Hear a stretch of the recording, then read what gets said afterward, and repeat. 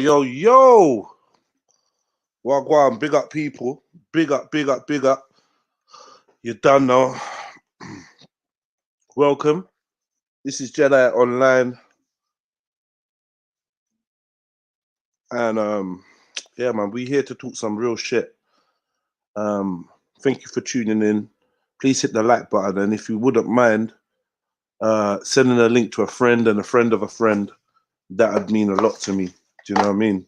If you could show your support in that way, I appreciate that. Also, there's links in the description for you lot to follow. Make sure you follow me on Spotify, iTunes, them type of thing there.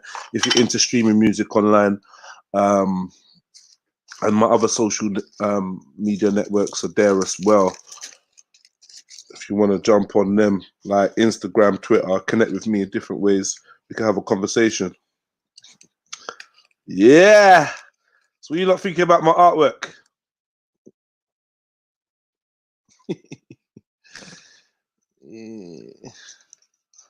What do y'all think about my artwork? I'll type Thoughts Artist, I'll type Western Goddess, I'll type Aziz, Mr. Chill Hudson, D Jr., Tony Brown, Bobby, Max Savage, 77 Soldier, 77 Jungle Jesus, HK Stocks, East London. He's calling me a mug. But yeah, big up same way for tuning in. Everyone good? Everyone in good health? Yeah, big up you remain, man. Long time. Don't know where you been, man. But yeah, finally, let me put the link out there, see if there's any family and that want to come on and talk to me. You know, I know there must be enough to see, enough to say. So come on and talk to me, man. Big up the 34 people in the building. I encourage you lot to hit that like button. Hit that like button. And if you want to continue to support an independent content creator like myself, hit that like button and share the link in the description, or share the link for the show into your groups and all sorts. It'd be nice. Do you know what I mean? It'd be nice. I'll type Vortex. I'll type Born Rich Film Clubs. I'll type Born Rich Club Films. Max Savage. Yes. Boy. Let me see the likes. Let me see before I proceed. Let me see the likes. 22 likes. You could do better than that. Come on, guys. I hadn't even hit like myself. Let's get it out, because I need the algorithm to like pick up the fact that man's live. You know what I mean? They can't suppress this thing if we all support each other. So yeah, hit the like button, man. It's a habit I do. I just pass through my brethren's live streams and just hit the like, whether I'm staying or not. Right, Antifa, Intel UK, monitoring fascist Telegram, whatnot. Seen pics of DFLA firms, gas into London around War Memorial and Churchill. Hope not hate. Posted up pics of firms going London. It'll be peak. From Rajinder. Well, it's not actually Rajinder. So, just the thing, you want to give out credible information, but then you come from a profile that's not like identity that's not yours, man. W's laughing at firms. Yeah, the firms are not. I don't know, man. Mad thing. So call it as you see it, man. Thank you, Bobby. Call it as you see it. What do you see in this picture? What are we looking at right now? What are we looking at? You. I was gonna put a few Easter eggs in there, but can't be bothered. Talk to me. Don't go to the setup. Okay. Don't go to the setup. Anyone thinking of going? Anyone saying don't go? Let me hear. Okay. 1, if you think that people should go. Let me see a 1 in the chat. If you think that people should go to the protest on Saturday, let me see a 1 in the chats. And if you think people should stay away, let me see a 2. Let me gauge you lot. There's 43 people in the building. So let me gauge. A 1 in the chats if you think people should go on Saturday, and a 2. And you can put your reasons why if you want. And a 2 if you think everyone should stay away. Let me see. Let's see. Vortex Light, stay away. W says stay away. Bobby says stay away. D Junior says roll. Western Goddess says stay away. Soldier says roll. BB Nana says roll. Yeah. Aziz says 1.5. Never 79 says 2. Vortex Light says it's a plot. Let's start putting some of your things on the screen. Bibi Nana's adding goal, but be organized. Bobby saying the elite are laughing. 2, not black men's beef, just Muslims should roll out with Antifa fam. Really? That's an interesting one. That's an interesting. It's not black man's beef, just Muslims should roll out. So what if you're black and Muslim? Then that's I don't know. Oh, okay. Yeah, I already know. Branko. I already know. Euroman says 2. Why are you saying 2, Euroman? Give me some examples, some explanations of why you're saying 2. And while I wait for some folks to jump on the chat, let me tell people I'm live. You not telling people that I'm live? Keeping me as your little best kept secret. Fuck you, bro.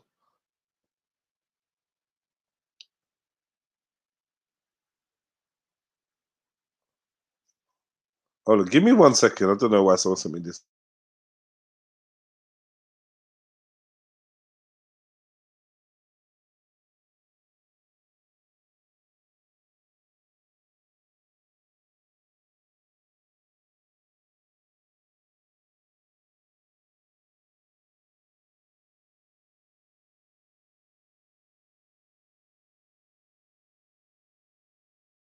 Yeah, sorry. Yeah, someone just sent me a rap song.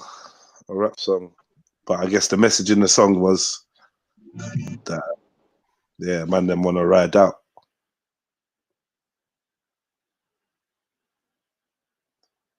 Well, one, Khan.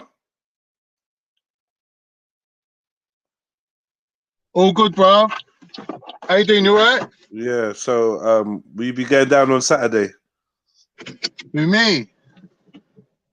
Yeah, you. I don't think I will be. No. Is there a reason why you won't be? Not really. Suppose I could think up a few. Well, okay. Obviously, you think like no? I'd like to know why you're not going. Why you've not been to anything? Like, what's your perspective on it? Why, like, you don't rate protesting? You don't rate this protest? What is it? I do. Obviously, like I'm quite old. Like I'm nearly 50. I've got a bad back. I broke my back about 20 years ago. I can't really like walk for too much. I've got like compression in my spine. I think if it weren't for them 2 reasons, I probably would be out there. Okay. Obviously, like as you get older, you lose your optimism and you lose your like belief in change and things like that. So older people are usually more like slow on these sort of things. Like young people got their idealism and they're believers in it. So there's enough for them to deal with the matter. So I don't think I really even need to go. Trill OG said to tell you that there's free pies going to be there. I'm the one supplying the pies, man. You got to do your bit, innit? You got to do your bit. Like I'm there. I'm there, innit? Spiritually.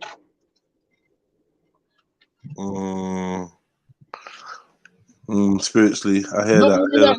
Another thing, like as you get older, you lose touch in it. Like you lose touch with people. Like I can maybe rally together about maybe 3 people to come with me. Whereas if I was 20 years younger, I could raise up about 200 man in it, like easy. So times have changed. You got to change with the times. Me, you know what I mean? Turning up there, me and my 2 brethren going, yeah, well, I go on. Like people like, who the fuck are you guys? The fucking old dudes have turned up. Yeah, I hear you, man. I hear you. It's a good advert for why you should try and stay fit and healthy Definitely into your middle and age and whatnot. don't break your back, innit? Especially if you're doing fucking reverse flies on the shoulder. Don't go too heavy, because once that spine snaps, you're fucked, which is what happened to me. Like, I fucked myself up going on a ridiculously heavy weight for a fucking rear delt exercise where the muscle's only about the fucking size of the palm of your hand. You don't really need to go that fucking heavy. But me being an idiot, just went too crazy and just fucked myself up. One thing I didn't know as well, most people, if you are fat, if you like, you know, you're a little bit tubby, you probably got a very low core strength and your lower back's going to be weak. So when you do any kind of like fly exercises, bent over flies, you are susceptible to hospitalization. And a life pain. You say you got a weightlifter's injury that's counted you out then? Okay, so okay, so outside of that, that's the most glamorous thing I could come up with, to be honest. Yeah, that was slick though. It was slick. You broke your back. Like, respect. Nobody wants to question disability. I hear you. I hear you. But maybe you should stand on the side and hold the waters and that. If I could afford one of them things that Anthony Joshua's got. What's that? Them little scooters. Yeah, man, I'll be up there. Now, but honestly, what do you think about like? What do you think about like the whole scenario? To be honest, I think every able-bodied man should make an appearance. Oh, that's what you think? In one way or another. Like, even if it means getting all your boys together and, you know, just stand up. You don't have to go up to where all the protest is, isn't it? Like, stand up somewhere in it with your people and make some noise and add towards the head count, innit? Add to you don't have to do anything dramatic. Add to the head count. That's interesting. Yeah. It's an interesting philosophy. Yeah. No. Even if you roll up somewhere official, like, I don't know, the town hall or, you know, somewhere in it. Radar, wagwan. Do something. Wagwan family. Wagwan, man, big up. So yeah, I want to invite people from the chats to come jump on the panel. I want to hear your opinions on what's looking like you know, an active day on Saturday. The protests. There's been a lot of things going on in the media, in the social media, and I want some people that are actually from London or around London or gonna be in London at the time, that are planning to either come or telling people to stay away. I want to hear from them, hear their points of views. So if any of you are out there, come on, man, let me know. Yeah, what you gonna say, Radar? I was gonna say, didn't they start taking down? Didn't the government take down one of the racist statues this morning? Maybe. So I saw a video on Insta, innit? They was sawing it down, innit? Right. So I think they're trying to do that as a preventative measure or something. I don't know if they're just gonna store it there and then try to pull it back, or if they're just actually getting rid of it. But I saw a video of them chopping one of the statues down in London, innit? Yeah. There's a lot of like serious statues that need to get taken out, like Clive of India, fucking King Leopold. Like, them motherfuckers really need to get sorted. Have they got a Leopold one here, over here? Nah, he's already down though, innit? They already brought him down. But I'm hoping they're just not going to clean him up and put him back up again. Where was the one that they brought down? Belgium. Yeah, I'm sure they've got one over here, like near Holland Park or some shit like that. I swear they've got a Leopold statue. But yeah, I mean, the focus is on statues. What do you think about that? I think it's more important than what people think, you know. Like, these statues, yeah, they're basically the hallmark cards or the stamping of the elite. You know what I mean? It's not like poor people paid for them or anyone voted to have them statues put up. These are statues being put up by elitists. You know, you got to realize there is another side to racism that we don't recognize, really. And it wasn't until Akala said it that I realized that there is a reason why the people at the top, the elite, back racism. There is a reason for it, and that is, if they didn't, imagine if like the UK population was all Hello, like can you hear me? black, Yeah, ethnic yeah, I can hear you. minorities, race minorities, yeah, they wouldn't be able to claim ownership. They wouldn't be able to claim that they're the elite of that civilization, because they'll be detached, they'll be different. So they need to have, you know what I mean, majority white population, so they can still be the 1% and be siphoning off all the money. Like, they need that. They push that agenda for that reason. So, So anyone? like them having sway over institutions like, you know, the police force, education systems, like all these statues, that's all part of their control mechanism, isn't it? Okay. So that, okay. you know, that getting dismantled does count for something. Thoughts artist, what are you saying to me, brother? Welcome on the show. Yo, bro, thanks for having me on, man. big up. Yeah, so I'm from North London. All right. I'm from Wood Green, and Big up, Green. yeah, I'm Godfrey Gaines on Instagram still. So if you remember, Godfrey, walk on my G. Yes, family. Yeah, man. So basically, on behalf of the question that you were saying, should we go down there? Should we not?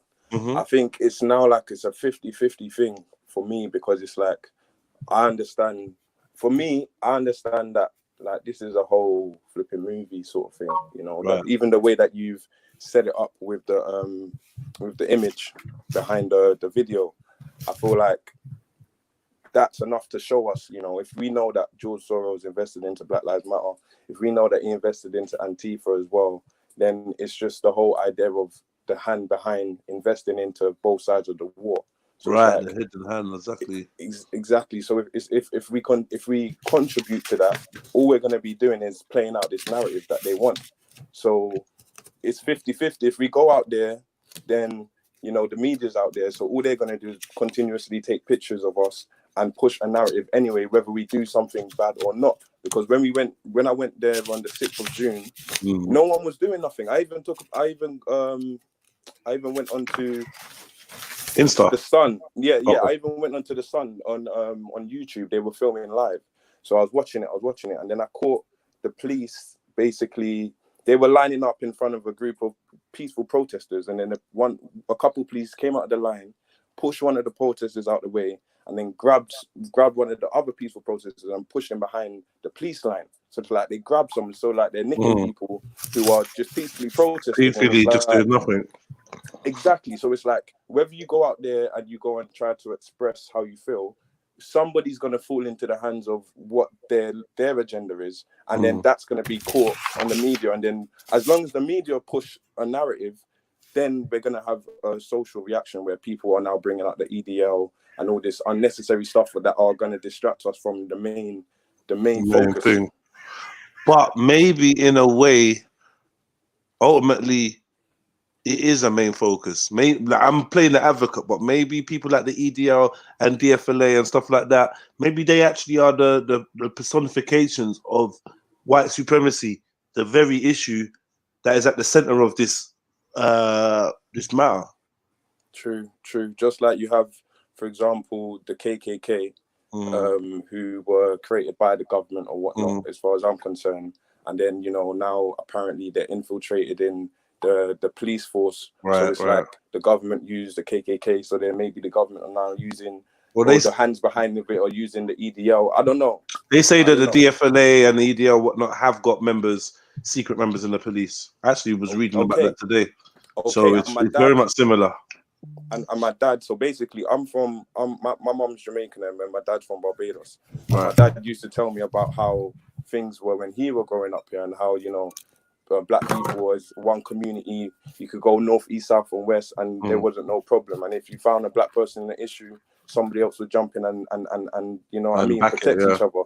So it's like, he told me also that those same people that used to go out and nigger hunting and fight us, they basically transitioned from those positions into the police force and the government. So it makes sense to say that the EDL and other organizations likewise got links in the government. Okay. What about the argument that you being a man of fighting age, you being an adult of fighting age, your responsibility is to whether you plan to, whether you agree with the protest or not, your responsibility is to be there because your black children and your black women and your black brothers will be there, whether they're misguided or not. How you feel watching home, staying at home, and maybe feel like, will you feel like maybe you should have got involved? Like, will there be regret if something does happen? Well, to be honest, I can say 2 points on that. So the first point is, I'm already doing something right now. So I've already created, you know, a movement. I'm already pushing, Right. you know, solutions rather than just arts. And to me, this is how I see it. I see it like, say, the protesting is, you know, we've done this even before I was born. So I'm 25. And we've been protesting forever and asking for things. And yeah, things do change, but the main issues that we face aren't addressed. So I went there last Wednesday, and you know, I done my thing. I paid my contribution. I already went with my people, and I protested with my people. But I weren't shouting Black Lives Matter and whatever. I went there with the agenda of finding like-minded people who are looking for a solution and have a hands-on approach. You understand? So in terms of walking with my people and being in solidarity, I've already done that. Now I'm at a stage where it's like, okay, I just need results now. There's levels to it. It's like, okay, you protest, now what's next? You understand? So whoever's going out there to protest, cool, I salute them. And I might even go out there on Saturday. My energy might change, and I say, you know what, let me go out there because I still need to push and help people direct their emotion into something productive. So yeah, okay, if we're gonna go out there and let's push a one agenda. You understand? Let's push a oneness and a one solution on what we're doing. Let's actually push our plans. You get me? Let's use the protest to realize, okay, cool, we can galvanize our people for one thing. Let's now push, okay, this is what we're doing next.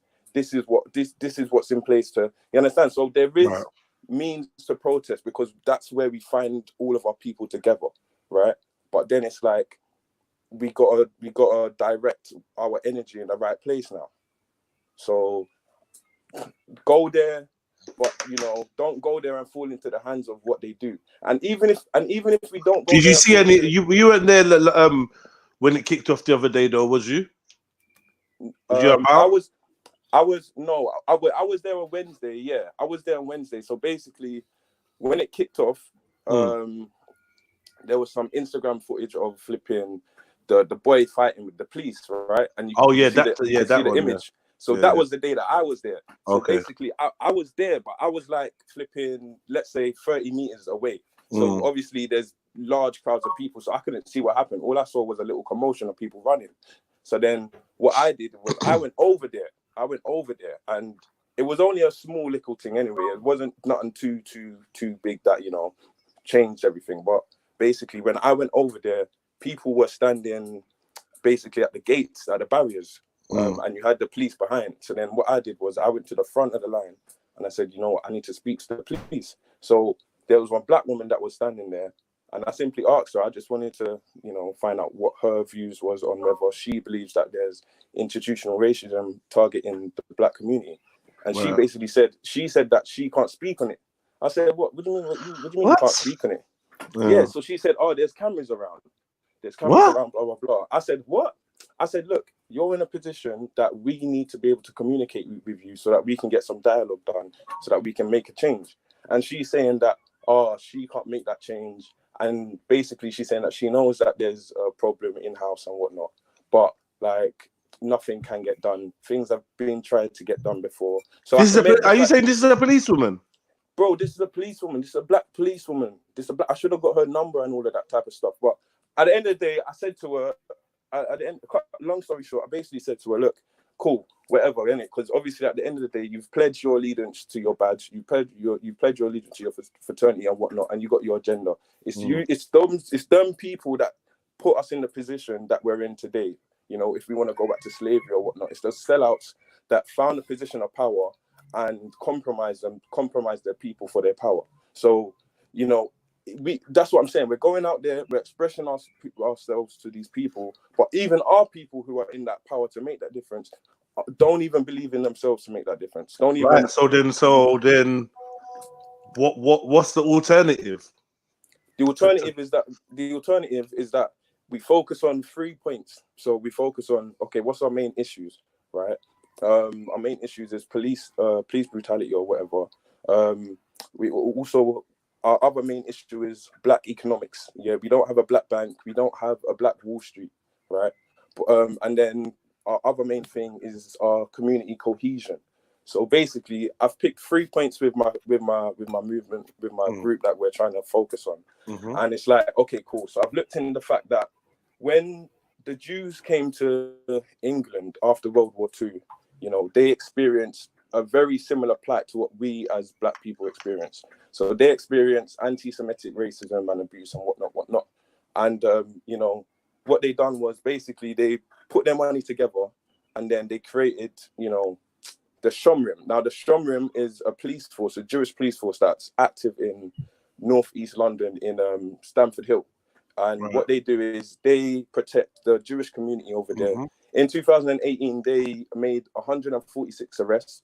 And a lot of those arrests were arrests for anti-Semitic attacks. So people who were even just going out there saying racist Jewish slurs, right, would be arrested. So it's like, they're actively doing something, and Shomrim is not only in Stamford Hill, but they're also in America and they're in Canada as well. So it's now a global thing that they've set up. Do you understand? All from coming together out of depression. Now, obviously, there's arguments as to say that they were compensated and they were given reparations and whatnot.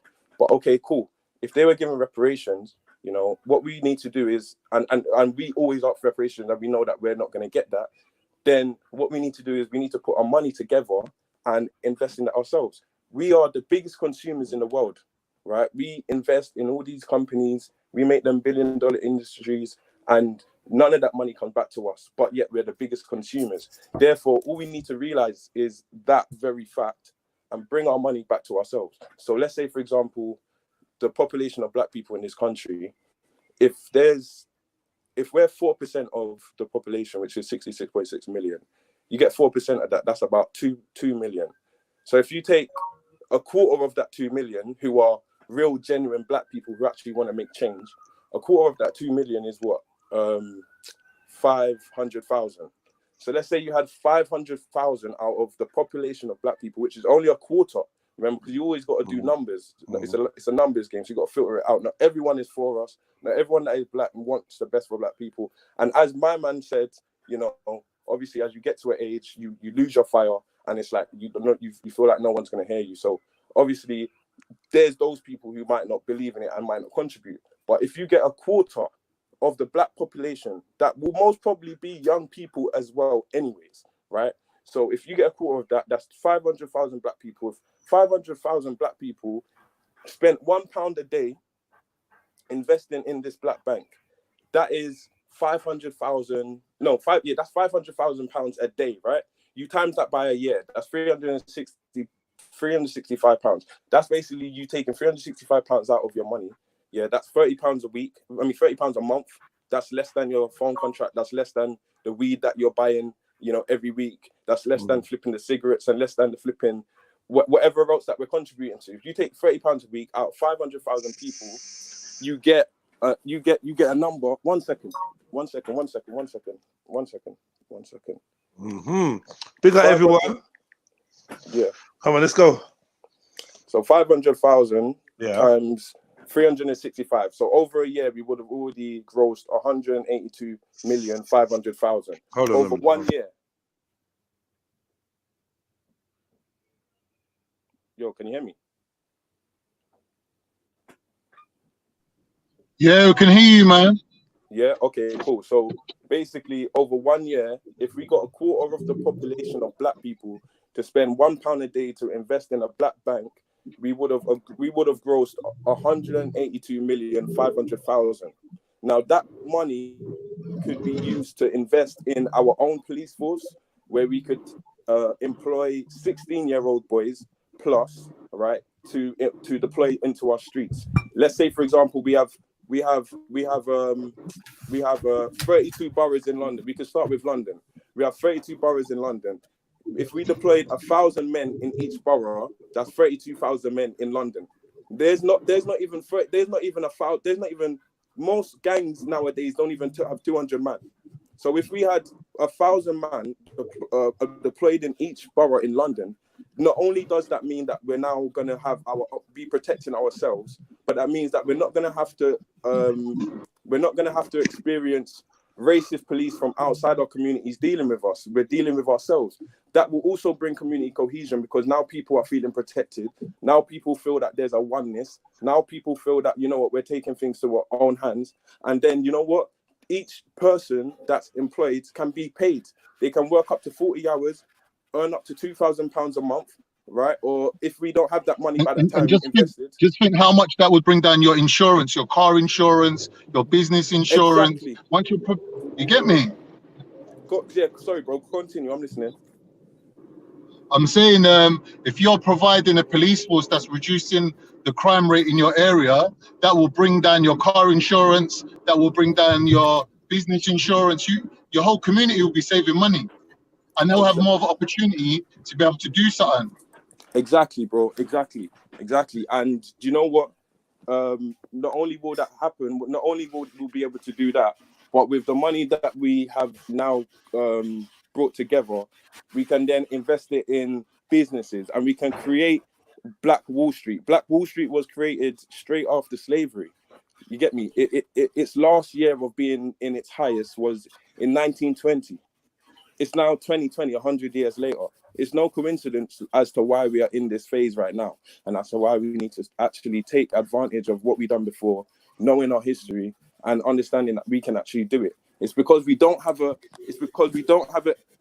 simple education of who we are, where we're from, because we have a general Western Europeanized, institutionalized understanding that we are only coming from slavery. So because we think we only come from slavery, we don't actually believe we have the potential for greatness. If you think, if you believe that you come from something that's not great, how could you ever aspire to believe that you have it within yourself to be great? So it starts with education, and it doesn't have to be no boring thing. It can, all we got to do is man them who know the education, express education. And you know what? It's not even just that. Just push it through the media. We've got social platforms now. And it took for me to be woken up through the education that, I flipping got through social media, and then, which led me to reading other books and other stuff. It starts with that, because once you change a man's mind, you then change a man's world. You get me? And if we can change people's minds, then we can change the world that we're living in. So, and it's as simple as putting our money together, doing exactly what the Jewish done, and if we say, oh, cool, but the Jewish got reparation from the government, then we need to go to the government and say, well, look, you done it for the Jews, do it for us. We didn't come here in refuge. We didn't come here as refugees. We came here because the government asked for us to come and help build up this country. Therefore, when we came and we built up this country and we done what was needed, then we started to experience, racism again. It's like that's a slap in your face. But then you have another group of people who experience racism and you help them. So why don't you help the other group of people who you took and you built your economy off of their backs, right? Your economy broke down through a war. You then ask these same people who built your economy to come back and build your economy again, and you're not even going to help them build up themselves. So it's like we need to put pressure on them. We just need to put pressure on them. And if we don't put pressure on them, then we need to go to Black Lives Matter. Black Lives Matter have contributed so much to our awareness, but also so much to our destruction. And they've benefited off of that. It's like my man who's invested in us, he's seen something that we've always tried to do. You've had the Black Panther Party, you've had the Civil Rights Movement, you've had you've had the Nation of Islam, you've had the Black Panthers in London. You've always had people who've wanted to have this voice that we've now been given through George Soros, but we haven't had the money, we haven't had the support. So my man seeing somebody, it's like the devil walking. I got this analogy. It's like the devil seeing somebody. It's like you're hungry, yeah, and you're starving, and then the devil comes, and he has this sandwich, yeah, and he's gonna give you the sandwich, but he says, you know what? If you eat the sandwich, blah blah blah, this is what you no longer can do with this and that. But you know it's gonna satisfy your hunger, so you take the sandwich. But even though the sandwich was covered in shit, you're hungry, so you're gonna take it. But do you understand? That's the same way that I see this whole thing. So it's like we gotta just break from that, understand that, and galvanize our people. So with this whole movement on Saturday, yeah, cool. We go because our people are there, but we go there with one agenda to bring our people together and provide solutions, because everyone wants solutions. You go out somebody, I was asking people, like, why are you here? Like, what is it that you want? And they said they want justice. Okay, we've been asking for justice, so is there anything different that we want? Like, how would you go about getting that justice? They say, okay, we're gonna go down to 10 Downing Street, we're gonna scream out Black Lives Matter and George Floyd and blah blah blah. I say, okay, but once that's done, what has been put in place to change the dynamics of our struggle, our experience? You know, there's no actual real solution. People just want to be heard, but people want solutions. So once you provide them, bro, sorry to cut you, yeah, but that is a very powerful thing within itself. When people say we've had enough, we've had it up to here, like we're not having it no more. Then the onus is on the other side to say, well, we're gonna cut you a better deal now. We're gonna take away all these barriers.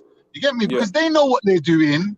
It's not a secret, innit? They know what they're doing. They know the barriers they're putting up. They know what they need to remove to make everything fair. They're the ones that's not doing it, innit? So when they say, what do you want?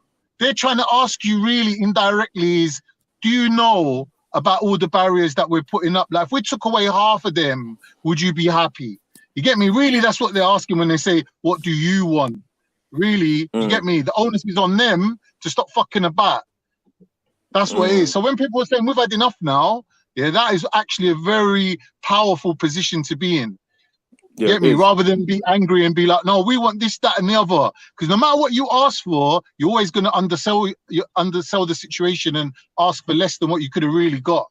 So when you're putting the pressure on them to come up with what they can do for you, then you always get a better deal. And that's what's happening. Like, them offering to take down all these statues. There's like 20 to 40 statues they're bringing down. You get me? Like, I was watching Newsnight last night on BBC, and they were saying that even the education system in places like Oxford, they're teaching a colonial past history version of English literature, which they're saying they need to change that now. Because it's people like Nigel Farage and these idiots that are educated within this system, that are indoctrinated with this white superiority on an educational level, that needs to get removed. You get me? So these things here are going to have a knock-on effect for the future. I hear that. And if you was to ask me personally what I want, right? Because obviously as a community, we know what we want and what we need. But if you was to ask me what I want personally, I would want our own stuff of everything. That's what I want. I would want our own stuff of everything so that we don't need to actually ask for anything. But obviously, living in a society that is not yours, you're never going to get everything that you want. So let's say, for example, okay, they change. Let's say, okay, they reform the police force. So then we no longer experience police brutality, right? Okay, cool. So they stop that, but are they going to stop the narrative of what they're pushing of us in the media? You know what I mean? Are they going to stop these other stereotypes? Like, one thing might be stopped, but is the whole thing going to stop completely, where we have a complete new perspective of who we are and we push our own identity and we don't need to rely on other sort of, other institutions that aren't owned by us? So it's like we're one thing's gonna happen after another, but it's not all gonna happen at once. What I'm asking for is for it all to happen at once, and for us to move like the Jews, where we don't need none of their stuff, bro. That's what I'm asking for. Like the Jews, they have 50 synagogues, right, just in Stamford Hill. they have Jewish schools, they have butchers, they have bakers, they have their own police force. Obviously, they are segregated within one community, right? Now, we're not. We're within a multicultural society, which is great. We can still do our thing. You look at the Turks, right? I got a brother, one of my neighbors I grew up with in my whole life. Yeah, they move different. You understand? Like when they have their shops, they give their shops to each other and they keep the community building. You have the Indians, you know, when they had their shops, their corner shops, they were selling their corner shops to each other after they finished with their business. You understand? They keep the money in the. You even look at Romanians. Romanians come to this country and whatever money they get, they bring back to their country. They build up their. So it's like, why don't we do this? Why don't we have that same structure? Why don't we, as communities, we're one community, but we're one of many communities. So let's say we have a Jamaican community. Why don't we have a Jamaican bank where our money goes back to Jamaica and we are able to build land and build houses for Jamaican families and blah, blah, blah. Why don't we have a Nigerian one who does the same thing? And you understand? And then we have a united flipping nation bank where we are able to benefit each other. You understand? And work with each other and trade with each other and blah, blah, blah, blah, blah. Like, why can't we do that? I don't understand why we're not looking into that direction, because as long as we're not looking into that direction, we're going to continuously experience what we're experiencing. That's a good point. That's a good point. A lot of people are doing that. And where I've come to with that, like people say, like, you know, like it's good to kind of use the business that we've got here in the West and use that to kind of build back home, innit? Rather than like, even though I've heard contradictory things from people in Africa. Like, I got a person in Nigeria, she's always telling me about, like, that's not true. You can make a lot of money from businesses here. If you put in a small amount, you can make a lot back. So you could kind of, like, I reckon that's a very good idea. But what I found from like looking at like trying to build land and that in Africa, like a lot of places, like you can only have a lease for 99 years, isn't it? So it's not like if you're looking to move there and that, like, it's not, the structure's not there for like a family to go back there, innit? Because after like 2 generations, your family's gonna get kicked out the yard, innit? The police is pulling up people. Did you say in Africa, brother? Leases. So obviously, Leases, say if you want to buy land and you want to buy a property in Africa, you can only have a lease. You can only have it for 90. You can only lease it for 99 years, and you can take it back. Innit? Sorry, brother. What part of Africa is that, my brother? Nigeria. Don't mind me speaking. Oh, okay. I'm not really. I don't know if it applies to all Africa, but that's kind of what I was just looking at the moment. I was also looking in Zimbabwe. Yeah. Now I'm from the East Coast, my brother. I've never heard that. Like 99, you buy land or you own a land, that's you forever, innit? It gets passed down to generation. I never thought of it. Isn't that a bit of a UK? Sorry, pardon. Let me big up everyone on the chat, man. Big up everyone. Big up everyone on the panel. Yeah, big up everyone as well, man. Nice to meet you lot, man. Yeah, man. Nice to meet you lot as well, innit? Is that Jedi? Hey, 1 second. I just got to check something in the oven. I'll be 1 minute. 1 sec. Yeah. But yeah, man. That's my perspective, anyways. And I know that obviously that's a long-term goal. You know, that's not something. Well, I think that could be done overnight if every single person put their hand in and said, you know what, let's change this right now. But obviously, you don't have everyone on the same level of thinking. So things have to be done small. But small things can be done big at the same time. Just like how, you know, I'm always going to refer back to like what my parents used to do. So they used to do partners. So what that meant was one person would hold the money, and then you might have 10 people investing £50 a month, and then at the end of the month, each month one person gets £500.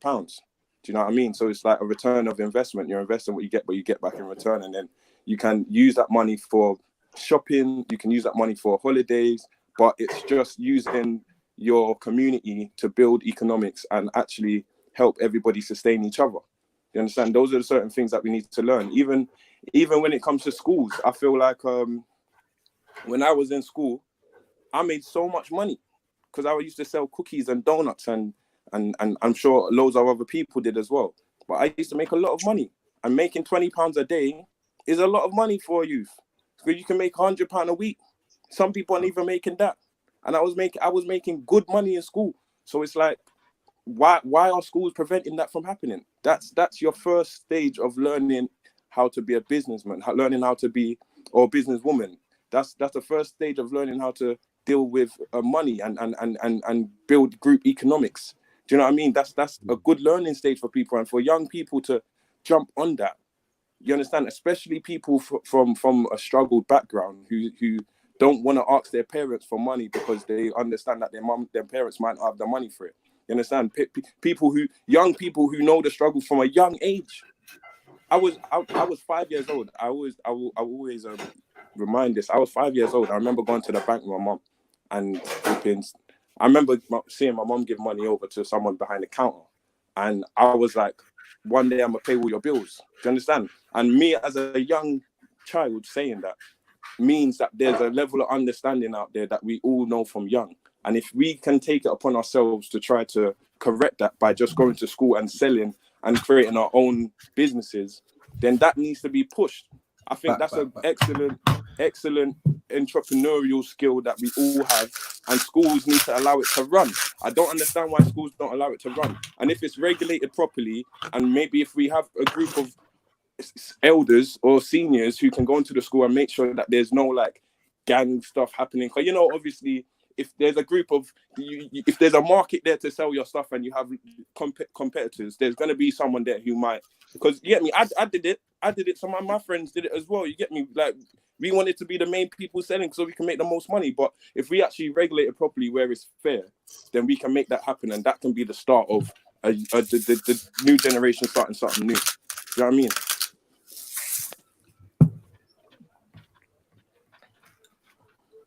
But I didn't catch what you said from the beginning, but just to let you know, I'm back now, innit? So I was just heating up something in the kitchen. But I'm back. Yeah, man.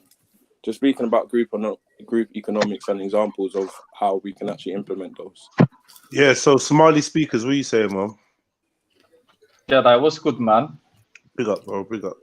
Yeah, just at work, man. I'm on my lunch break. Loving the stream, bro. I had to jump on. My broski. So yeah, chat to my brother thoughts, man. Like, did you hear what he was saying? What's your opinions? Like, my opinions is community work. I believe it is time where people started investing in their own communities, and I was speaking about this last night on my stream. I was like, well, how can we move away from depending from, I hate to say this, the Caucasian community?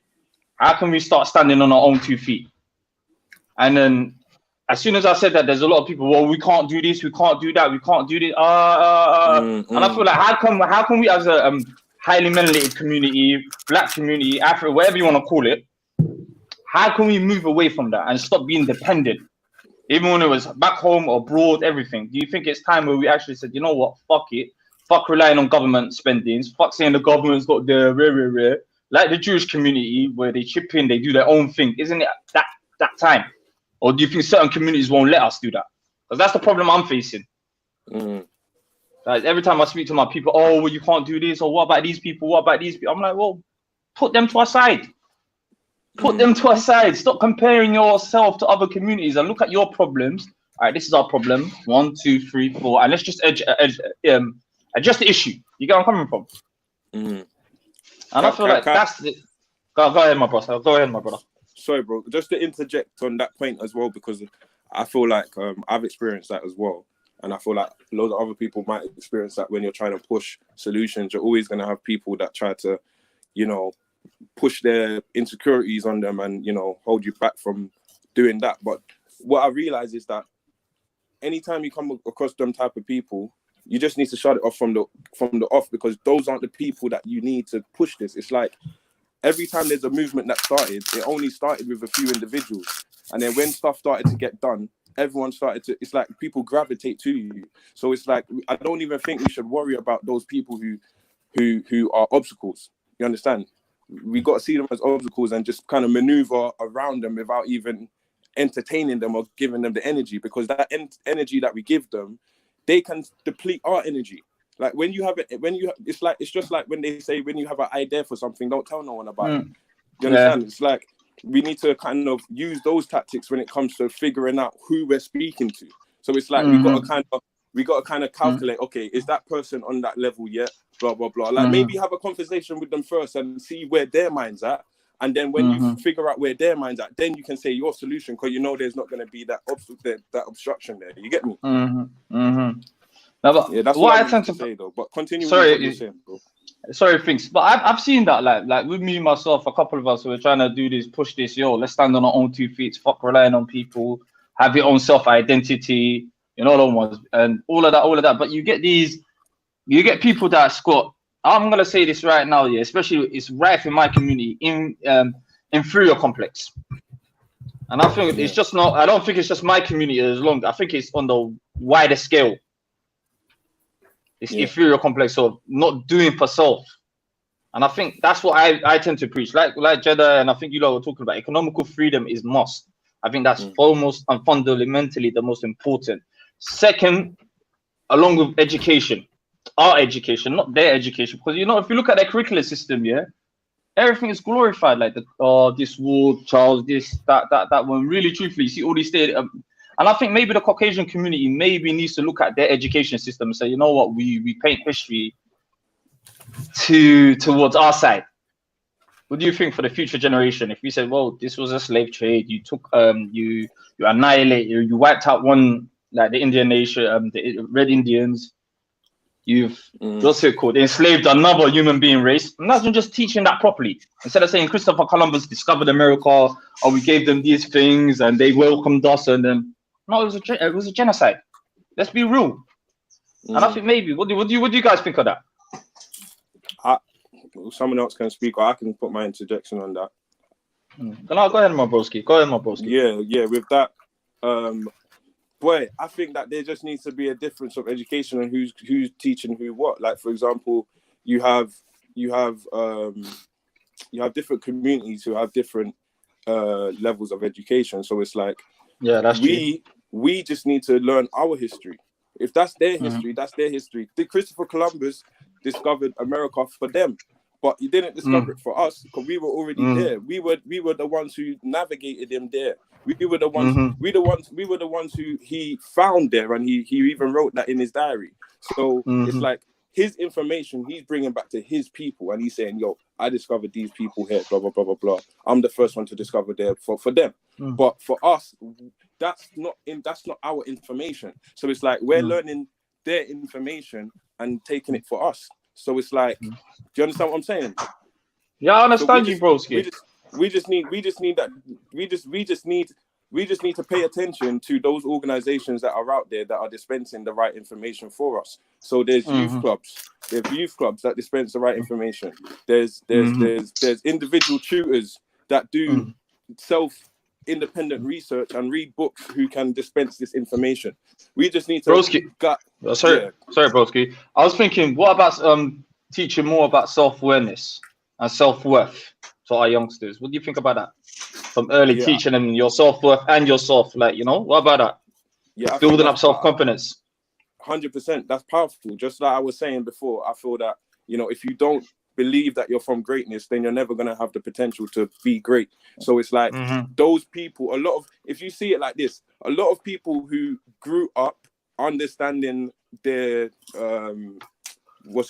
their history because of the knowledge that their parents gave them, then they might have a complete different future to those people who didn't have that knowledge. You understand? So it's like we do need to encourage that. So a friend of mine, I remember his mum was a childminder, and she used to have a nursery in her house, and she used to have a lot of children there, and she used to have this these DVDs, these African DVDs, which were black cartoons for children, for black African children. And like, I remember seeing them sometimes, and I remember thinking like, wow, that's crazy. Do you know what I mean? So it gave me a lot of knowledge as well. And I think that those things, they plant seeds. That's what they do. So what we need to do is we need to just plant the right seeds in the children from young, so that they can uproot and branch off into, do you know what I mean? A successful person, or a successful person who identifies with who they are, and they can maneuver that to help build a nation. You know what I mean? So it's definitely crucial that we educate children from young. We educate, because look at this. If you don't educate them from young, they're going to get to an age where they're now programmed and they're now conditioned a certain way. And then it's like, oh man, now we got to focus on the new generation. And that's why we focus on the new generation, because they're not as programmed yet. They're still close to the source. They're still innocent. They're still, you know, they do want to just live righteously. You understand? But then there's the influences outside that influence them to do bad, because obviously everyone wants to make money and whatnot. And if you're going to glorify that and you have children who look up and aspire to the elders, then if that's what they're seeing, that's what you're going to have. But if they see something different, it's just like this, yeah. Okay, I say it like this, bro. You see where the music's at? That's where the people's at. Or obviously the music is a reflection of where the people's at. But for example, during Bob Marley's time, we look at the music, we can look at the culture. You had a uprising of hippies who came out, groups of white people who were just in tune with love and in tune with wanting to be peaceful. And then you had, like, let's say you had Fight the Power now, because now you know, they're putting crack and cocaine into black communities, and you know, now they're experiencing a lot more hatred, and people are trying to rise up against it. So now you had groups like, what's it, NWA and whatnot, and then it kind of turned into gangster music, right? Because these people are still together. It's like, you understand, you had like little gangs come out, and then you had gangster music, and then now it's like we're trying to emulate where the music's at. So wherever the music's at, that's where the people's going to be. So that's where it's at. Like, you look at the drill music now, you know, you look at where the people's at. Before the drill music, yeah, there was still madness going on, but there was at least, in the message of the music, right, there was at least a message of change, or not wanting to actually do, like, man say, you know, okay, they're on the road, they're moving, they're making a peace, but this ain't the life they want to actually live. But in the drill music, there's not much of that. There's not that message. There's not that little something in there to at least plant a seed in the people's mind to say, yo, don't completely glamorize this thing. So that's where that change needs to come. There needs to at least be a message in there to say, yo, you understand, this ain't exactly what man wants to do. Or you understand? You feel what I'm saying? Yeah, I feel you 100, broski. I feel you. I'm just saying, drastic change needs to happen, really. And on Saturday the 3rd, on the 13th, is it? I want to see, you know what, a lot of Caucasian people go, you know, the guys that were screaming out all this time, oh, Black Lives Matter and all this, taking pictures. Why don't you lot go out there and let the people stay back home? Let these lot go out there and fight these guys and show them something if they really care. How about that? What do you guys think about that? I heard that. What do you think about that? Say, we all chill back here. If you don't really want to see change, why don't you lot go out there and tackle Tony Robinson? Let it be a white on white thing. Who's a lot? Oh, who's what? The white people? Asians, Arabs, whites. Yeah, I'm saying the brothers. Why don't you stay back home? In America, apparently, white people were creating. Hold on. It is. I would encourage. It is. People to obviously.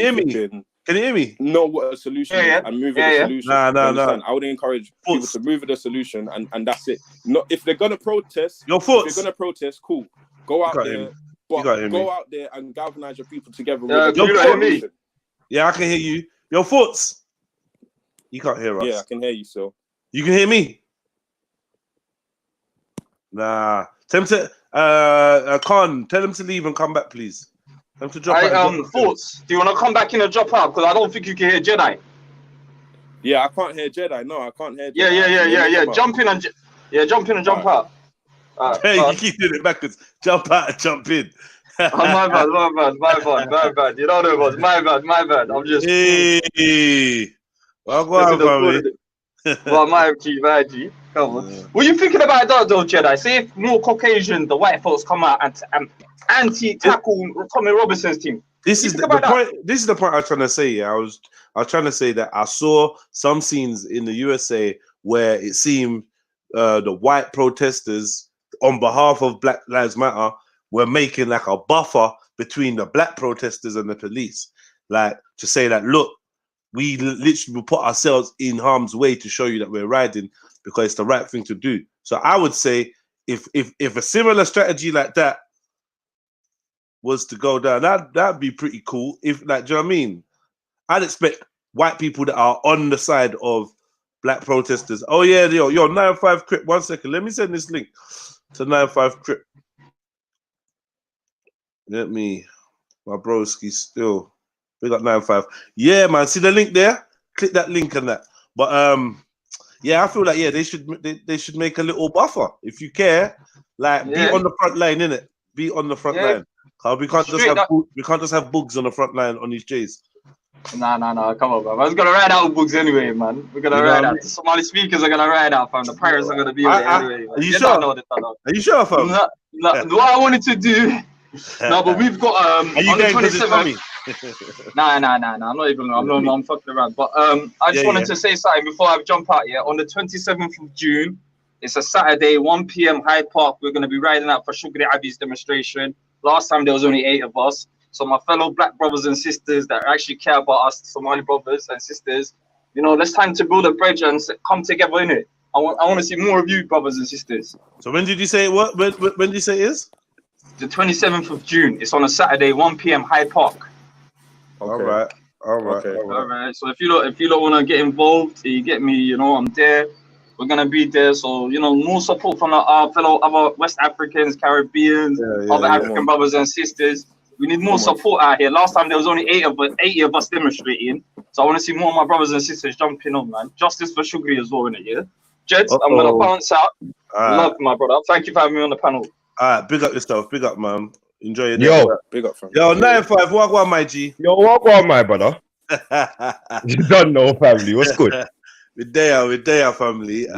What's the convo now? So basically, my G, we're talking about, the title is everybody's talking about Saturday. Battlefield business, yeah? Battlefield talk, yeah? What are your thoughts? I want to listen, fam. I want to hear strategic talk now, innit? What are we gonna do when we land there now, innit? Like, what's all the other talking, fam? Man's talking about this statue thing, rare. Man's got to show face. Man's got to be on the battlefield, fam. Yeah, that's what I'm saying, innit? All right. What about for people that's saying it's a draw out, it's a trap, don't fall for it? We've been in the trap, fam. Come on, brother. Like, we've been in this trap, brother. Come on, man. Like, this is the only way they're gonna respect the thing, fam. Yeah, they have to respect our thing, fam. Yeah. That's it. We have to be on the battlefield, my brother. I hear you still. Man's using the Antifa man them as well, innit? They gotta get involved in it. Flank the left side, you understand? Man, flank the right side. You get me? Don't know the thing, fam. What you lot saying in the chat? So you lot feeling this? You lot feeling this? Because really and truly, like, I think a lot of people are saying to me that the energy's out there already. Like, Bare man are backpedaling though, fam. Man, I sound like they don't want to like step on the field though, fam. What's going on? You know what? Hear what I'm saying about this. There's a time for everything, innit? So I'm not disagreeing with nothing. The time is now, though, innit? Yeah, no, listen, I hear that. I'm hearing everything. I'm not saying no to anything, innit? All I'm saying is, as long as we focus on flipping off, if we do so, as long as we focus on building our community and we focus on putting our money together and we invest that money and we actually extract ourselves. Yeah, but all that, you see all of that, my brother. You see all of that. All of that can happen after we do the battlefield talk, innit? After we go and prove a point, yeah, kings have to be on the battlefield to be rated as kings, bro. Yeah, if we're gonna talk to the youths and let the youths respect us, they gotta see us cooking food, bro, or at least standing our ground, my brother. Then we can start all of that community. Man does all of that community thing already, brother. Yeah, but it needs to be something more powerful to join up the man them. This is the pause now, bro. I've heard a phrase being used. I've been using it. Press button mute. What does a press button mute mean to you? What's a press button? Bro, a press button mute can mean a press button mute for certain causes, but this cause is a different thing, innit? As what I said, it's not no black BLM thing, bro. This is a bigger thing, bro. Man's talking about slavery thing, bro. He's talking about backings. Come on, bro. What do we need to even talk about? But like, surely that's the. All right, yeah, your phone's ringing. I'll let you. Bro, look, hold on. Listen, yeah, each to their own, you know, fam. I know what I'm doing, you know. Yeah. Like I've just come on to state my thing. I don't really care what a next man's on, fam. Me and my people, we're gonna do what we need to do, fam. Whoever's there, you understand. Who's on the battlefield is on the battlefield that day, innit? Right. Simple, bro. Simple. And you know me, fam. I don't even like talking too much. I know. I've already stated what I'm on. I don't even want you to do that. But I wanna exactly. But we're not gonna do that. We're not really gonna do that, are we? We're not gonna do that. What I need, is for the people them to hear different types of voices. Because people need to understand the energies out there. I couldn't understand what I was hearing and that certain man talking about though, bro. Like, man, go there and tell the youths to be calm, bro. We gotta go there and back what we gotta back, bro. You understand? Man, them should not be backpedaling in this thing here. I hear you still. Box man them in a corner, innit? Man's drew man out. Yeah, man's drew man out. So what? It's a battlefield thing. We gotta come out, bro. Regardless if it's a trap. What trap can it really be, bro? What's the worst that can happen that can't happen to them as well, bro? The worst that can happen is you could trigger off martial law in London. We're nearly there already anyway, innit? Nearly there already. And man, it was exactly. So what, like, that's what I'm saying. All this trap thing, and we've been in the trap, bro. The youth man, them are out there doing their thing, and what us as elders, we're gonna sit back and let them cook, and then we're gonna call ourselves kings. This is now my next thing. Okay, another quick question. Do you think, man should be calling out, because I see this term being used in the chats, the young drill generation. Do you think we should be calling them out? No, this is our thing, big man thing. It's a man them thing. The youths are there, they're there, that they can do what they want to do, but we're there to protect them and the women, innit? And the sisters. Remember, it's not just black sisters out there, you know. Yeah. Like there's white sisters out there as well. There's bare different colours out there, you know, that man's going to back, innit? Yeah. Do you understand? It's not just come on, bro. There's Somalian sisters out there. There's a bag of different people out there, my G. Yeah. Let me ask a question, please, bro. Hey, so what's happening then on Saturday, basically? Well, we need to talk about that off the line, innit? Okay, cool. What did he say? What did he ask? Yeah, what are we really gonna do on the thing? Certain man, no, I've already. Anyway, go on. No, go on. No. My question is this. What's the main thing? Is it a protest? Because when I went on the Black Lives Matter flipping Instagram, I see that there's four protest events and all of them were done. So this Saturday thing, I ain't even heard no information apart. No, I heard something. There's something going on in Hyde Park, innit? Yeah, they're coming out, bro. Come on, like they're coming out, bro, to defend their statues and that. Remember, there's something going on in Hyde Park as well. You understand? Are man them going out to take down the statues? Boy, man them's going out to clear out whoever wants to protect them statues, innit? Whoever's talking wicked and wants to stand in front of them statues. Yeah, okay, no, I hear that. But I'm asking, I'm saying, are they just going out to stand in front of their statue? Like, no, like, if there's no, what I'm saying is this: if there's no event, if there's no actual event for people to galvanize and go on a protest, what are they going out there for? The actual event is the protest outside the US embassy. That is the guys of Saturday's proceedings. Okay, all right, cool. Okay, cool. Because I'm there thinking no one's actually going out there, and we're only going out there because there was a protest. There was a protest already. Yeah, go on. Sorry about that. Go on. There was a protest already organized for Saturday outside the US embassy. Now my man's piped up and said, "Yo, watch on Saturday. Watch how much people are bringing. Watch on Saturday." Okay. Obviously, I'm saying to the people are like, "Oh well, he never made a threat." I'm like, "No, that was a direct threat." But 100%. But who are you threatening? Okay. Because if man's coming if you're not going to defend a one statue, then my thing is you can have the statue on Saturday or on Sunday. If the people are really on it, they just go on Sunday. Like you can't back the statue. So I feel like for a man to use that as his battle lines, he basically is called out and said, "This is where we gonna be." That's what it sounds like. What I'm saying. Yeah, precisely. It's bigger than that. That's what I said to you in the start. It's bigger than the BLM thing. He's directly sending a challenge to man, innit? Like, listen, come. You heard the thing, fam. What, you didn't hear the something? No, I come didn't. On, bro. I saw one thing. All I saw was one video of him talking about talking some nonsense, but I didn't really pay too much attention. You get me? I didn't really pay too much attention to it. So I just heard from other people that EDL are going out and man them are riding out. So I'm thinking, what, are we going out just because they're there? But now that you've broken it down and said, there's a natural march. Remember them man are from Luton and that. Them men are from Luton and all that. What are they doing coming down to London doing this mad protest? That's a direct call out, fam. Remember, we live down there, fam. We go shopping up west. Like, what are they trying to do? No, I hear that. It makes sense now. It makes sense now. It didn't make sense to me before, so it makes sense. That definitely does make sense. I'm just like, man, I'm tired because I know. Jed, you know the thing. Man that knows me innit? Like, You know the thing. I'm very much a peacemaker. I'm very much somebody that wants to see, like, I don't want to see no one harmed or rare. I'm not quick to move to violence. But obviously, when it's going down, no one could chat to me, innit? If it's like, no one this could is what I'm saying, fam. None of us want the violence, you know, fam. None of us want this, yeah, fam. But there comes a time and a place where we have to make a stand, innit? You understand? I'm feeling understand. And we gotta watch our language as well. You get me? We got 100%. You know, we family men and that. We gotta watch our language. But yeah, man, making a stand is something that I can identify with. My main issue is that why is it anything we do has got some other people around it, like behind it? And that's my only thing. I wish this thing was 100% organic. When we was on the roads, and we was out for the people that actually live and die and were born in England, your brothers, your cousins, your nephews, your school friend, your neighbor. There wasn't 1,000 people wanting to come out for that. Obviously, I'm living in the past, but I have to keep reminding people. We've been out here.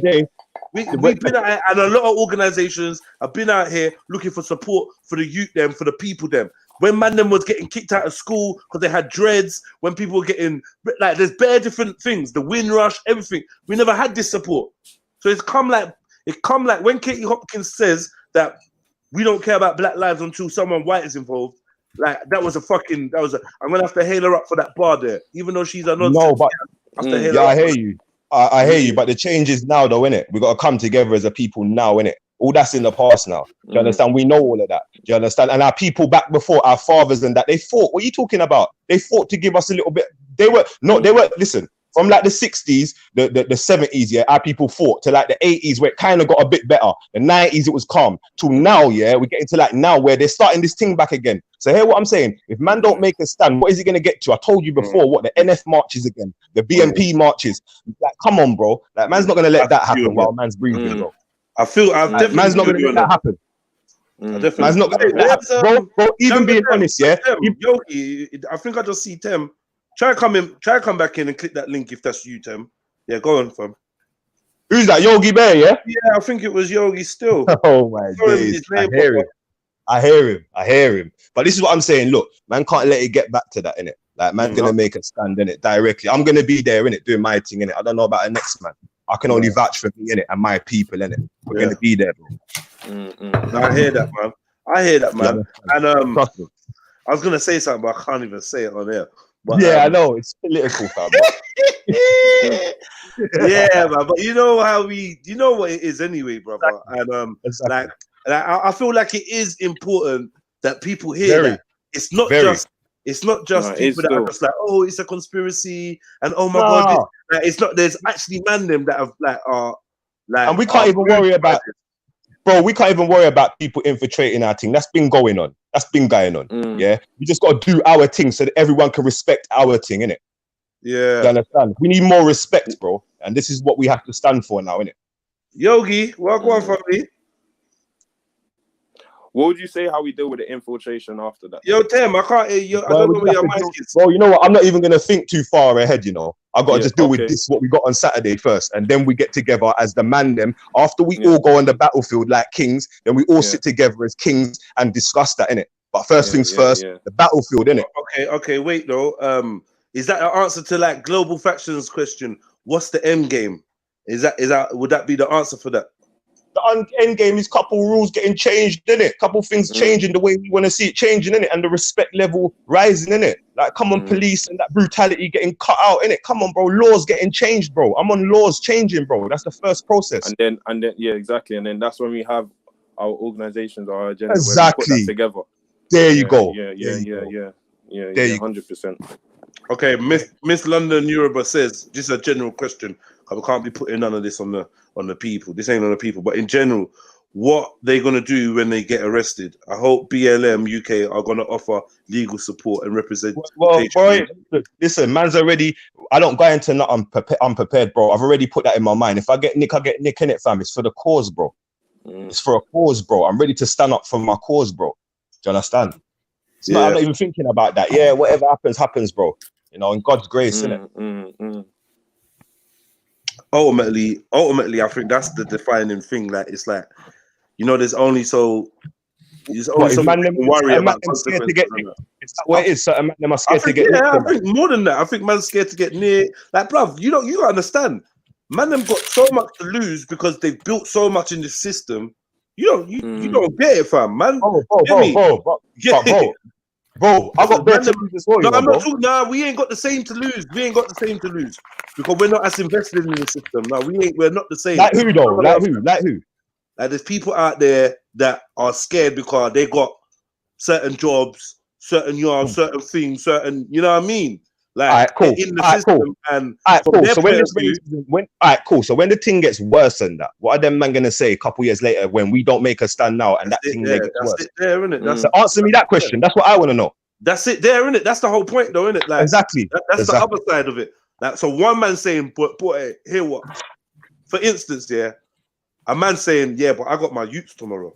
Yeah, is that real? I literally got to pick up my youths tomorrow. Baby mother's moving mad as it is. Yeah, I want to go to this protest, but if I get nicked and I don't get to pick up my youths tomorrow, it's a mad thing. How about, you know, like it could be as simple as that. Like people, like it's not that urgent to everyone.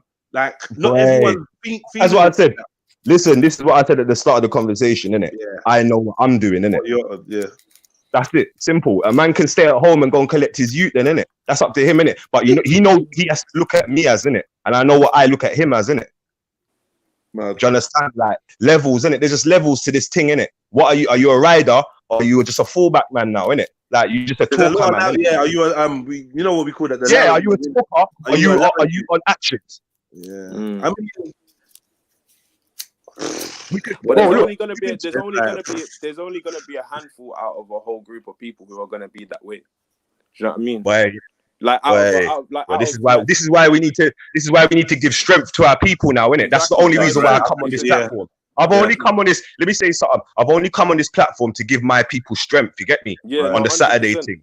Right. 100%. You understand? 100%. And I'm looking to die with man or ride with man. Whatever happens, I'm with the man. The minute. 100%. 100%. That's what I'm saying, bro. I don't know what's gonna happen, bro. I can't tell in the future, but I know what we got to stand for, bro, and what we got to do. Yeah, that man ain't even gonna talk too much. But Jed, man's we'll talk after this thing anyway, properly. Yeah. Come on. Yeah. Son said what I'm gonna say already. Yeah. Big up all the man them as well. Yeah. Listening and that. Yeah. All right, big up 9-5. You lot go subscribe to 9-5 Crip on YouTube. Big channel on that. Yo, Jed, I got a call right now as well within the next 5 minutes, so I'm gonna have to dip as well. Yeah. But all right. I want to jump back in, another time when you got something going on as well. Yeah, respect that, man. Thank you for coming on as well, Thoughts, man. Big up yourself, man. And love for that. tell them the Insta because your shit's inspirational, man. Love, bro. Yeah, so I got Godfrey Gains, which is God3 Gains, GAINZ. That's my fitness platform. I'm a personal trainer. And I also have the Movement, which is basically an organization set up with like-minded Black individuals who just want to bring solutions to the table as well and actually execute them so that we can see results. So that's the movement.guru on Instagram. And then when you go on there, we got a website on there as well. So yeah, man. Everybody's needed. Everyone's voice is needed. Every style of man is needed still. Like everyone plays their part. So yeah, I definitely respect it. And you know, we've been fucking with each other for a while now. So I know the love 100%. Is there. It's genuine. You get me? It's always been genuine. So yeah, big up to you, my G. Come on. Thank you, bro. All right, man. Come back anytime. Oh yeah, man's live on Insta tonight at 10 with I am Tizza. So yeah, link up on there, innit? Okay, cool. All right, bro. Nice one. I'll look out for that. All right, nice one, you lot. Big up to you. Got 3 games, bro. That man's got 5 backs, bro. He's so head. His back is so head. He's got like 5 backs. He'll be 5 nail heads and shit. I used to be henching him and everything. He's a monster. Big him up though, man. So yeah, man. You know the calm. We got the riders. We got different types of people. Big up 9-5 Crip. You know that's my homie, and I had a little reasoning with him, and I'm just gauging different people's perspectives. It would have been nice to get Yogi on there. So another one of my old school brethrens, from the ends on that. But yeah, I just want to hear different voices about what your opinions are. If you want to phone up, yeah, if you want to chat to me, but you don't want to like jump on live, but you want to like say your thing, then the number is 07 471 157 591. Yeah, dial that number in. It's going across the bottom of the screen in case I'm saying it too fast. I'll give you another try on the number. Let me do it now. 07 471 157 591. Yeah, the number's there. Dial in, phone up the phone. Let me hear from you, man. It's my phone, so phone my phone and let me hear your voice. Get me, bro. Allow me, man. Hold on. Yo, yeah, man's doing a live right now, family. Jump on the YouTube and let me see your name pop up in the YouTube chat and that. Try send that out as well. Let some people come watch that. Big up, man. But yeah, so yeah, man, let me hear from you. More opinions on Saturday. Set up, man, if you ride, man, if you go down there. Do you know what I mean? Jump on, man. I don't care what demographic you're from. Thank you, Sosa, so much. I don't care what demographic you're from in the community. Come through. Global Faction, I'd love to hear from you, bro. Now is the time. I want to hear the man's voices. You get me? I want to hear the man's voices, even if it's just for a minute, man. Just jump on and just say, yo, Jeds, you know what? Fuck this. This is a joke thing. Or like, yeah, I'm riding. Step nicely. Let me hear from you, family. And the Birmingham family, from the outside point of view, what do you think? Do you know what I mean? What's your perspectives? I've heard some people say that it should be the Muslims. This is a Muslim issue. That the Muslims should ride out because the Muslims have got beef with Tommy. I don't know. Is it a black and Muslim issue? Is it a community issue? Like, do you know what I mean? Where do you lot stand? Humans unite, says Mr. Pure Flavor Genetics. Humans unite. Like that. I'm dead serious about the legal advice. These guys sound like they're literally flying out on a war mission. 1970 Vietnam. Which guys? Some guys. I don't know, man. You know?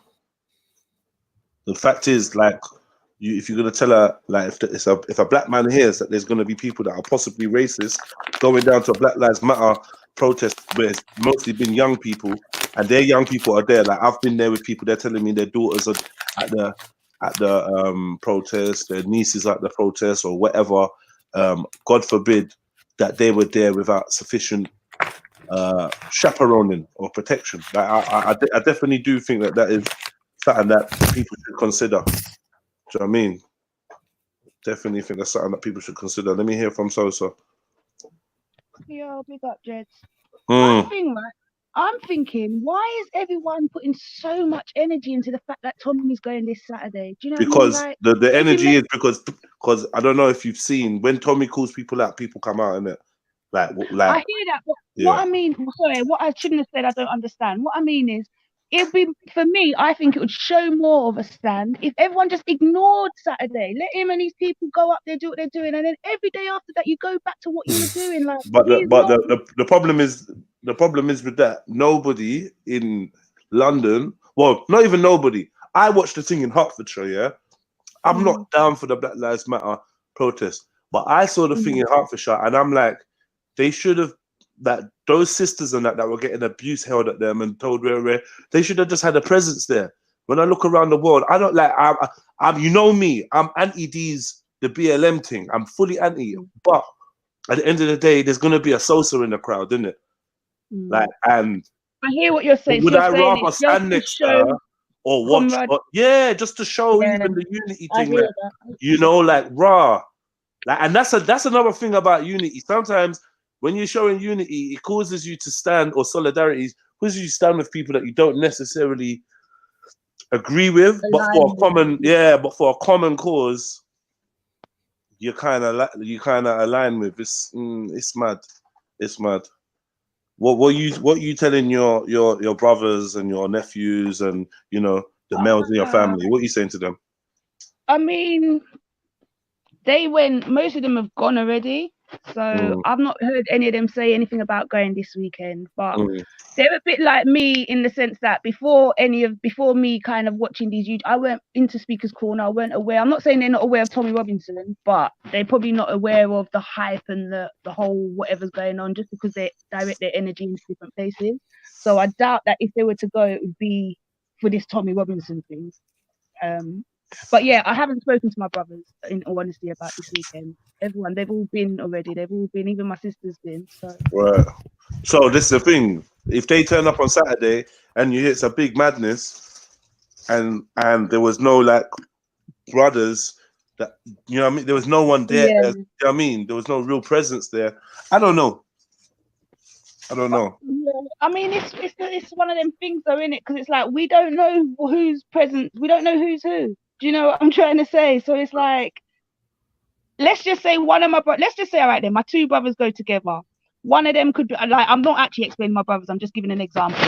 One of them's proper hype, knows. Actually, I am explaining my brothers to a degree. Knows a lot of people and can get drawn into things. The other knows people because it's his brother, so he knows, but he's known for being the quieter one. The hype one is gonna automatically drag the quieter one into shit that he probably wouldn't have got in. Do you get what I'm trying to say? It's like it's hard to encourage it when you know that it can go so wrong. I got a sick analogy of your little brother calling you.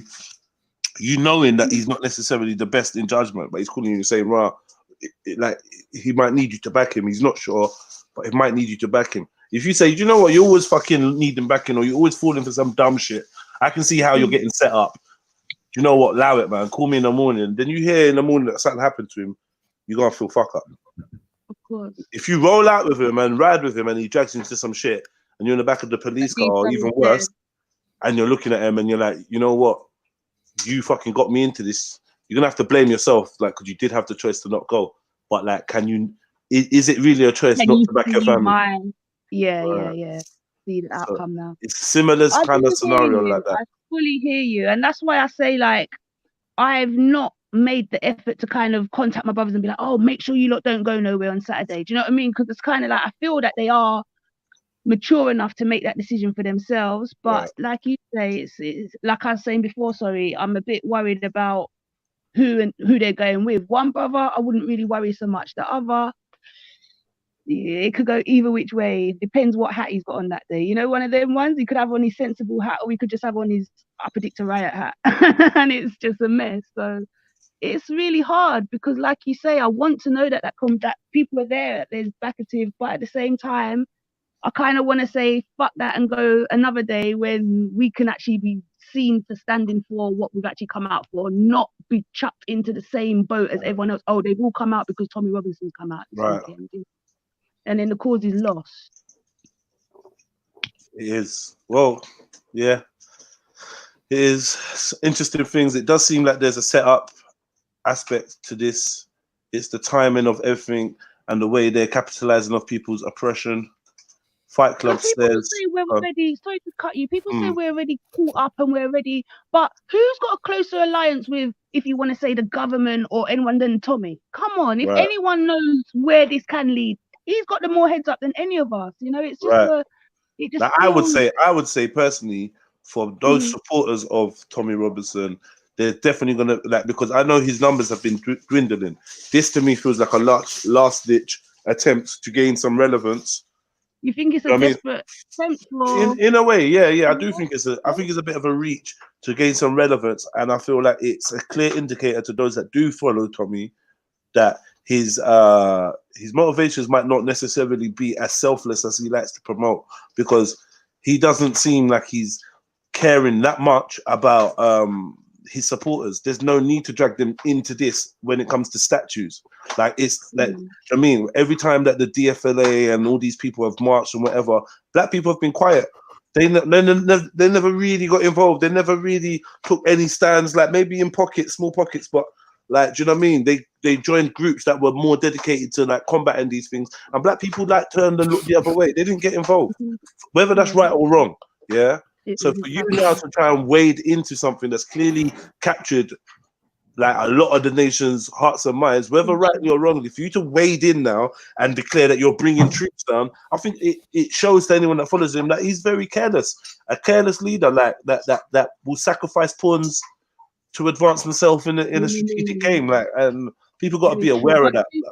See the other side, and you're very right. I'm not taking from you at all, but I have to be honest and say, from my perspective, I honestly thought that he was just kind of, he'd been quiet for a while because of all the drama and whatever had gone on in the last few years, and you know, I think it was last year, was it, that he was like Jail arrested and all for that. Yeah. yeah, so I literally just thought that he was just being quiet, and because a lot of his supporters are, you know, people get drawn into things online and whatever, so that might have been why it's dwindling. And now that he can he's got something to make a stance for, these people might come back out. But that's my naivety, you know, that's not taking from what you're saying. What you're saying sounds very feasible, but that is how I kind of viewed it beforehand. Right. Radar Wagwan, what are you saying? So listening. I agree. That's up. I think like you made a very good point. Like, why do you have to jump when Tommy says jump? You know what I'm saying? Like, why do you have to, like, if man says go Saturday, like we're going about Sunday to Monday and that, you know what I'm saying? I think that's a very good point. I heard another good point from Raspet yesterday about it's kind of, I don't want to misquote him, but from what I got from it, it's like, you know, it's kind of, you know, go there to maintain the peace and that, and put a good image, because obviously it's probably going to be a lot of media capturing that, and you know the media can sway shit, innit? So obviously man wanted to show a good image of black people, innit, and people there, you know, show that, you know, just put a good image of people there. And obviously I think it could potentially be quite dangerous, because seeing Tommy Robinson's history, like, it's known that they're antagonists, you know what I'm saying? So beef will likely kick off, you know what I'm saying? So you have to kind of be mindful of the outcomes that could lead to, innit? And if it will cause further problems and further issues for all, innit?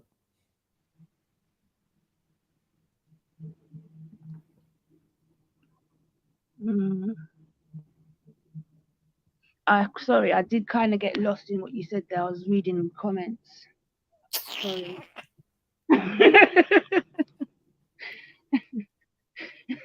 Just say it again, or just summarize.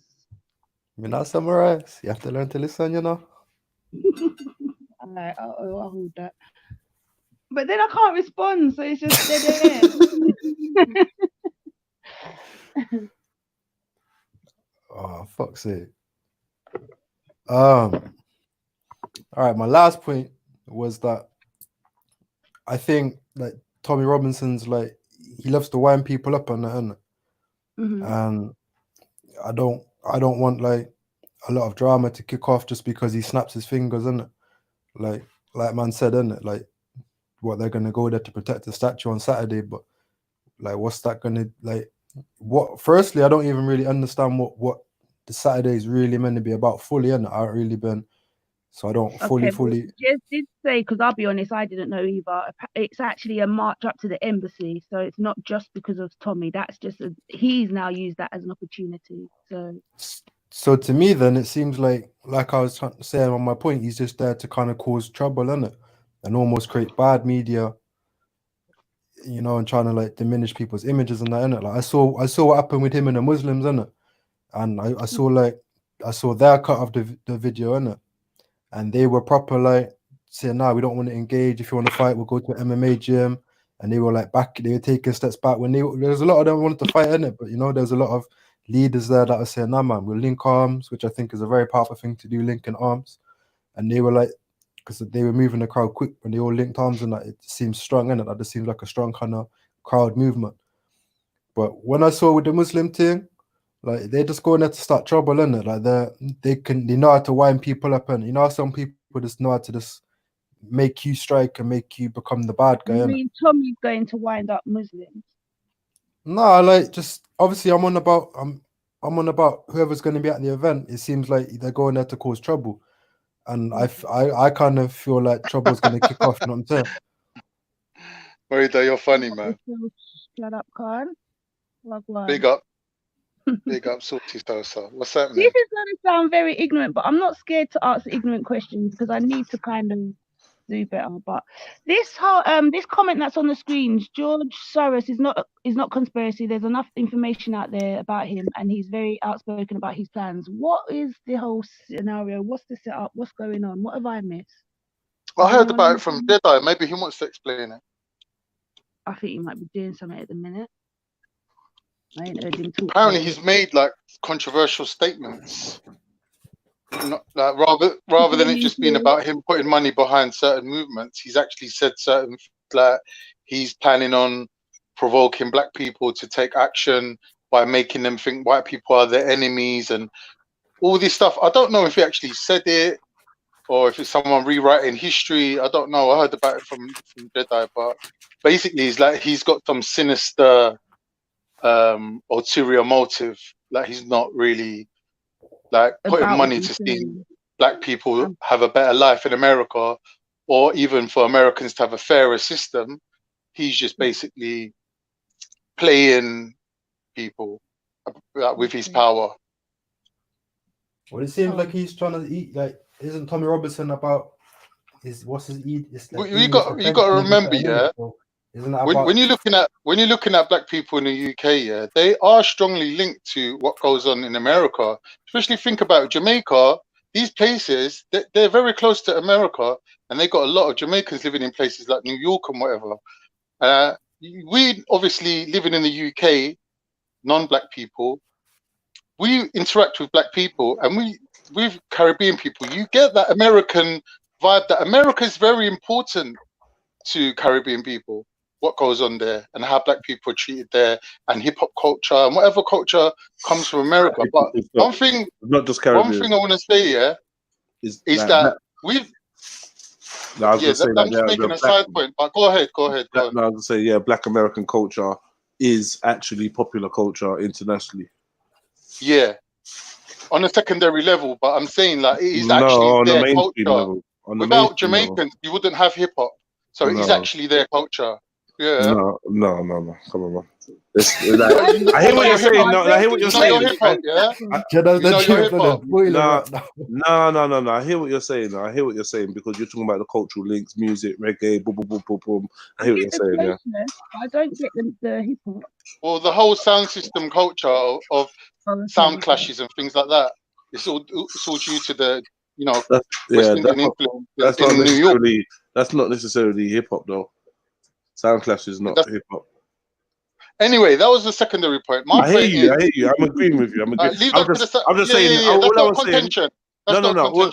Let me just clarify why I did jump in to say. I was saying even wider than that, than it just being Jamaican, whatever or whatever.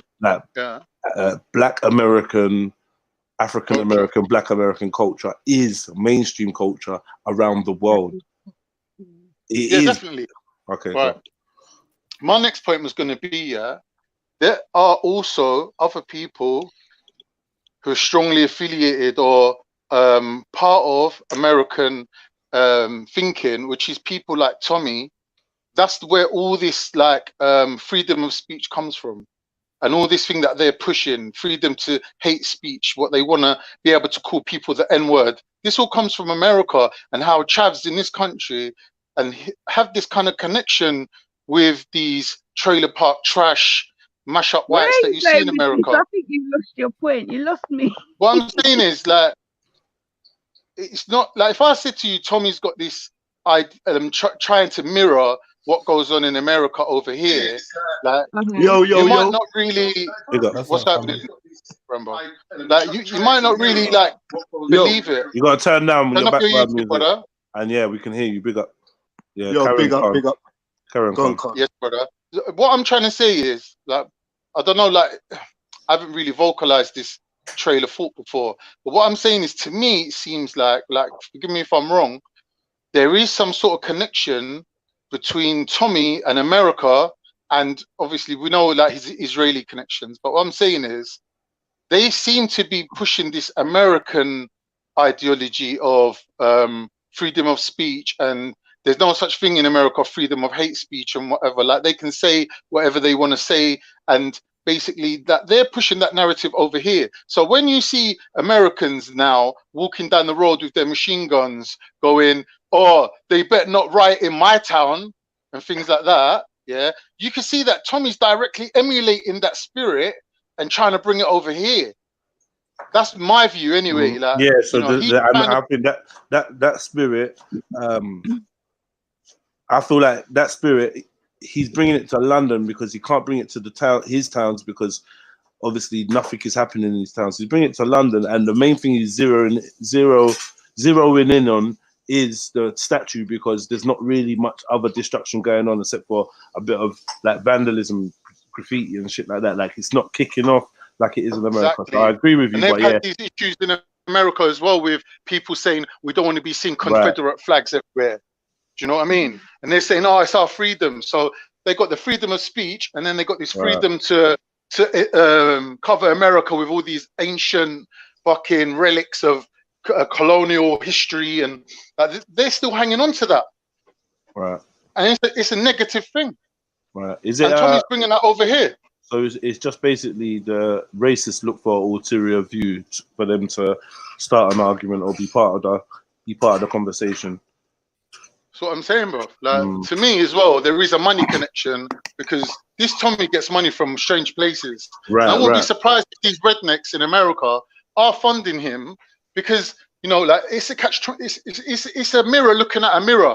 Like Tommy's copying America, but when America see like them rednecks in America see their kind of ethos being picked up in the UK, don't forget, to them UK is something special, isn't it? It's the shared ethos, though.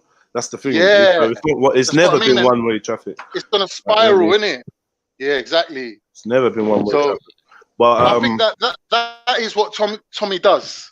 That's what he facilitates more than anything. The sad thing is, though, it's such a transparent argument over here to do with statues, is because the statues that are being targeted are in fact people that actually do have claims to answer against them, whether it be them being slave traders or being racist or instigating famines or whatever. So it's like it's very weak. Like Tommy's on a shoestring, he's on a hairstring, and I think personally that a lot of his people are going to actually wake up to it. There's going to be people sucked in, and people obviously on the whole thing of, you know what, we've got to ride. If they're riding, we got to ride, even though we don't agree. But when the dust settles, like it's been a really foolish move for Tommy Robinson. It's been a really foolish move. And when the dust settles and it's inspected of what the cause is and what the catalyst was, Tommy making his statements about the being down on Saturday, and Tommy making his statements about statues and shit like that, really backed him into a corner, or maybe he was already in a corner. I don't know, because I've heard that his following is crumbling. It's been crumbling for months. Do you know what I mean? Yep. So, you know what I mean? There's a lot of people that would have been in his corner, like white English people. They just don't fuck with Tommy. So they're not going to be moved by his attempts to like pluck at their heartstrings. You know what I mean? No, I see it the other way, man. I see it like he's following's crumbling, because what he's actually been doing, he's been clutching at straws.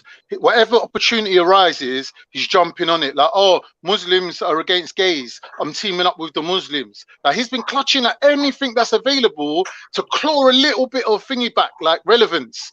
But when now, did you say that about gays? Muslims and gays. You know, like the schools teaching about gayness and all that. Like the Muslims were against it, and he come out on the Muslim side. Like he was literally clutching at the most weakest straw. Like he was just like really losing ground from his traditional supporters, but he just needed to do something desperate in it to keep his name going.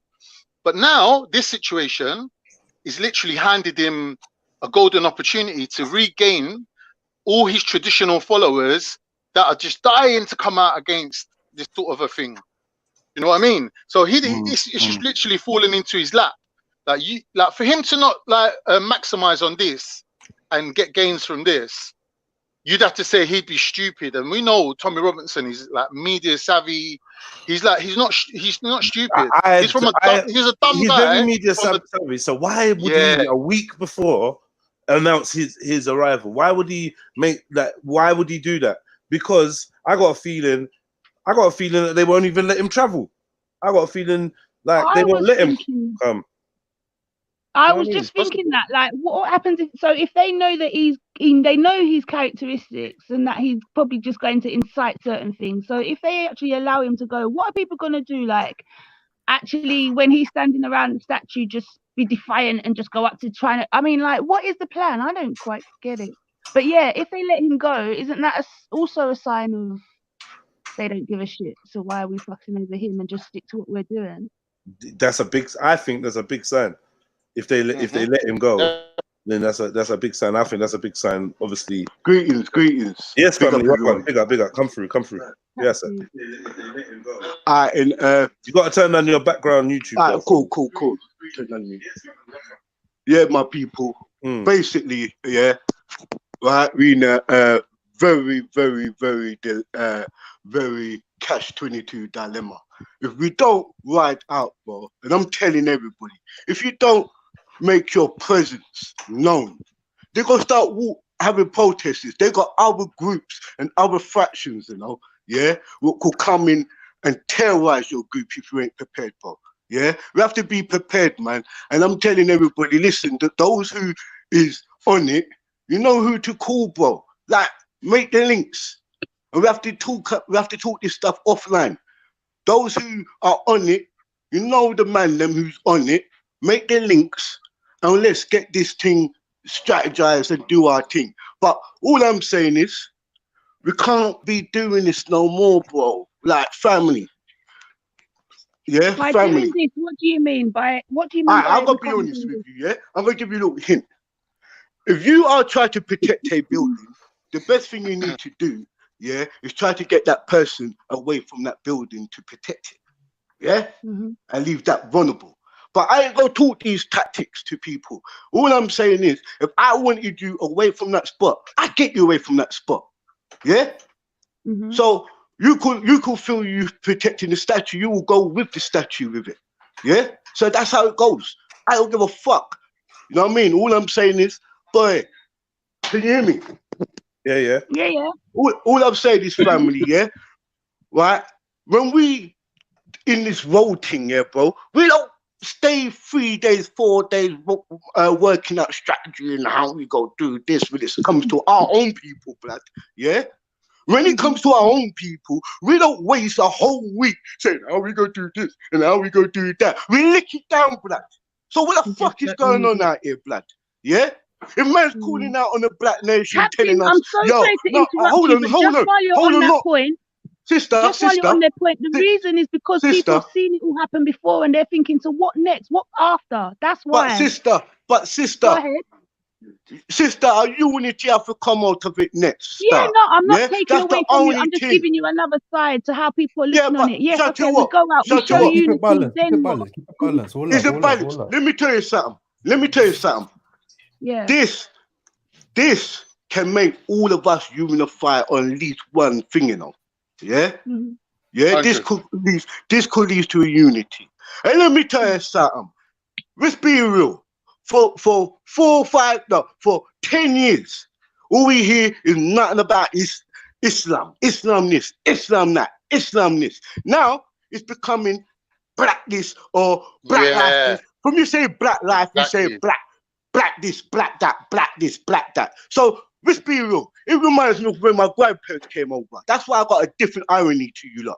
I used to see my dad always vexed with these people, and I didn't know why he was vexed until I realized it now in this generation why my elders were vexed. We have to hold the line. And when I mean hold the line, it means we dealing with self-defense. We're not going as the aggressors. Men already made a threat. So we go there and defend our thing, innit? Yeah? And stop the fucking bullshit, blood. Because see you lot, you will lick me down, you know? Man will stab me up on this fucking panel, blood. Most of you men will stab me up. But you give me all the fucking excuses for the colonial rulers. What, are you taking a piss, blood? The same people who put us... about people No, what I'm trying to say, sister. What I'm trying to say, sister. We quit. What I was saying is, like, I weren't taking away from nothing you were saying, and I fully agree. No, but sister, I'm emotional, you know, sister. Yeah, no, yeah, I know, Cap. Sorry, I shouldn't have said what I said. I was just. No, I get you, sis. And shut you up, sister. I love that. I love how you questioning me, sister. You know what it is? It's about how we men stand up for the kingdom, innit? So we can, honor you a lot bit more, and you could respect us a bit more, innit? And our youth could respect us. Yes, Khan. What I'm saying, yeah, all this Muslim bashing, yeah, that's and all this crap. It's never ever really gone away from black people. That whole Muslim thing was to divide up the black community. I've gone away from your people too, bro. Right, listen. They tried to get black people like to join EDL and all this sort of madness that it will never happen. But you get me? They tried it, innit? So people didn't fall for it. They didn't fall for it. So as Muslims, we owe black people now. We owe them because they could have sold us out when the boot. But who's backing you in that case? I rate what you're saying, you know, Khan. But let me tell you something, Khan. Say that again, Khan. Say that. I missed that. Say that one more time. I'm saying, yeah, there's been hardcore fucking pressure on black people to turn on Muslims and to get them to join mad things like EDL and that. But black people didn't fall for it. As Muslims, we owe them, innit? Because they could have done that. They could have done the dirty on us. They didn't.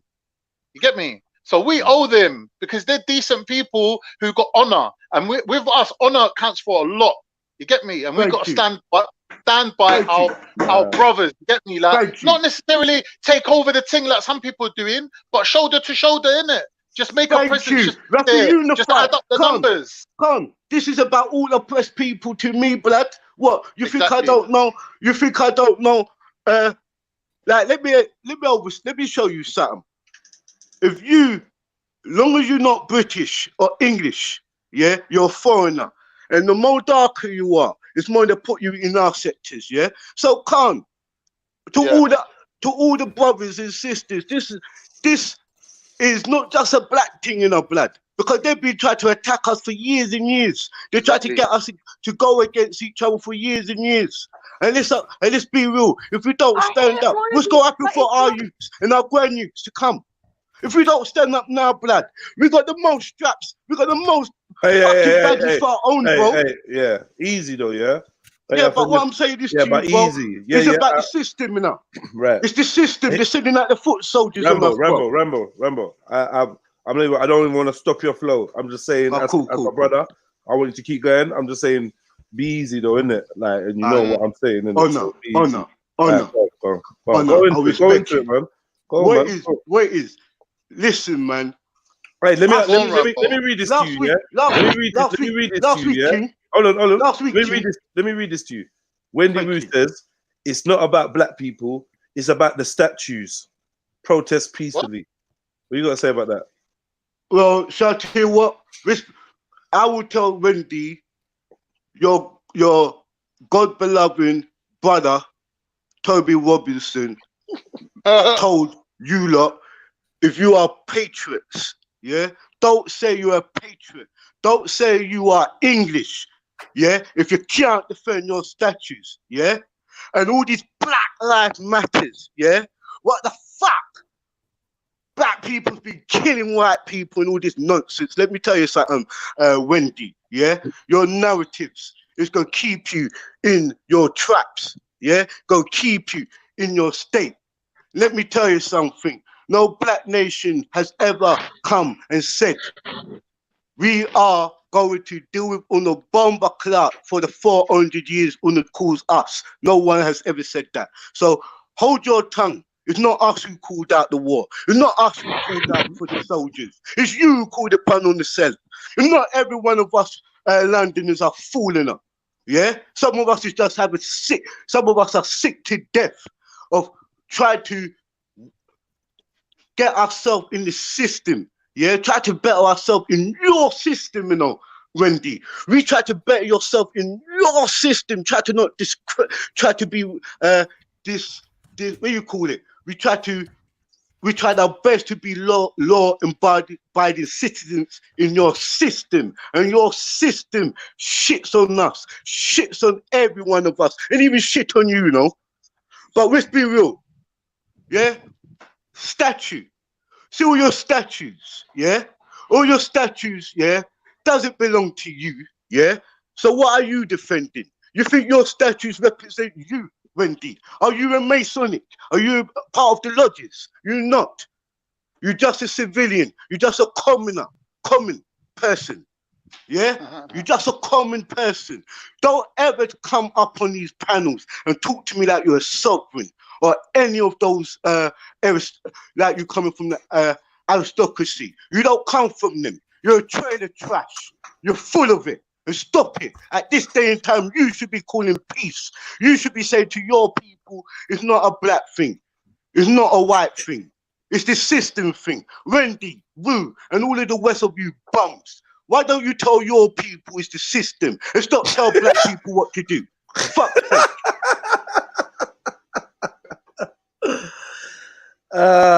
Man. Man. You say Rambo's on fire today, yeah? Say no more. Big up, salute to Rambo, man. Salute. Yeah. But I think Rambo, the last today. line. The last line was classic for me. How come you're not telling your people that it's the system setting you up? How come you're here telling black people to protest peacefully? Like, are you actually telling your people about the setup? Is Tommy Robinson leading your people into a setup? That's what you gotta ask. Like, can we have that conversation, Wendy? Is Tommy Robinson a part of the setup? Let me hear what your views are. Or is he just, Tommy Robinson, or is he he just a just patriot? needs a few little. Tommy Robinson needs a few little clips, yeah, to put on his TikTok or to put on his Facebook. So next time he gets an interview over in America, he can go over there and say, "Yeah, this is what I've been doing." Because don't forget, the guy loves America, and he's been on all them talk shows over there. Like, he's just fucking begging them, "Oh, please let me come and live in America." Oh, all this bullshit he was coming out with. Like, he's got his eye on the money, innit? What about It's just the money. What about the fact that people are saying that it's Wendy, it's your people that are pulling down the statues and defacing them anyway? So basically, it's white people are the ones that are responsible for actually putting the statues down. What do people say about that? Facts. Because you're saying to black people to protest peacefully. Well, on the whole, they have been protesting peacefully, I'd say. Do you know what I mean? I'd say. I don't think it's been like bare violence. I saw the thing with the horse, but yeah, man, I don't know about all them big horses around people. I'd get jumpy. I mean, and that horse was doing a mad thing. It clearly was a danger to not only the public but to the rider. Mm-hmm. Do you know what I mean? So they may need to rethink their strategies with horses if it's doing shit like that to their officers. Mm. But apart from that, really, in my opinion, so big up, Jed, big up, Rambo. All right, big up. Go on. What I was gonna say, yeah, for them to subvert this whole thing and make it like not really reach the end goal, this is how they were gonna do it. They're gonna turn it violent. Salute. Yeah, but yes, Rambo. So by keeping it non-violent, it gets the point across harder.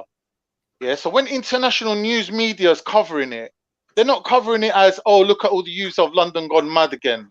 They're covering it as, these people have got legitimate, intelligent argument here. They need to be fucking dealt with on a serious level. So all this inciting violence here is just going to take away from the desired end result. Get me? The more powerful end result, which we could see. Like, if I watched news like last night, bro, they're saying they're making changes in places like Oxford University because of this, bro. You know, them institutions don't move for no one. They've been teaching the same things for 200 years, bro. We can't underestimate what's going on here. Like, it's just the numbers of people is making a difference, and the passion that the people have. You get me? We don't want it to boil over into violence, innit? No one's condoning any type of violence or looting. We want to see legitimate protests, innit? So they can take it serious. So we can see a lasting change. Because no one wants to grow up in this supremacist environment. It's just not conducive. It's just not healthy. No one wants to live in that environment. Not even white people want to live in that environment of supremacy. You get me? Like, if I beat you, I want to know that I beat you, innit? Fair and square. If you're tipping the odds even in my favor, it's like you're robbing me, innit, as well. So the supremacist ideology doesn't always suit everyone, especially in the UK. You say in America, but these dumb fuckers, they're ideologically into this American thing of, no matter how shit I am as a white person, well, at least I ain't black. And that's what we're getting from America. That is America's whole system. They're like, yeah, come over here, help us build our country up. And then once they build it up, they're like, sorry, mate, back of the queue. That's their ideology, keeping black people down. Because that's what built their country. Get me? It's just a madness. It's not a healthy environment to live in. Can't 100% right, my brother. Yeah, long as you could do, when you white, you could do all sorts of stuff. you could even be homeless, yeah? And they would say, this ain't a fact, this ain't a nigga, this ain't like you, mate, yeah? The fact is this, yeah? When you were talking about the class system, the privileges, and that's what it is. It's the class system, the working class and the poor class. But this is how they do it. None of this racism would have ever existed without the class thing, yeah? The colorism business come late. It's the class. The upper class works with the government. The middle class funds the government. They work. Every money goes to that government. Even when they want to be a part of, depends on what party they want, they pay a fee. The lower class, what I would call myself, I wouldn't even call myself working class. A working class person should really have a 4.5, at least £4,500 house, right? Yeah, like back in the day, and all the factory workers, exactly. You know, factory workers. That was real working class, or the what do you call it? The skilled labor.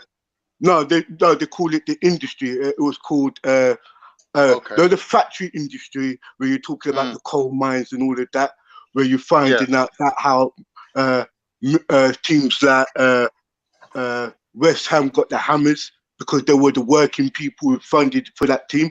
That's the working class. That's the old school.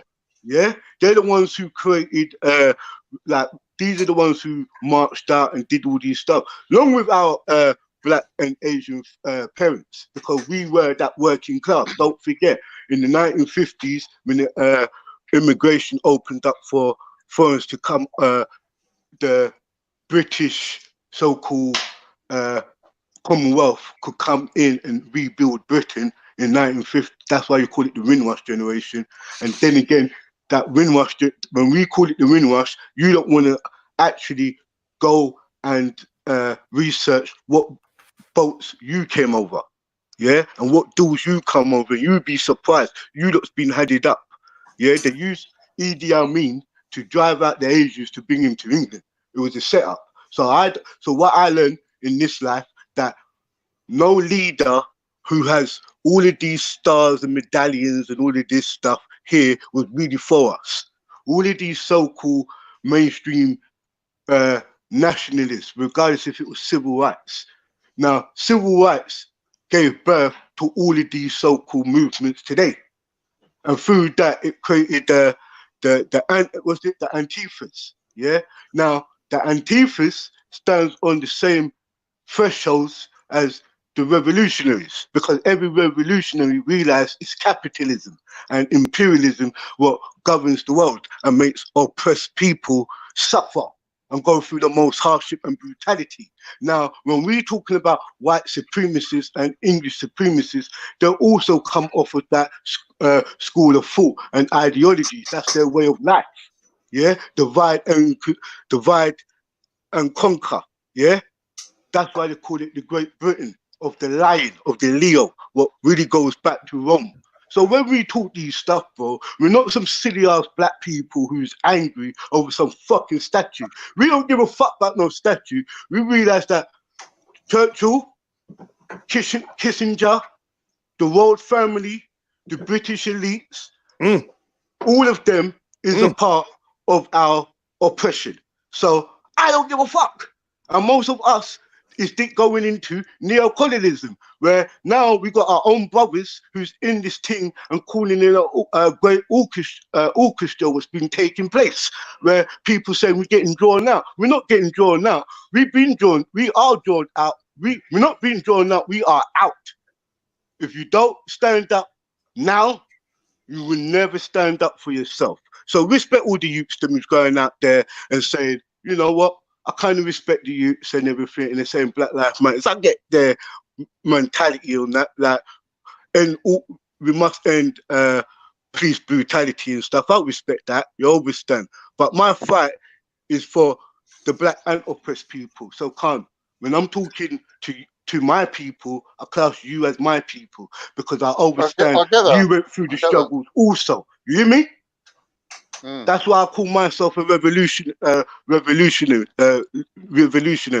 I call myself a liberation freedom fighter. It doesn't mean I have to go around and blowing up buildings and shit like that. It makes, long as I see my people marching, protesting, fighting their real enemies and not fighting themselves, I'm with them. I don't care if you're young or old. If you're fighting the real enemies, I'm with you. I fight for Palestine. I respect their argument. They deserve that land. That's the truth. It's not. That's not the Jewish. That's not the Israelites. That's not the Israel's land. That's the whole of Palestine. I respect that. They created borders, and that's why I keep on telling you, borders and secure borders. And all of this, the Lions created this division and created sectors of different factions and stuff. And all I'm trying to say about Saturday, is take it how you want to take it. Yeah, a call was made. I'm saying I'm defending my people. I never said I'm gonna go and kill. That's all I said. Whatever happens, happens. Thank you. You know, and at the end of the day, it was written, and so shall it be. You understand? Yeah. If I'm meant to, and all I'm saying, even you went there with your wheelchair and your walking stick and you stood up and you say, Black Lives Matters. You done your thing. Yo, what's going on, my bro? Wow, big up, man. Like Equator. Come on, Equator. Yeah, of course, bro. You know how it goes there, Jedi. Welcome on, Kings. Everyone loves. Who's this Zabida? Is this a fake Zabida? Yo, it's me. Okay. Never. Cool. There's only one Zabida. Yeah, no. Oh my God. Jedi, I've got to leave now, yeah? Hope you're well. Captain. Where you going, Captain? No, I don't know. Right about now, Saving his energy. My real enemy. I don't want to deal with no enemies on this panel. Right. You understand? Right. So if it's going to go that way, I'll come off the panel. But no one. So this is another lesson. Like, we're here talking about guiding our energy the way that we want it and stuff like that. We're saying that we're being boxed in, so we can't repeat those same failures, because I feel like we're here because we failed, like, regardless, because what I feel like I'm here because I weren't overstanding certain chess moves, and the chess move happened, and now we're reacting yet again. You get me? So that's my opinion, isn't it? That we're reacting, and until we actually are people of action and being proactive, then kind of always going to be on the back foot. However, it is where it is. But yeah, what you lot got to say? Equator, what's your views, man? Chat to me. Yeah, man. Personally, I feel like this whole thing that's happening right now is long overdue. But at the same time, I feel like a lot of people are trying to be a part of the movement because they know what time it is right now. I think it's a fair thing with some people right now. I don't even think it's a genuine thing. That's my opinion. I'm not speaking. I'm not trying to point any fingers or say, because everyone has, like I keep saying, I can't read people's intentions or see if they're sincere in it. But my impression is when this was like, what am I trying to say? Basically, like, I feel like because the shit hit the fan now, people are now deciding to choose sides because they feel like they don't want to be caught in the middle, or those who keep silent. Don't want to upset family members or upset their loved ones or whatever, because they might have people in their families or circles who might feel away if they speak up. But personally, I feel like a lot of people are jumping on a thing right now. It's because they know what time it is, bro. I agree with that, man. Like the saying goes, bro, when two tribes go to war, innit? One is all that you can score. You got to pick a side. Yeah. You know, there's no hanging around in the middle now. It's like you're either on it or you ain't. Right. Circumstances dictates that. Yeah, big up, man, like V, big up Zaveda. What you lot got to say about this? Big up, man. Where we at? I've missed a bit. I've been tuning in, man. I've been busy today. I keep tuning in. I keep getting little snippets. I don't know where we're at. Where we at, Captain? I mean, I did wanted to highlight something about Churchill, really, for Wendy, because she's very defensive over Churchill, and I think this whole tearing down the statues is more of a like. Yeah. I'm not gonna lie. I'm on a quick one today. Sorry, guys. I'm a bit caught up today, but I just thought let me tune in on a quick one, show my love and support. But anyway, go ahead. What do you think, bro? No, go ahead. Sorry, I just I don't know. Speak your truth, bro. No, you got something on your chest. I'll be honest, yeah. You see this catch-22 stuff, yeah? Like, if you look up catch-22, yeah, it's like, I don't know if it's a real life thing, like it's a real life spiritual catch-22, or it's an invented concept that is used to control people with. It just feels like we're going into a trap. Huh? Okay, brother. Let me just make this clear to you, yeah? Right? Yes, brother. We are going to defend ourselves. It's not we going to war and we go to attack people and all of that. Yeah. We got called out. We realized that most of our friends and family from our communities go be there, and we think it's in our best interest to go and support them. That's all it is. And all of this tactic stuff and all of that, and where, it's either here or there. All it is, we heard the call out, and we hear our call outs in our community, and we decide to unify ourselves. That's all. Fair play. That's fair play. Zabeda might want to be there. You might want to be there. Your friends and family might want to be there. We're just going to unify, innit? So all of this war talk is not coming from us. Right. As I said to you, I'm cool. I'm a Black Panther of self-defense. My name is not Black Panther of offense. Do you get where I'm coming from? I don't attack nothing or no one. When you attack me verbally, I attack you. Yeah? When you touch me, I touch you. Eye for an eye, tooth for a tooth. Yeah? You got a knife. I feel you. Have a gun because you don't take a gun to a knife fight. Yeah? You don't carry a knife to a gun fight. You understand? You have to think smart. You have to understand that regardless if you're religious or not, it's here or there. All we try to do is express ourselves as young people. We are the voice of our elders because our elders taught us and showed us the way. And we're the voice of the youngest, and the youngest is showing us the way now.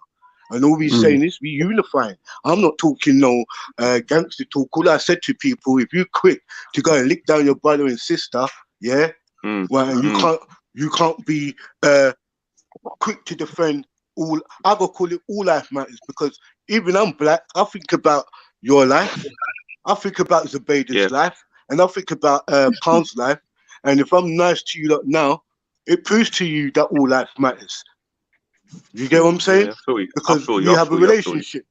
You hear me? So one thing about us, we're not stupid black people, or we're not stupid people. We are people who thinks and feel as we should be. And we're not going to get, there's no more dictation. This government has brainwashed us when we was in school, from nursery until now. Tell me, have you ever seen a pot of gold at the end of the rainbow? And if you have, please show me where that gold is. I'm broke. My people starving. Facts. You understand?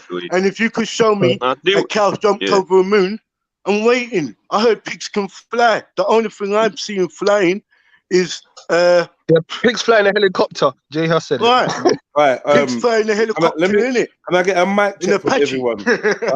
I'm just checking whether everyone can be heard, because I feel like mic check. I don't know check. Mic check. One. Yeah. 1, 2. Yo, salute. Yeah, I can hear everyone. Can you Captain? Can you hear everyone? Yeah, I can hear Zabeda. All right. So you were saying about Churchill, Z. Yeah.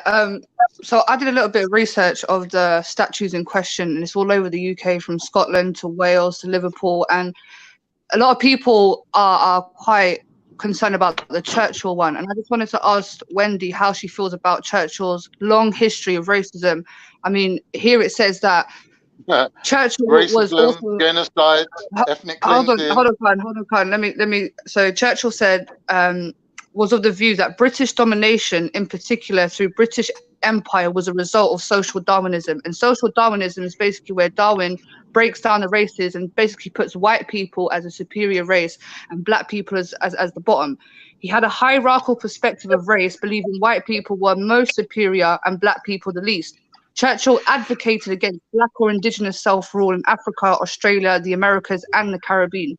He held mixed views of West Asian Muslims, calling Afghans and Iraqis uncivilized tribes, but was highly supportive of Ibn Saud, which is Saudi Arabia. Churchill saw East Asians as a civilized threat to Aryans. So obviously, as we can see here, Churchill was very clear as to how he viewed other races. He believed white people to be superior, other people to not be superior.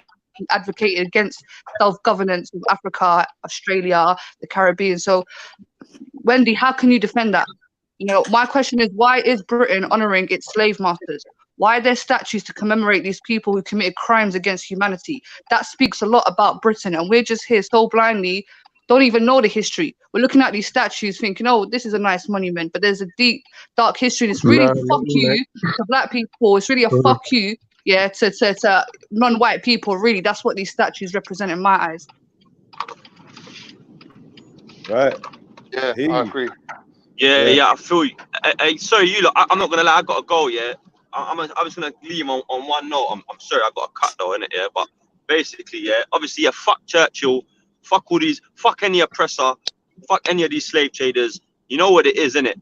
I'm not gonna lie, I think I'm done talking online still. The online thing, the real, like the journalistic aspect of this online thing is all good, but I think the real conversations, I can't be having it online because it's too hot, man. Right. But yeah, man, I'm gonna keep sharing support, keep sharing love, big up you lot, and just stay safe, man. And yeah, I got a cut, bro. One love, yeah? Big up. Big up. Take care, bro. Stay out of trouble. Yeah, that's real shit there. Yeah, I don't think Wendy's gonna be able to defend. She's not, bro. She's not. You know what the irony is? Wendy's actually part Gypsy, and Gypsies in Europe are one of the most oppressed minorities out there. So, you know, the only thing what Wendy's got going for her is that she's got white skin, and that's what she's cashing in on. That's basically what makes Wendy who she is. Yeah. Get me? Okay, so you know what? We got Khan, Equator, and Z Captain. So like, I want to ask here because Khan made a point earlier. Who believes that they, because of the Tommy Robinson whatever side note that's been added to Saturday or whatever, who believes that there is a Muslim obligation? Like Khan put it in a way, he said blacks had the chance to join with Tommy Robinson when he was trying to propagate against Muslims, and blacks on a whole in mass did not join with them. So then now they should show solidarity with the black community and the wider community, even though there are lots of Muslims already doing that. Yeah, I'm just saying on a whole. But I just thought of an argument. Yeah, when there was beef, because I remember Abdul Hamid saying to me that when the racists or whatever came to Speaker's Corner or whatever, like, and they were on an anti-Islam thing, where was the black support then? Yeah, I remember that, and I was thinking, you know what? I actually did kind of support in words. I actually was like, do you know what? I rate these men for like standing up against the racists and that. But on the whole, if I'm honest, there wasn't really much black support. Maybe black people weren't there or whatever. But their argument could be, have you lot got our back? You want us bro. Can I say something for that? Yeah, please. All right, so yeah, you know me, Jedi. I'm a black Muslim, yeah. Those who know me know me, like, yeah. So, bro, I'll tell you now, yeah. When I used to go khutbah on Fridays and that, yeah. Yeah, they used to talk about you used to have like khutbah before you have the main prayer, yeah. So that's the imam going, you have a talk before the main prayer, in it, yeah. Yeah. And then I remember you'd be sitting there. Some mosques go to, they will see, like, you know, in the audio, you know, in the imam, he'll look into the audio, look into the crowd, and you'll see there's bare black people. Sometimes they might just be nothing but Arabic, yeah. Right. And then sometimes, like, you will hear them. They will talk about, we need to help our brothers in this country, we need to help our brothers and sisters in this country, that country. But most imams, you will never hear them talking about certain black countries that are oppressed. So, for instance, like a lot of Palestine, a lot of that, but never have I felt, being a black Muslim, that it's been a thing where they, not all, okay, I don't want to get like a thing where people get me twisted, like, oh, what you trying to say all, like, you should not case at all, but from my experience, like I've been to a few mosques, bro, and I've gone to a few bars around London, Birmingham, different places, Manchester, and them places. Like, and I tell you now, bro, like the bars, black people are the least on, because you know what, they don't. Sometimes even when I first became Muslim, you know what I used to get? Like when I used to talk about, I used to give salams, and brothers never used to give salams back or whatever. They used to be like, and I used to pull them up about it. They used to be like, and they used to get offended. He'd be like, yeah, but you come to my religion. Wow. Bro, you would get that. You'd be like, yeah, but you come to my religion. You see, and then, bro, I'm telling you, there's a lot Whose of religion, bro? Whose religion? Huh? Whose religion they're talking, bro? They're Bruv, dreaming. This is what's been told. Like I remember having like little heated discussions outside the masjids and that with some uncles, and you know what I mean. They're like, yeah, but what, you come to religion yesterday and you want to tell us how to behave and this and that. I'm like, yeah, because you see man, I'm in the mosque rocking back and forwards reciting Quran, yeah, in the corners. But then you try and say salam to them, they give you dirty looks, or they don't want to stand next to you, feet to feet, shoulder to shoulder. They don't want to acknowledge, you know, like they don't want to like some of them are genuine, some of them are genuine, you know what I mean? Some of them is just for the sake of saving face, you know what I mean? To look the part, you know what I mean?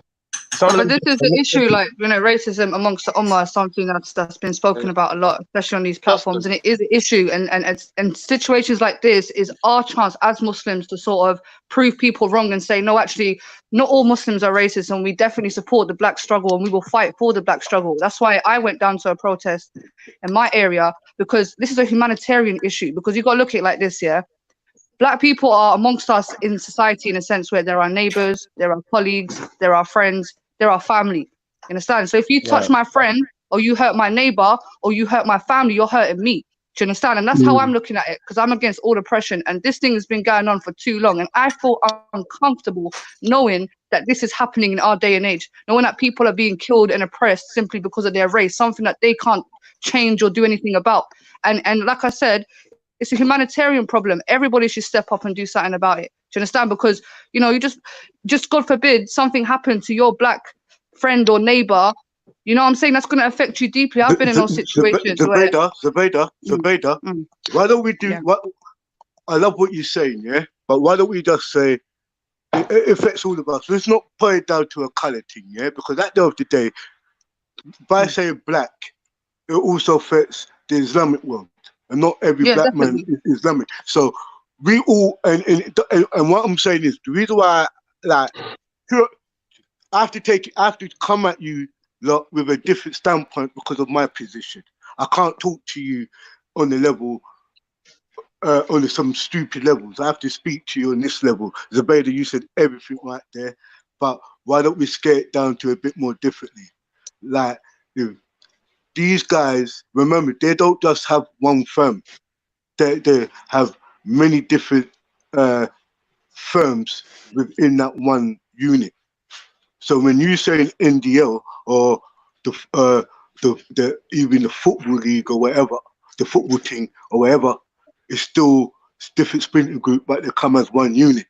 Now, if we as the people come as one unit, like the people who runs Black Lives Matter, all I saw on TV was whites, blacks, and all different nations on the one accord saying all Black Lives Matters. That's all good, but we know that our system is going through a new change and a new regime. This is meant to be a time where everybody was meant to be curfew and under this corona crap. Thing. So on the level, when I'm chatting to you lot, open your minds a bit more. It's not just about Saturday, it's about every day. Saturday is just one day where we decide to come and unify as one and deal with what has to be dealt with. If it's reasoning, it's reasoning. If it's war, is war. War can be mind, body, and soul on any degree, on any terminology. When people talk about war ain't nice and war ain't pretty. You understand?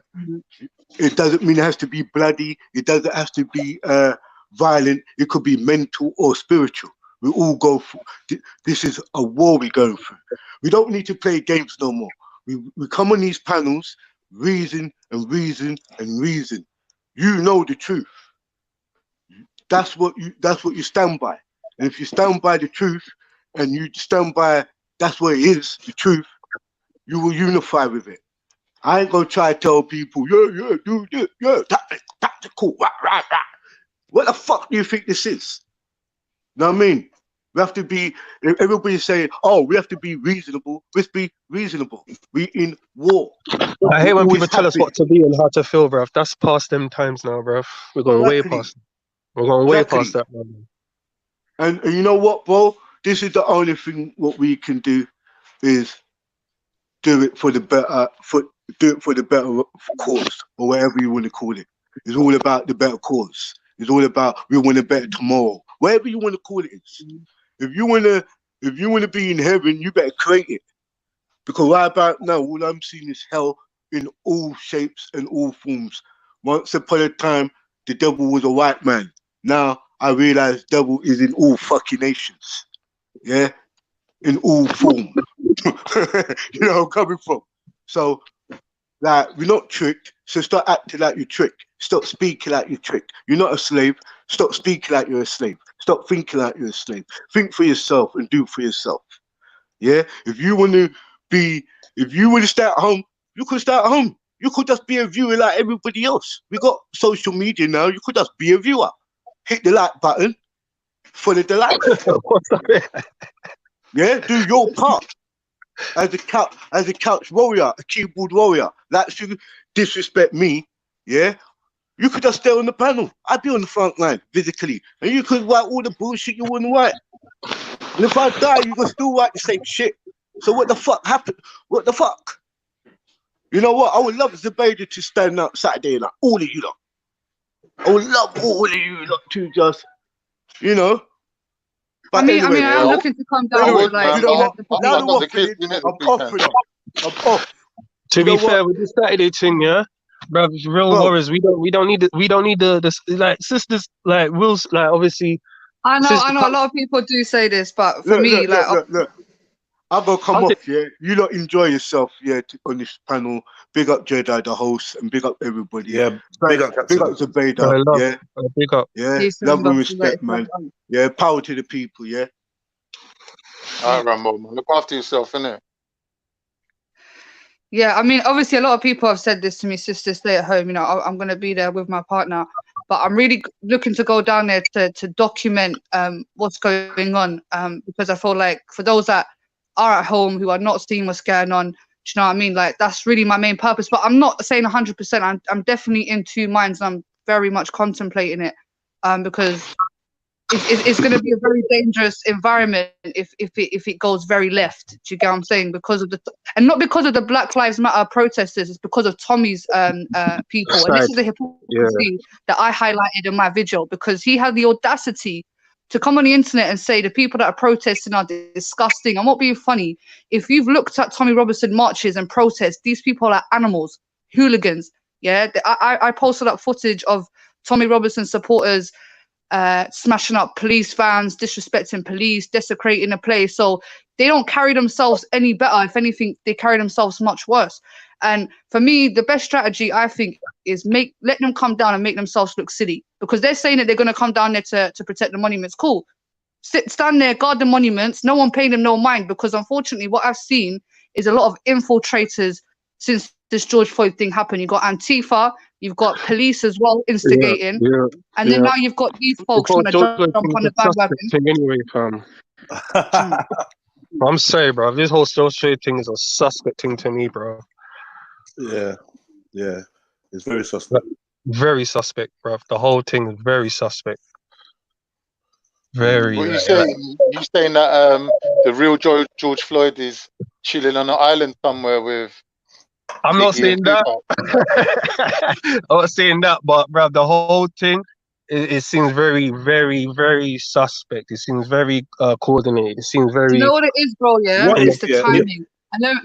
Let me just say one thing. We have to go all the way back before coronavirus, and I keep on saying this, and I want to continue to say it. We have to look at the Jeffrey Epstein situation. Yeah, this is a man that potentially had evidence on all the elitists, politicians, presidents, ex-presidents, royalty, about them being involved in a organized child trafficking crime. Yeah, and miraculously he dies. Yeah, now imagine this man dies and he dies with a bag of evidence, so nobody knows nothing. Boom, coronavirus hits. Let's shift the narrative. Then the George Floyd situation happens. Everyone's going nuts. Oh, by the way, we nearly found Madeleine McCann. Do you understand? So I feel like, for me, I'm just questioning the timeline of everything. You understand? Because this Jeffrey Epstein thing, if it really was investigated, I think that would be what will crush the system. Because remember, if you know that, if you know the Jeffrey Epstein case, yeah. But listen to this. No one gives a shit about Madeleine McCann now, innit? Yeah, but it is an added distraction around this time. Yeah, because it's a little girl, innit? It's a little white girl, and it plays on people's sensitivity and emotions. You understand? But with this Jeffrey Epstein case, like I said, there's reports of Donald Trump, Bill Clinton, Prince Andrew, all the people that govern us, people that are in high powers being involved in some really serious crimes. And if these people were to be convicted, the royal family can't defend that. They're gonna have to answer. The pressure's gonna be applied to them. Donald Trump, you ain't gonna be able to become president again if you're involved in this stuff. Bill Clinton, all these people.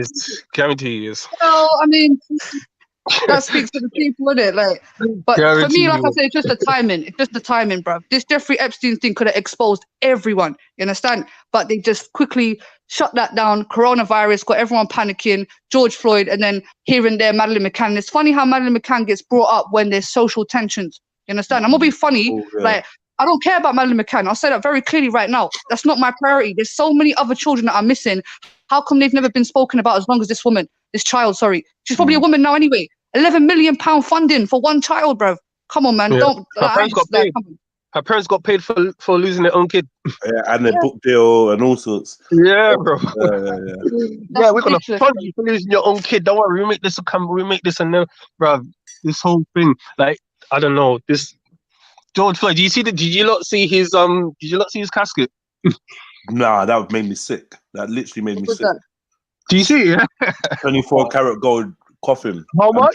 Come on, 24 karat gold coffin. Solid gold coffin. Apparently, Floyd Mayweather gave them like £18 million, or apparently altogether they got 18 million. It's mad because I said this before. Mayweather, he cares about Floyd.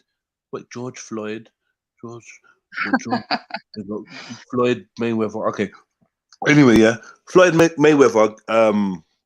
He's the same guy that was like, "Fuck it, I'm wearing Gucci." Same guy doing photo shoot in the in the Gollywog Gucci turtleneck. Thank you, bro. And now you care and you want to donate money.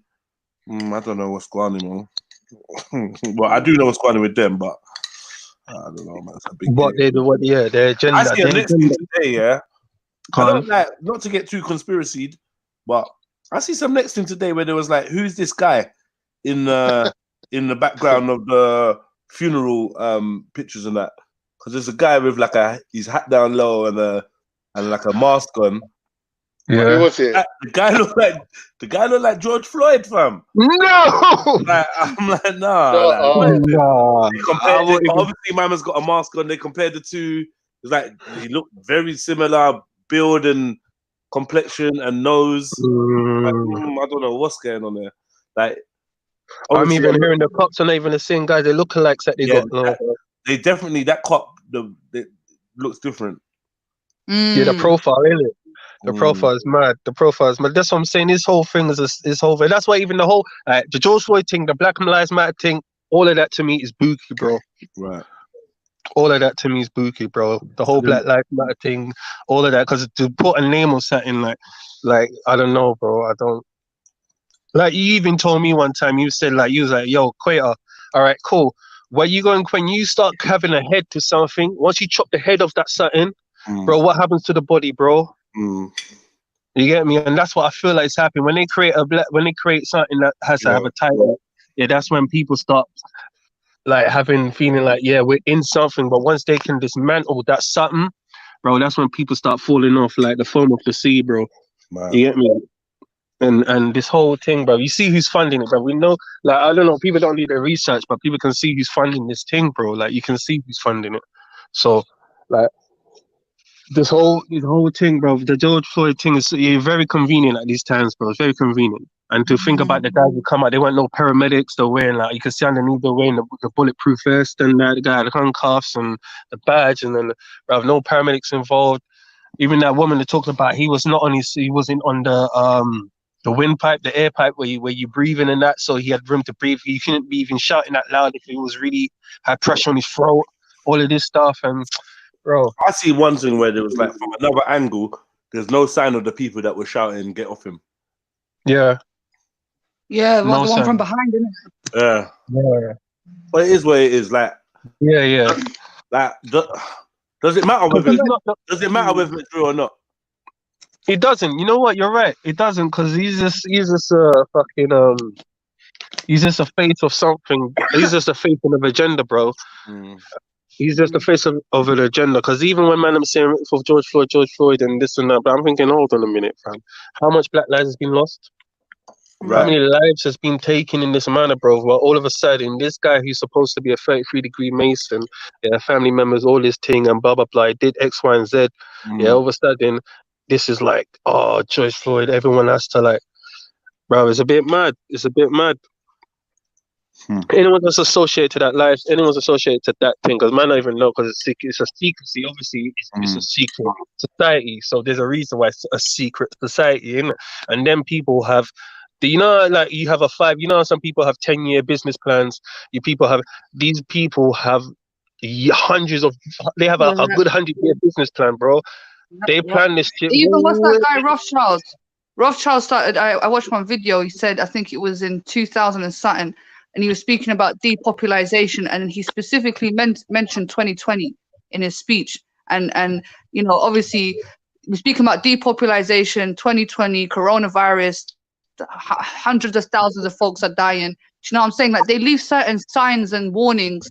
Even Bill Gates spoke about a possible pandemic happening, you understand, and how to prepare for it. And then, do you know what I'm saying? These people leave little subliminal signs on their way, and we just don't clock it. Do you understand? You know what? It's doing two things. At the end of the day, I do see unity. I do see a lot of people coming out, like, you get me, supporting the thing, supporting the movement, and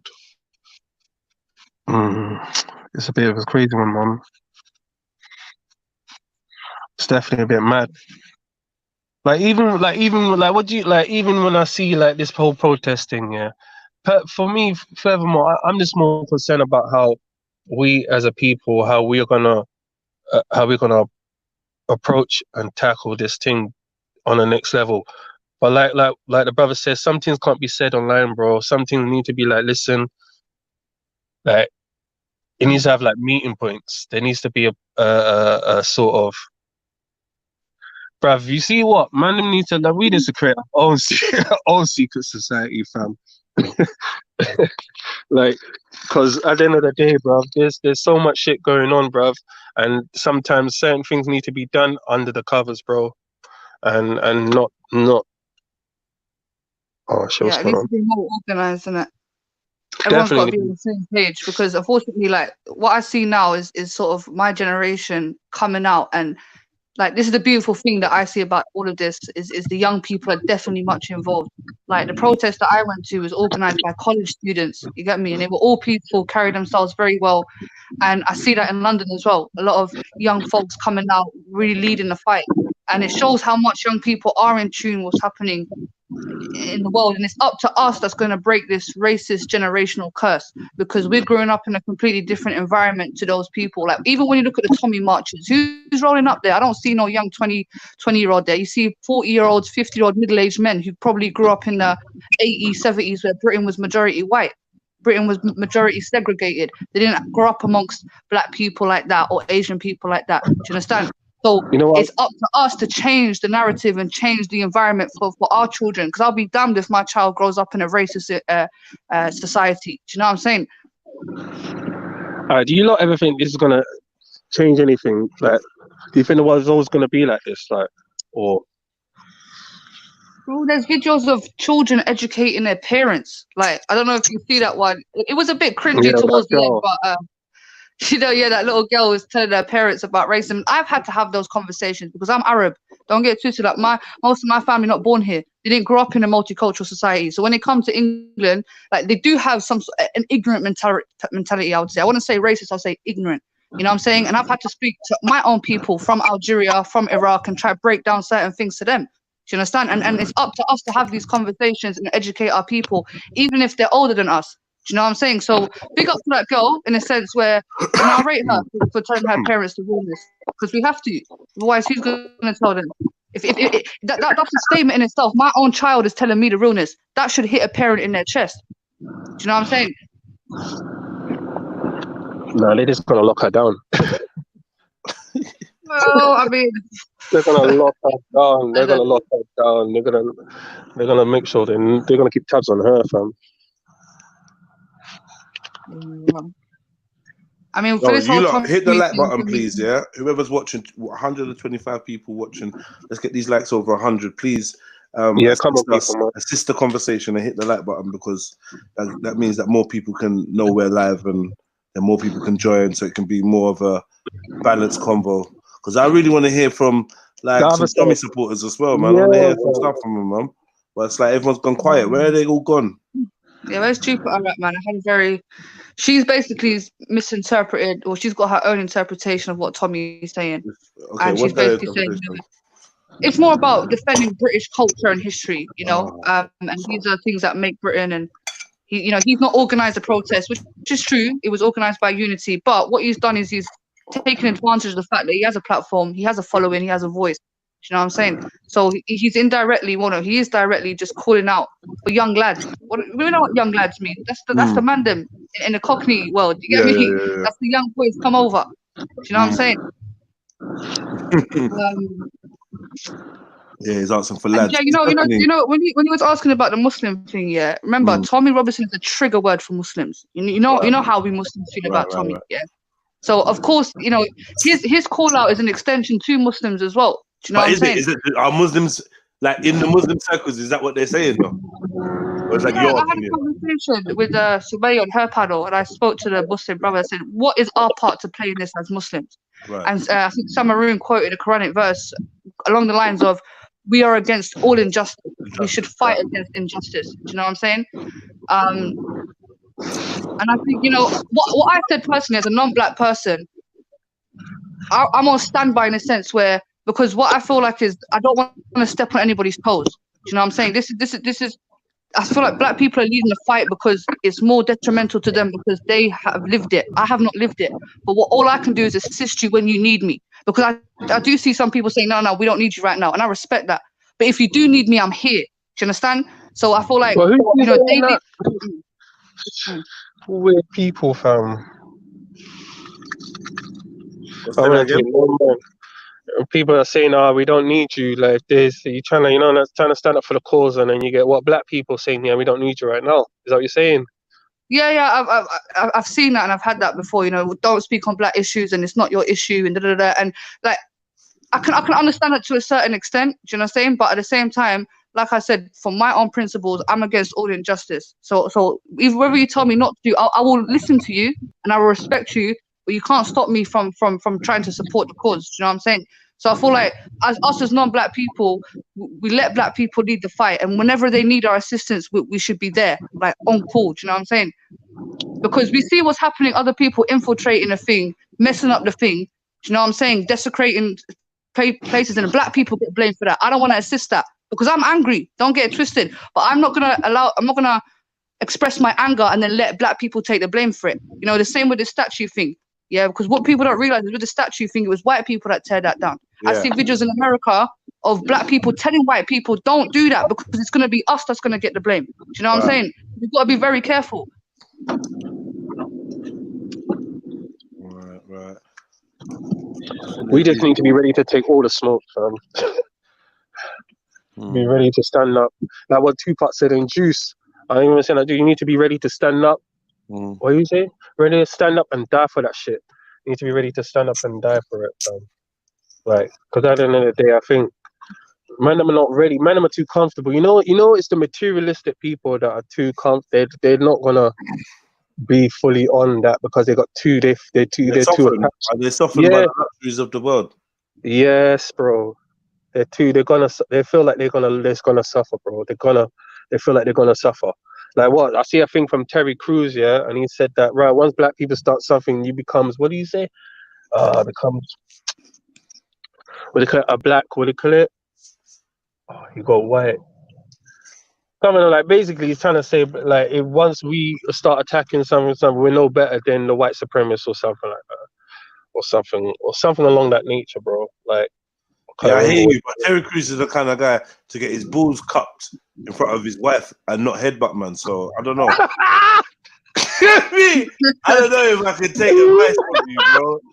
You get me? You want to come out on some Me Too thing? You want to come out? You want to tell the world you got molested, bro? Before you get me?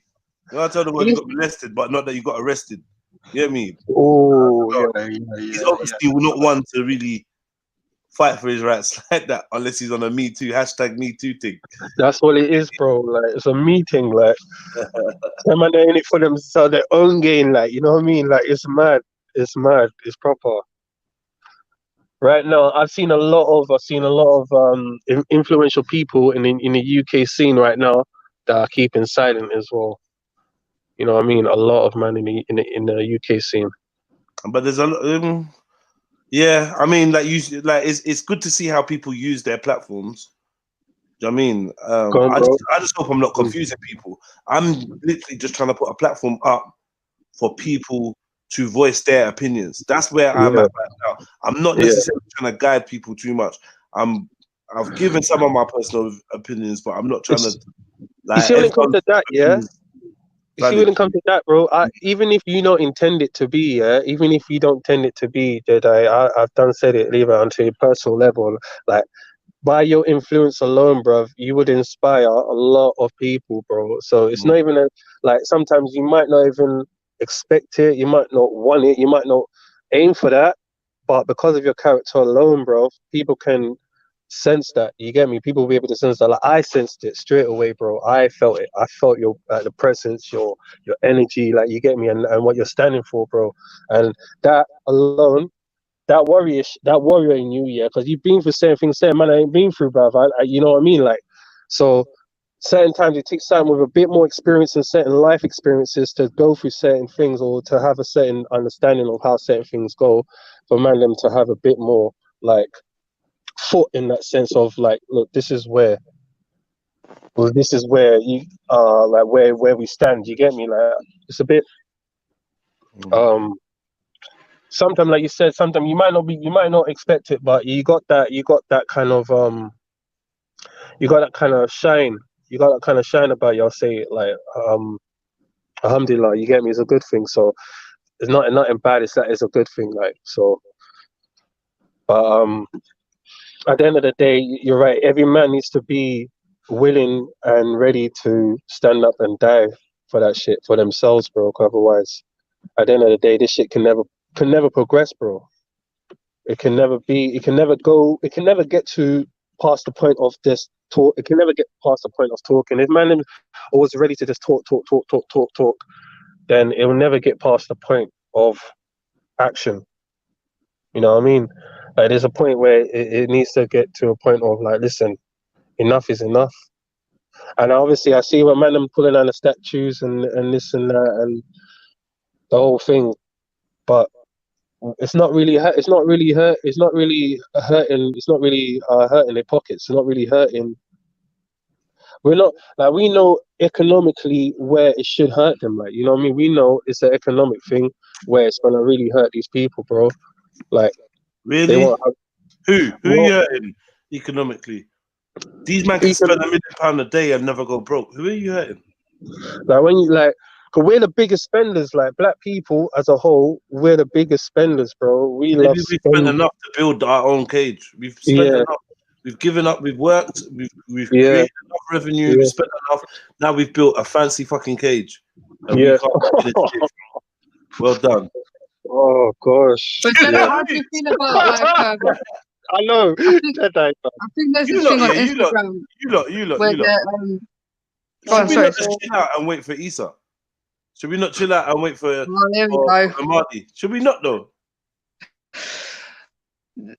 I mean, we have a responsibility here on earth. Should we not chill out and just keep making our du'as and prayers and being nice to people and wait for the Mahdi? You get me? The Mahdi, yeah, I know exactly. Yeah. See, this is the thing. Yeah, I know exactly what you're saying, bro. I think that's what it is. That's what it comes down. Because that's the same thing that used to happen. You know, like, you know, when I used to talk to a certain man in mosque about racism or certain things about it, like, you get me, in like the illness within Islam and certain things like that. That's the same thing, man. They used to say, brother, aki, wallahi, brother, in time, my head will come, everything will be better, aki, wallahi. And you're like, bro, wait. Like, that's what I used to go from my head. I used to be like, whoa. Okay, I understand that is like one of the signs that's one of the things that's gonna happen, yeah. But does that mean you just turn your back and like, don't worry, just keep whipping my back until the man is gonna come, don't worry, like you miss a spot. Yeah. You get that spot. Don't worry, man, he's gonna come and heal it. Don't worry. It's like, bro, don't take no more licks, bro. Stop taking licks because you're waiting for man them to come, bro. Right. Like, I mean, in Islam, we believe in the qadr of Allah, which basically means everything's pre-planned. So therefore, we don't have to constantly worry about the future. We should be aware, especially when it comes to prophecies, the fact that they've been laid out, they're very in detail. So we should look out for these signs. But really, the main thing is focus on what you're doing right now, because everything's already pre-planned. We can't change the future like that. Do you understand? It's already been laid out. We just have to go with the flow. So instead of worrying about what's next, let me worry about right now. Do you know what I'm saying? And as Muslims, we have a duty unto each other on the earth. We have a responsibility. We have certain rights over each other. So if there's something happening right now, it's not logical to think about, oh, what about this one coming next? This one right now, I'm bleeding. Do you understand? When you're dying or you got a stab wound, you ain't gonna think about paramedics coming. You're gonna think about, right, I need to try to stop myself from bleeding out. Do you know what I'm saying? And that's how we need to be thinking right now. Some people, they might so technically, we in a society where we actually do sit there and wait for medical assistance. We actually do. Like lots of people have died like that, where they should have like been considering what they could do to heal themselves, or like, you know, like they wait for medical assistance and they die, or they go to medical assistance and the medical assistance while they're waiting for it. You know, like there's always a choice of, should we just jump in the car or should we wait for the ambulance to come? And that's us becoming dependent on the system too much. And this is what they want. You know what I'm saying? You have to know to think for yourself, know to look after yourself. You know, you have to know how to survive by yourself without constantly being dependent. Even when it comes to entertainment, we can't entertain ourselves. That's why we open up our phones, go onto YouTube. You know what I'm saying? A lot of us are shy in real life. That's why we go on Tinder. You know what I'm saying? Because we don't really have to be around that person and be physical. You know what I'm saying? Just be who you want to be behind closed doors. Because people are too scared to embrace their authenticity. And this is what they want to dumb us down. And we already know this. I'm not even going to go into that. For those who know, there's no point educating folks because... Who's got the echo in the background? I was echoing. Or maybe you got YouTube turned up or something. I don't know what. For me, it's like, if you don't understand what's going on, then you're beyond saving, because we've reached a level where so much has happened. It's right in front of our faces, and you still choose to be blind. Like, from my eyes, you're just a lost cause at this point. You know what I'm saying? So that's why I don't even try to entertain these people. Really, I try to ask them questions and try to understand their thought process. Like with Jupiter, for instance. Like, I'll bring in so many facts to Jupiter she don't want to know. So then I'm thinking, all right, you don't want to know. Why don't you want to know? And that's why I start asking her questions. And for me, it's ignorance and it's arrogance. That's really what it comes down in the end. It comes to this superiority complex. I'm better than you because X, Y, and Z. And you don't want to, you know, level it down to understand people, because, you know, there's a blockage. And this is the sort of people that we're dealing with. And I don't think there's any point wasting our time with them. I'm here to be around like-minded people that understand what I'm saying. I'm not here to be around opposition all the time. You can't live like that, constantly having to disagree and prove. Who's Shahid? Who's Shahid? No, that's me. Oh, it is actually you, yeah? All right, Yeah, say it's that. me. Oh, go on. So is that your real name, yeah? No, it's stuff. Okay, say that. Yeah, man. So what's your views from Blackburn? What's Blackburn saying? No, Blackburn's alright. Just So no very quiet. protest. There's a couple, but like majority of the people are just quiet, so they're not very. Yo, can everyone hear me? Yeah. Yeah. Sorry, bro. No, it's just mostly quiet stuff. Anyway, folks, I'm sorry to cut you. I want to go, yeah, but peace, like, thanks for having me on. Big up, panel, big up, chat. Hey, big up. Yeah, Shahid, you come in on the sleepy one. What one? What are you saying? Do you know what we're discussing? Yo, Equator, what did you do to your sound? You did something to your sound. It's like echoing. Oh, you know what it was? I was in the car, in it, yeah. Then I come out, and I think that's what happened, bro. Then the things are fucking up. Yo, can you hear me? Yeah, leave and come back in. It'll probably be fixed. Have you got headphones? No, I haven't got my headphones in. You know. If you like, try headphones. That might help. All right, hold on. If not, leave and come back in. All right, cool. Yeah, family. Hope you lot hit the like button, and share the conversation with some of your friends. You know, that's always important. Keep supporting the thing. Some interesting viewpoints, man. Like, yeah, Catch-22. You know, are we being drawn out? But I actually want to hear more from the patriotic perspective. If there's anyone that sees themselves as an ethno-nat or a civ-nat or patriot and wants to come on and discuss, you know, their standpoint, it'd be good for a conversation. You know what I mean? If you lot know of anyone that'd be right for that, then holler at them, tell them to jump on. And yeah, thanks for Zubaydah and your input, man. I appreciate that. Big up Jen in the comments, Western Goddess in the comments. Big up man like Annabelle Rass. Global Faction. Did you turn down my request, my invite for you to come on and say a few words? I'm telling you, man, right about now, I need to hear from all the wise brothers, yeah, and sisters. You know what I mean? Not had too many sisters on there today. So like, let your voices be heard as well. You know what I mean? Let your wisdom or like your thoughts, you know, be shared, so we can see both sides of the coin. Make sure we're not on too much masculine macho thing. You get me? Balance us out. Unless you lot don't care. If you lot don't care, then your voice is not going to be counted right now. I'm telling you, you're going to be the ones that's going down to Black Lives Matter protest, shouting your lungs off in a crowd full of 1 million people, and no one can fucking hear what you're saying. Now it's a chance to come on here and have your voice. I mean, I'll give you the microphone. You know how I do. I'll give you the microphone. I just want to hear what you're thinking. Yeah, so if you don't care about this so much, there should be people that ain't come on that should be like, you know what? I actually want to say 2 words on this. I want the world to know that my voice was actually logged somewhere. Like, come log your voice in it. If you want to log your voice in, this is the link. Let me put the link in the chat. You know what I mean? Don't be silenced, man. Yeah. You know what I mean? But yeah, I felt what Z said about that. I'm not actually looking at the Muslim community as a whole to get involved with anything. But what I do think is there has been a lot of times where it does seem like if an issue is a black issue, it's not for everybody. So, I mean, it's like not everybody's identifying with the black child or a black woman and their struggles or what they go through, or a black man. Yeah, it's mad. And these are the same people. It's mad because they're going to be the same people that want to like listen, love the culture, but don't want to do nothing to do with the people, bro, and the struggle, bro. Right. Do you think it's because we make our culture so easily? Yeah, 100. We're too open. And it's not in like it's not even like it's a good thing and it's a bad thing at the same time, you know. It's something that could always lead to a downfall because people just come and it's not even like man will come in and respect you and respect the people behind it, but they just come use the culture and then like they don't respect the people.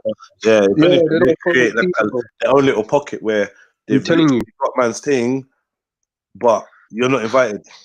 Yeah, guaranteed, bro. I know blatantly, bro. And I catch that. And you know what it is, yeah. And it's not just and people gotta be real. It's not just white folks either, bro. Everyone that's not black, bro, does it. Everyone that's not black does it. They use the culture. They love the music. They love the food. They love the like. You get me? Want to do all of that, but when it comes down to it, bruv, It's like they don't really want to respect the people, bro, behind it.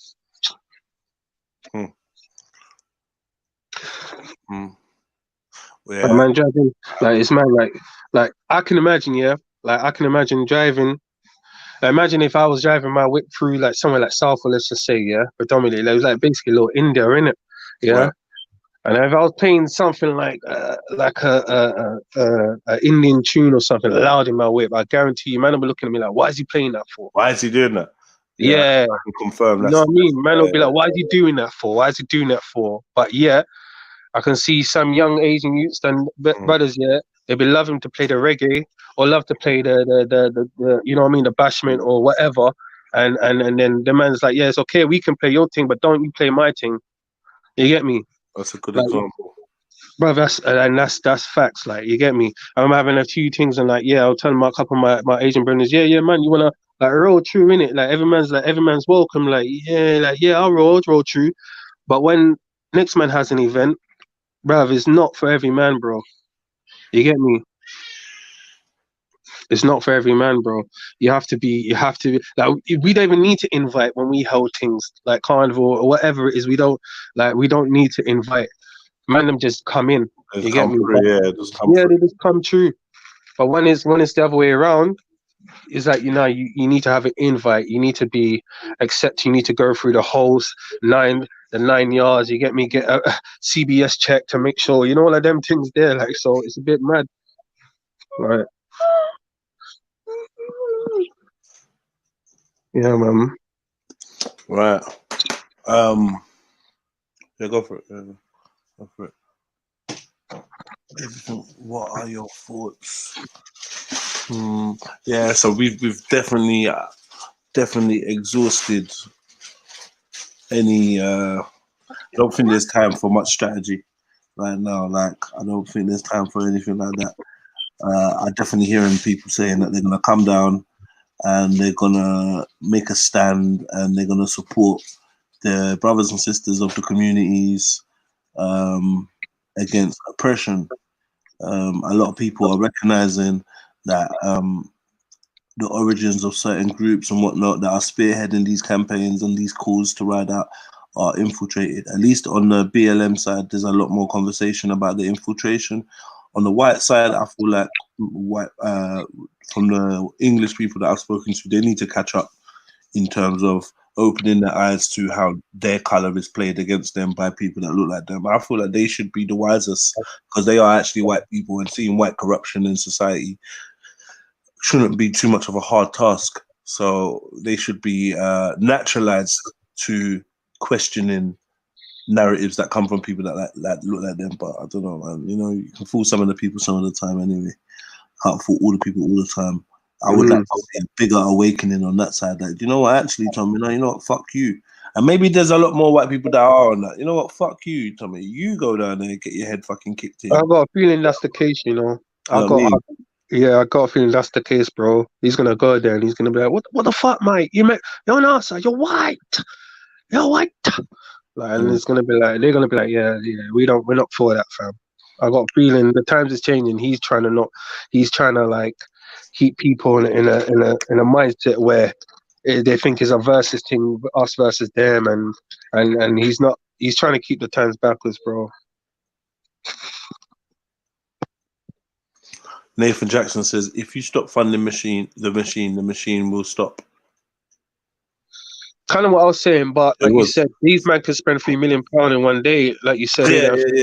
But like literally, and I'm not just making it up. Like literally, like man, like the Amazon guy, I forgot how many million he can spend a day, and never go broke. Like literally, to his dying day, he could be spending certain millions a day. So like the levels of wealth, let's not be silly. Things are not that expensive in life, as in you don't need 100 million, bro. Do you know what I mean? Yeah. To have to be nice, to not have needs, and to be able to still generate more money. So I think we've got to be realistic. When we keep being fooled into thinking that money is the end goal, I think it's kind of childish. childish way of seeing the world. Like they've got money, they've been had our money in it. So like they're not chasing money right now. This is about power. This is about control. Do you know what I mean? So now we got wonder control of what? You know, you control the resources, you control the man. You know. You get me? Yeah, I know what you mean. It's the resources. And to be fair, that's why you see every man talking about the statues, it should go beyond that. It should be like, all right, you see everything you got in your museums, run that back. Well, I didn't want to be the one to say it out loud, innit? But I don't know, man. I don't know. Let's see what happens in the world. One of my good friends, one of my good friends said something, yeah? One of my good friends said, so are people ready for when these protests turn into martial law and your grandma, your sister can't get no food in supermarkets? Because apparently this is going on in places like, I think in Minnesota or whatever, it's going on where the government or whatever are not going back in there to like stock up the supermarkets, so people are struggling to get essentials, already exasperated by Corona. Like I mean, is that like just like fanciful thinking, or is that something real where they're like, it could be that bad where people are like, you know what, no more mass gatherings. One, we got the Corona thing, and two, the public order thing is just no more mass gatherings, and they lock it down off the roads again. I don't know. And what about the second wave of Corona? We ain't even spoke about that yet. Well, yeah. You get me? This is a big test. Because you know, with all this gathering now, apparently there's supposed to be like 1 million more deaths now, isn't it? Right. Yeah. Like, supposed to, like, every man that went, it's supposed to be 1 million more deaths now. So the death toll is supposed to go up again now, isn't it? Of this whole Corona thing. If this thing is actually what they say it is, isn't it? Right. Yeah.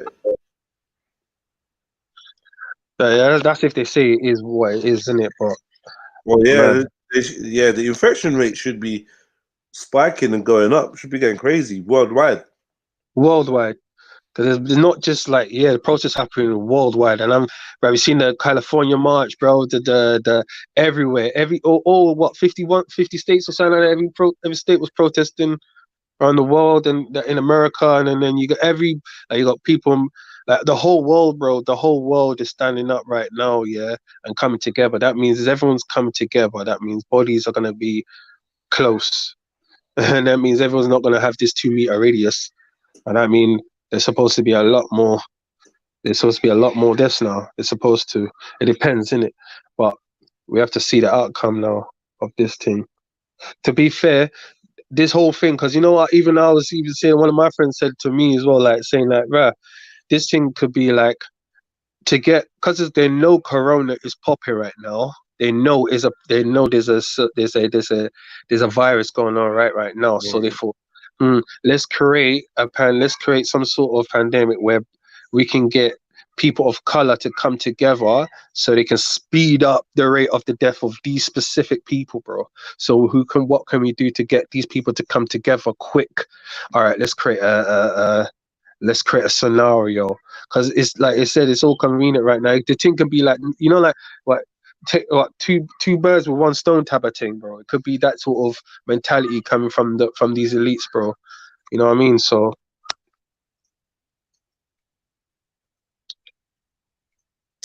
yeah, it's a tricky one, man. Who believes in it? Who don't? Is it a trap? There's just like I said, I feel like this is a very humbling time, I think, for me personally, allowing man to know how little of the game man actually is aware of, how little, do you know what I mean? Like, how much it goes on behind the scenes that you can't necessarily put your finger on.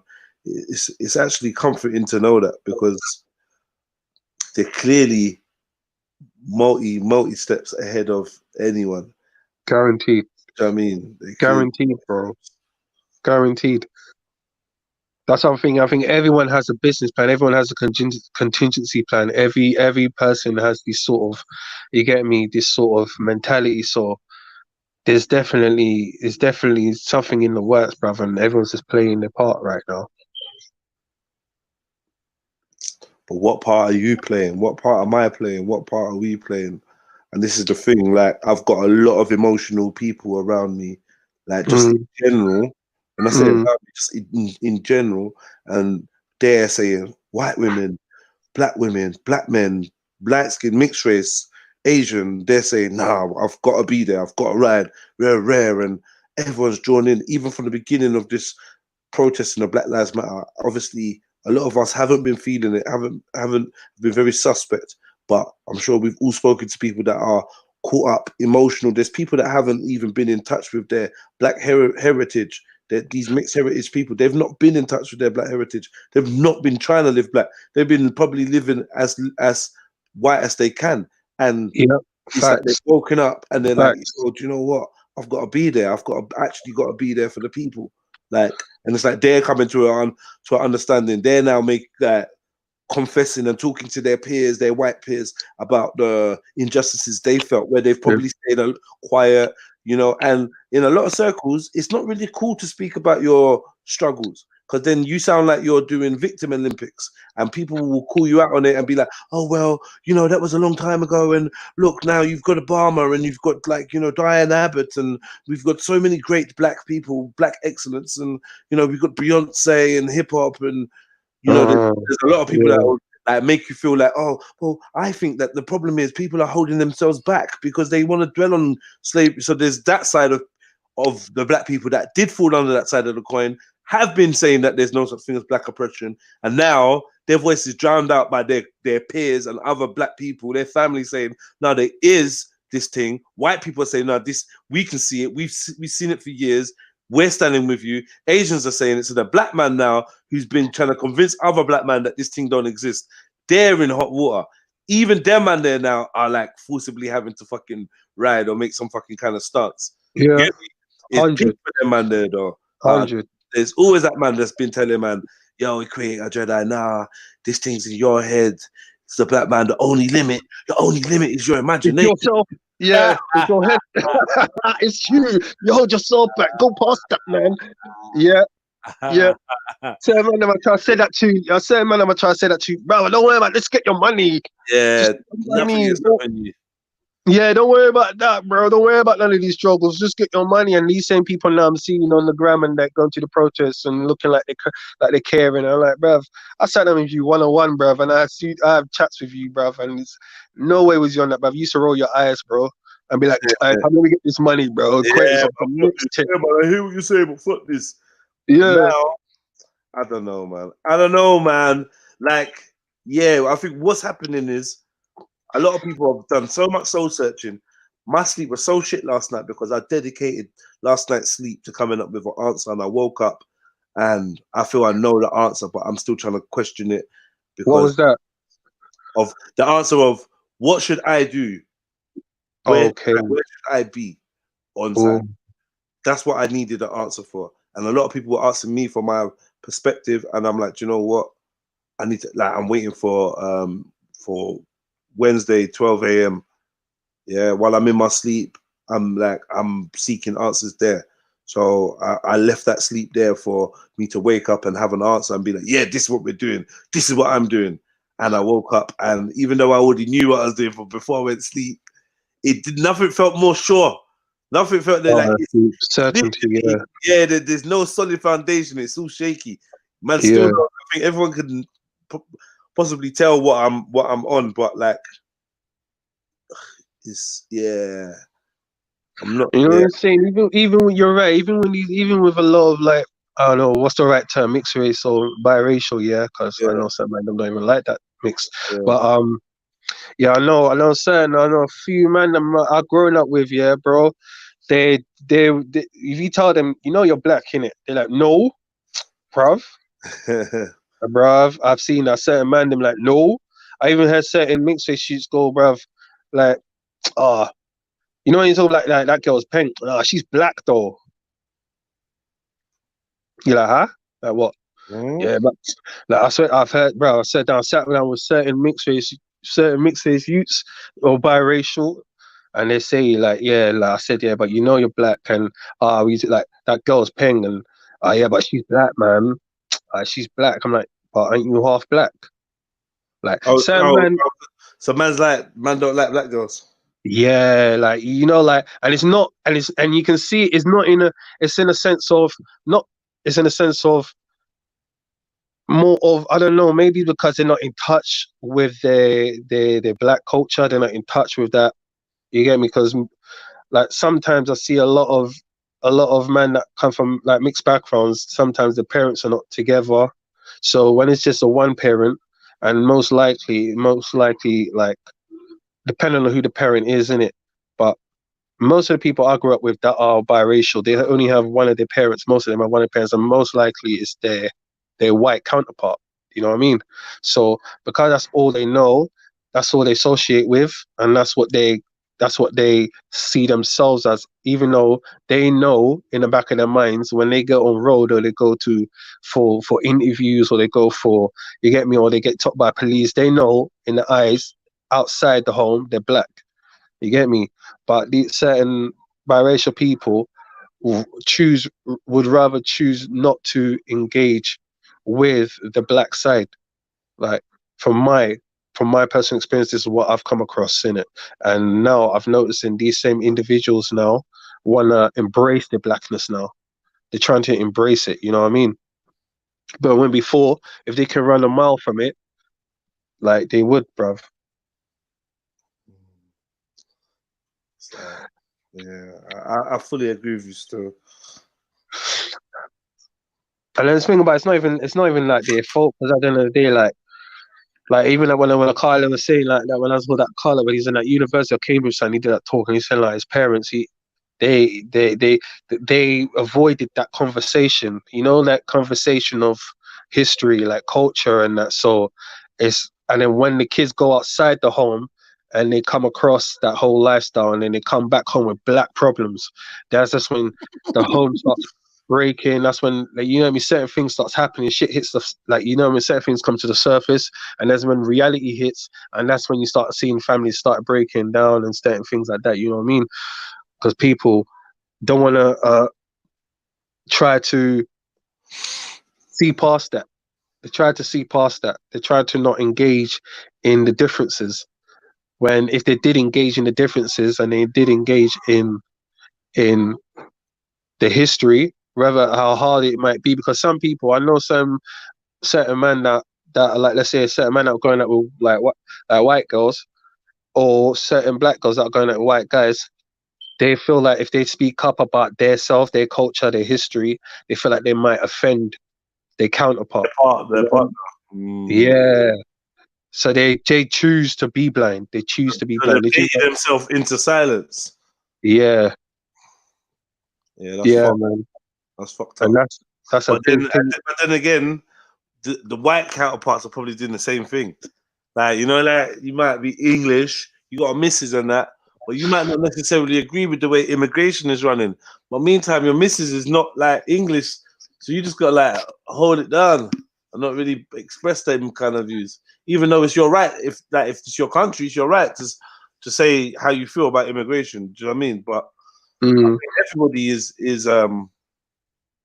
yeah, but I just feel like no matter who you're with, nothing should stop you from speaking the truth, innit? Whether it's for you or against you, innit? And to be with somebody that isn't ready to embrace the truth, or at least ready to hear you out from your perspective, that's not even really a partner you should be with. So that, you know what I mean? That's telling. You shouldn't have to hold your tongue. Do you know what I mean? You shouldn't have to hold your tongue. Yeah, that's fact. It's true, bro. It's a bit mad. So it's like a prison. That's a prison relationship. There's a lot of that, though. Trust me. And that's why I feel like a lot of that happen right now, especially with this whole awareness of the black injustice.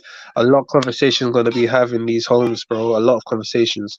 A lot of men are going to be silent, and a lot of people are going to be vocal. But I can't even imagine what's going on right now, because man's not living it, innit? I'm not living it, so I don't want to speak too much on that. But obviously, there's there has to be something going on in these homes, bruv. Because I got people in my family, like, you know what I mean, who have like mixed kids.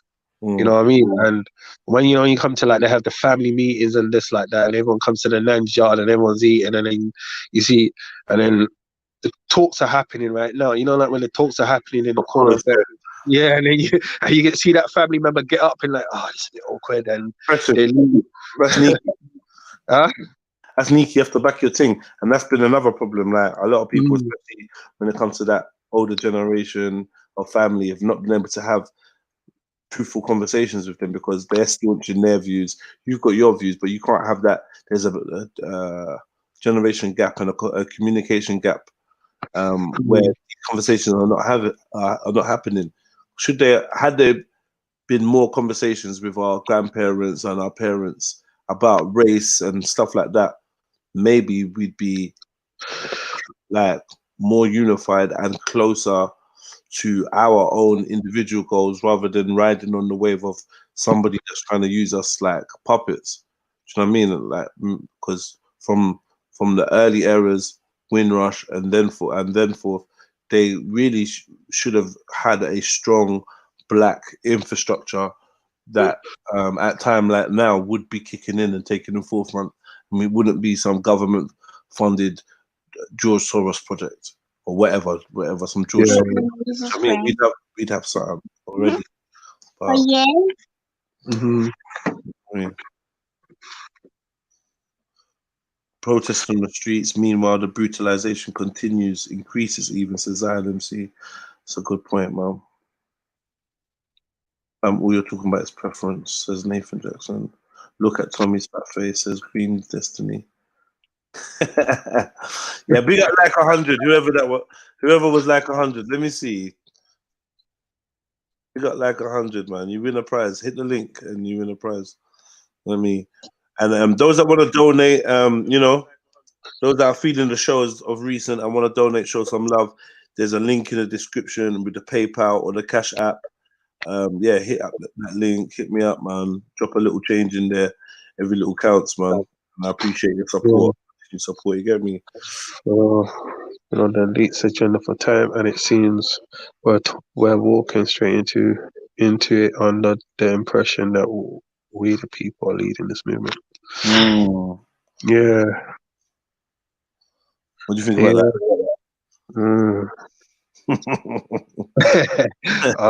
Where's the one? I'm gonna have to read it again. Let me just. Okay, it's been time, and it seems. Yeah, I don't know. Afternoon, all. Yes, Samaya. Afternoon. Peace. Peace. Hello. Is that the Muslim brother that was talking about the racism? Yeah. Yes. Okay. Salam alaikum. Wa alaikum salam wa rahmatullah. Yeah, I come to actually well, unless Jeddah has some questions for me. I come to talk to you about that thing that you mentioned about the mosques and stuff. Yeah, go on. You highlighted obviously some problems that you've experienced, and this is something obviously I've heard about in the past, and I don't know if you heard Roadside to Islam's video. Oh yeah, the brother, yeah, that was quite emotional.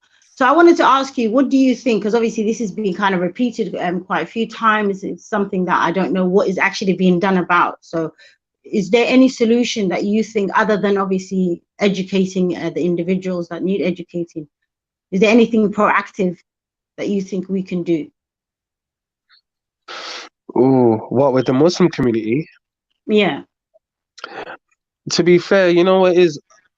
Because when I used to talk to some brothers about it, I would always use the reference of the Prophet, peace be upon him. You know what I mean?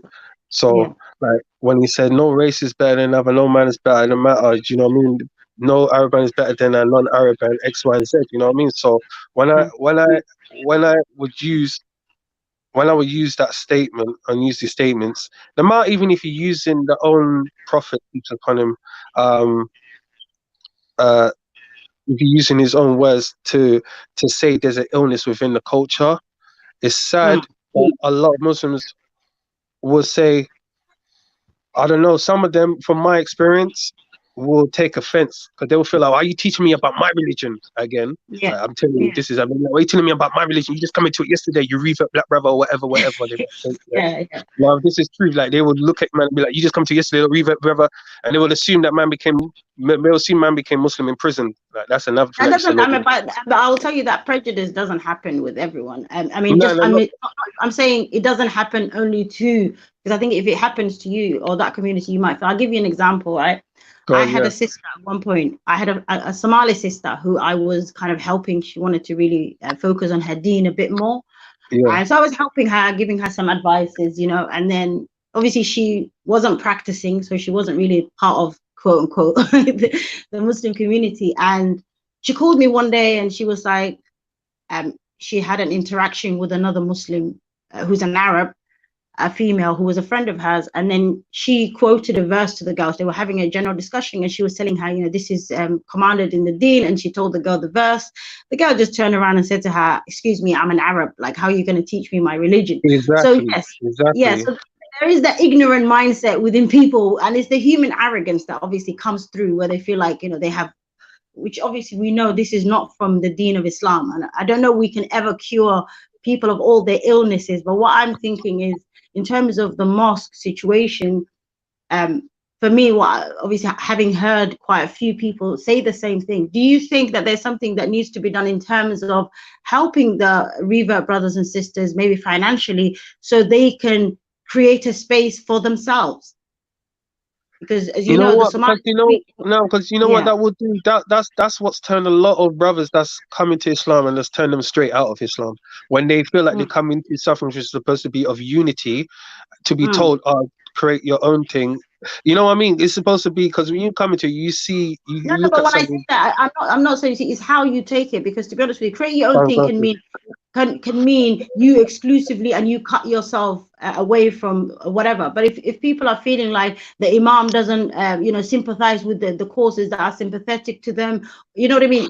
When I say that, I mean, imagine there was a black revert brother, because it does happen in South London. I know Brixton Mosque has a long history. There are a lot of prominent black revert brothers, even if you look in the da'wah scene, from Bilal Phillips to Yasser, there are a lot of it's not an invisible community. I'm just saying, if they were in charge even of the mosques, then they could structure things. It doesn't mean that it would be exclusively black mosques, because Somalis have their own kind of mosques even, but it's not an exclusively Somali mosque. I know a lot of mosques, a lot of black brothers go to, and I think some of them would even find less prejudice there, for sure. So I'm saying you would be then in control of structuring things to combat those prejudices, because those prejudices obviously affect or are more important to the community that is impacted more. I think, yeah, it does. It does. I think I think it should start with like in the khutbahs. Like the khutbahs the khutbahs are something which is very like powerful in it, because obviously khutbah, when you're hearing, before you do Jummah and you do your prayer, and in the khutbah, there's an awareness before the salahs of. They now keep it in people's minds, and then that'll make people from the mind go into their hearts, innit? But if people are not aware, like I remember, like Marshall went to Acton Mosque in my area, West London, and the brother was a Bengali brother, and he said, "Today, brothers," he said, "I'm going to talk about Bilal radiallahu anhum." Yeah, he said, "Today I'm going to talk about Bilal," and then I was shocked. I was like, "What?" Because like I've been imagine being Muslim for like almost 8 years, 9 years, and then every khutbah I've gone to, I never heard nothing about Bilal. Only what I personally looked up on Bilal. And that's quite sad. And it shouldn't be limited to just Bilal, because the history of Islam in Africa is quite rich. So it's quite sad, really. Do you know what I mean? So I think within the khutbahs, I think that's where, and within the homes, to be fair, because sadly, everything stems from the home, innit? Yeah. Sadly, and everything stems from the home. I think even like I lived in, let's say, North London, right? And I don't know if you can attest to it, because I've had Nigerian friends, right? So they do have, even if you look at the churches, there are African churches, or Ghanaian churches, that kind of stuff. And I think with the Muslim community, quote unquote, because I don't even know such a thing exists in the UK, I feel like it's in a funny situation, because obviously we've come from various backgrounds, and then the mosque just kind of lumps everybody together. And if people aren't socially aware, or, you know, like what you just said, the reminders from the home isn't there, then people come into the mosque with their ingrained prejudices. You know, because if you go to the mosque, I used to go to like Regent's Park Mosque, and everybody, I'd seen every friggin' race there when I was a child. And that for me to even say having your own mosque is a sad thing, because I think some of even the situation we're in is because everybody's kind of separated themselves. So it's a sad thing that I'm having to recommend. But if this is a continuous thing, I feel like there's no other you know, I don't know what other option there is. Yeah, I think the thing kicked him for some reason. Yeah, he's back. Hello. Yeah. Sorry about that. Yeah, man, muting the cut off by accident. Apologies, sister. You're saying? Sorry, say that again. What was I saying? Sorry, my. I don't know what you heard last. Did you hear last? It was cutting off. I didn't even quite catch it, to be honest with you. No, I was saying that. Sorry, go on. No, go on, sister. Please go on. No, go on. No, I was just saying, basically, the predicament that we find ourselves, obviously, is we're kind of lumped, you know, different communities together. The mosque kind of brings different communities together, but obviously we don't have the state infrastructure, shall we say, to be able to educate the people. Like let's say if we lived in a Muslim society, there could be state actions that would teach the people about their prejudices and what's acceptable and what's not acceptable. But now, obviously, we're having to rely on people to self-educate themselves, so when they come to the mosque, they have the correct akhlaq and adab and are free of this jahiliyyah. But clearly, you know, people are lacking in those things. So I don't know what the solution is, but I think talking about it, even sometimes I think we do get defensive, you know, as Muslims. I covered this, I think, in my show last time. We do get defensive, and I think we need to stop getting defensive, as hard as these things are to hear. But at the same time, I will say that because other communities maybe are not so forced together. I think if there was a Christian Nigerian, a Ghanaian Nigerian, an Estonian, a Brazilian, if all of those people were also lumped together, coming from all these you know, faraway places, they too would find prejudices, because not everybody who comes away from faraway land is, you know, grew up within the experience of maybe a tolerance that is kind of a state endorsed to some degree, maybe. Yeah, because sometimes, you know, it got to the point where I even started thinking to myself, I think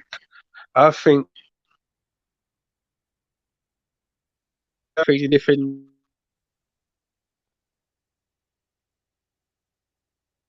as a people, but I sometimes I think, okay, now we all play a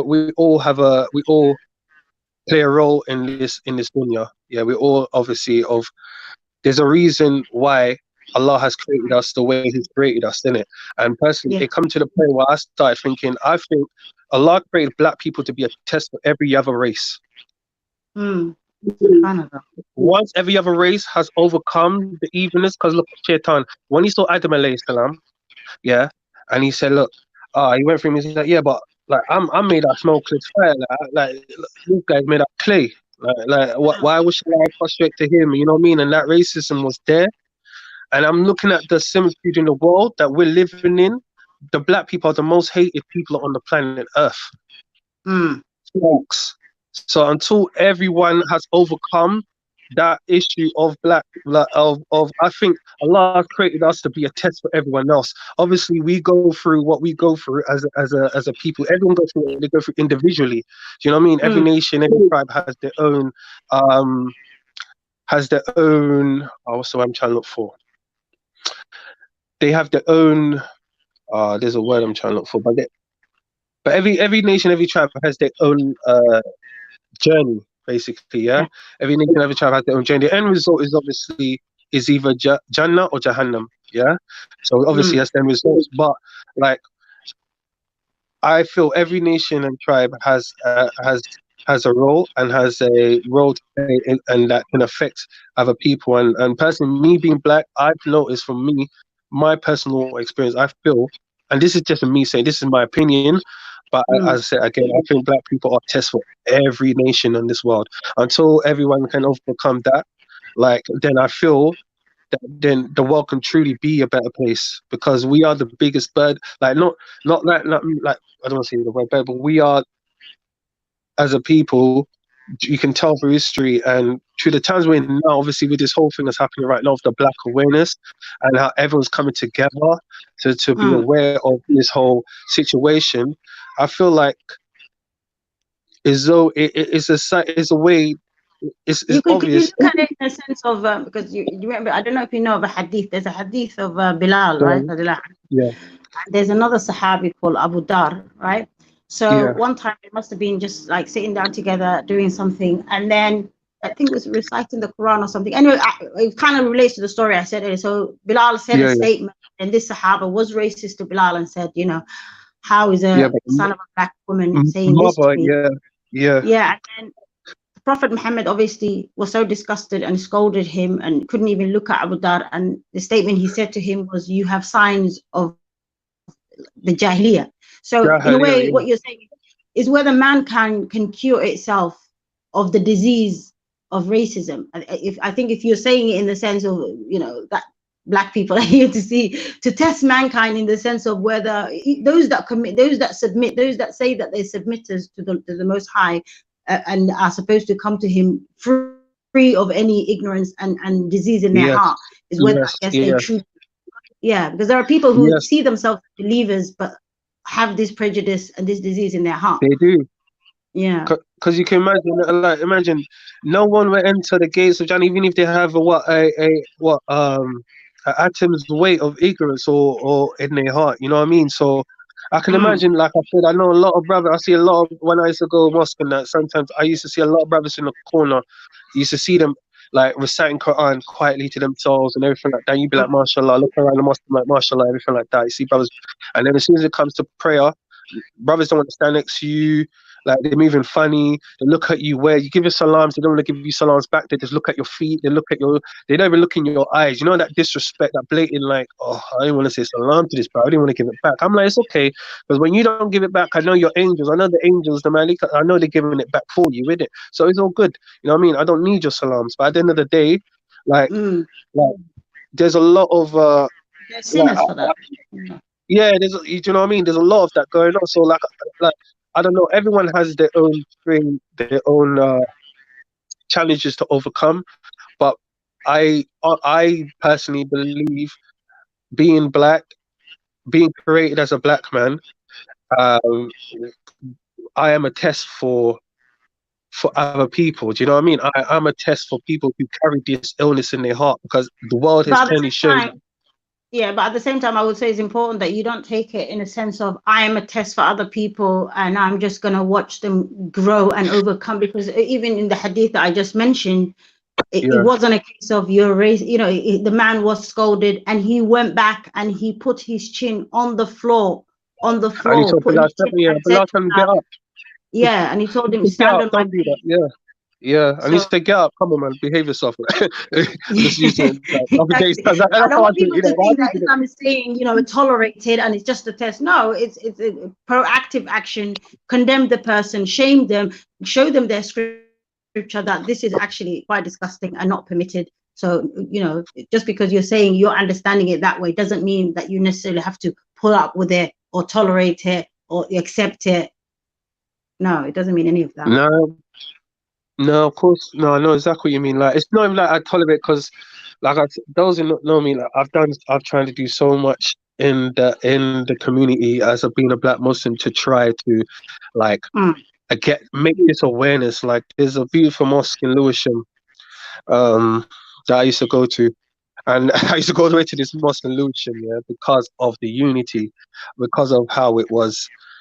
Like, of how the energy was in this mosque, you know what I mean? It was beautiful, and it was, again, not every mosque you go to you're gonna get that sort of vibe. You're not gonna get that sort of prejudice, you know what I mean? That sort of scrutiny. But I think people, there needs to be some sort of thing where every single mosque around the youth around the UK should sort of be aware, or some sort of I don't even know how to like, because to be fair, like even saying that is far fetched. You know what I mean? It sounds a bit No, far no, fetched I because don't it's believe. I don't believe. Actually, I don't believe it's far fetched. I really don't. And I think if people are, you know, for Muslims, right? If there is an issue, Quran and Sunnah is our evidence for us to use against. And I think of riding off the wave of what is currently happening. Actually, it's something I'm going to do. Okay, I give you my. I'm actually gonna go call the masjids that I'm, you know, because you can Google all the masjids and whatnot. And I think if awareness is raised and we show them that this is an issue and we would like there to be, you know, people that are basically coming in and educating and reminding, and it's not just a short-term thing. It should be something that is written into, I don't know what the word is. Not, they don't have a curriculum, but I'm just saying something that is into the ethos. I think into the ethos of the way mosques are managed, because I think it's also important because it is a multicultural society. You know, maybe in a different kind of, you know, in reality, a Pakistani, a Bengali, a Syrian, a Somali, and West African, they would not naturally be forced together to be in one space to, you know, to kind of be foot to foot, be brothers. You know what I mean? So because we're in this special kind of circumstance, all those communities have to be taught if they need, you know what I mean? Because you know what is, because I can't even remember a time when I early days when I became Muslim, when I first became Muslim, and that, and obviously you get brothers that will be so nice to you, They were so beautiful. They were so nice to you. They're like, yeah, brother X, Y, and Z. They're like, come, brother. Oh, you want to do iftar? You know, when it's fasting times, they're like, brother, you want to come iftar together, X, Y, and Z? And you're like, yo, this is beautiful.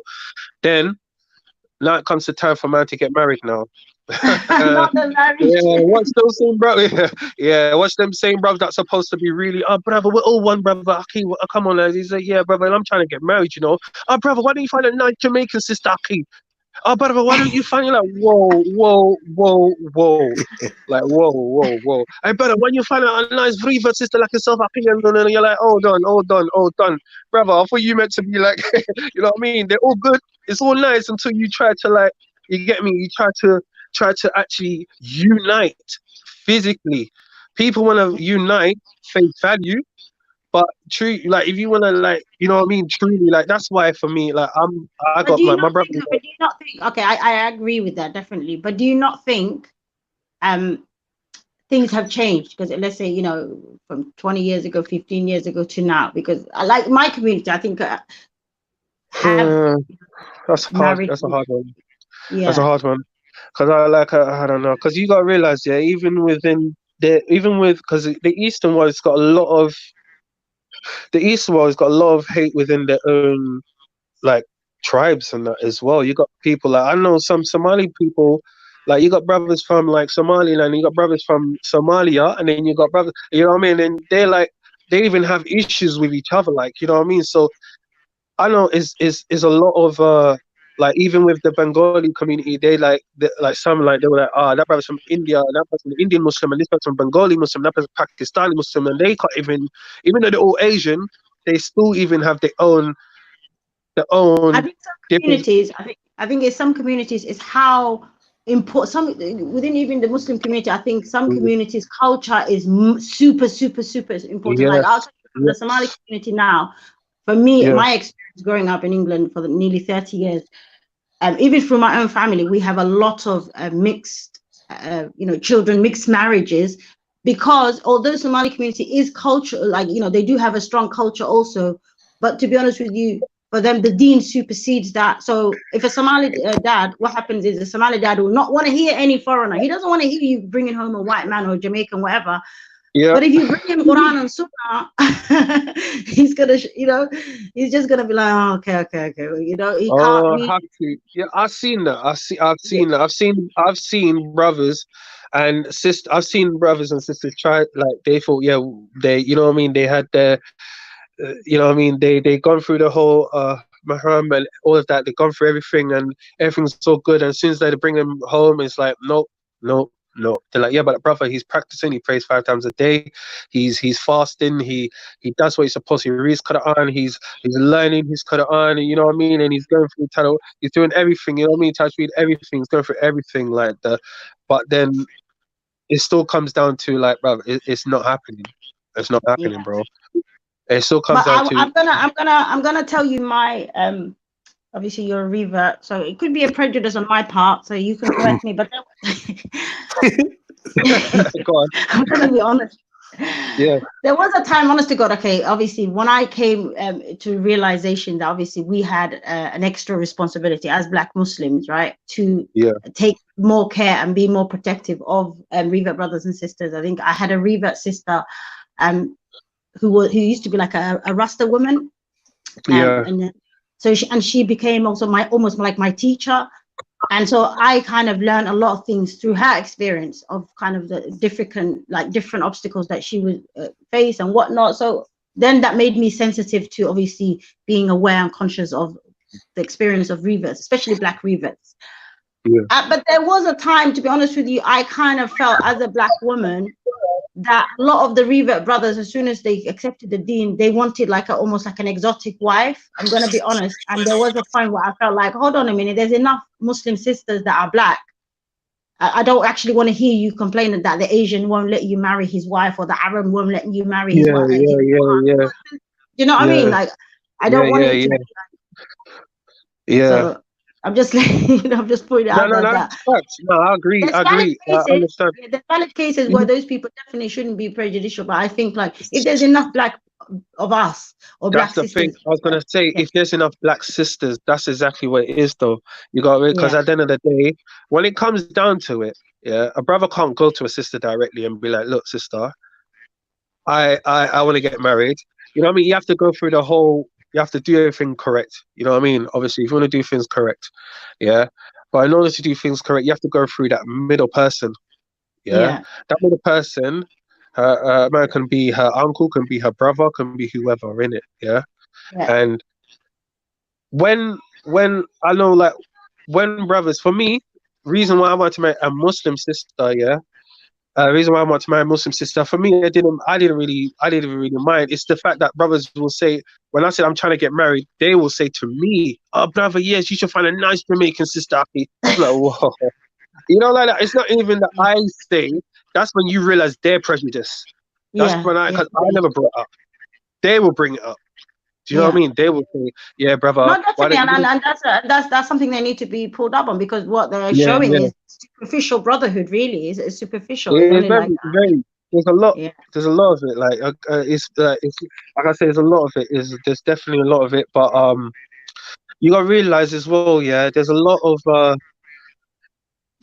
of more. From what I see, I'm not too sure about the sisters, but I know there's a lot of Black reverts. There's a lot of Black reverts that are Black men in it. Black reverts, men. So obviously, when brothers are trying to get married that are Black reverts, you obviously know the type of women or sister that you could get married to. Do you know what I mean? Unless you know a Black sister that's a revert, but then that's on other sisters to be like, "Look, I know sister X, Y, and Z, or whatever, and we can just have a discussion. What you're looking for, X, Y, and Z." But mostly, when it comes to it, you just want to marry a sister with piety, a sister that's got like iman in her heart. She has taqwa, you know what I mean, and she fears Allah. Do you know what I mean? You know what I mean? That's the main thing. That's the main thing you look for. So you don't bring in, we wouldn't even bring in the race thing of it, but because like you said, like before, you were thinking a lot of brothers get married because they become Muslim, they want to become marry exotic sister or anything like that, or X, Y, Z. But I don't think Black brothers have that mentality when they come. For me personally, I don't know. From my experience, there was me, myself, and another Black brother that became Muslim. There was mixed race, but he's Black anyway. But and I know that when we was obviously looking in that time, it was like looking for marriage. It was more of a thing where we wasn't like, "Oh, I want to marry sister this, I want to marry sister like that's from here," or you know what I mean. It was just that, brother, you just want to complete half your deen. You know, that's the main thing. You know, I just want to complete half my deen, and that's it. But unfortunately, obviously, you can't help. That's why I used to even say to some like even in the messages, some of the messages I used to go to, I used to say, and I used to get under some people's skin, but I used to say, Islam is perfect. Sadly, the Muslims are not. Yeah. And with when I wasn't Muslim, yeah, the same people that oppressed my people for 400 years, yeah, with slavery and all of this, yeah, you will find it being easier to integrate into those families than to integrate into a Muslim family. That's actually deep. Yeah, that's actually quite deep, and it's quite sad. And definitely, we It's need sad, to do but something. it's Yeah. facts. It's Yeah. facts. I Like think, to be guaranteed. honest with you, I just know that the sisters, to be honest with you, I don't think it would be too difficult for brother to marry any sister from any race. Obviously, if the family didn't have all of this cultural baggage that is tying the That's why I said, sisters down. yes. Yeah. That's why I even said the Eastern world has got a lot of that baggage to deal with first. You know what I mean? The Eastern side, because even though the Western side, yeah, we might have this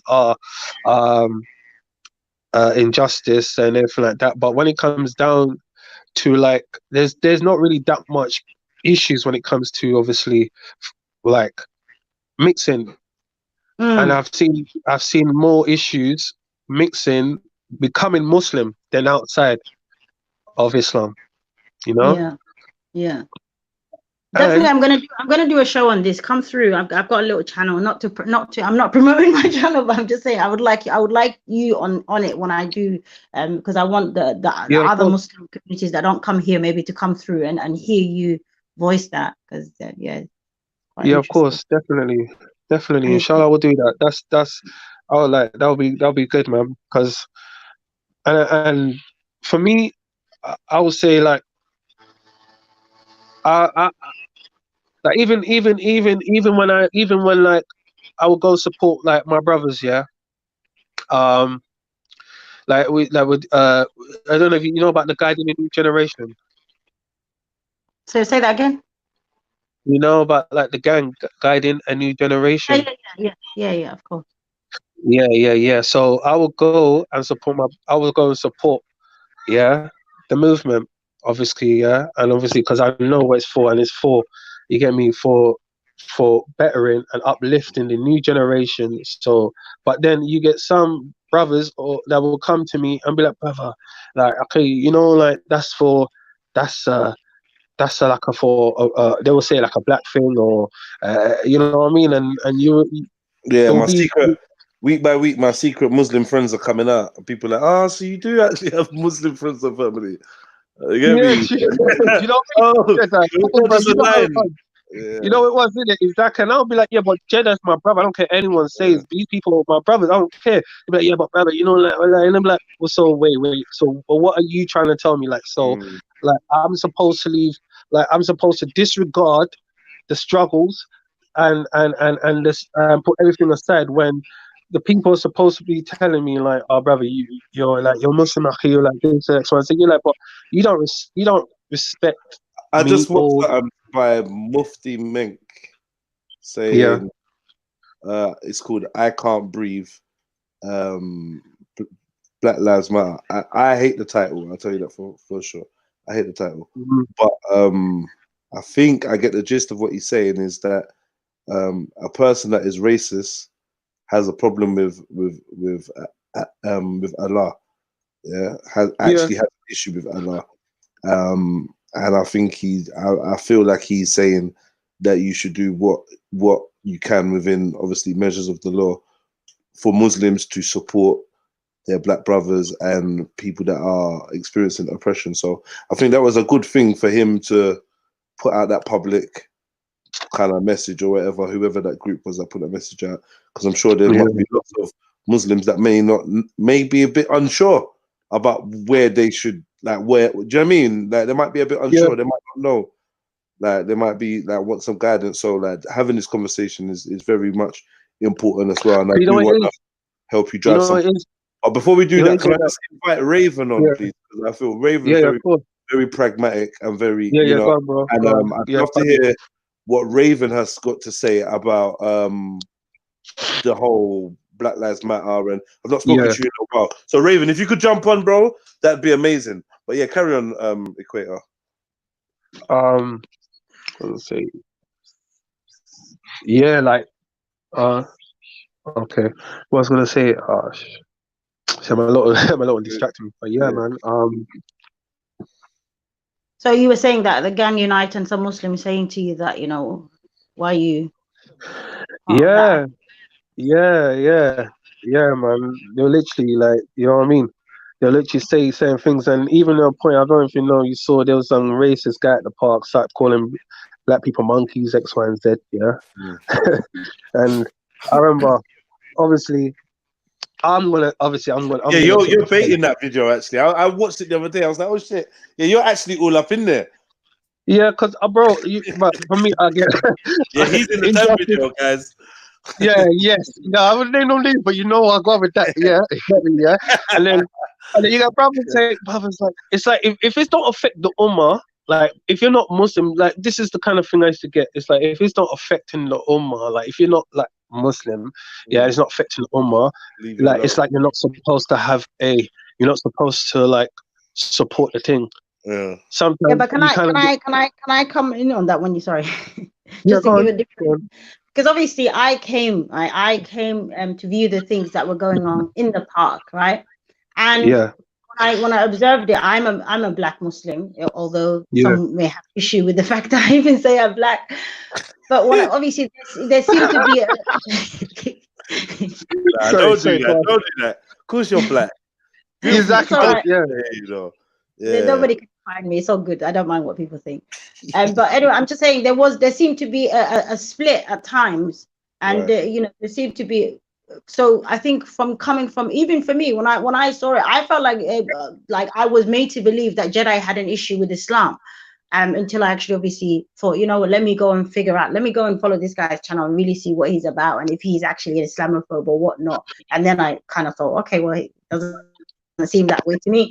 But I'm just saying, I think if people were in the mindset of them and us, you know, the Muslims versus this group of black people who basically are anti-Muslims, then they can kind of draw themselves that particular narrative where it wasn't a case, it might not have been a case of no, you can't do anything with black people, but a perception that this group of black people had an issue with the faith of the people, you know, maybe kind of a bit of that. Yeah. That's because a lot of some people were talking and they were like, you know, it was some people in you don't want to see how mixed my family is. Shall I show you? Do you want to see? This is going back a few generations. Yeah, you ready? I'm put my camera on. This is my great granddad. You're not rolling out the grandparents again, are you? Man, I can't see. Oh yeah, here you go. That's my great grandmother. She's Ethiopian. That's my gran. And my granddad, his dad was Turkish, and his mum was Ethiopian. Yeah, look, her mum, right? Her mum was blonder. You can't see it. Yeah, her mum was blonder than Boris Johnson. That's her son. You can see, like, if you look close, you can see he's got blonde hair. You get me? That was her son. Are you trying to get your black Look, card? This is my uncle. My mum. Hold on, man. Because you know there's a problem with delivery. This is my uncle, yeah, but my mum's younger brother, yeah. Delays for your black card. He's got black features, and not only that, look, he married a Peruvian woman. Lengthy. Ooh, so we got the Latinos. We got the Latinos in the family as well. Spice of the family, still. I'm not gonna lie, but yeah, big up the family, man.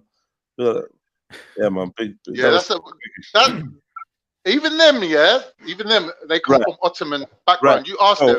They will still experience racism.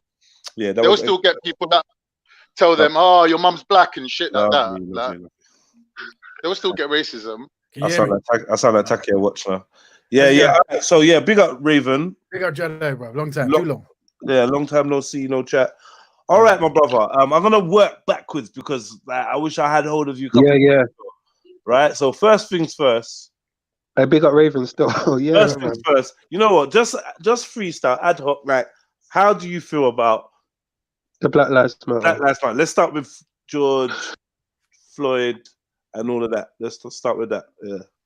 So the question to me, the question to the panel. Questions to you. How have you? What's been your thoughts over the last few weeks as you've seen events unfold? And what do you think is key for black people to pay attention to? So Black Lives Matter is like kind of like a bookmark in history. So when you see the protests and the picket signs, this allows you to, as you go down through history, you see that when you see these mass injustices or whatever, you see protests. That's what it is. It's essentially asking the oppressive system to stop oppressing you. I don't know how effective it might be. Only time will tell. But with me personally, I think if you want to use something matters, I think Black love matters. I think Black business matters. And unfortunately, perhaps maybe Black guns matter. Whoa. Whoa. Is this what's my man's called?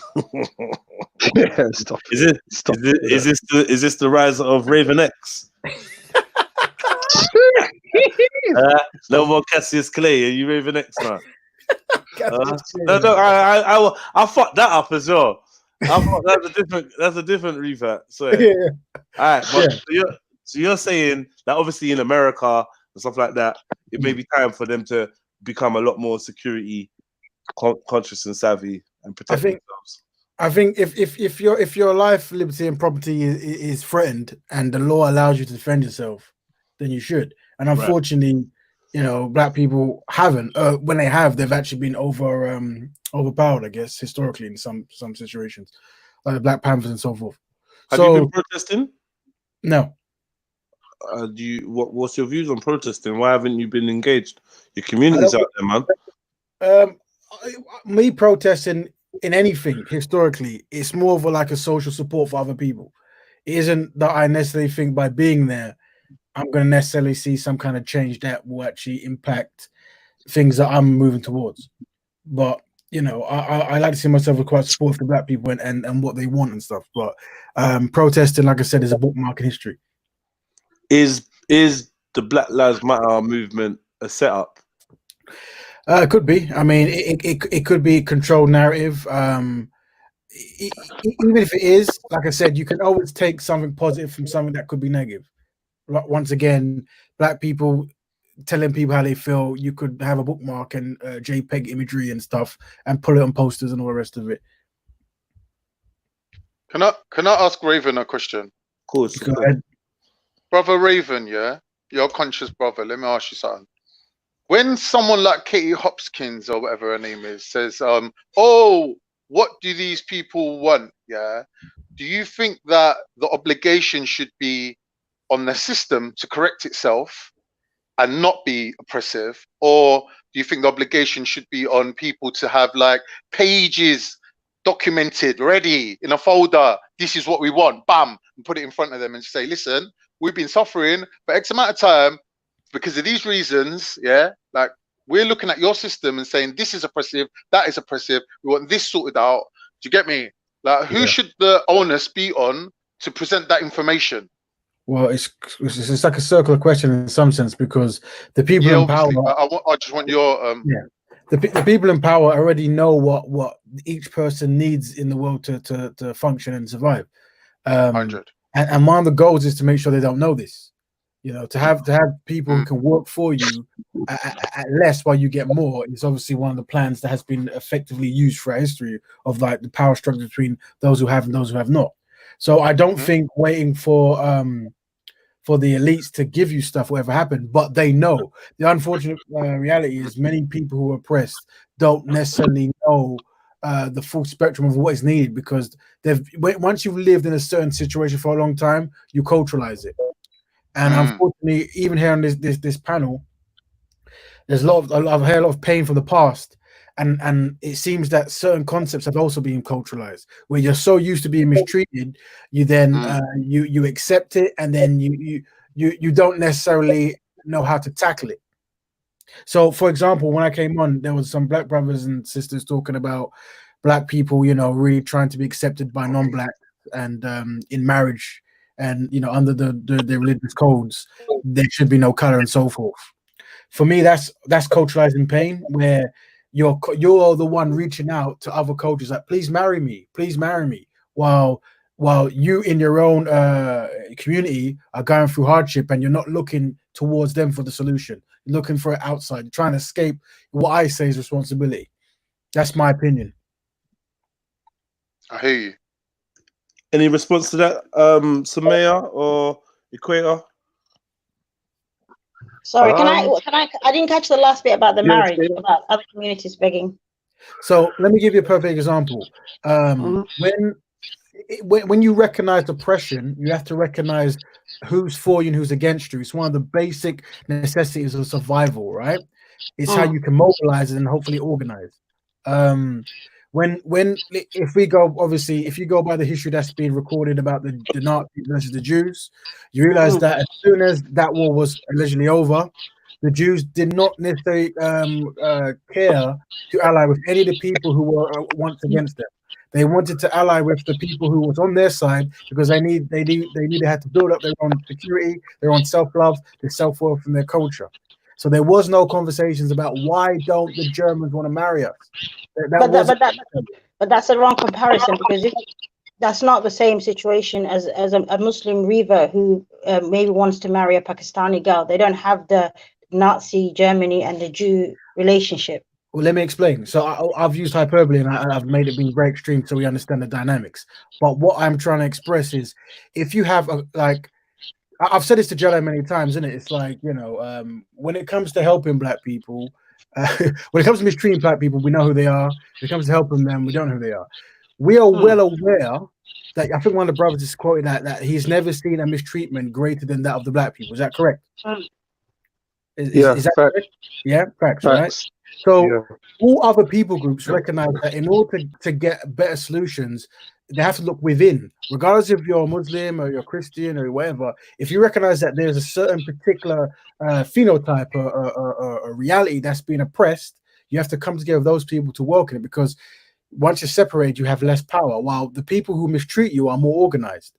So when you talk about, say, quote unquote, Pakistanis not marrying you, that's an organization. That's Pakistanis understanding that we value these things more than we value that.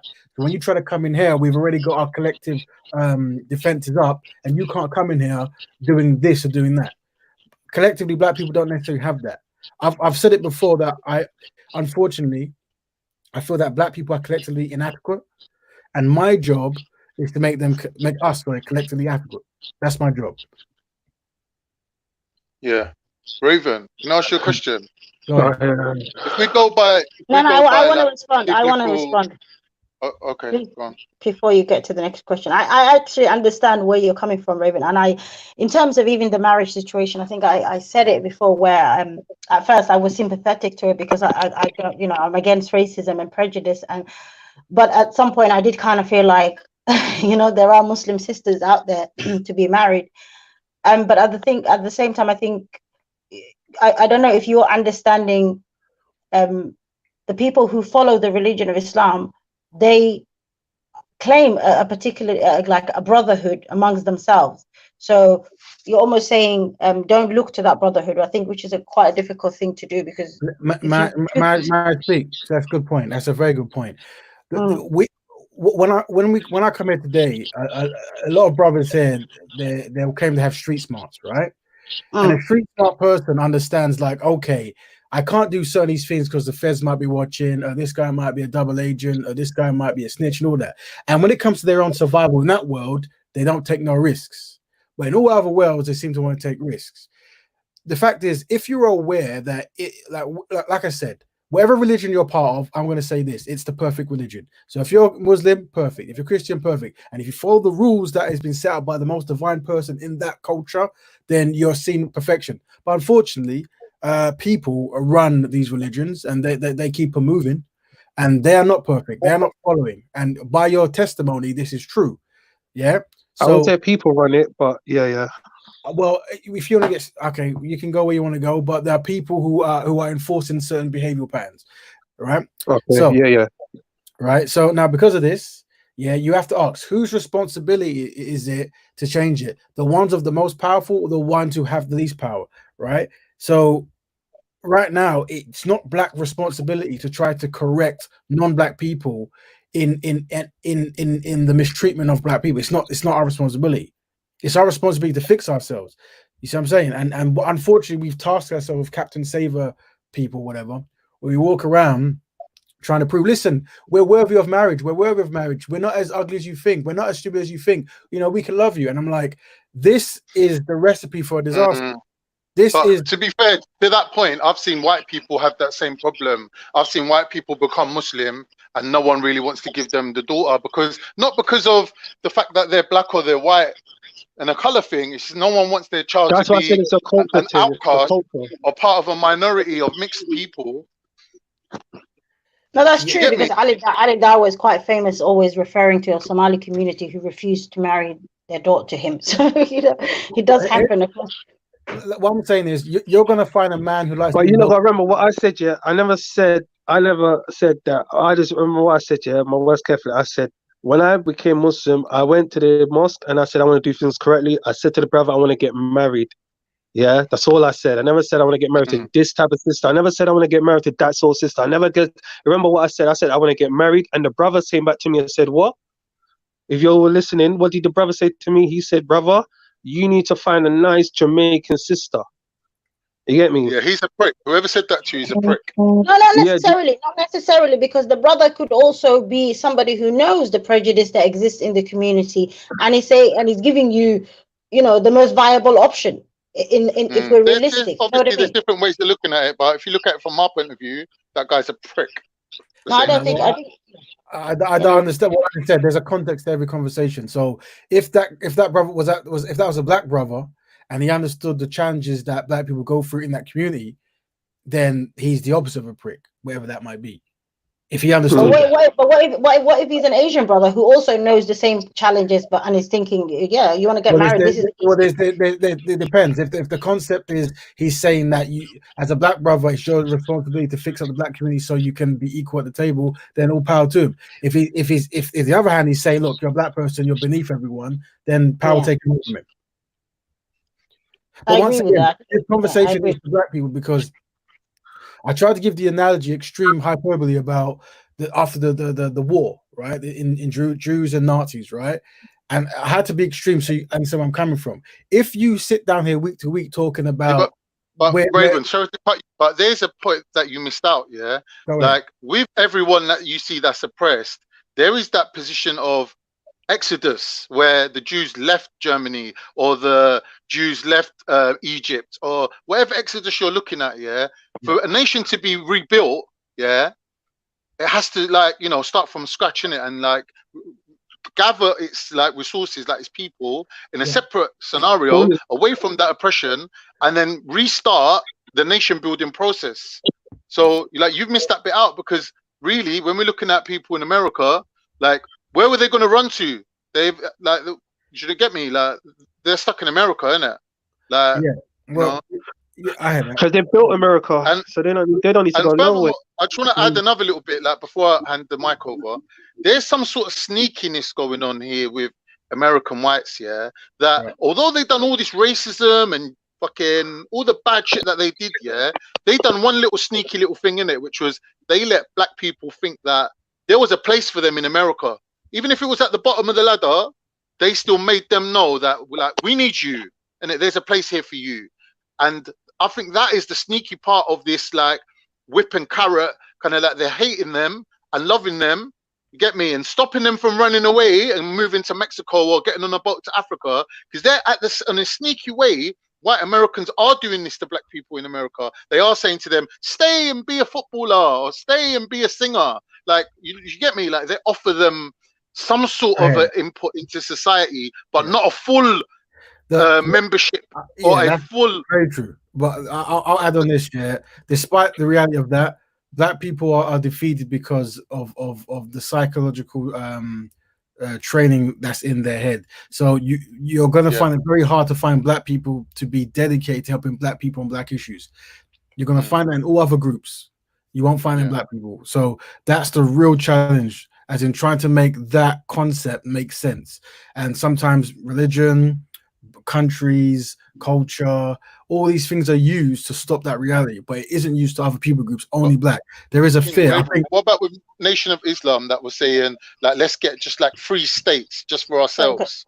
Can you see that religion would be not an obstacle, but like a blueprint for a nation building process. Yeah, I'm not against religion. I'm not against any kind of. I'm against obviously, anything that makes you anti-black.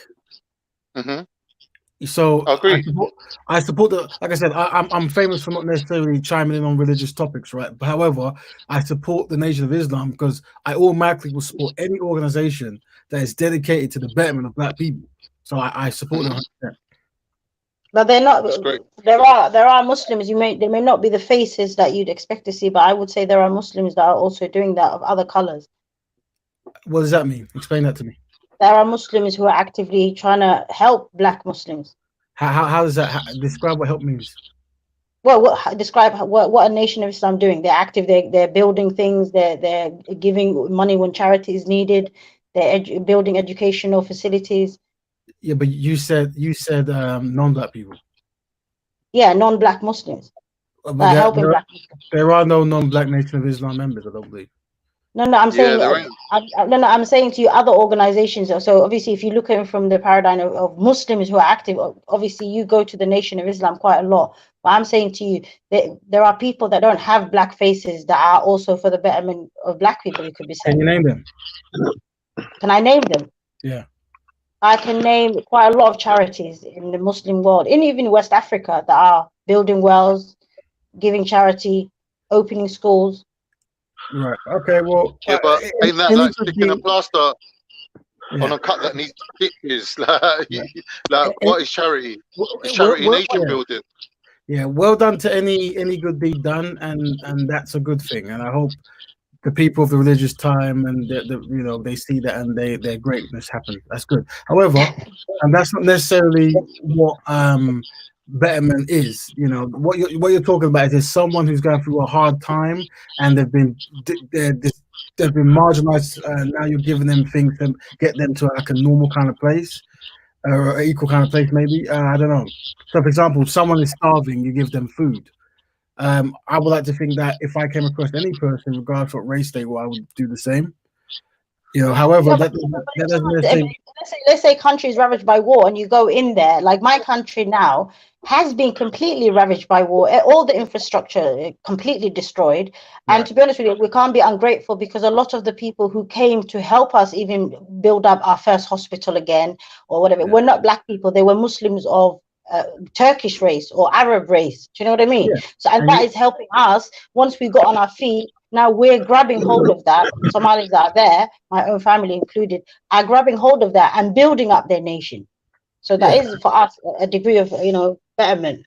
Yeah, and that's good. But what I'm saying is like we can't really conflate the issues. We can't also forget that you can exist in different paradigms, right? So you can live in this world and help Asians, Chinese, or whoever it is, and have friends and all the rest of it, but still have dedicated institutions to better people groups that need the help. It just so happens that black people need collective betterment. We need nation building. We need infrastructure. We need institutions. We need philosophy. We need all these things that make us look inwards for solutions. One thing that the Asians and the Arabs and the Pakistanis, they don't do, when they get together in their meetings to discuss betterment, they don't go, remember that black guy who actually trained us. They don't. There's no need because they say thank you when they see him. They don't need to bring him up as the captain of the ship to bring to every meeting. One of our problems is there even a collective is there a collective Asian network that is doing that, do you think? What you need to do is you need to invite all your Asian friends on here and they'll show you. And the thing is, they do it by osmosis, meaning that once you have a compounded code that is culturalized, right? You don't need to say things. Because black people don't have a compounding code, we need to openly speak. We need to go to a public place and go, let's try to fix some issues. But when you've culturalized betterment, it happens by natural. So part of that might be you as a black we need to go to a private place. No. Black people, we need to go to a private place now, man. Well, I hear that. I hear that. Yeah? He's like saying it's an unwritten rule that it doesn't even need to be said. Everyone's on it. But isn't that, hold on, but couldn't that be said? Because obviously when you say Asian, I don't know, we'll have to break it down into, because I don't know if there's large scales of Indians and Pakistanis working together, but they may be That's what I said Pakistani. earlier on. That's what I said. Within the There may Eastern be culture, you have Pakistani business. differences. Can I finish? Can I finish, guys? Sorry, I'll be very Yes, quick. sir. There may be a group of Pakistani guys who do business together, and other Pakistanis see that and build on that. But I'm not necessarily sure that there isn't also a equivalent a group of Ghanaian men who are doing business together in that manner, or Nigerian men who are doing business together in that manner. So I don't think the concept of having affinity with your own people or whatever is necessarily you're absent. judging people in the diaspora. I'm about to land. I don't think that is necessarily absent from the collective black people as a whole. Do you know what I mean? But it may be. You're getting it wrong though, Samaya, because when you're talking about people living outside of their community, those people. We just got someone new on the panel. I just want to check. Nana. Yo, big up. It's Stan. It's Stan. Oh, it's Stan. Oh, why go for the Nana thing? What's Nana? Yeah, bro, that's my original email. He says no all the time, innit? It's always like nah. You know, you put in your first name and last name on the Google thing. Mine's just nah. Say no more. Big up. Yeah, Yeah, so what I was gonna say, yeah, go for it. Me, yeah. What I was gonna say, yeah, when you're dealing with Pakistanis or Turks or Greeks that are living in England, yeah, you're not seeing where they come together and there's that secret alliance because it's back home. So when I do business here and I'm going back home and you're doing business here and you're going back home, that's where we're linking. That's where our cultural ties are redoubled. But you're not seeing that with black people. But hold on, but I don't know. You can tell me as a Turk. Hold on, let me finish. I don't know if it's actually a secret alliance or if it's a case of connections that you made through growing up. So if a Turkish guy comes over here from a particular town and he knows people back home and he's able to start his business here and he's able to get cheap labor from there, is that something that he's thought out in sense of, I don't know if it's the same mindset, because Somalis, I think, are doing a similar thing. I think Africans are also doing a similar. There's a lot of African businessmen, don't forget, that are invested in Africa. And their circle forces that they're going to be working with other Africans anyways. Does that make sense? So it's not completely absent is all I'm saying, like the whole thought, the process. So like I said, what you do is you identify a group that needs fixing, and then you have the rules that what defines that group, and then you work for betterment. So when you say Pakistani, if the Pakistanis need to come together, so be it. They're not saying Nigerian lives matter. They're not saying Ghanaian lives matter. They're not saying Dominican lives matter. They're saying Black lives matter because Black people across the board seem to be facing a similar challenge. Therefore, meaning there is a value in those people come together for betterment. I mean, this is what because Black people are collectively inadequate, right? This is why that concept is so hard. And every time I bring it up, everyone will always try to think of a way to not actually tackle it or to go somewhere else. But this is across the board. So my job is to try to make Black betterment more appealing. Because it's one of the few solutions that we have, so we don't need to have Black Lives Matter and people dying on the knee of the police and people not working, people being unemployed, people starving to death, all the rest of it, right? And this is what it is. Like I said, this conversation in the way it goes will never exist in the Pakistani community, in the Arab community, in the Chinese community, or the Asian community. It won't, because they've codified betterment. The reason why you Black guys can't marry their Arab daughters is because they've codified it. It's codified. They have prior importance that you don't part of. 1 minute. Can I say something about that, Raven? Yeah. Obviously, I'm Turkish. Yeah. During the Ottoman Empire time. Yeah. A lot of Arabs and a lot of Black people were marrying Turkish women. Like Turks, we're not saying you can't marry our women. Like you talk to most Arabs, they'll tell you they got a Turkish grandmother, or you talk to Somalis, they'll tell you they got a Turkish grandmother. Like Turks were giving away their daughters to everyone that was in the Ummah, that was Muslim, that was turning up with a dowry and saying, "I want this woman." Bam, there's the money. They were like, "Take her, go," because it's their religion. They can't be racist. So there are a lot of like people that got that mixture going on, but they might have forgotten it because it was like 4 generations ago. You get me? But that doesn't mean it didn't happen. That doesn't mean that there wasn't a time where that was facilitated. But how does that help people today? Because that makes them less racist, that makes them less colorist, that makes them less on oppression. Let me tell you something, right? People must understand my standpoint. I'm no longer here to necessarily talk about racism and who's racist in their heart and who hates Black people. I'm here to talk about black betterment. It's a conversation to where black people talk to black people about betterment. The problem with when you go outside that group, we then have to start including people saying things like, well, my grandma wasn't racist, and I don't mind you marrying my daughter. But at the end of this conversation, black people won't have betterment. Right. Yeah, I'm gonna jump off. What we're seeing now, though. Khan, can you wrap it up for us? Khan, I mean, Raven, in terms of the black betterment idea that you have. I've listened and then I've got to go. Okay, basically, after time. I'll conclude for you, right? Black Lives Matter is great. So I think it's a footnote or a screen grab in history, whatever. But if black people want to get true betterment, they have to practice black love, black business, and if they are threatened, they might have to practice black defense or black guns, whatever you want, whatever hashtag you want to use. Yeah, no doubt, no doubt. All right, thank you for having me on, Jedi. There, thank you for wrapping that up. Yes, I'm all for black love, and my business I'll be sharing very soon. Look out for it, guys. Yeah. Make sure to add me as well on that chat as well, sis. Sorry, say that again. I didn't. I wanted to the chat as well.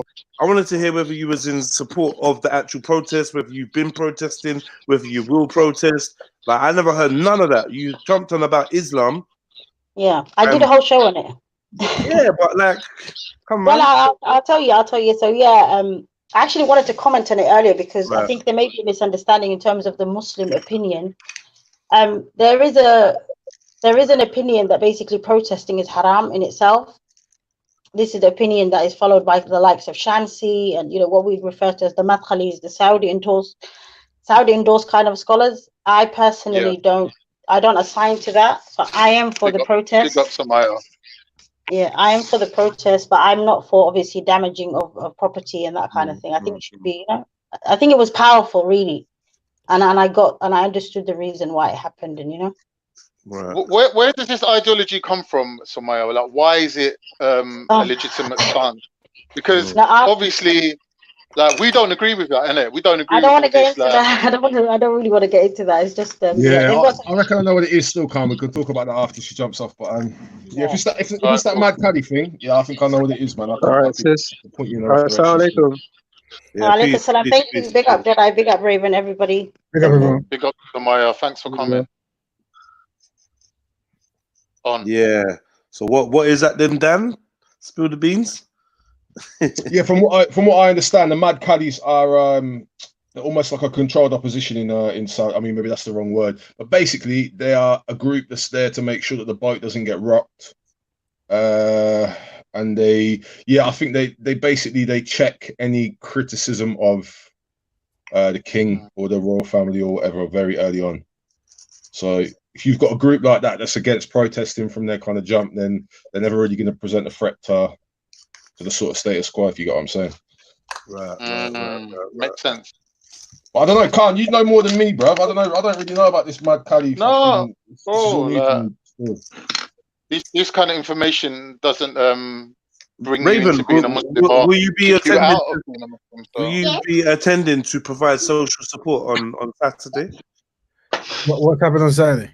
Well, there's there's a protest at the US embassy, but it seems to be lines have been drawn over that particular protest because you've had like a friend of not even a friend. We've had Tommy Robinson saying directly that he's gonna come down with some lads, and all the lads from London should come down, and their thing is to protect the statue. But seeing us like 3 or 4 black women protesting Black Lives Matter in a quiet town in Hertfordshire seems to get them pissed off and get their backs up. I'd assume that they're gonna come with that type of energy. Do you know what I mean? So I was like, it basically is looking like. I'm there, man. Yeah, it's looking like. Yeah, that's going to be the biggest event. Yeah, I'm here to back. If anyone is suffering misjustice, right? Exactly. So you can't allow misjustice to commence, right? But I still see the same about protest, and it's basically like it's policing our own thing, bro. Basically, like, so they're gonna be frontline. They're gonna cover. They remember the police is on. They will back them. If shit hits the fan, you think like, if she is the fan, you think who's going to be protected? It's going to be the Tommy Robertson supporters. They're going to shield them from us. Right. If it comes down to it. I could see that happening. Yeah, same. Guaranteed. I could see that. Yeah, Guaranteed. They're going to have their backs towards them and the shields towards us or whatever. You get me? I got a feeling that's how it's going to go down. So I'm going there to be like that same type of, like, you get me, come with that same sort of force, bruv, with that same sort of mentality. Like, listen, if shit's the fan, I'm putting my back towards them.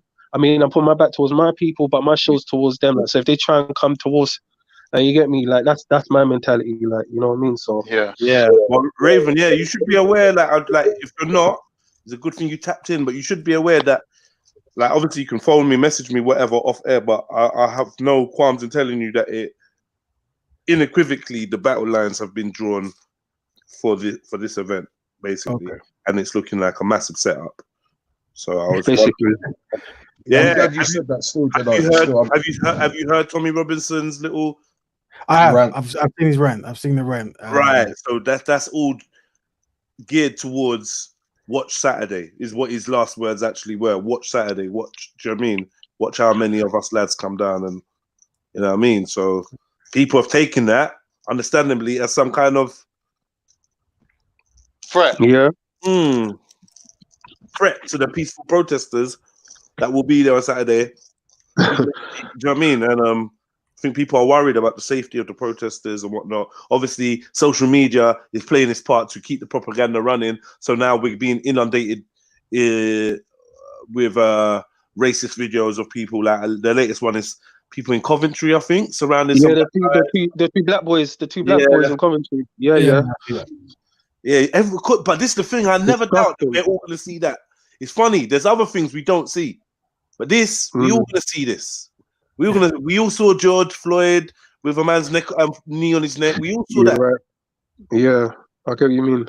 Is this thing really our friend? Are these machines even our friend? Because the updates it brings us seems to be like psychological warfare, straight to the palm of your hand, straight to your pocket, like nowhere for you to even escape. What are you saying? The phone? You say the phone? It's the phone, the laptop, whatever. Anywhere you look, there's a screen, and someone's your mate is turned into the worse than Trevor McDonald could ever be in terms of putting a black face on propaganda. Yeah, putting a black face on propaganda. Yeah, your mate's doing it now. Like, yeah, have you heard this? Have you seen this? There's no escape. Yeah, but you understand that algorithms and these things are programmed, right? And one of the issues people are talking about why you need people of different groups to get into programming and development is because other people are programming algorithms, and just by their nature, it might not be beneficial to. Oh, that's deep. That's deep. They'll code things. They'll code things to go along with their own sensibilities. Agenda. So here's how it runs, right? You have to look at the birth of any mediums, right? So if you look at, say, the comic industry, when the comic industry first came out, it came out in the 1930s, 40s, whatever. And every time they depicted a non-European, it would have been racist, right? And then these things sold in the millions, right? Millions every week, millions.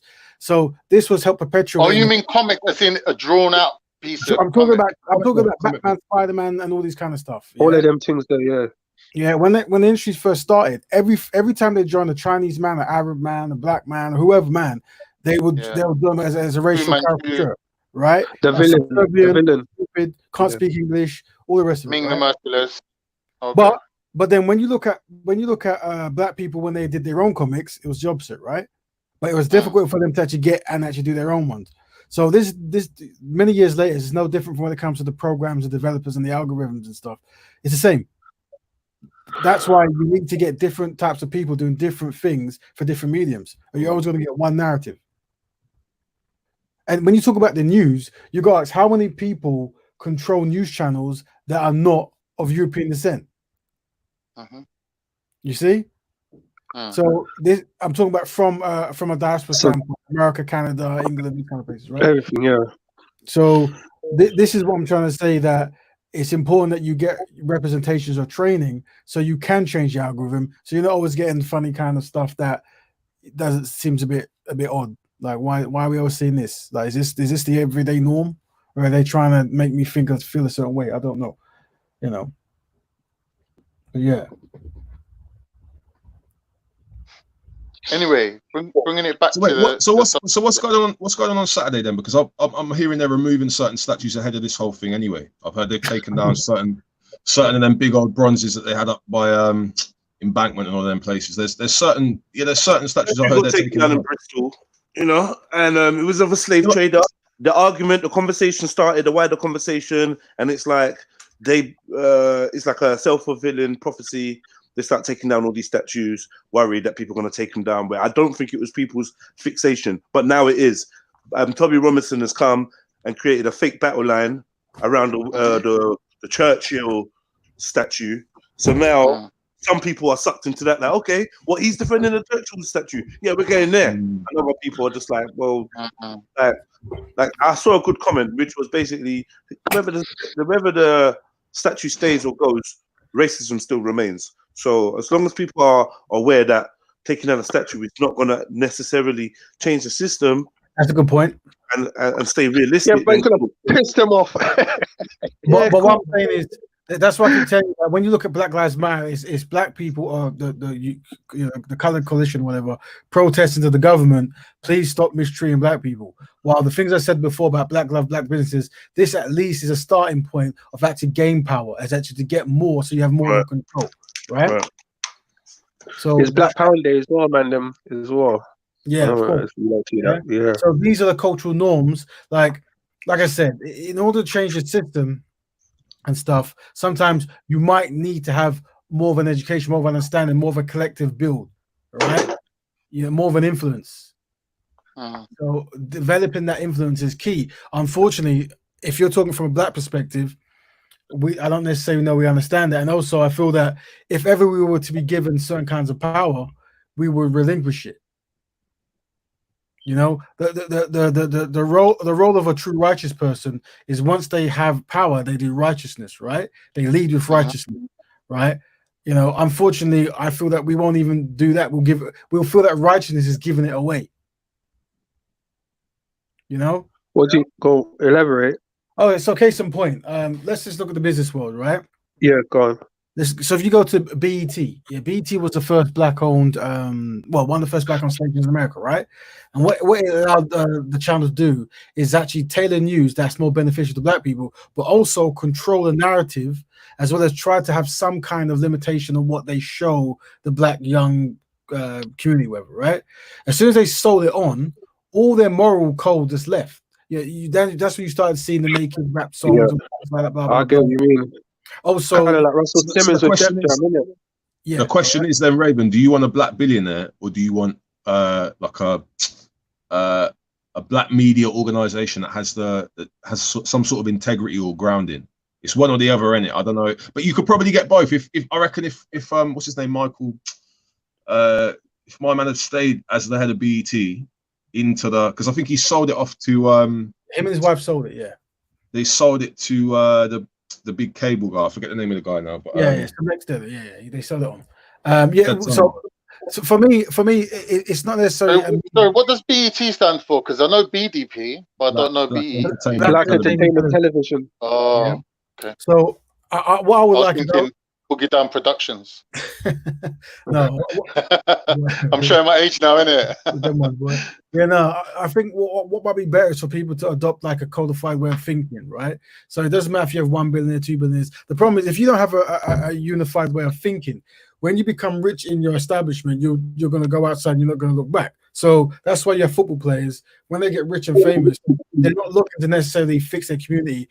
They'll marry into different communities and they'll go along that way, right? So because they don't have that kind of unified way of thinking, of betterment, of going back, reaching back. So that's how it is. Guys, I'll be back in a second. Just have to mute myself.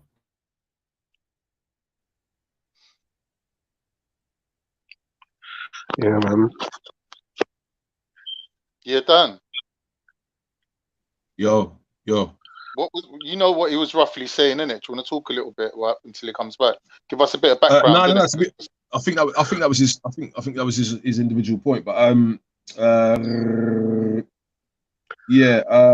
I think BET started off. There was a lot of optimism around around the launch, and yeah, I mean there was quite a lot. I mean, you used to have like 106 and Part. Do you remember 106 and Part? Anyone remember them battles? Yeah, Jin, yeah. Poster Boy and all of them, man. And yeah, I don't know, they were doing all right, but then yeah, I think the entertainment aspect of the title kind of took over, and I think they started to become more about more trying to follow the lead of like MTV or VH1, whatever. The way you got to look at it is in '95, BT covered the Million Man March, right, which was going to be black people marching for you know, equality and so forth, right? When they did it again in 2015, whatever it was, no channel covered it, no channel. So I was in Washington then, and there's millions of black people, but yet just around the corner, no one knew what was going on. Like I've seen that happen before, where you have millions of black people on one street, but people on the other street don't even know they're there. I've seen it.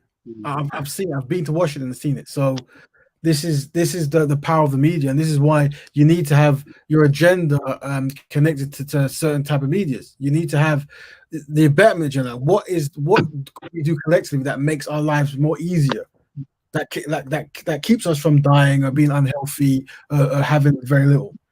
So it's a codified way of thinking, and I feel that most other people groups have it really well. Is it organized? Yeah, of course. And the worst thing about I know as a people we can definitely be organized, but like again in the whole protesting, I'm seeing like I see people dancing, fam. I see people skanking. I'm hearing firsthand, like I hear firsthand that man them are linking up with their bedrooms, girls them are linking up with their girls, and everyone's like, it becomes like a little carnival, fam. Because I think man them no carnival, not happiness. Yeah, people are taking this as a little way as well for people just let loose, fam. Yeah, like I said, you see me there. You see George Floyd. He's been murdered, unfortunately. But there'll be plenty more George Floyds in the future. So we have to have a dedicated goal of what we're trying to do. And no matter how many people die, we stay on track, we stay on code. So that's why I say protest all you like, take your pictures, do all that. But if you're not loving your community, if you're not building a business, if you're not defending your community, if you're not having codified ways of existing. So Raven, would you say that Black Lives Matter and these type of people are kind of like obliged to pass the baton back to the black community and say, you know, like now that all the protesting is done, now that everything needs to get sorted on paper, like you lot should now step up and make your deal. I think that's what we need to start heading with that. To where's the paper? We need to get a thing on black and white, like not literally, but I think what you're saying there is a good point, because I'm for years, and I'm only 32, but like I'm for years, you know, when you hear like we need to do this, we need to do that, we need to do this, but I'm like, obviously if like minds think alike, then there's something we can do to actually actively start making a change. And like you said, if they Black Lives Matter leaders, whoever wants to pass the baton, but exactly. So I'm saying if you go by the ethos by any means necessary, this is also a means to an end, isn't it? But when we get to the end, what are we actually going to see? Well, you have to have a group of people that's ready, like to step up. Someone like Raven or a group of people like-minded, with, like I said earlier, with a whole document that says this is our terms. Yeah, you handled that. I handled this. You handled this. We come together. We put this out. We have meetings every, like, you know what I mean?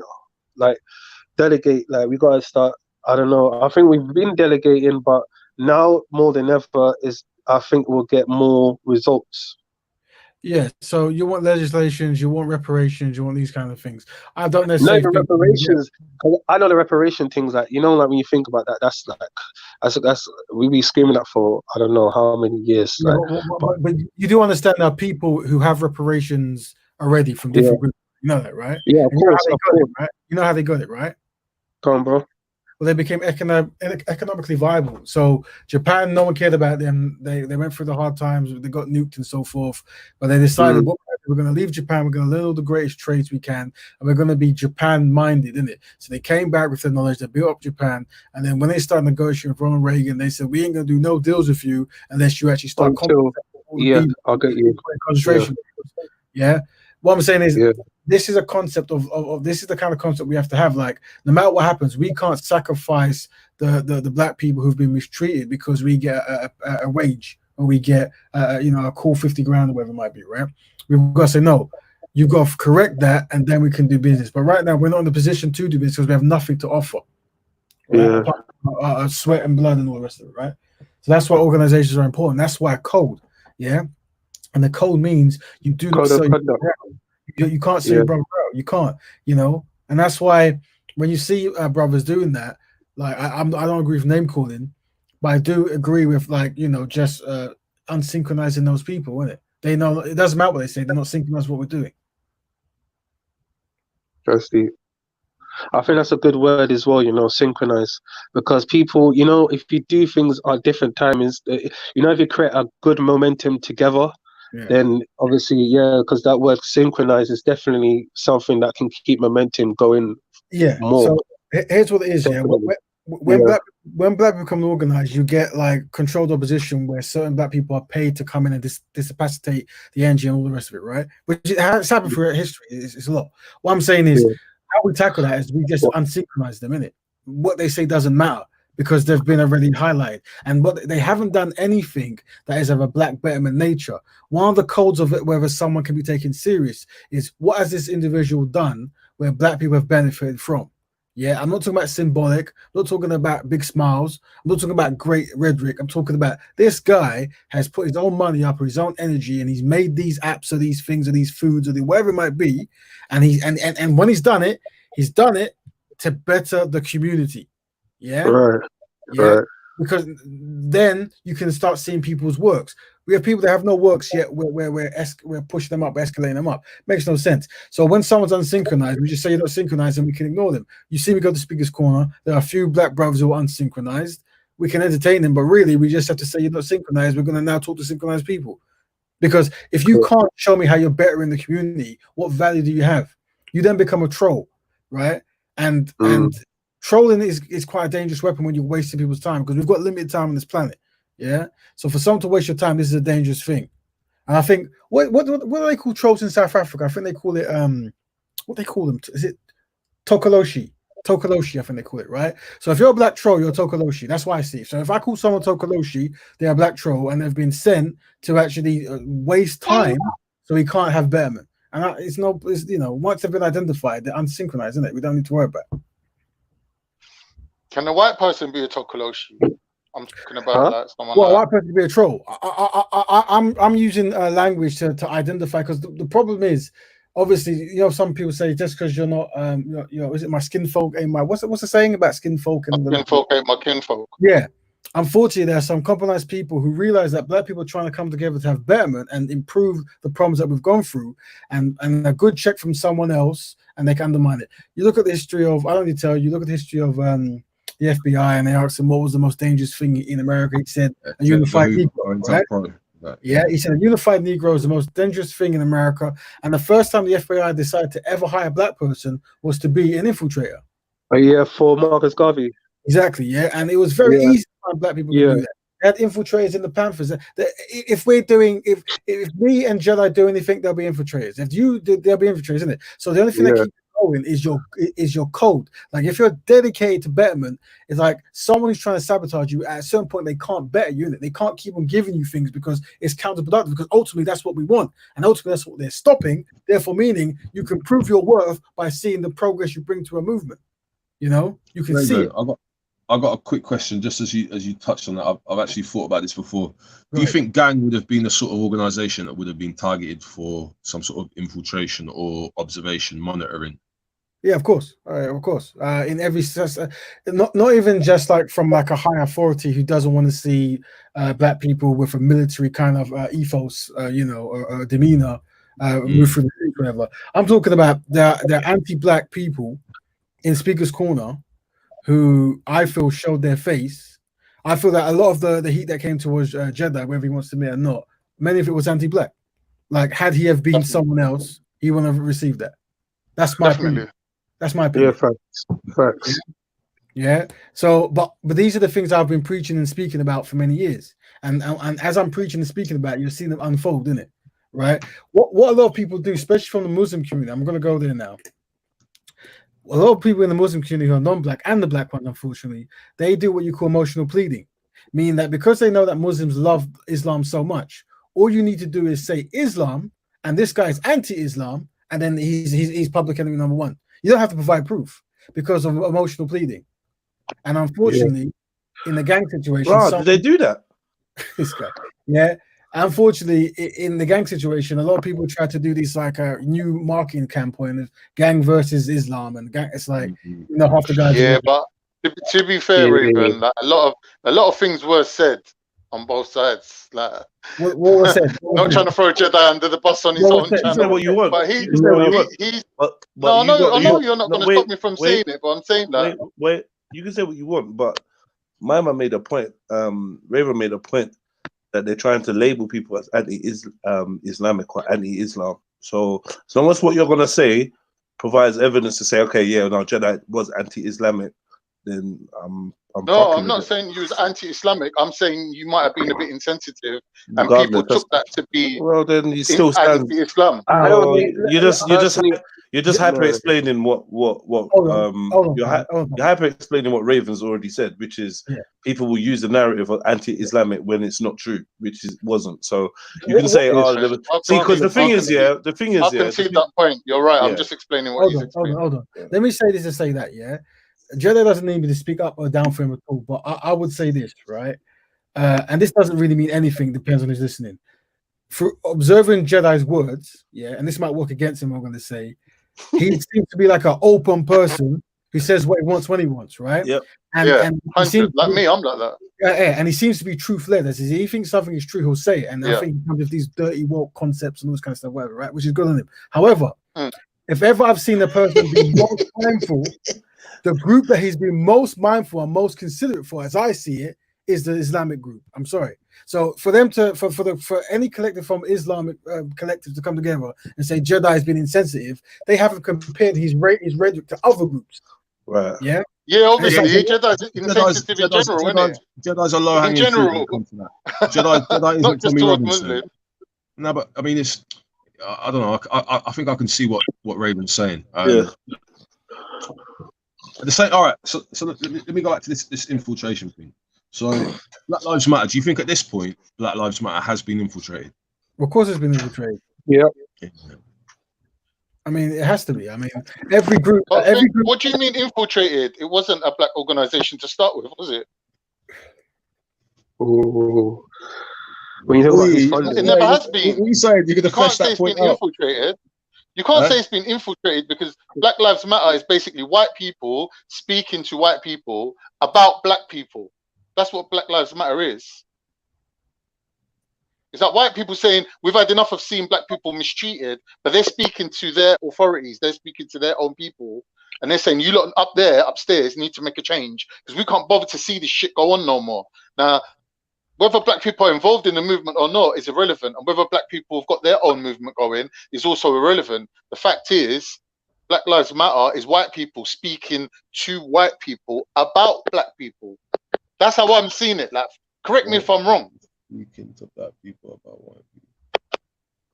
No, white people speaking to white people about black people. White people speak to white people about black people. All right. Yeah.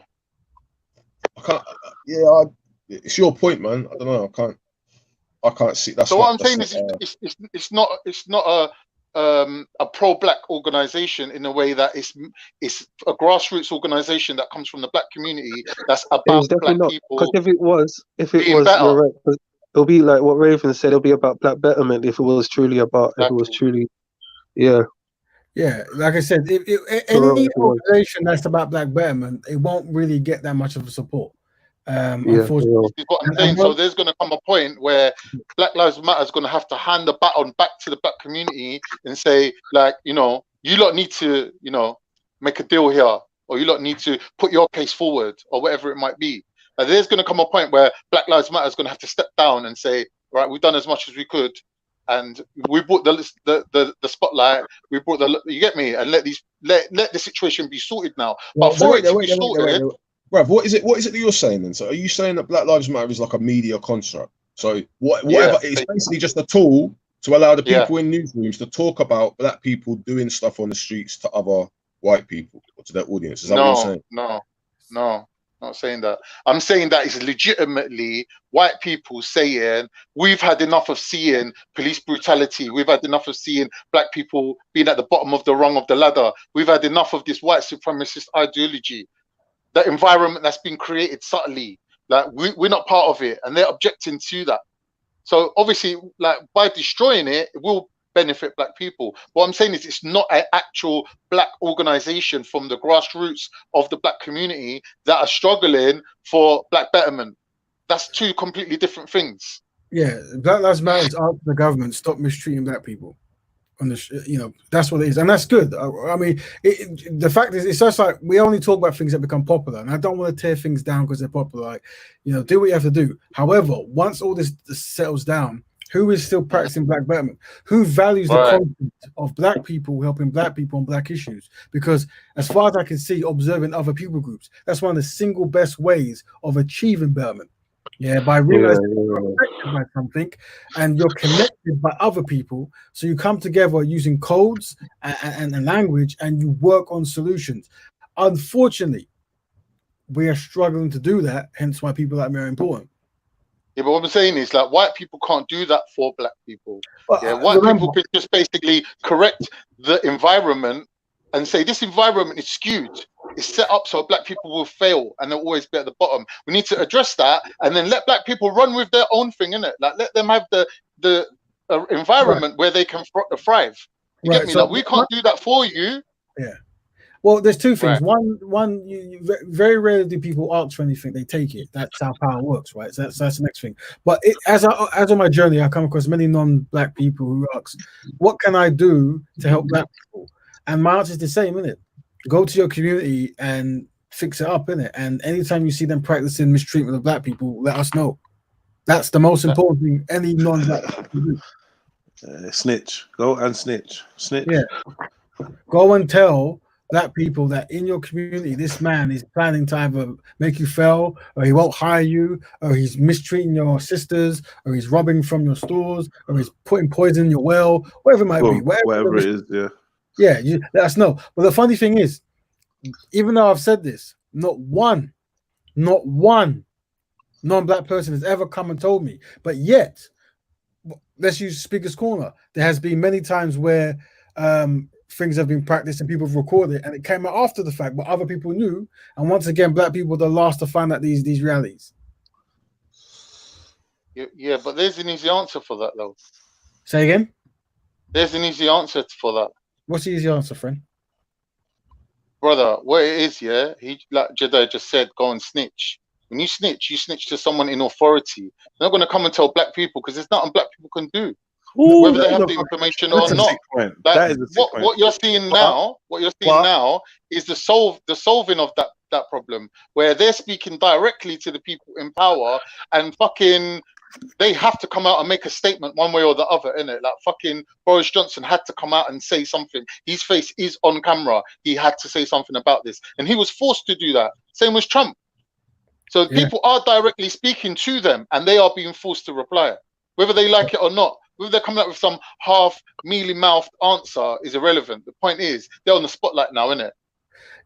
Google the word riot, right? And then when you go on Wikipedia, you'll see the amount of riots that's happened. Riots will keep on happening, right? And when riot is the act of despair. Of course, but what will happen? Hold on, friend of mine. It will keep happening, and they'll have to keep on addressing it, and they'll have to keep on trying to make, you know, gestures and notions to try to stop it from happening again. However, the people group who are so-called rioting will still be in the same economic and social and psychological position they have been prior to the riots and after the riots. So they have to find a way to unite and build themselves so they have more of a defense, which is more of an option than just rioting. So the main thing is a platform. Let me make this point. Yeah. Go ahead. When we say the rioting is an act of despair, right? It's also unorganized, yeah. And at the end of it, there is no end goal. But we're not seeing that now. We're seeing protesting, which might be subverted by rioting. So when you see someone like Tommy Robinson come into action, that is his main aim. His main aim is to discredit everything and make it look like a riot, make it look like looting, make it look like mindless people who then will have difficulty presenting their case for change. So what I'm saying is, for people to ignore Tommy Robinson because he's on a subversion, innit? He's on making things look bad. He's on making people look dumb by acting as dumb as he possibly can. So a lot of people say things like, you know, you have to affect them in the pockets and by boycotting. I don't think we even need to use the term boycotting. I'm saying you need to be focused. I said it earlier on, but Jedi, he said, yeah, some people can spend £3 million in one day and it's nothing for them, bro. Yeah. That's real shit. So what I'm saying is, have dedication and a direction of where you want to point your energy is important, right? And until Black people collectively come together and have that conversation that we are going to be dedicated to fixing Black issues by doing these collection of things, we will always have riots, we'll always have people dying, and then this will repeat itself every 10 years. You can go and look at in the black and white days, you can look at when they never had cameras, there's pictures of the same things happening, right? I'm saying until you try to build yourself as a collective unit, you're always going to be at the mercy of those who already have done this. You see? And this is why I'm going to be consistent with the message I say. And my message has never changed since I came on the scene. I understand you. So what do you reckon is the next, like, then what should be the next step after this, people? Black people openly promoting Black betterment. And then having a collective goal of what they want. So if you want reparations, if you want laws to be changed, if you want laws to be relaxed, if you want to have harsher punishment for certain behaviors, make these the requests. Like, this is what we want. If they don't do it, you don't vote for them and you carry on doing what you're doing, because once you're in an oppressed situation, you're in an oppressed situation, right? We're going to cry about it. Just come on it. Like, oh no, they don't listen to us. Okay. Carry on building up your mind. I gave you the example of the Japanese. I gave the example of the Jewish people and the Chinese people, what they've done. We've seen a template. Just do that. Most other cultures, for real. Yeah. The only culture that has seen the problem is Black people. Remember the words I'm saying. Unfortunately, Black people are collectively inadequate at the moment, right? And our job is to make them collectively adequate. Like, what I would expect to see to solve that problem would be something similar to, you know, when you see a government in exile, those people who represent their people that, you know, they don't have no power over, but in terms of like representing them and their beliefs or their struggle, they're still a government, innit? Like, they're ready to sit down at any time and put their, like I said, the paperwork down and say, this is our demands, innit? This is what we expect to see from you lot on the other side. You get me? And it could be endorsed by, you know, businessmen as well, who are saying, yeah, we recognize these people, like these intellectuals among us, as having the ability or the capacity to represent us in the form of a government in hiding. You get me? So you're living outside of Africa, for example, you're living in the diaspora, you've got all these people without the adequate, what's the word? There's a word for it, man. Like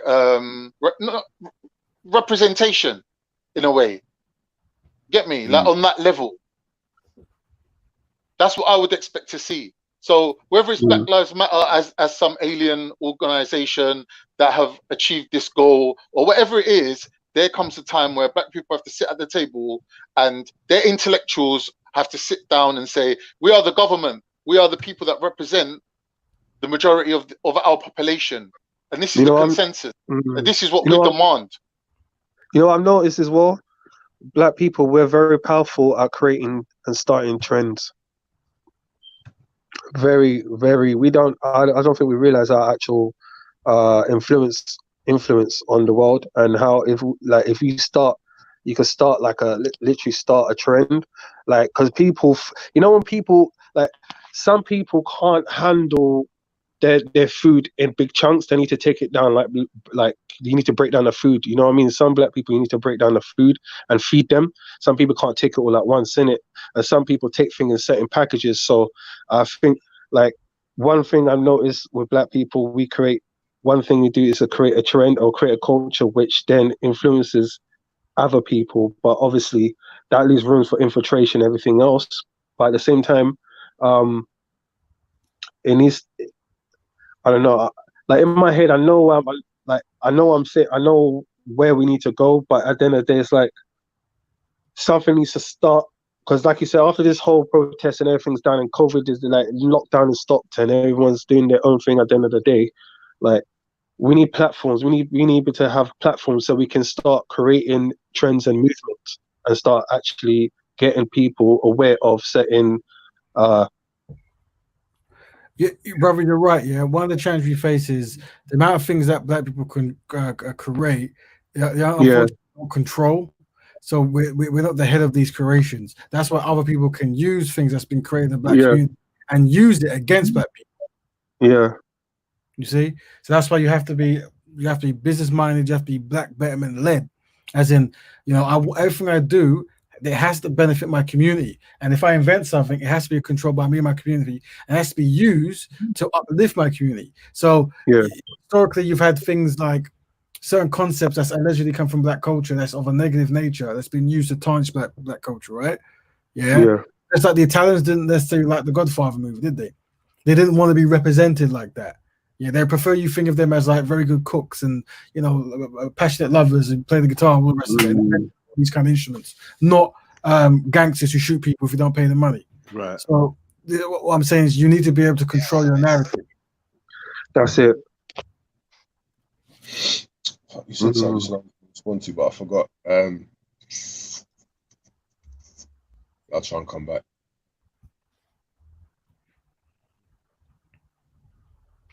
That was it. When you were talking about creating products or services or whatever else that benefit your community, obviously economically, if you're talking about maximizing benefit, the need or the that community, that product or service or whatever at some point needs to transcend the community. Would you agree? Yeah, so let me answer. I assume I know where this is going, if you don't mind jumping in. So basically, it's more about control. It's more about control. So if you make a product, for the most part, the product should be for the world. That's the best like economic concept, right? Meaning I invent a phone, and it doesn't matter where you're from, you can use the phone. But the question is, that phone itself, who invented it?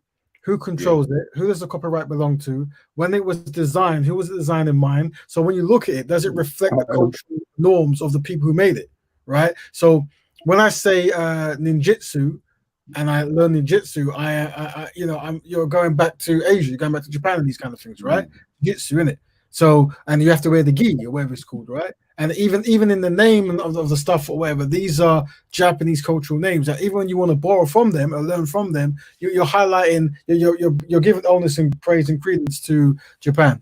The same thing with, you can only do it once you control something. If someone else controls it, like I said, everyone thinks rock and roll came from the Europeans, right? So what do you think? What do you think about people like Kanye West and Virgil Abloh? I don't know who's Virgil Abloh. I'm not too sure. Virgil Abloh is the CEO of Off-White, which is it's like a sort of high-end hype beast brand. He's a black guy.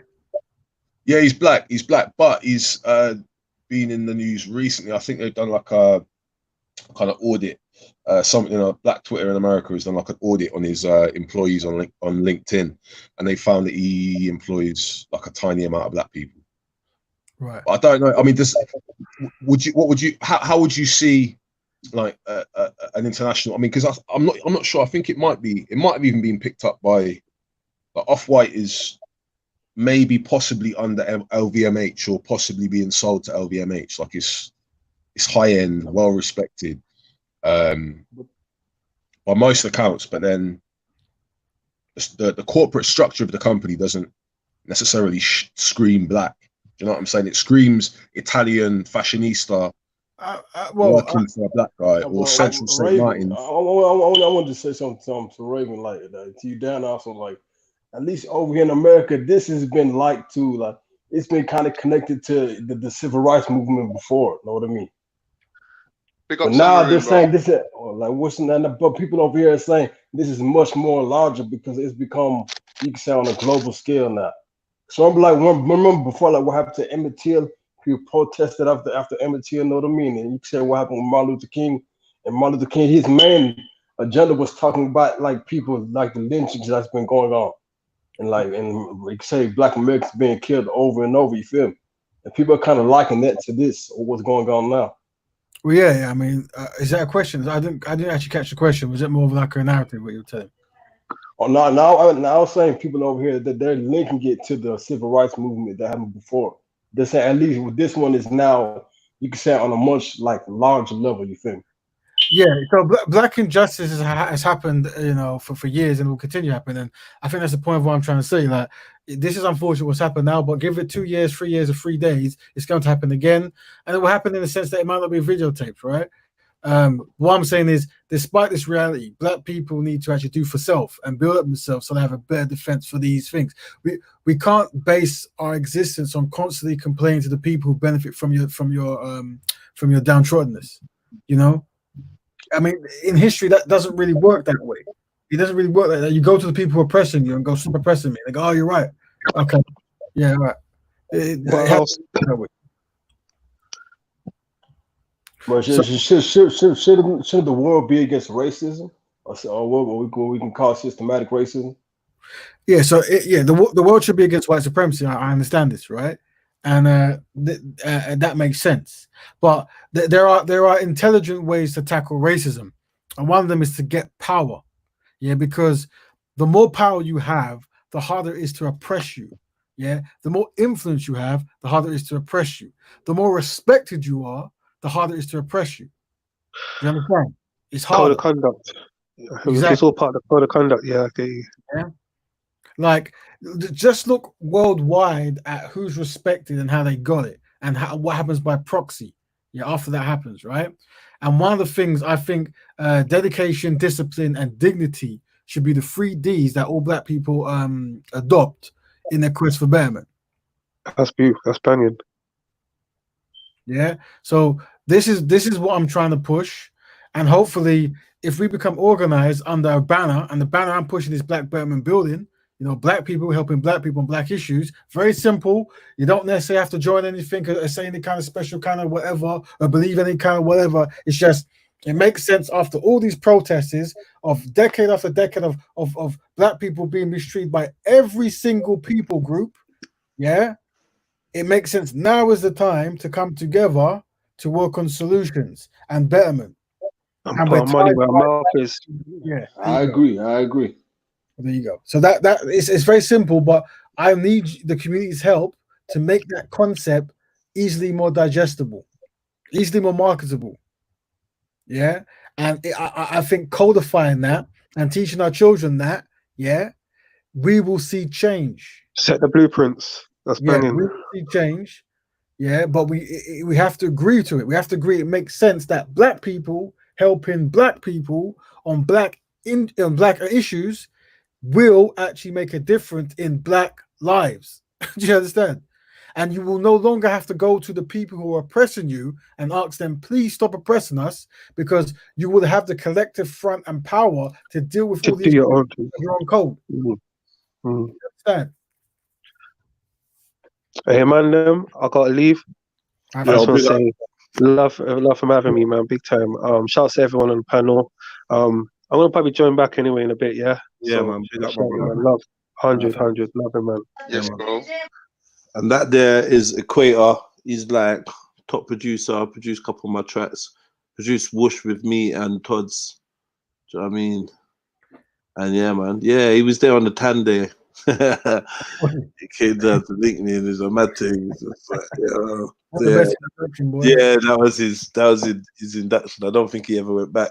So that's why Jedi was so well behaved and composed. That's a baptism of fire right there, man. I don't know if your people there. Whatever in it. But yeah, man, good people in it, like good people. And like he's a black Muslim brother that I often look to for inspiration when it comes to hearing a religious person's narrative on the experiences that we face in modern day society. Do you know what I mean?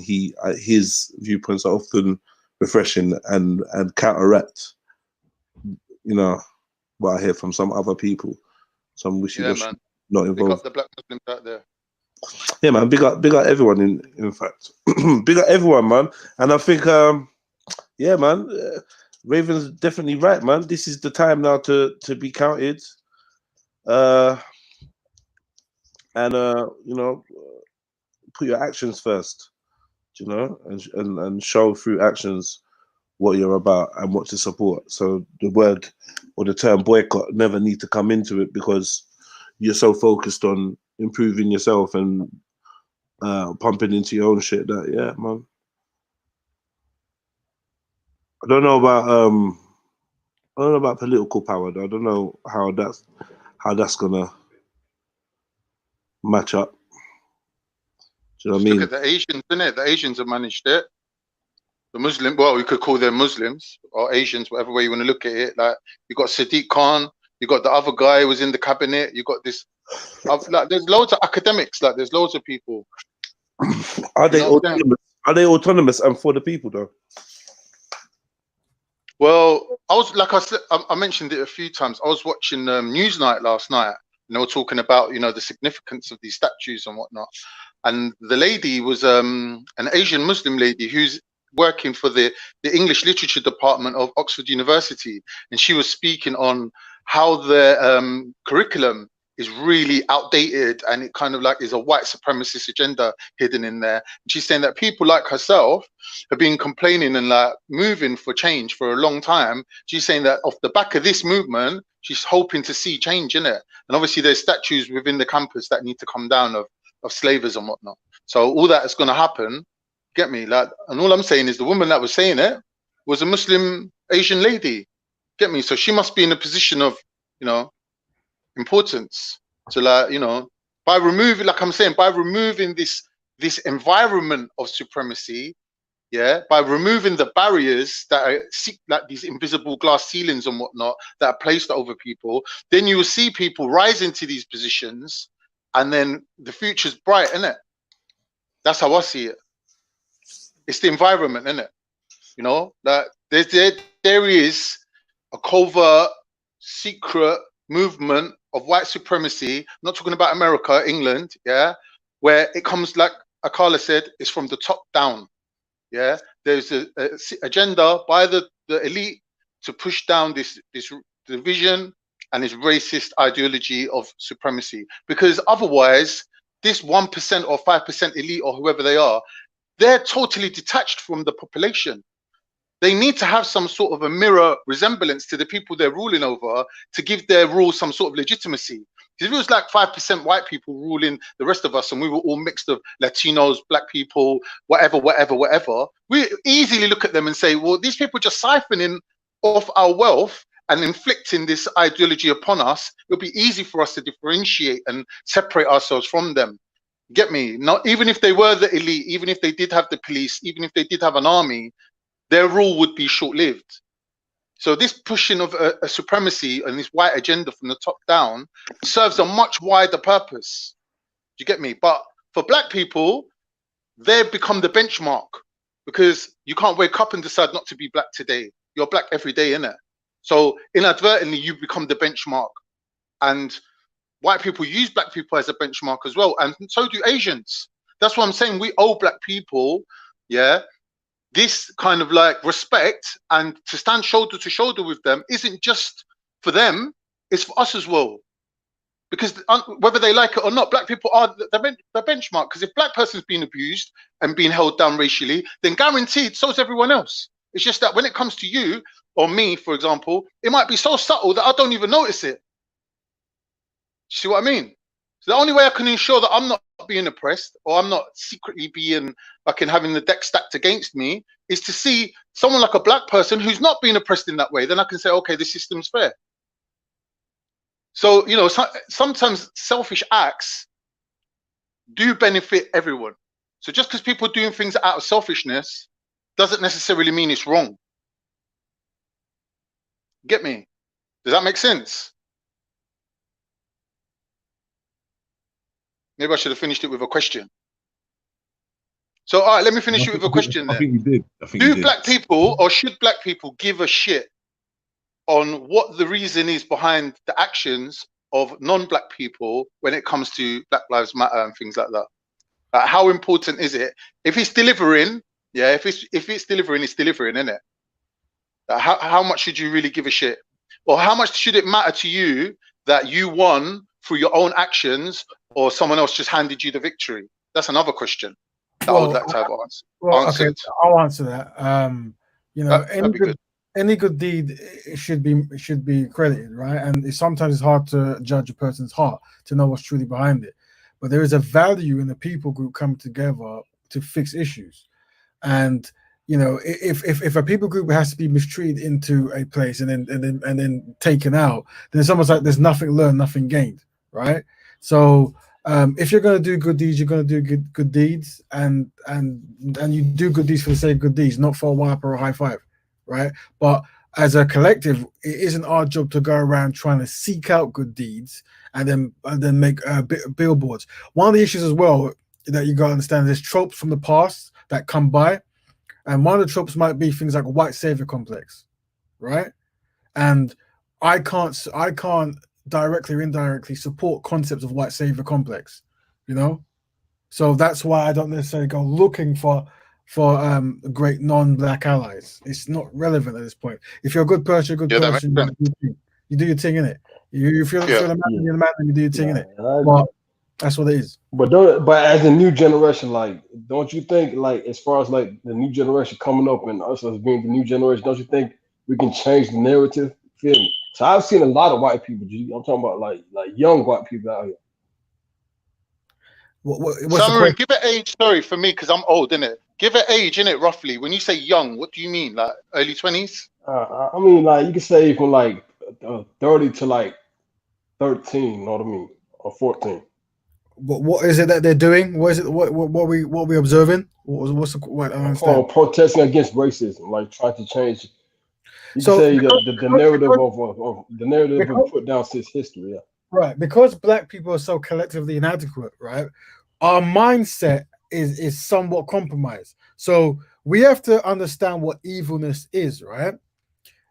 Because so much people have stand silent on evilness for so long, that when we finally see one or two people stand up for it, we then start using things like white allies and all this kind of stuff, and we start big statements, right?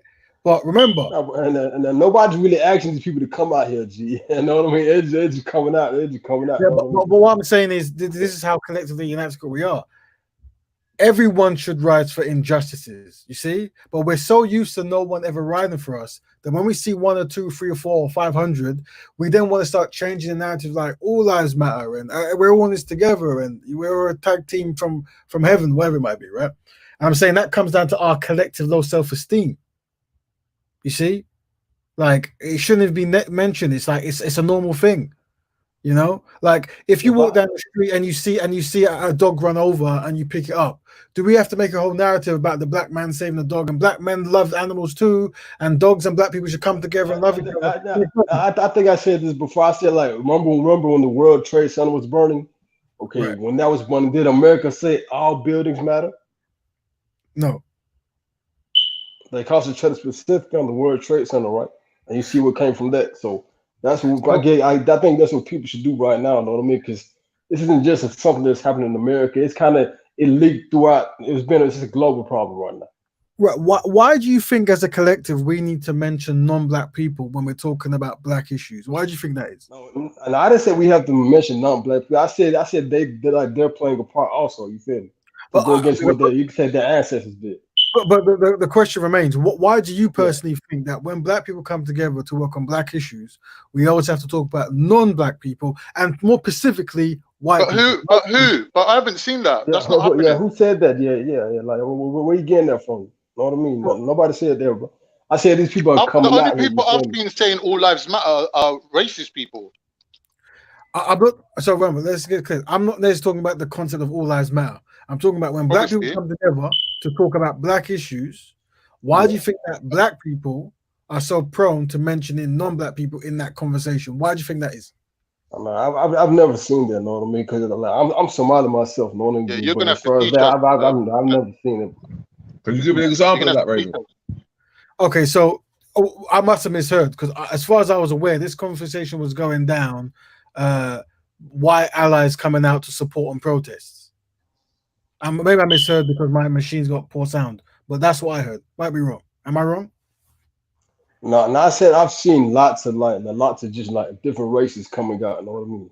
But even why, yeah. I'm asking you, why did you mention that? I'm interested in understanding the psychology behind why you mentioned seeing different races come out. No, I'm saying you kind of see a unity against, you can say a unity against history, or the narrative of history that's been pressed down for long now. Know what I mean? Just the whole fact of systematic racism and what that, you can say what their ancestors did. You feel me? Because they could be speaking up against what their fathers or grandfathers used to do in order to change like the upcoming history. Because nobody's born racist. You're taught racism. You know what I mean? Yeah, but what I'm saying, that's good, and let us hope that all people who practice racism learn and don't do it. But it can't be the interest or motivation behind black people seeking betterment to really even stress or sweat that kind of stuff. Do you know what I mean? It's like, let them do what they're doing. Because I'm telling you, the quickest way to end racism is to get power, is to control the narrative. Smarter people than us know this. You see, smarter people than us took black concepts and made them evil. They demonized all this stuff, right? And they made. Believe me, you ever heard of like Aunt Jemima? Like you know, like the pancake box. You know what I mean? That was meant to make fun of slaves. You know what I mean? And then and Jim Crow, different things like that. But then the thing that's become global. That even happens in China. They like, as far as commercials, they make fun of black people in China. Okay. I think they do it in India and places like that. So it's become like a global thing now. Yeah, that's why you need to have black institutions that control the narrative in it, that places black people on high esteem in it. Yeah, that places black brand and black concepts, and it's black owned and it's black focused. By doing, let me give you a perfect example. Right, in the 70s, yeah, they highlighted a black power concept, right? And it started with the visuals. So black people started, you know, let's actually grow our hair in an afro because we can do that very easily, and it shows black love. As soon as that happened, what happened? Every single people group around the world started trying to buy products that have afros, right? That's what happened. Like in the 70s, yeah. Yeah, because that's black people controlling the narrative and leading by it, right? And doing things that are easier for black people than they are for non-black people, right? So it works in your benefit to control the narrative in that way, right? And that's the kind of direction I think is necessary to tackle all these so-called racist concepts that come out, because you're controlling your own narrative. Yeah, you tell people that black means beautiful. You tell people that black people are dignified. Yeah, they're dedicated. Yeah, you control it now. You make films based upon this stuff. You make books based upon this stuff. Yeah, you tell that truth, and before you know it, that truth will be the truth. If every time you see a Chinese person they're doing kung fu, you think only Chinese people could do is kung fu. Yeah. I get what you. You know what I mean? You see what I'm saying? So you have to control the narrative. And right now, if you don't own any medium and you're not technically trained and you don't have any kind of backing, you can't control the narrative. Or sometimes what happens is, because you're not black betterment led, or you're not synchronized with any black betterment concept, when you gain power and influence, you throw it away. So rather than being in the public space and saying positive things that's going to unite black people, you say stuff that's going to destroy black people.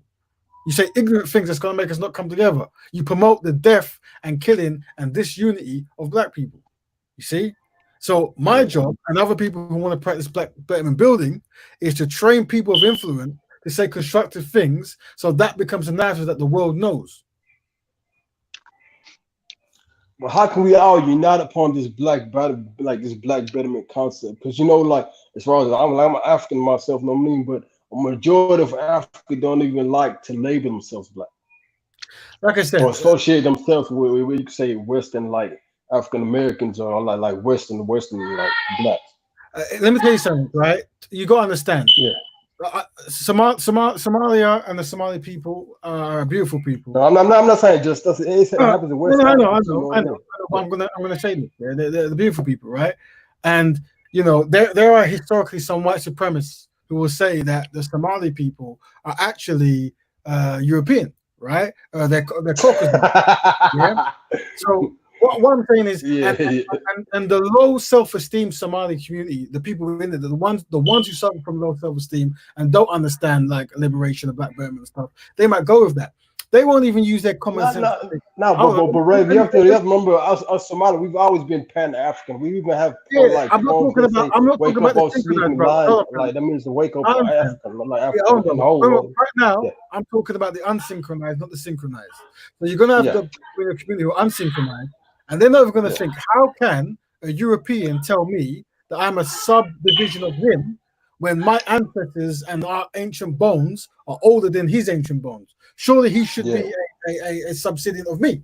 You see what I'm saying? So even in the definition, there is like marginalization and limitation and so forth, right? Whatever, right? So I'm saying the only thing right now, the reason why some Somali brothers might gravitate towards those things because they view the white supremacists as power, and they themselves don't want no trouble, so they unify with the power, i.e., the white supremacists, and they become enemies to the victims of white supremacy. I think, you have to understand, Raven. Like, I think some Somalis they kind of get like backlash from, you could say, like Western, you could say black or whatever. Because sometimes we get labeled as not being black. You feel me?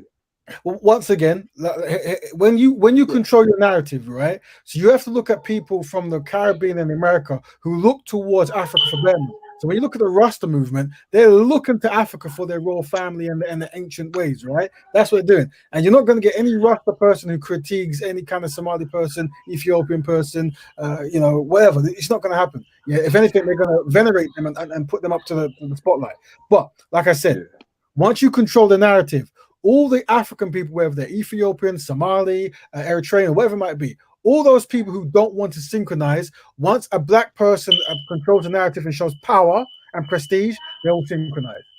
They'll synchronize. How do we know? Because from time you can synchronize with a people group who tried to kill you, that shows you that you can synchronize with a people group who tries to uplift you. It's fact. It's fact. Yeah. So that's why it's the responsibility of the black people who know to take control of the media and control your own media and your own destiny. So the universal collective black people out there have something to look toward of a constructive nature. You can unite under betterment and globally, make a difference.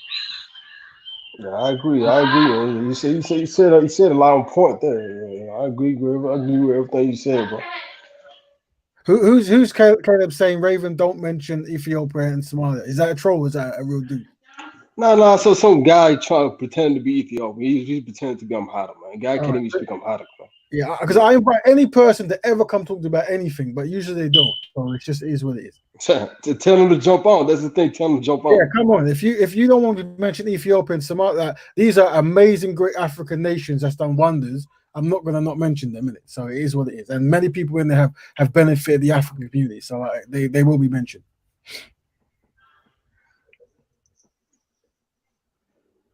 So you think this unity is possible? Of course. Caleb, jump on, innit? If you speak English or using Google Translate, come on. I guarantee you won't come on because he's in the chat saying, apparently I'm racist, which is news to me, considering I'm not any particular race. Jump on, innit? Let me hear about how racist I am. Okay, let him jump on, innit? If he has the same technology, come on. Because I'm interested. If he wants me to jump off, so he can jump on. I don't mind either. How many people can fit on it? 6, right? Have we got a spot still? We got one spot still. There's a spot for him. Jump on. Stop talking in the chat, man. Jump on, man. And speak Amharic. I want to see if you know how to speak Amharic, man. Yeah, the panel's more efficient than your keyboard. You might as well just jump on, bro.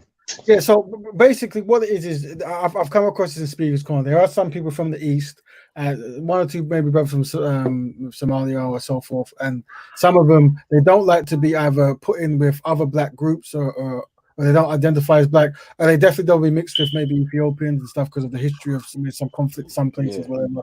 I understand that. And for me, I treat that same concept as blood and Crips, innit? Like, I'm sure a blood and Crip will say we're not the same. But at a certain point, they're both going to be oppressed by the police and shot at and all the rest of it, right? Yeah, and they don't care that you're wearing red, they don't care that you're wearing blue or whatever. And that I see it that way. Yeah, they don't care what flag you got. Yeah. Honestly, I've seen Bloods and Crips unite recently. You know what I mean? All right, so guys, if a black person is trolling, we call them a tokolosh. There's a South African word, for a troll. And that way, once we know they're Tokolosh, then they're unsynchronized, and until they become synchronized, we don't have to acknowledge them. Yeah, sounds like a plan. There you go. Too much time wasted on these things, man. I'll give you guys the words to research. I'll put it in the group if it still works. Yeah. So any Tokolosh or Tokoloshis, however you want to pronounce it, from South Africa, learn a new word the other day. We don't need black Tokoloshis. We don't need them because yeah, you know, it's not entertaining anymore, is it? To just focus on so let me put a hashtag there. Where's my hashtag? Damn keyboard, man. Oh, whatever, I'll just put the word. There you go. Tokoloshi. Google it. This is so from now on, there's a new one. Any black troll they call a Tokoloshi. There it is in the chat. And we don't waste time with them because they're gonna take the energy and make us chase our tails. So we always invite people to come and defend their claim if they can't. If they're using Google Translate to talk, so be it. But they need to learn the language to jump in and have a conversation. It is what it is. Cool. Yeah, that would be great. That would be great. More people jumping on to like that video as well. If you guys here like I'm sure the more likes he gets, the better it is for his channel. I'm assuming. I don't know how the algorithms work, but right, this is what you just assume, innit? So let's hope. Yeah, hit the like button, man. Hit the like button. Hit the like button, definitely.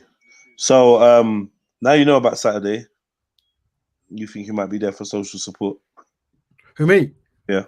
Yeah, sure, I can come down. I mean, the funny thing is, since the so-called lockdown and so forth, I haven't really ventured too far, to be honest. Right. I haven't been ventured too far. But yeah, if something's going down and they need moral support, whatever it is, yeah, I'm always there. I've never not been there before. Right. Big up Raven, man. I mean, that's good. Yeah, is anything else, Raven? Like, surely there's got to be a wealth of things that have been on your mind. Don't know if you've been on other panels, but we ain't heard from you in a while. I've been talking about obviously some other things before. Unfortunately, the passing of Brother Issa and so forth. Right. And these things, and obviously the incidents surrounding that and so forth. But no, to be honest with you, I'm trying to get all the guys to go Speaker's Corner to at least digitally get back online. I think we've all been quite silent for quite some time. Right. You know what I mean? And I guess I've just been researching things, innit? Just going back into studying stuff, like teaching myself new skills and all that. What kind of skills you've been teaching yourself? It's usually down to like app development and softwares and stuff, but also history on certain mediums, whatever. Yeah. So you've been learning coding and things like that, yeah? Yeah, well, I'm a front. I handle the front end, so I'm like a UI UX designer. So it's more so like the front end of graphics, the front end of animation and that kind of stuff. Like, but ultimately, I'm trying. One of my goals is to get black developers, black designers, black architects, whatever, to come together to make apps and applications that benefit the black community. That's my ultimate goal. Right. And my role in life is I can handle the front end of that. I just need people to handle the back end. So you. Wise choice. A man after my own heart. I'm a fan of the front end still. But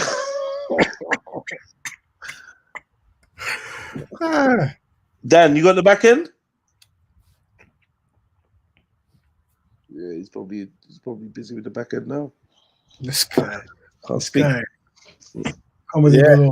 Yeah, man. You got to have a little bit of comedy. Jerry, what have I missed from you, bro? So what's happened? So I haven't seen you in quite some time here, but obviously you've came to the park for a long time, right? What's your conclusion on Speaker's Corner since the shutdown? Like, is there anything that you thought, and as you were going there, your opinions changed for your own experience by going to the park? I learned about parts of the community that I'd not necessarily heard their true voices. So I heard some people's true voices because they had a comfortability or numbers, or just after a while, if you observe anything for long enough, if it's putting up a pretense, you should be able to see signs of that. So yeah, I see a lot of people's masks slipping, different communities, but the same old shit, man. Like, same old shit. It's even worse. Like the division, the ignorance, the jealousy, the fear of the black man, and his liberation. That's what I've taken from the part. That is microcosm of the macro, which we're basically discussing now, and we're seeing. Do you know what I mean? So you felt that you've actually gone there, of course. And when you went there, you were aware of it, but maybe you didn't want to believe it. The story is there, like the story is there, plain as day. I walked in like little Pinocchio, just been made. Do you know what I mean? Got no strings on me. Happy go lucky. Let's make a big circle. Let's talk. Let's bust jokes. Let's like discuss serious things, but you know, let's keep it lighthearted. Let's have manners for each other and whatnot. And then, yeah, like I started to see the anti-blackness, the anti-African, the anti-black sentiment, the anti-freedom sentiments. I started to see it in different ways, even amongst my own peers. And yeah, if I walk away from Speaker's Corner, I say definitely a lovely opportunity for you to hear different voices. There's some kind of frequency or something running through that place that often means that people are susceptible to their lower base energies, you know, so a lot of aggression and testosterone overload, even in people's just like conversation styles, like even like, and it's a hub for people with low mental health. You know what I mean? So I might be included in that. It just manifests differently. But yeah, it's definitely a place where you'll find a lot of people that actually need a lot more help and to spend a lot more time on themselves and self-loving rather than trying to investigate the complexities of the realities of life. Like I feel like, yeah, there's some people there that really just need to take time out. There's a lot of people out there that need to take time out. But on the whole, Speaker's Corner was fun, was interesting. The conversations became very circular, repetitive. I found myself losing concentration when people are talking, getting very bored. And yeah, like now it is what it is, isn't it? It's what it is. Yeah. That's my summary of Speaker's Corner, man. Right. Fair dues. Fair dues. Well, I'm glad that you experienced certain things and it enforced or it updated stuff, and you know, hopefully it's made you more aware of when you step back in the square or whatever. You know, and one of the things I've noticed with Speaker's Corner, me personally, was it seemed there was such a quick quest for brotherhood that people would just hang around anyone, and they'll let anyone join anything. And there was this massive surprise when certain new energies came in and completely destroyed weeks of work. I'm just thinking, me personally, I see a difference between if you're from a roadside, right, you don't take any risks, but yet outside the roadside, people take so much risks. Do you know what I mean? It's like, it's weird. And I never kind of quite got that, how, you know, anyone could just come along and easily just join something that took time to build, that people had to be vetted, and next thing you know, it becomes like a wrestling circus. This week's ally is next week's enemy. So this person who's talking about everything is good about this concept, the next week everything is bad about it. And I'm like, for me, that's damaging. Like that's damaging when you see this kind of wrestling match concepts going on in Speaker's Corner, especially you do always seem to come across like quite frustrated with the whole place. Not offense, Raven. Like, you do seem to like show that you're quite like frustrated. There's a level of frustration, like when I seen you, because the last time I seen you was on a couple of was it IC3 had those chairs in a circle, and remember that was the last couple of times I seen you at Speaker's Corner, and there did seem to be like a level of frustration. That, and I was wondering, was that the reason why? Because there was a situation where anyone could just literally just swan in and swan out, like turn everything upside down and leave. And like you were just like planning all week to come down and say, right, so last week we got up to here, now we're going to progress, we're going to bring it up to here, and then someone just walks in off the street and messes it all up. Yeah, was that the reason why you was like frustrated a bit? No, so one of the things, as a grown man, I have to be aware, as long as you're in a public place that you don't have to pay to come in and you don't have to show any kind of credentials, you're going to get people with their own kind of agenda, and that's fine. That's part of the whole culture of it, right? I don't really usually use the term like frustrated, because I kind of moved to a place that I'm quite aware of the possibilities. So if I become frustrated, it's like I didn't really think through what was the possibilities of this place. So I'm not really frustrated. But what I would say is I'm interested. And when I see brothers and sisters trying to form certain kind of coalitions, certain kind of concepts, and in a quest to be so inclusive, in a quest to be so brotherhood led, anyone can join without no kind of like back check. Vetting, like you said, yeah. And those same people, those fresh faces, are usually the ones that help steer what you're doing into a direction of chaos. And I'm like, I hear what you're saying. We have the same problem with Muslims. Like anyone who says the Shahada, it's like, oh, welcome, you're a Muslim. And next thing you know, he's the fucking shoe bomber. It's like, what? Do you know what I mean? It is a serious problem. like you can't do that with Jew. You can't become a Jew overnight or by marrying a Jew. You got to go and study. It's like doing a degree. Got to like study for 2 years. Do you know what I mean? But with us, lot, it's like, oh, he said the Shahada. Man, there's got to be more to it than that. I did notice in the park there was some brothers, some Muslim brothers, and like it was very interesting. And I think maybe Jedi might have picked up on this and stuff. But you have some people where it's like, once you take your Shahada, you're my friend, and if last week you were my sworn enemy, and you had a knife to my throat, as soon as you accept Islam, you're my best friend. And it's like, in the street, that doesn't work. Because if that worked in the street, boy, it'd be like, yeah, I'm going to infiltrate these people. And it's easy, isn't it? Just tell them I'm your friend. And it's like, come, it makes, So I think you proved that. Remember Takia Watch done a fake Shahada, even convinced ISIS Bob that he was a Muslim. Oh, Did you hear about that? I don't know these people too well, so okay. Park, I won't know them if they don't come to the park. Oh, the guy was literally having a mental breakdown and started crying and like, oh, I can't believe it was fake. Like, do you know what I mean? No, but what Jedi said about, I mean, obviously everyone has a certain degree of mental unstableness, right?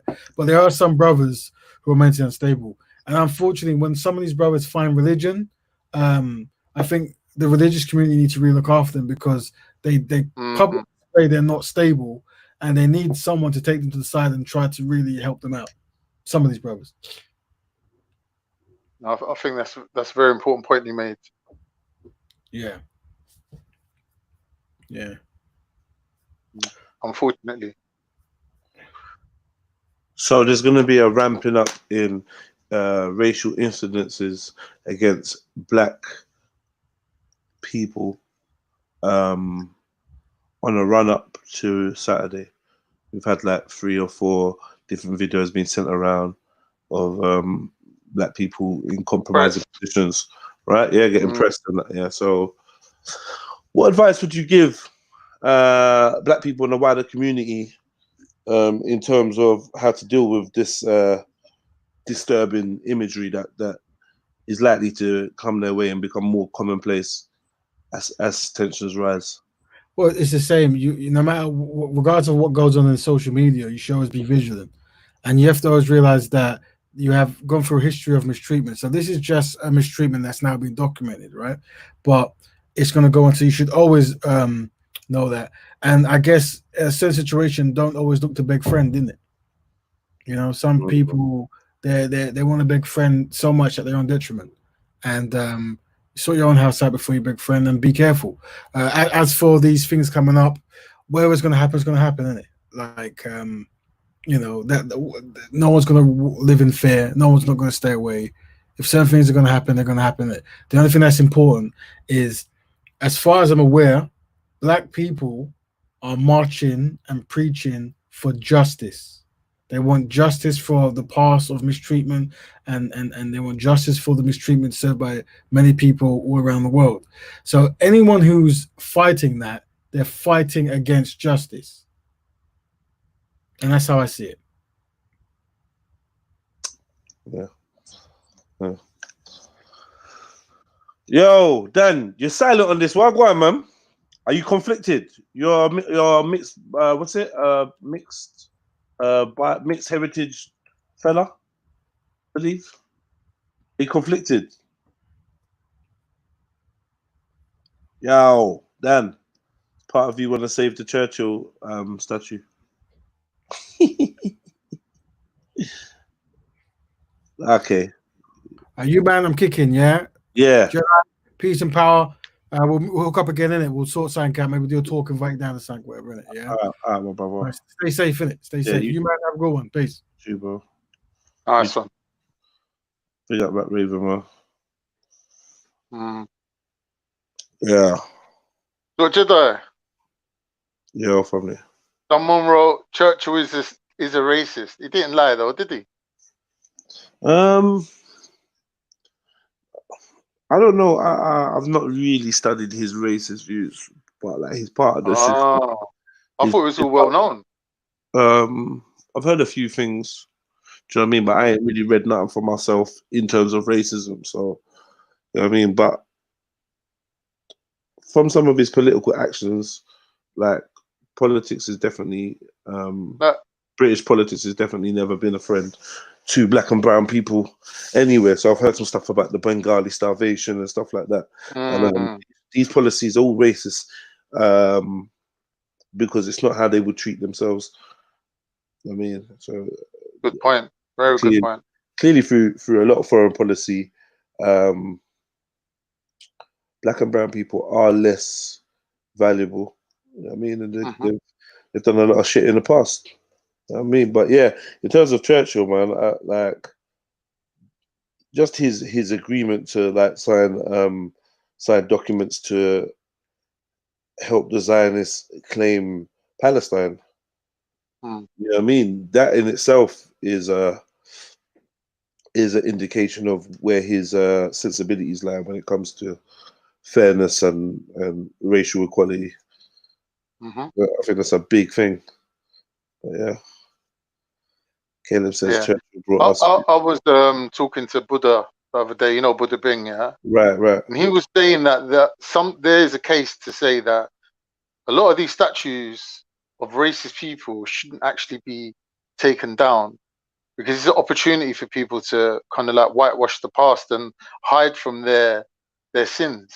And actually, plaques should be put at the feet of them saying that this person was like a non-slaver or whatever. So then like everyone can go and research and find out the merits or the negatives of that person. And I personally do believe that Churchill should be one of them. I don't think Churchill's statue should ever be taken down because when you get people like Tommy Robinson saying Churchill fought against the most racist people, being the Nazis. No, bro. He just happened to be the leader at the time when England fought its cousin country, Germany. If there's no Nazis were more racist. If there's no Adolf Hitler statues, then there should be no Churchill statues. Then in that case, how do you mean?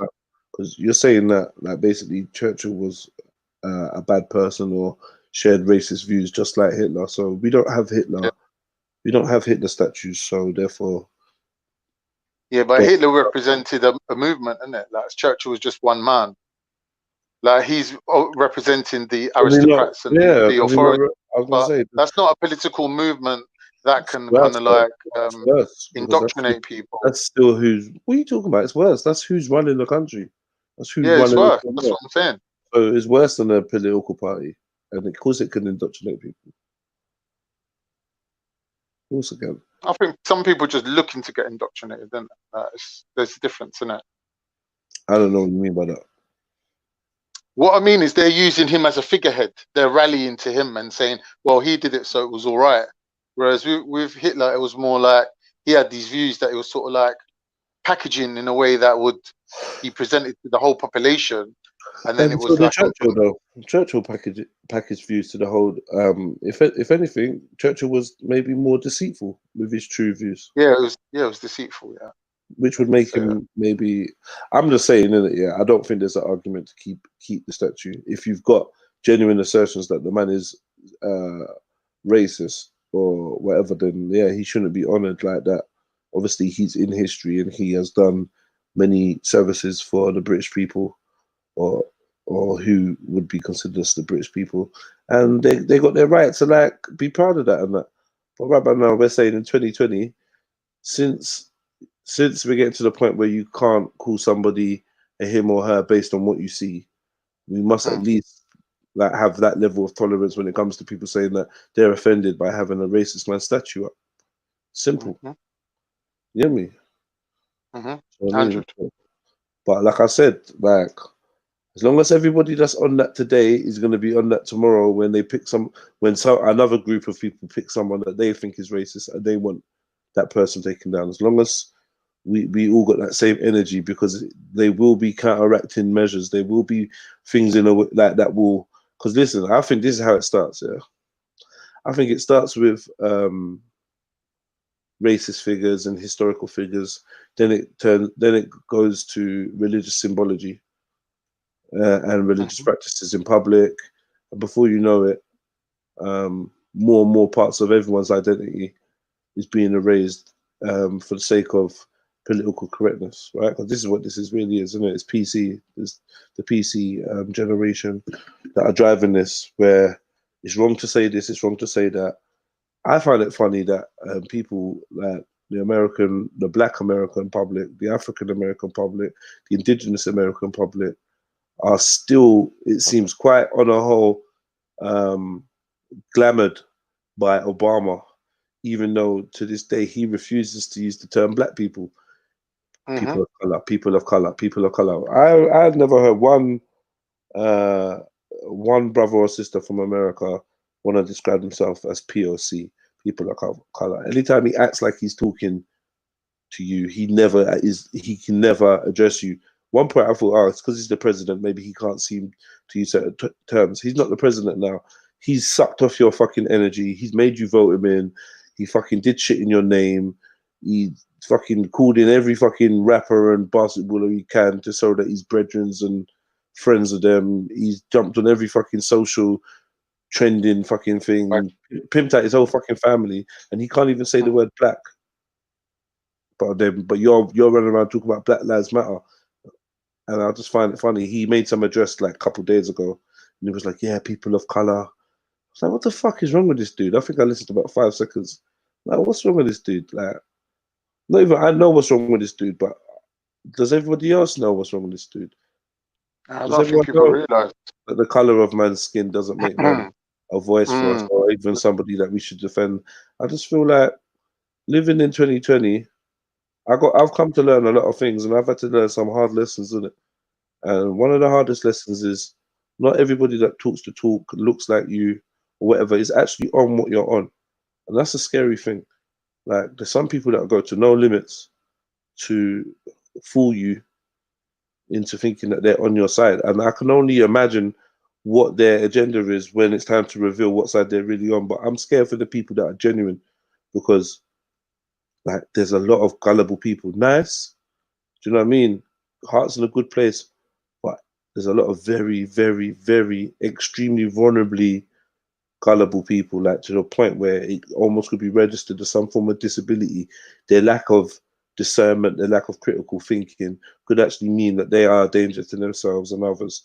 And that is like a huge cluster, a huge majority of the people out here today. Even the people that speak the most woke as shit, tomorrow they're gonna do the dumbest shit and act like they don't know better. It's so fucked. It's almost like it's a competition to seem as smart as you can while being as dumb as you can. You know what I mean? It's a madness still, but yeah, that's where we at right now. And a lot of people talking. I think that's a fair assessment, definitely. Yeah, that's why I have to keep saying out loud, I don't know, I'm not sure. I'm thinking out loud because I need to make people know that I'm not trying to lead anybody into a situation that I've not fully verified. And I'm battle hardened. I'm war hardened. I know I can look after myself. I can look after myself in large groups. I can look after myself on my own. Like, do you know what I mean? I know, like, and I'm saying, like, I can't ensure like what's gonna happen, or but then there's other man making the call and other people like making the call, like, and it's like the irresponsibility of these people, man, from both sides is scary because there's a lot of people that believe in them, black and white. There's a lot of people that look up to them or are influenced or look up to or are influenced by people that look up to them.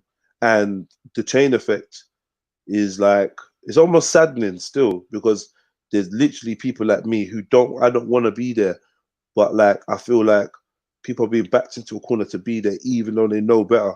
So like the game of chess is so elaborate and the move has been so sick that even though you know that you're fucked, you still have to make that move. You know when you play chess and someone does a move and you know like fuck, regardless I'm gonna have to lose a piece. Like I know it's that peak, there's nothing I can do that's gonna stop me from losing the piece. Now it's like now it's about choosing the best of the whatever, choosing the evils. Do you know what I mean? What do you want, the leg or the hand, the long sleeve or short sleeve? That seems like the option now. Do you know what I mean? That seems like the option now because we're already on the chopping block. Man's finessed us. You get me? I don't know, man. I'm thinking out loud again, but yeah, like the move was slick. Now our answer, I feel like, is not gonna be slick, and I feel like somebody's prepared for whatever our move is gonna be. So by the time we get there and get to that move and decided this is the move we're making, there's already 2-3 moves ahead of us that's been set up, and then working like that is just nonsensical, man. But maybe whatever, man. To me, in my mind, you can't be in two places at once, innit? So if you're on job, if you're out there, if you're like saying, you know, we're here to deal with Tommy and whatnot, then you can't really be out there protesting and demanding justice at the same time. So, no, like let the people who want to stand for justice go and do that, and let the people who want to, you know, have a specific target go and do that, innit? So, you know, like I'm not stopping anyone from doing what they're doing. I'm just saying, like, if I was the kind of person, which I am, to go and protest, peacefully protest for, you know, for something, I won't miss the opportunity to do that. Regardless of what everyone else is doing, I think every man needs to take their own life in their own hands, innit, and be responsible for themselves. Do you know what I'm saying? Yeah. That's a big point, So man. at the end of the day, let's not like fall prey to this like pack mentality. We are all individuals and we all make our decisions, innit? And we all like rise and fall by our own decision making and our own critical thinking. So you know what I'm saying? Do what you're doing, but do it knowingly, I'm saying. Don't know how you feel about that. You might have some affiliations to groups, whereas I don't really. You know, so it's easy to speak in it because no one ain't expecting nothing from me, innit? I'm not part of any groups. No, I agree with you, man. Do what you're doing, but do it smart, man. You get me? Yep. Yeah, I definitely agree with you. You know, and on that note, what note you on?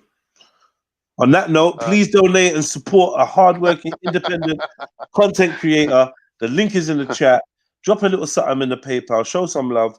Back-to-back banging shows. You know what happens when I'm consistent? It's a problem, man. It's a problem for live streamers everywhere, man.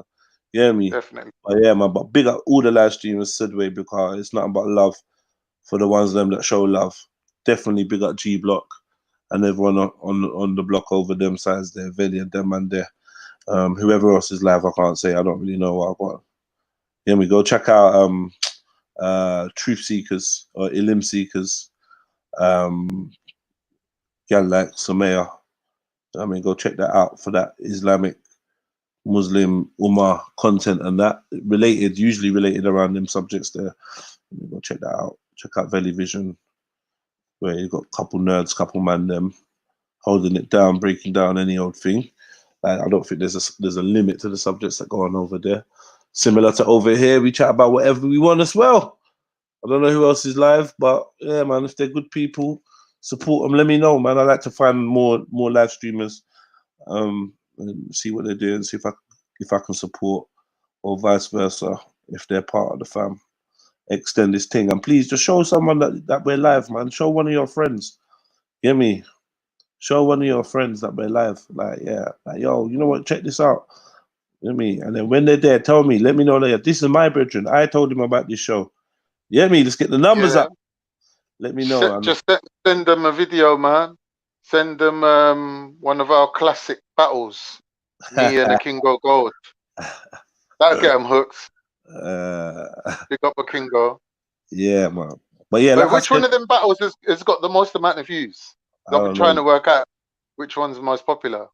You're gonna have to go check that out. I ain't got a clue. Oh, yeah. I ain't got a clue. All right, then, right. I'm gonna jump off now anyway. So big up yourself. Yeah, big up your chest. everyone. Yeah, man. Be safe, everyone. Innit? Yeah. I hear you. Man, anytime, brother. All right, Con. Yeah. What are your predictions for the 13th? Whose predictions are you talking about? Yeah, big up Truth Seekers, man. Yeah, anytime, sis, man.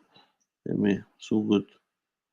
I mean that as well, like, genuinely, like, people that fuck with me, if you fuck with me, I'll fuck with you, man. And I don't really hold grudges either.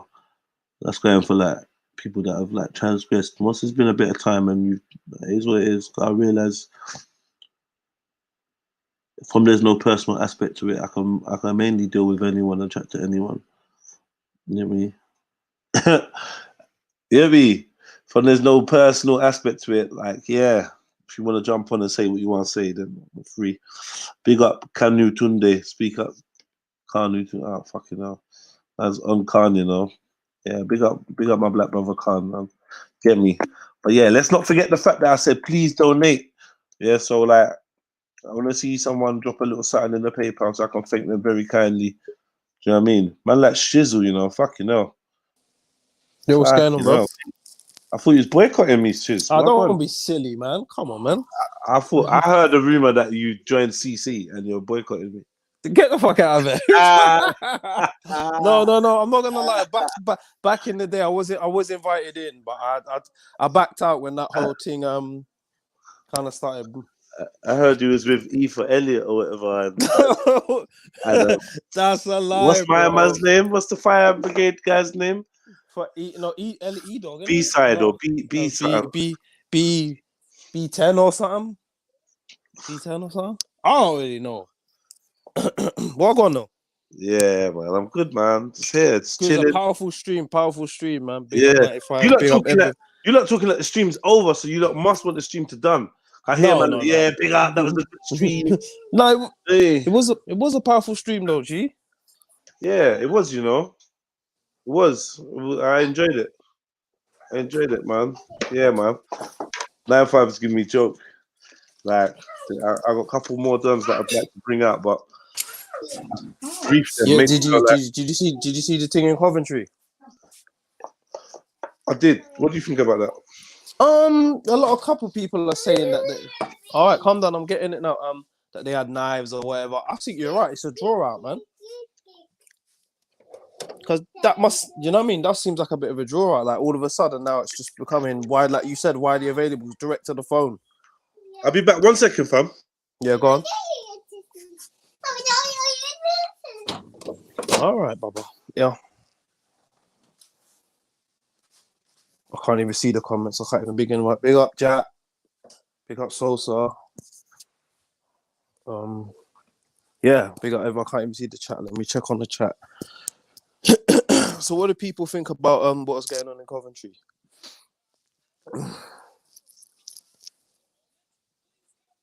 Let's see the live comments. Big up Anonymous, Kemo. Big up Jen. Oh, big up the fake Khan profile as well. I don't know who that is. Was that the real Khan? I don't know.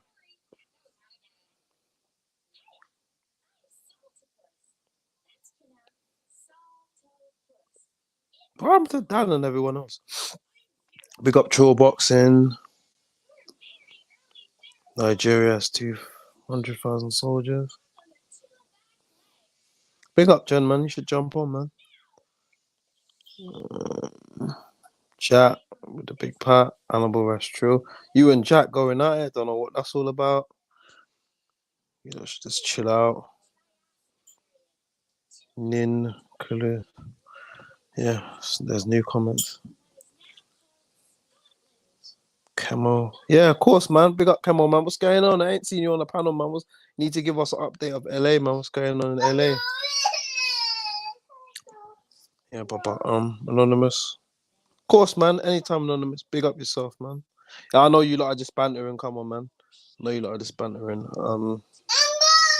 Saturday does feel like a bit like a trap. But what I was saying, I was having conversations with my partner and I was having conversations with my mum and that about more importantly what's going on. And on the radio, I heard the army is now making a specialist unit to deal with racism. And I was just like, no, Baba, watch your program. I was chuckling. My missus just looked at me like, why they're trying to do something? I was just like, oh, man. You know, like when you've had enough, man. You know what I mean? I was born this colour, so, you know what I mean? I've had it all my life. Do you know what I mean? So, are you at work? Okay, big up yourself, Jen. All right, go see Mummy. Mummy will get you some more. I'm back. Oh, Sorry. yeah, I was just saying, just trying to keep the chat saying that on way to my mum's, my missus heard that the army is now making like some sort of unit which is supposed to weed out racism or like a compliance. And I kind of sniggered and chuckled like, oh, here we go. You know what I mean? And my missus is like, oh, they're trying to do something. I was like, I'm kind of tired of them saying they've been trying to do something. Yeah. Do something already. Yeah, like just that they've 10 years ago they were trying to do something. 20 years ago, I was like, what's the difference with this George Floyd thing to every other black person that's been smothered or crushed or choked or beaten or tased? You get me? And now there's that thing where one of Wretch's people, they run up in the yard and tase the senior citizen. Like, what the you get me? And that was like 3 weeks. That was where my situation happened as well. So this is mad. Like, that's old. That's not new news. I thought it was this week that happened. My mom saying that's not even new. That's like 3 weeks old. But now, all of a sudden, it's being brought up to... Oh, the Rex 32 thing is new. Is 3 weeks old. That's what my mom said. Ah. Don't even be too cold. Don't even quote me too tough on that. You get me? But that's what my mom said to me. I thought it got brought up because it's recent. But from what you were saying, with the frequencies, how they're trying to create this tension for Saturday, they're priming us, isn't it? They're gonna prime us with all these images, all these situations. People are gonna go down there, and you know what it's gonna be, in it. Do you know what I mean? They're gonna be chanting their nonsense as they do when they come down, and it's and it's gonna put us in a negative light because that's what he's trying to do. He's trying to derail the process. They've seen that we've been able to protest, and there's been no, apart from a horse almost breaking a girl's ribs and fracturing a girl's skull, mashing up her phone. Apart from that, what's really happened? You know, statues got vandalized. Every time there's a May Day protest, every time there's a protest, them statues get sprayed on. It's just what goes down, innit? Come on, we know that. Yeah. It's to be expected, innit? That's, you know what I mean? And for him to come out and say, he didn't even know what the geezer who they chucked in the river, he didn't even know what he was about. He couldn't even name the good things he did. Do you know what I mean? He couldn't even say, well, this is what he did for Britain. He just said, whatever he's done. 300 years, he's 300 years old. It doesn't matter. So what he's saying is, when you're white, you can do whatever you want. It doesn't matter when it is. But if you're a minority, but you lot constantly bring up what Prophet Muhammad did, or constantly bring up what someone else did, or you know what I mean? It's just... But it's my son's birthday, so you know, even though I really do want to go. I don't even know why, because I didn't go to any of the others. I kind of feel like a hypocrite, but I kind of feel like I want to be there to stop our black brothers or anyone else from getting drawn out, because I can see what's going to happen, innit? Do you know what I mean? Just like when they come down to Speaker's Corner that time, even when they came down in support of Raj. That was a big... See how they were trying to draw people out. And certain people were being drawn out, like with Tan. Do you know what I mean? When you went up to him and said, did you... And do you know what I mean? You didn't respond. You could have sent him to the moon, as most people would have. But you knew it was a trap. You knew what it was about. Do you know what I mean? So, yeah, it'll be interesting to see what goes down, but it's on everyone's lips. Everyone's talking about it. It's in WhatsApps. You know what I mean? People are discussing, and I'm just like, be safe in it and don't get drawn out in it. You know? Don't get drawn out. I know it's easy for me to say. It's a draw already. So the draw it's it's easy for me to say been because drawn. if I was there and I saw a situation and people are shouting, "Get your tits out," and all the kind of cheeky, stupid, disgusting behavior, what they were doing, or chanting N-word or making monkey noises, or what they do at football grounds, and what they do, then, you know. But just remember the police, like someone else said on your panel, the police are going to have their back to them and their batons and their shields to you lot. And they're going to be protecting them. You reckon? Yeah. I don't even think, I don't know. I swear he's on bail for 2 assaults. I swear he's on bail. Out on bail. I think he was on bail for that situation where his daughter was involved. And I saw a video of him chinning some white kid. And I swear he's on bail for that. So I swear he's on bail for 2 assaults, and yet you're coming to protest. So it's a mad thing. He's even saying in video, journalism, it's my job. I'm a journalist. So I don't know. Yeah. That's what he says, isn't it? In quotes, isn't it? In quotes, because that's what he's trying to, because he knows they're watching him. But we know that they've reached out, their handlers reached out and said, listen, Tommy, we need a favor. We'll put a quick little something in your account, get the lads down there, disrupt their momentum. Because a lot of the conversations of racism, like my mum went to the doctors the other day and the nurses are asking her about racism. It's on everyone's lips, which is a stupid question. My mum didn't come there for that and you're asking about racism. So everyone's talking about it. And they might want to change the conversation. If the conversation can come, Black Lives Matters protesters versus DFLA or EDL or whatever. Might be, we say it's enough for a distraction. Stop talking about racism. Yeah. But I want to know what conversations Do you feel like talking about racism can stop racism? Do you feel like, is it not like another war on drugs? Where No, I don't think talking about racism is gonna quit racism, because racism obviously it's a behavior and it's a state of mind, isn't it? The fact that some people still say that it doesn't exist, there is no racism. Like Red Pill Phil had one of his video. The UK is I live in a racist country, but more white people are homeless and what did he say on his video? Something along those lines. I was like, but the fact that there's more white people in this country than any other minority should say that there should be more white homeless. Isn't that right, or am I wrong for saying that, Jeds? Say what you want, mate. No, what I'm saying is hold on, here is it. If we live in a racist country, why are most of the abused and homeless white? If you live in a racist country, why are most of the homeless white? Because there's a majority of fucking white people here. That's what I said. And everyone that's homeless now wasn't homeless yesterday. So clearly, people get housing, innit? Like, and some people end up homeless. Some people keep their home. Like, what the fuck are you talking about, man? Oh, I get it. Let's house every white person before anyone else gets a house. That's what you're saying. So once we do that, no one else is ever going to be homeless again. Therefore, we can now start letting the other people that live here, the non-whites. No, but I think what he's trying to say is, if this country's so racist, why are these things happening to these white people? That's what he's trying to say. That you know what I mean? That's what he's trying to say. If this country's so racist, why is what? White people homeless and abused. Yeah, that's what I'm saying. I'm explaining that though. I'm saying, okay, so what do we do? Do we make sure that all white people are housed? Yeah.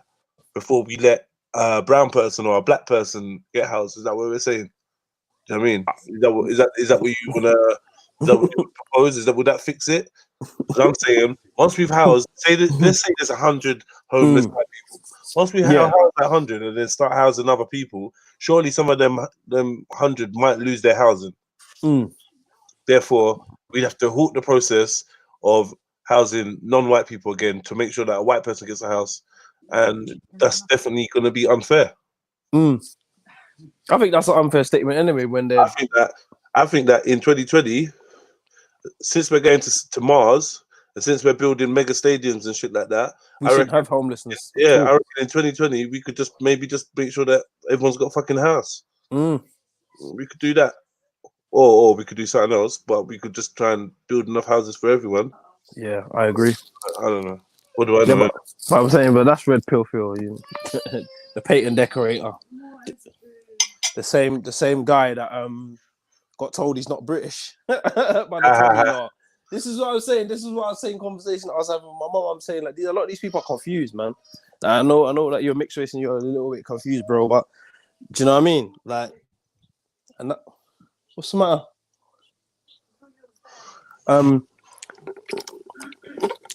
And that's why I say, like, that's the conversation about racism. Even when you start to have the conversation, people start saying, "Oh, well, white people are this and white people are that, and white people aren't the most deaths in police custody, but they're the more of the population. So it's obviously it'd be weird if it wasn't." Do you know what I mean? Jez, if you understand. Yeah, 100%. Do you know what I mean? But then when I start bringing up the stop and search statistics, people got nothing to say then. Man, it's a funny old world, man. Yeah, it is. Like, it's like someone's just saying, don't be friends with them. Seeing white people walking with black people, and they're like basically, like, where do you stand? Say he's trying to call out. Who was trying to call out? Little Mix. Fucking Little Mix. I know. Fucking, I mean, Little Mix. Yeah, he was getting at Little Mix. He got Anthony Joshua. Little Mix. Anthony Joshua, maybe you got something to say because he holds your belts and you call him a British champion. And that. Yeah, no. Apparently, they want him stripped. Some people are saying they want him stripped or something like that. Because what? Because he went to a Black Lives Matter, and he spoke about peaceful protests. Is this even real? He said something about buying from black ownership. So yeah, something like that. I know what he said, but I'm saying people don't like that. People, you're not allowed. He's not allowed to talk like that. That's how they see it. They see it as he shouldn't talk like that. He should stick with the agenda, and when he's asked, don't even turn up to these kind of things. Yeah, because they're not even smart enough to consider that maybe he is part of the agenda. True.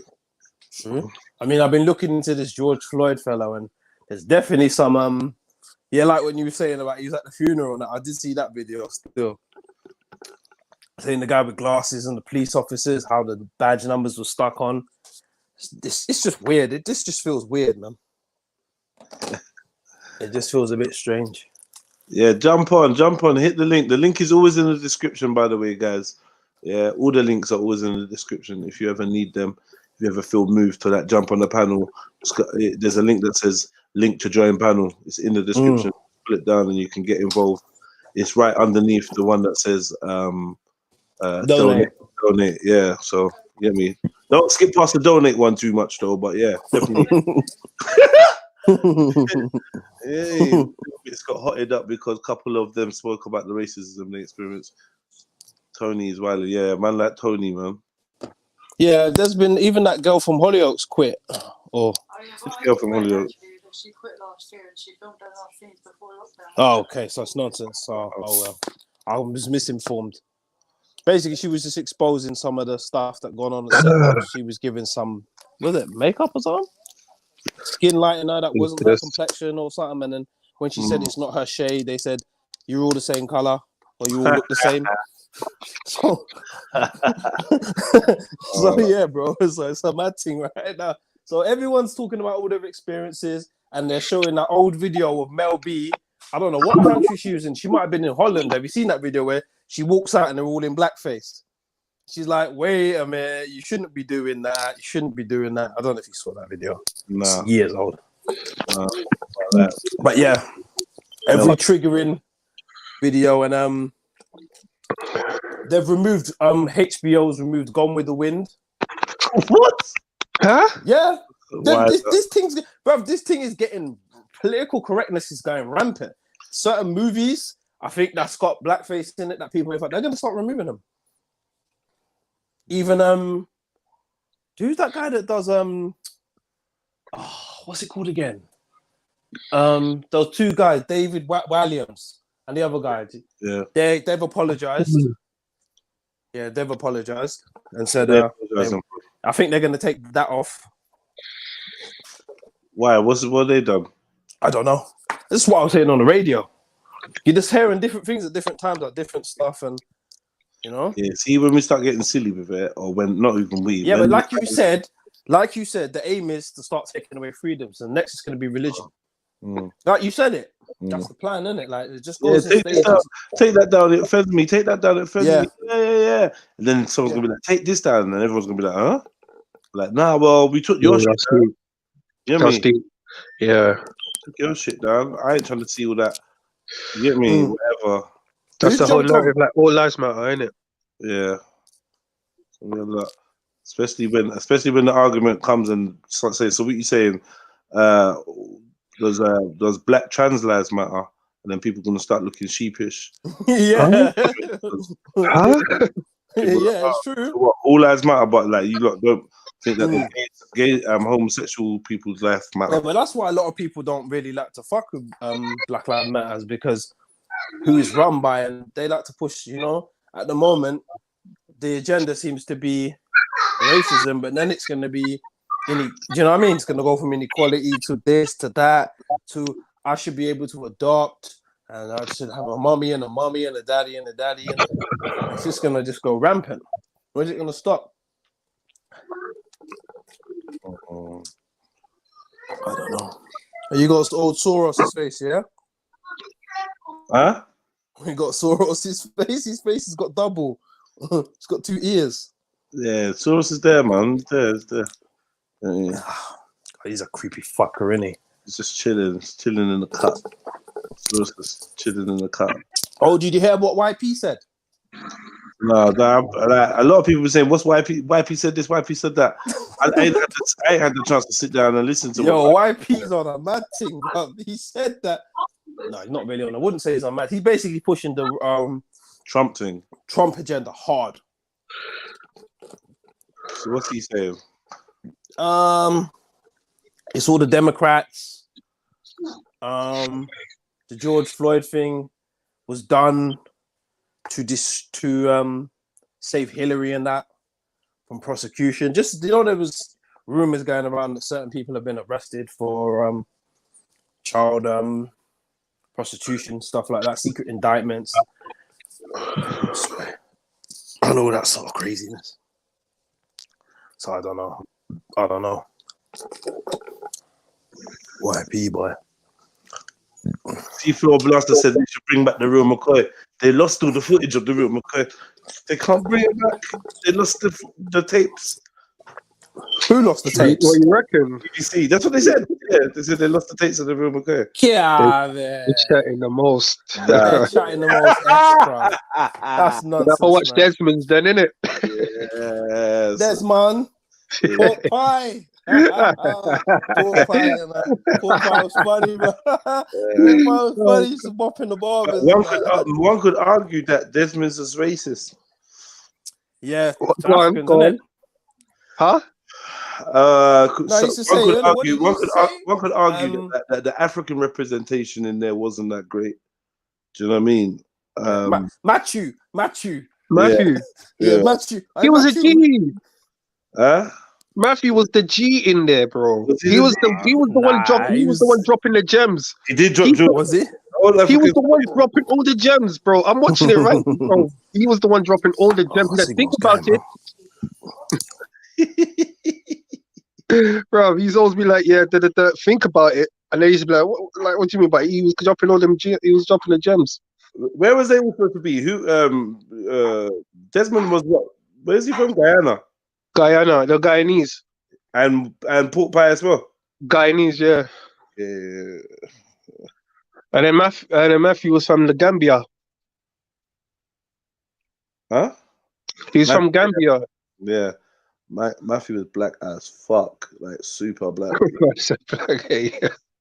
Yeah, man. But he was dropping bare gems, bro, in that show. Even now, watching it again on Prime, bro. Like, cause like that, when I'm watching it back now, I'm older. Cause the last time I saw that, I was young, bro. I wasn't even in my teens, bro. You know, like that. And now watching it again, bro, you realize the gems. Like you realize certain things.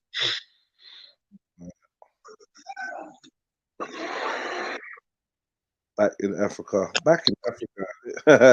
Yeah, bro, I'm telling you, like he will definitely drop like that. Like now, like, yeah, if you watch it, you'll see that he wasn't. They weren't making He was actually one of the smartest there, bro.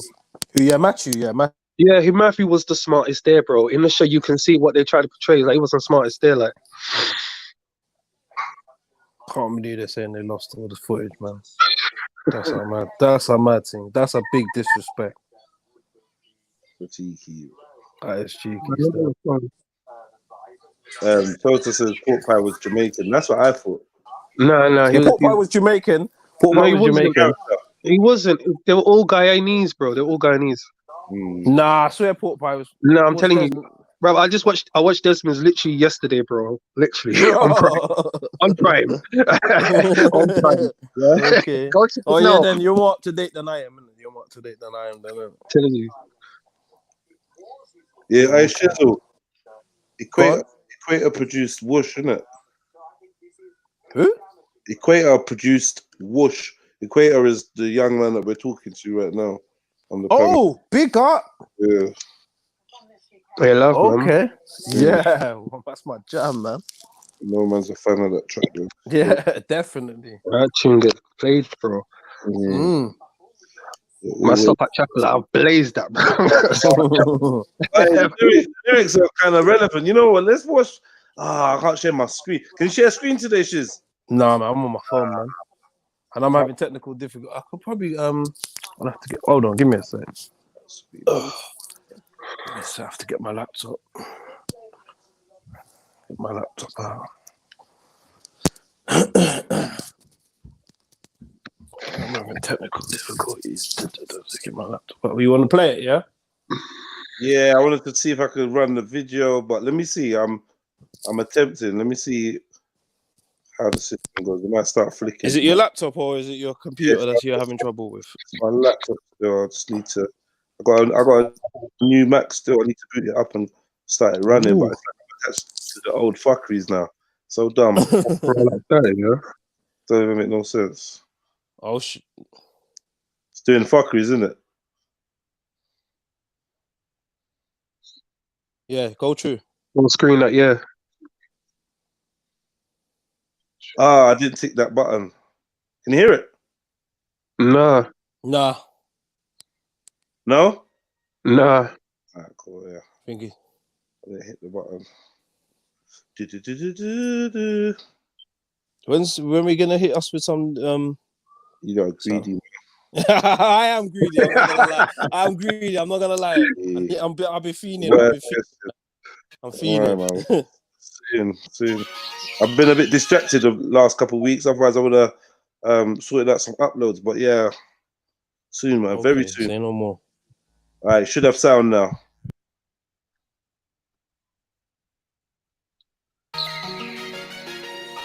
Yeah.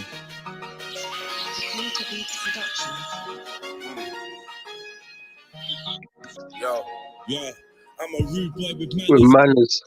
Bandanas. Cooking a gang banger.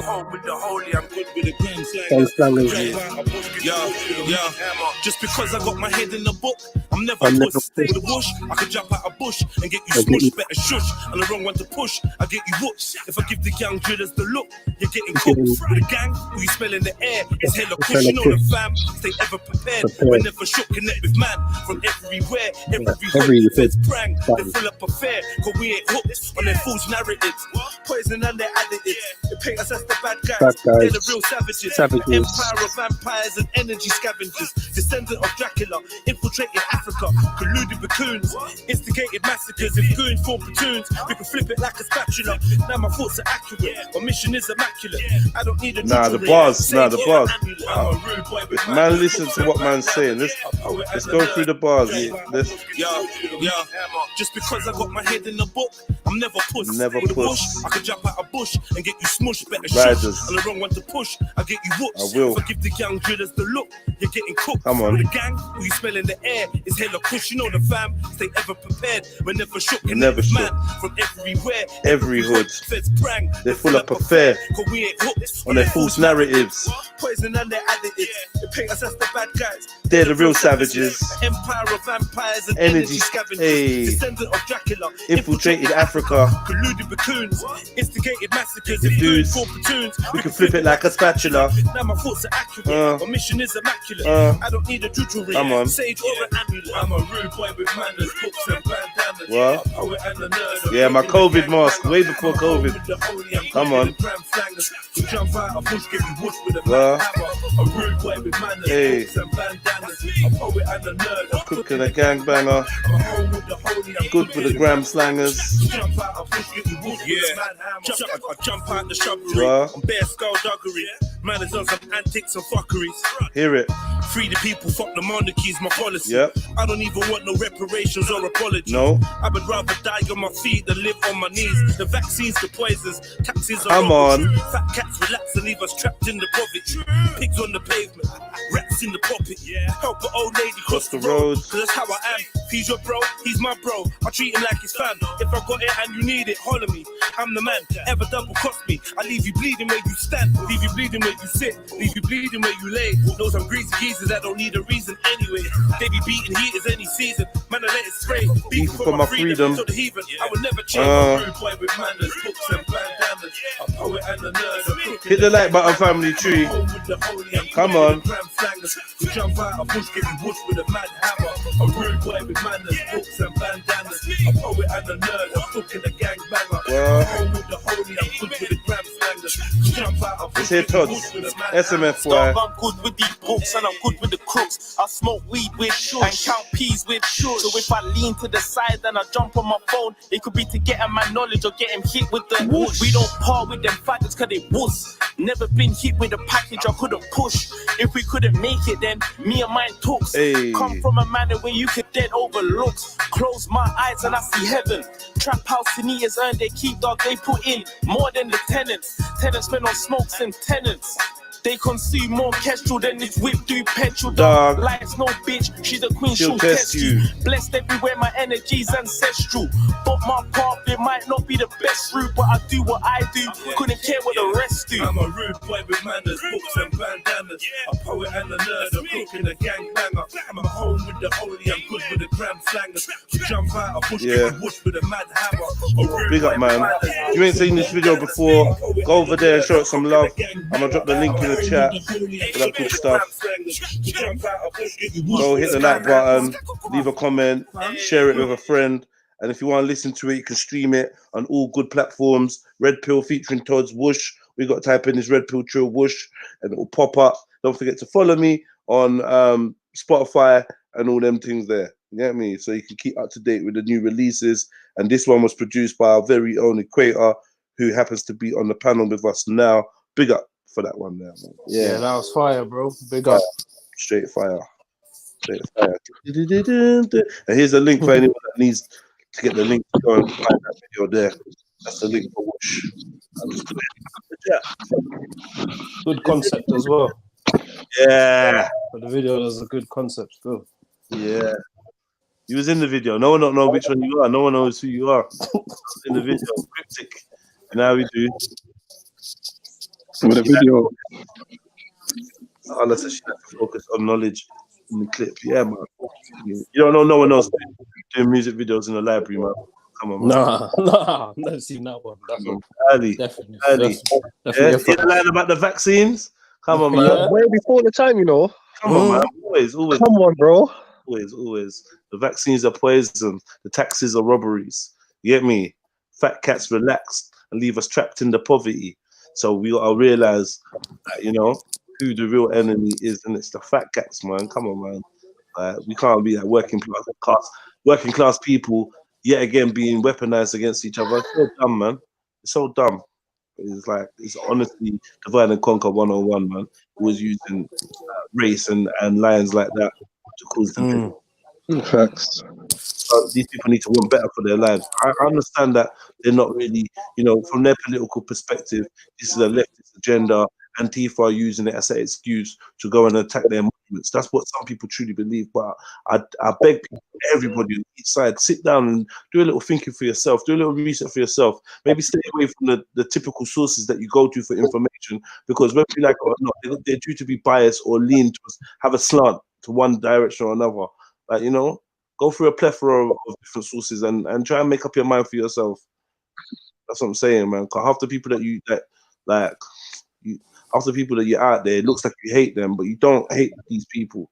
You just hate things that, like, maybe your government or whatever are doing that's making you, who feel like you're the indigenous, feel like you're disenfranchised. But the people are not, people chanting Black Lives Matter, and that majority of them people, they're not your enemy. Because if they was your enemy, they would have been riding out on all your marches, that everything you lot did. They would have been on your face. And if you make the mistake now of, like, obviously interrupting people protesting and whatever, and like you're signposting yourself to become an enemy unnecessarily. And yeah, right about now, these people are not organized. They're not moving extra malicious or nothing. But please don't give them a reason to show their dark side. Because as much as, like, what the internationally people don't really rate Black people, one thing Black people don't like is being embarrassed in public. So don't attempt to embarrass them, because I think it's going to be a bad look. Do you know what I mean? Yeah, that's what I would say anyway. Wait, this is a mad thing. I'm just watching this. My man's brother on in the Congress. Whose brother? George Floyd. In the what, the twin brother? Yeah, the Mason one. Yeah. Yeah, I don't know. Mr. Philin, I can't pronounce his name. Philinus Floyd. Philinus Floyd. Oh, this is the actual blood brother. Yeah.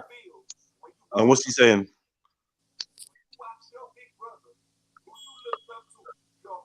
Same when he's watching your big brother die. What's up, die, blah, blah, blah. Yeah, all right, cool. I just understand how most people don't get a strike. Yeah. Yeah. Yeah, most people don't get to go that far. It's like it's just mad the amount of limelight and the push that this thing is getting. It's an agenda. I agree. At the end of the day, they left the vacuum in the news for a month, 2 months. Me, that was doing a news show, I noticed it quite early. The news has become, like, devoid of anything other than COVID. So there was always going to be something to take that gap amongst COVID. And so I think it's understandable. It seems like a created vacuum. Do you know what I mean? Like, space for this shit on the calendar. I was watching a documentary, The Dark Side of the UK. There's Sean Atwood did it. I don't know, man, about Sean Atwood, but I just watched the documentary. He was in different interviews with people. He was talking about the politicians, you know, about the pedophilia and all of that. So that was a good a little bit of insight. Man, it's all gonna start coming to the surface, man.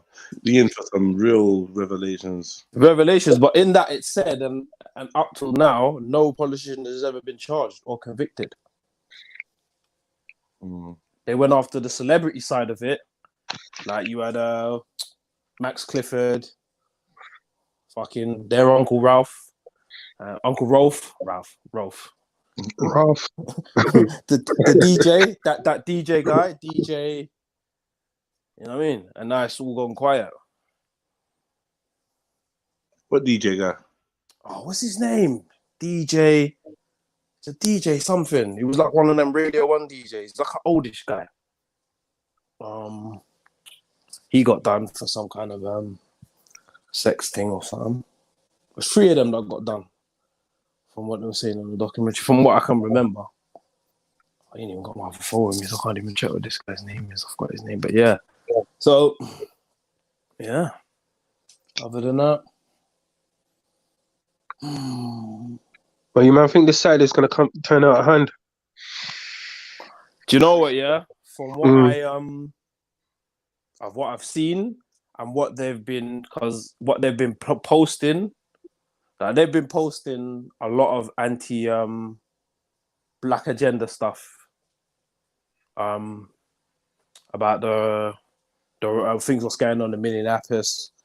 Millie. I can't pronounce that. Yeah, so I don't know. It depends who turns up, innit? You know, That's which true. side? Because you got to think in Tommy's camp, a lot of the ones that were originally with him are no longer with him. So who knows?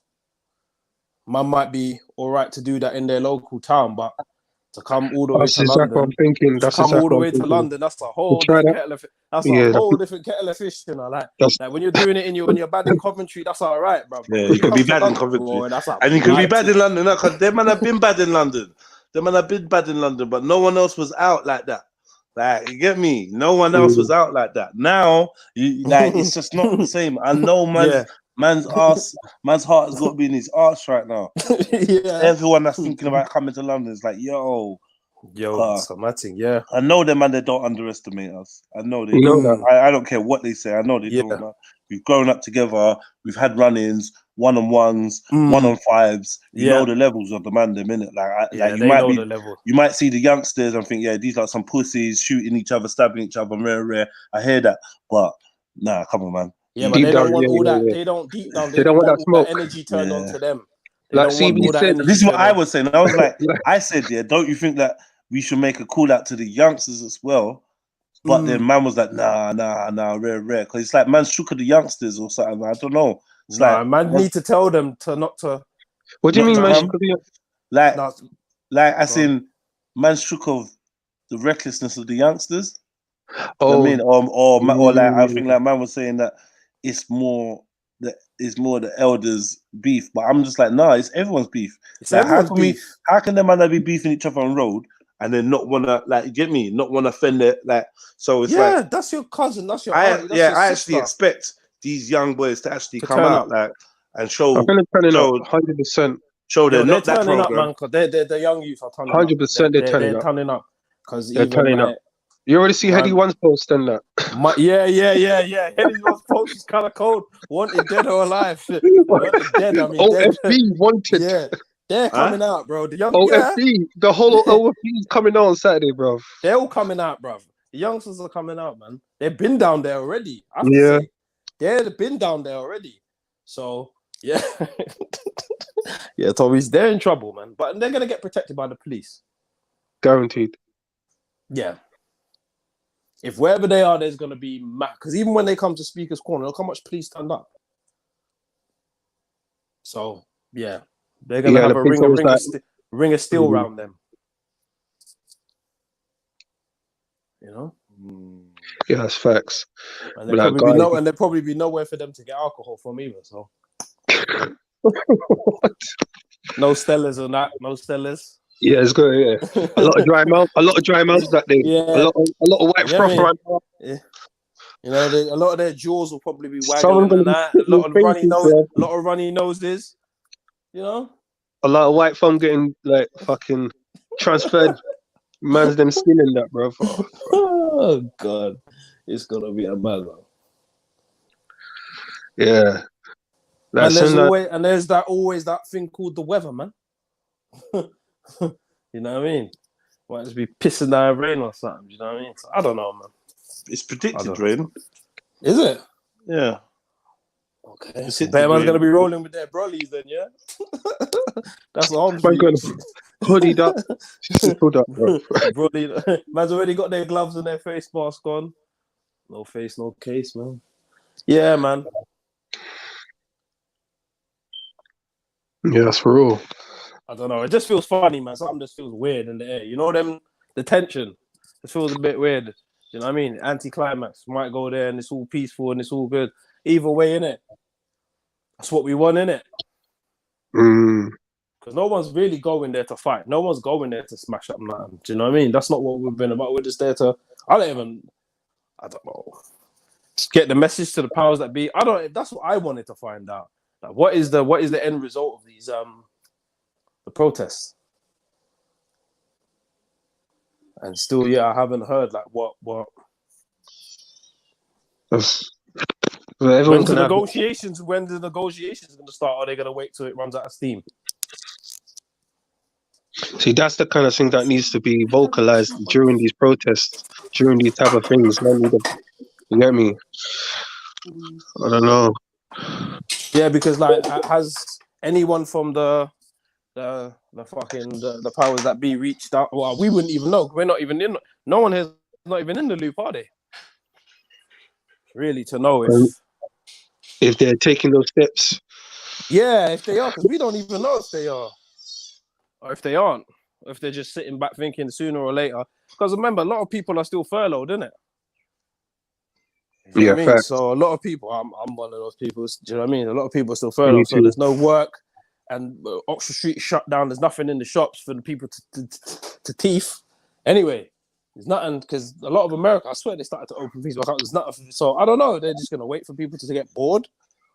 Do you know what I mean? But I just haven't heard any announcement that they're having any kind of that they're gonna be meet. You know, like normally we're gonna be meeting people to discuss this and. I noticed though recently a lot of people be really generous, fam. a lot of white folks be really nice to me. Hey man, really? like man, go to party, mate. Go, you take it, mate. Go on, you take it. Yo, they weren't nice to me today. I was on the shop and the woman was acting mad funny, bro. It's like she's scared of Corona. Like Corona's gonna jump off me and attack her or something. I don't know. Yeah, bro, I just be getting bare smiles and random smiles, bro. Like I'm like, bro. So they're not clutching their handbags anymore, now. I think they're smiling and clutching their handbags at the same time. It's clutching their handbags at the same time. Their little strolls turn to a power walk when you're coming, yeah? Oh, 100%. Is that you right there, mate? Oh, yeah. Lovely day. I'm like, bruv. Yeah. Where's it? Yeah, mate, you're a nice geezer. You're all right, mate. Yeah, you're right. That's what I'm... And you can say that there's that silence. There's that... Yeah. That awkward... It does feel a bit... It does feel a bit weird. It has felt a bit weird for a while. It's definitely awkward, bro. I was always waiting for the next thing, and now it's this. Definitely been a weird year, man. Yeah, man. 2020 this is gonna be a year of just complete madness. Well, I know this is definitely gonna go down in history, though. Definitely gonna go down in history. But like I said, I'm not saying that it's all pointless. I'm just saying that when no representatives are coming forward, what's gonna change? Because they're still disproportionately stop and search. We're still getting targeted, you know? Yeah, I believe all that will happen, but I think now they're going to be extra cautious of how they approach Mandem now. I think that's what's going to I don't think so. I think they're still going to get out of there right, man, 6 of them deep. And then when they can't get you under the COVID, they're going to start switching it to Section 60 and say you got a knife on you or some crap like that. I don't know. Maybe it's just me. Maybe when it comes to police and reform and all that, I'm always going to be anti and negative. Because from Stephen Lawrence to up and now, what's changed? Except it's not maybe not as overt as it was. Man got stopped by police the other day, bro. Yeah, because man gave eye contact. Man gave eye contact.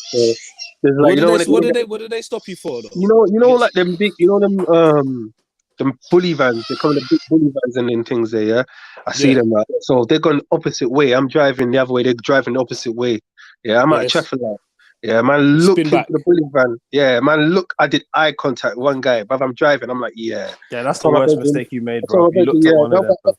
All the way down the road, I'm like, yeah. I'm looking back in my rear view, and I'm like, yeah, I'm gonna get stopped. I'm gonna get stopped. Yeah.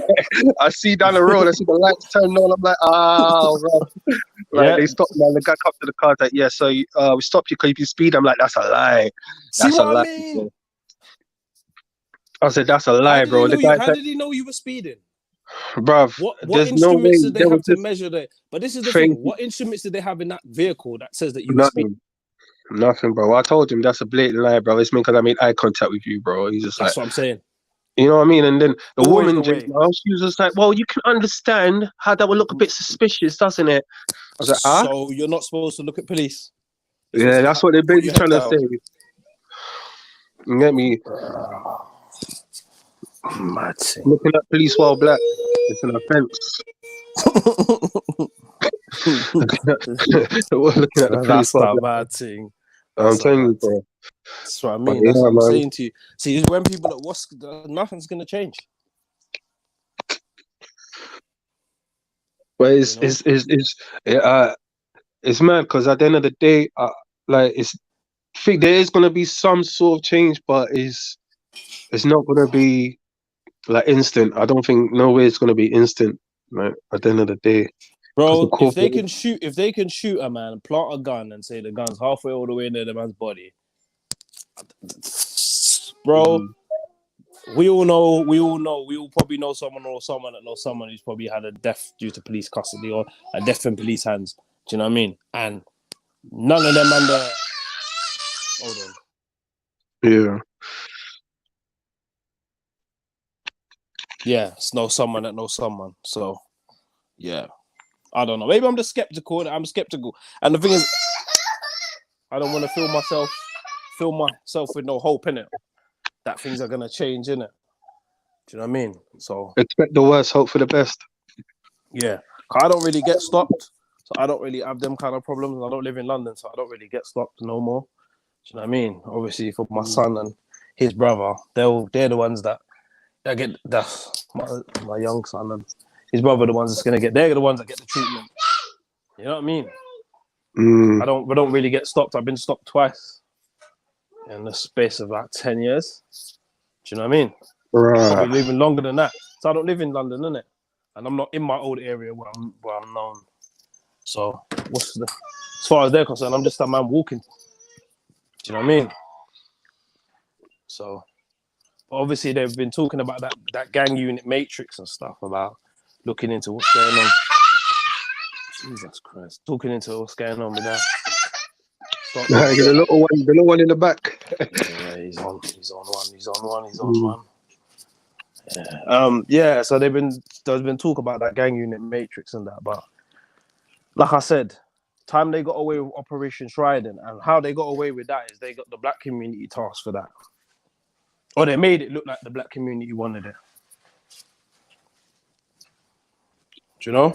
If you know about the history. Because originally, Operation Trident was an intelligence unit. Started off as intelligence.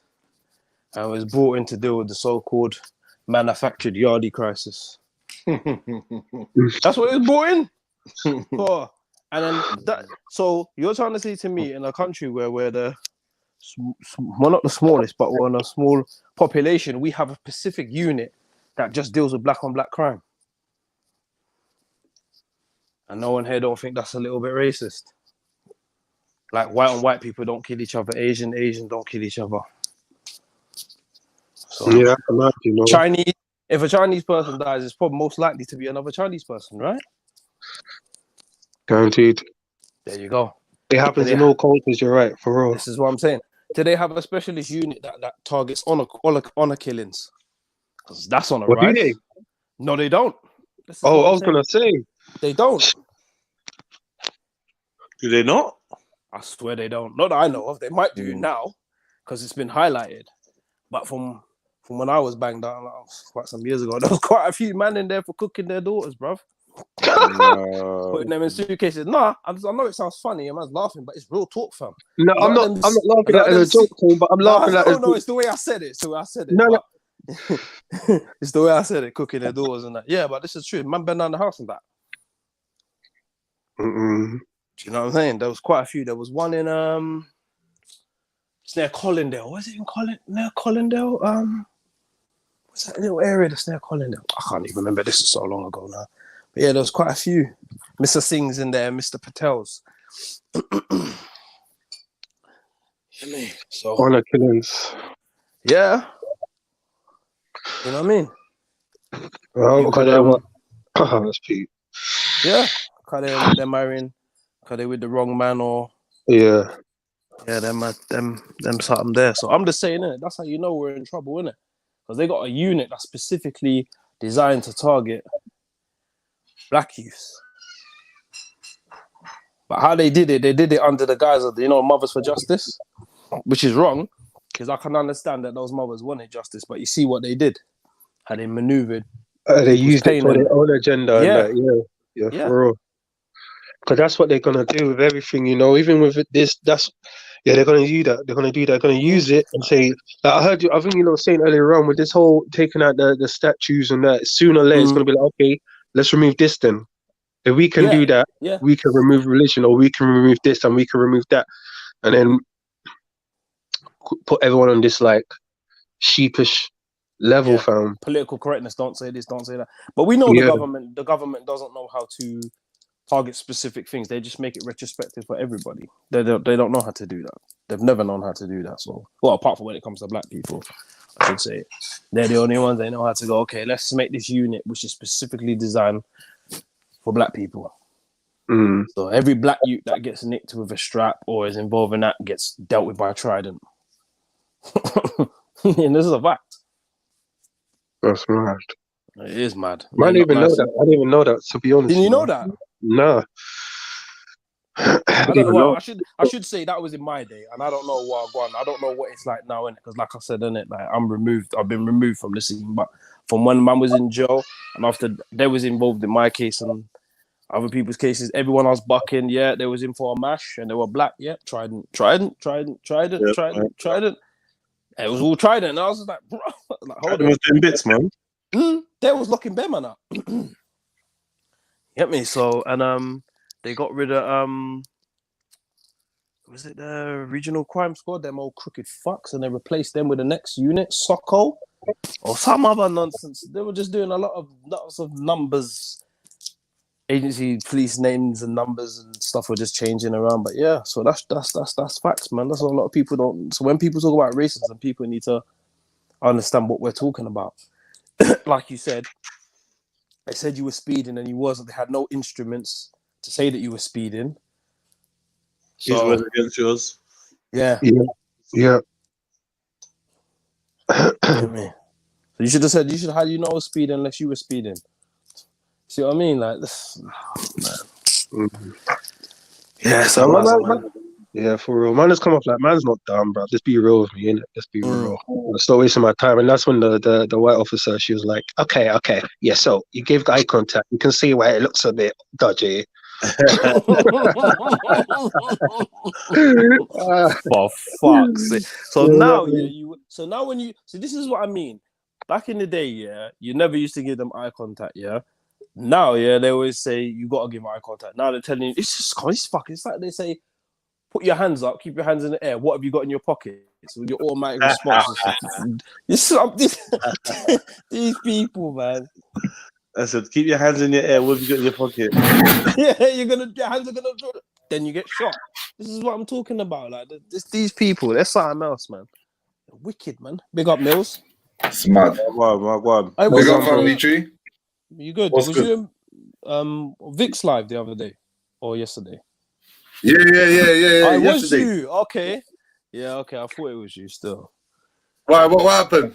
No, I saw your name in it, and I thought, is that Mills? That on Insta? Yeah, I thought it was you. Yeah. Oh, my team. That was my team. Yeah, I'm not gonna lie. That was an interesting slide, because obviously talking about what's gonna happen, and one thing that stuck with me was saying about what Tommy Robinson said, what Vic was saying about Tommy Robinson. He was saying like, look, this is too easy. It's like easy dinner. You know the ones there. Yeah, he drawed him out. Yaxley or Yux or whatever they call him out there. Yeah. But I didn't catch him and Sarah's conversation. I wanted to catch that. Did you see that? When was that? Yesterday. Yeah, they've been having little conversations on Insta and I saw Sarah's comment. You're gonna come on my channel? Hey, I thought you don't sit down with people with an Abrahamic face. I was like, okay. Yeah. Bro, who's this? Who's who? Who's in the? You talking about Sarah? I'm talking about Sarah or Sarah. Oh, sorry, yeah, Sarah Garvey. Okay. Mad thing. So man, one thing that stuck with me is it's easy dinner. It was like, look, like if he's saying everyone ride and come on Saturday, like what is he actually doing? And another thing is that the government trying to put battery in everyone's back. Mills, we know they offered him a bit of money, and they're going to help him with his little case, his 3 cases, his libel case, and his 2 assault cases. Don't worry, Tommy, we'll help you out. You just do us But a he's little riding, favor. I heard he was riding voluntary though. Oh yeah, we saw on Ross Kemp with his TV and his Yeah. kettle, which is crazy, which is mad. He started balling in that. That's why I can't take that guy seriously, bro. He got moved to by kids. He got moved to by some youths, yeah, in front of his son, and his son was like, "Daddy, come back in the car." I was like, "Oh shit, bro." You know when you're trying to like get moved to in front of your own youth, bro. Just to, I don't know, bro. He's not. Oh, is that the whole spitting incident thing? Is that what you're talking about? Yeah, I Was think that another so. thing? Yeah, Now, where when he got the himself youths, involved. and the youths will come up to the two youths in a whip, innit? They come Oh, up they to the wanna whip take his and keys and that. yeah, and he tried to come out the car, and then they start fucking him up, and then his son was in the car. It was just like, let's cry, like, Dad, get back in the car. And I'm thinking, see, Tommy, what are you doing to your kids, bro? Yeah, that's because he likes the limelight too much, innit? He wants to be involved in everything, innit? Like, but he's lucky he was where he was. He was out of country. He weren't in London because he probably would have got poked up. But yeah, I don't know, man. I don't know what that brother's on, man. But we know we got the phone call. Come on. Like he even said about Black Lives Matter and about George Soros and Yeah, but who's he funded by? So He's the one to technically, talk. and we know he's funded by the other side. So what is this? Funded by the same. No, Mills. Let's not get this thing twisted. There is no other side. He's funded by the same. He's funded by the same side, man. They're all funded by the same. But this is what makes me laugh, bro. So all right. So this is what's funny, yeah. These lot are doing these games, but really, truly, they're messing with real people and real. They don't care lives. though. We're not real people to them though. I mean, Mills. Of course, but they don't understand that. When you're walking on the street and an ant walks past you, you don't. That's how they view us. They don't see us as anything but resources or numbers. They don't care about us. What? They never have and they never will. You know what? I think they see. I think it's the opposite. You know. I think they know. You know, like they know. Like they're fully aware. I think they're fully aware, bro. But they're trying to give the impression like we are animals or this and that, bro. No, okay, I'm putting 100%. They are. They're definitely dumbing us down. They don't want us at our true potential. I don't think they want us at our true peak. But I'm thinking to do the things that they do, you can't think of us. I'm just putting it in mind. If I was in that 1% and to do the things that they do in the ratio that they do it, and know the end result, to know that you are going to be responsible for this war, which is going to result in how much people dying. You can't be a human being. That's just me. That's maybe how my eyes has to see it. Because to do the things that they do, the vaccinations, let's just go to a long list of crimes. Do you know what I mean? War crimes, crimes against humanity. To do the things that they do, you can't think of us as humans. To do that and sleep and live and just be a person, I'd have to dehumanize someone. I'm sorry, me personally. Maybe that's me looking. It's mad because you're saying this, yeah. Sorry, Shizzle, man. I don't mean to cut you, my bro. Go on. But you're saying all this, yeah. But for some reason, it's not sitting right with me, bro. You're saying all this, they can't be normal. But look, we've got people who are currently serving as police, thinking they're doing something right. But really and truly, they're just power hungry and they're abusing their power, right? Yeah, and they're just adding to the systematic racism that's already going on within the system. Yeah. Then you got people that are like within the army. Do you know what I mean? They're killing people, thinking that they're helping or whatever. Do you know what I mean? I even listened to Jedi's talk about with Shaka. Was it that Shaka? Oh, fuck's sake, man! You know what I'm talking about. Yeah. Go on. Yeah. That brother, and he was saying that he was in the army as well, and he was like, "No, I didn't kill no one, but still, you were in." The army. You were even within their system. Do you know what I mean? And if they ordered you to kill, the question should have been if they ordered you to kill someone, building a house, would you have done it? Shizzle, I look at it like building a house. No matter what you say, even though you might even say to me that I was fucking up the house. I was fucking up the brickwork. I was doing it piss. Regardless, that house is still getting built. Yeah. And you were helping build that house. Like no matter what we do you know what I mean? You need to, you know me, I always look at blame within myself, even if you're still responsible. You can't disassociate yourself. Yeah, I get exactly. I feel what you mean. I feel what you're saying. Yeah, we're liable because we're like Jedi always says. The whole thing's got to go in it. You can't build something in this system. Is that when you're talking about when people are speaking about Black Betterment and Jedi was saying you want to build stuff in the system. I want to just tear it down. Want it all gone. And so I think you and Equator Beats were saying about the. What can we do and why are we doing this? Yeah. And something so simple that I was looking into. Is it people were petitioning? I think was it 381 days. They didn't use the buses. They didn't use public transport. Everyone started walking. Yeah, I mean, to get real change, little things like this to get can real be change, done, you know. to get real change, it's gonna have to get in their pockets. You're gonna have to hit them where it hurts. Like I said, like at the moment, everybody out there. I'm not saying people marching and people protesting. You know what I mean? We got to do a different sort of protest. Like when they saw them on the M1 and that, and they were blocking off the road. Shit like that will probably hurt them. If we went outside like a fuel thing and there was no fuel, like we said, like one day. Do you know what I mean? This service is gonna get shut down. No train's gonna run, so we're all gonna be at that busy train station. Do you know what I mean?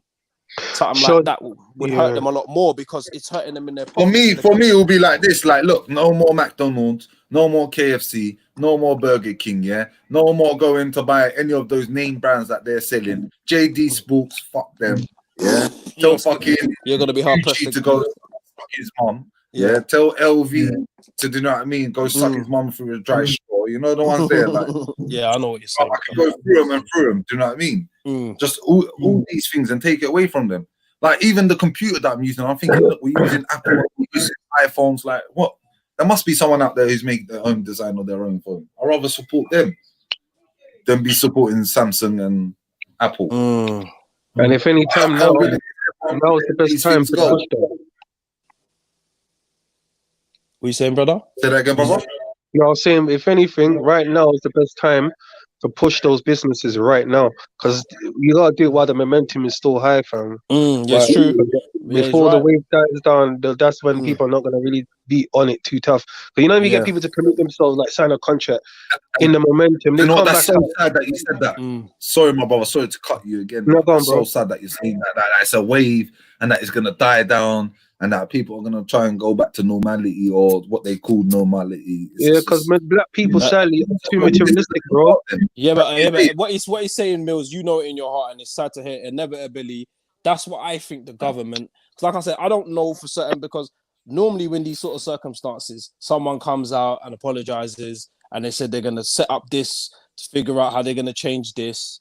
Now they're saying they're making any changes. I'm not hearing that. I don't. If they're making any changes, coordinates with the people that are protesting, do you know what I mean? Yeah. They're making maybe it's because I'm not hearing. Maybe it's because I'm not hearing about this time. Yeah, so I don't know. Maybe everyone, when you go into the protest, I don't know. Speak to the person next to you. See what they're doing this for. Why they protesting? That's the best maybe thing. Take their number down. The best you know what I mean? Network. Yeah, network, and maybe see what they might be able to show you something that you didn't know, and you might be able to show them something they didn't know. And they might come up with an idea. I think Mills, because I haven't gone to any protests. I haven't gone to any. Maybe that's why I don't know. Maybe that's why I'm not in the know to actually. Well, that's humble, bro. What's the end goal? And I'm not gonna lie. There was one at my local thing, and I kind of missed it because they kept changing.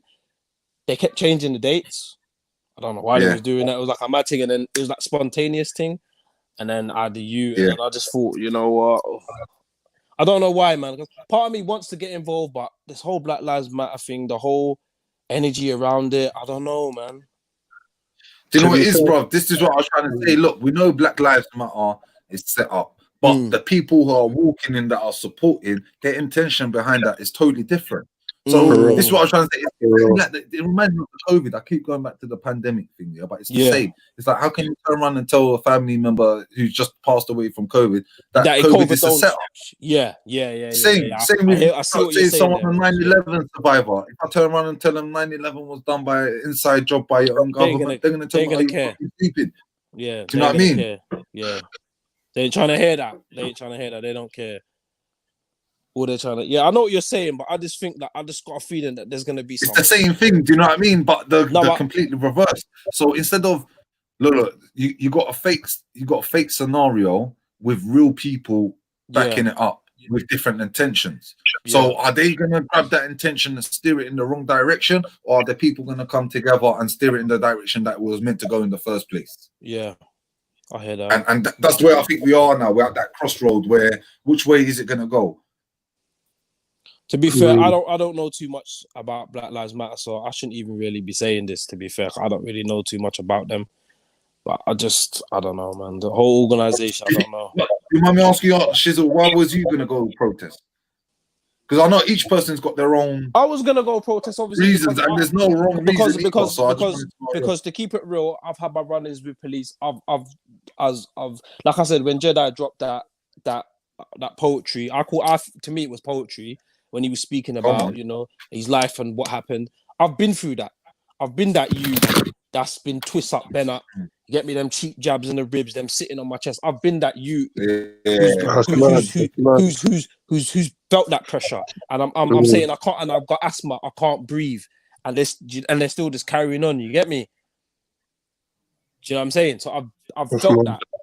Do you know what I mean? So I wanted to go because I've been through that, and I thought, you know what, it'd make a difference. But I've been on these sort of protests before. Do you know what I mean? Like mini ones or sort of things when they had back in the day when they had Mayday things and they've come to Tottenham and it's a bit of a madness. Do you get me? So that's why I wanted to go, because of my personal experience, isn't it? Yeah. Do you know what I mean? So you wanted to go to show your support against police abusing their power. Yeah. But you know what I mean. I also wanted, but it was good to hear that my son went down to London, and a lot of the younger generation have gone. Like my little cousins, they was all down there. Do you know what I mean? So I kind of felt, but like I said, this whole Black Lives Matter, I don't really know. And while I was watching the protests, I just wanted to see where it was gonna go, what was gonna be the end result in the end. And now on Saturday, as it's the 30th of June, my son's birthday. This is another thing. Why are we waiting for a result instead of expecting a result or demanding a result? Do you know what I mean? This is. Yeah, no, I hear what you're saying. This is what I mean. We're at crossroads now. Because are we going to go in the direction of what the media want us to go, or are we going to go in the direction that we want to go? And that's what I feel like. What direction you reckon the media wants us to go, though? This is what I'm saying. I don't really know who's steering the ship. This is what I'm saying. Yeah. That's another thing. Like it's a mad one. Like normally someone. But at least you can do. So this is what I'm trying to tell you to do, Shizzle. Look left and look right. Whoever's paddling with you, or whoever's holding the sails, turn around and say, "Yo, bro, what way are we going? Do you know where we're going?" I got a bigger question. Do they know? I got a bigger question. If you ask them, do they know? Like I said, I don't know anyone who's gone. 100% it's always been. I haven't directly sat down. Like, there's no one that's jumped on the panel and said, "I was down there, and this is what was going on."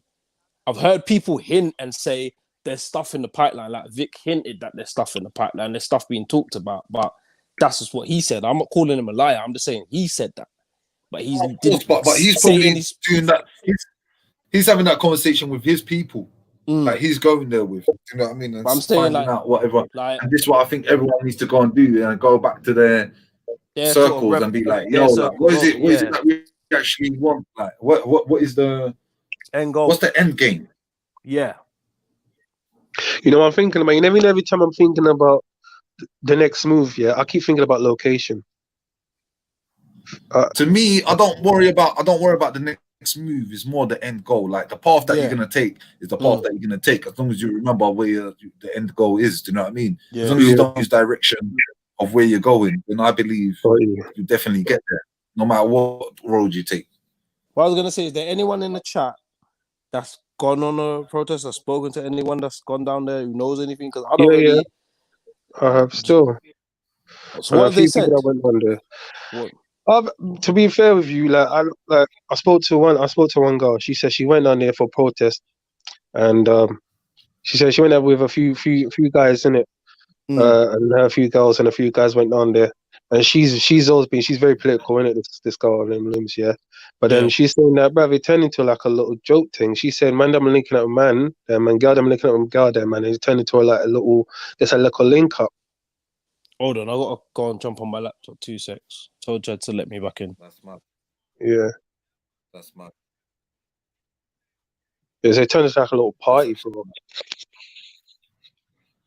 But obviously, you are gonna back up with your gang like that. I can't really sit there and say that that's not gonna happen. Do you know what I mean? That you're gonna back up with your gang. And I'll back up my gang. I'll have the same. But man, I'm back up with the gang and they lose focus. It become like, hey, back up with my gang. And then it's like, yo, let me check girl them. Unfortunately, you know what I mean, and girl them as well. Like she was telling me those girls just posting in the corner, trying to stunt. You get me? So they can, I don't know, draw man them and same thing, vice versa, innit? Like she said, and then she says, man them they put on like with a coffee tune and that, everyone start dancing, and she's like, she got vexed. She's like, I just got pissed off and thought, right, it's like, what's going on? Like, it's a joke. Conversation that went on yesterday with Mills, with he said involved Sarah. Big up. Can you hear me? Yeah. So what was he asked about Tommy Robinson? That's what I'm saying. I missed the live. I think I come into that one a little bit late, but he definitely did speak about Tommy Robinson, and there was another conversation. He was just saying, like, basically, Vic was saying when he was in jail, he was in a racist jail, and that someone was calling him a monkey, and he goes, every time they'll say that, they'll try and say something. He'll have the chair, he'll pick up the chair and start something. So they know that the next time they say something, they're gonna see the consequence. And what Sarah's thing was, he was saying his strategy. So his strategy would be, all right, if it comes to it, I would fight, but I'll do everything before that, before I have to fight. You know what I mean? If there's another strategy that I can use, I'd rather use that strategy. Still want to hear what he said about Tommy Robinson. Yeah, so did I. That's what I was saying. I was a bit upset that I kind of missed that. I kind of jumped on when the Cockney guy was on there. That's kind of missed that conversation. Cockney. What, Sarah? Cockney. That's Thingy's bedroom though, isn't it? Tony's boy. I wouldn't say that. I don't know. Maybe two people who had the same agenda at the time. Maybe I wouldn't say that. I can't say that. The plot is thickening now. Do you know what I mean? The plot is thickening now. Like, do you know what I mean? So what's he saying now? What can he say now? Do you know what I mean? Did Vic ask you? Well, you didn't. So Can Sarah still come out and say that he's pro-black or whatever? Yeah. Oh, yeah, he said he's gonna build Wakanda in it, and he's gonna Idi Amin's. Oh, yeah. That's what the man said. When he builds Wakanda, he's gonna put up statues of what's his name? Mugabe and Mandela and them, man. Yeah, I seriously feel like Sarah's not serious. Right, people think. Hold on. People think tearing down statues of races on a land that literally built its empire off racism makes sense. The land is indigenously white. I fully understand that not all white heroes are going to be my heroes. Why? Because I'm not indigenous to the land. White indigenous people are going to view things differently. They have the right to be angry and upset. When I build Wakanda and erect statues of Mugabe, Idi Amin, Steve Biko, and others, I ain't having anyone tearing down my statues. They'll be dealt with by the full force of the law. Black people just don't get it. They're heroes. You ain't gonna like it. What? Reality. Is that what he's trying to push? That's his narrative, yeah? That's his narrative. So make that what you will, innit? Two different things, fam. But that guy's talking like he's going to talk like he don't know history, bro. No, he's coming from a narrative. This is a white land, so why are they gonna want to tear down their heroes?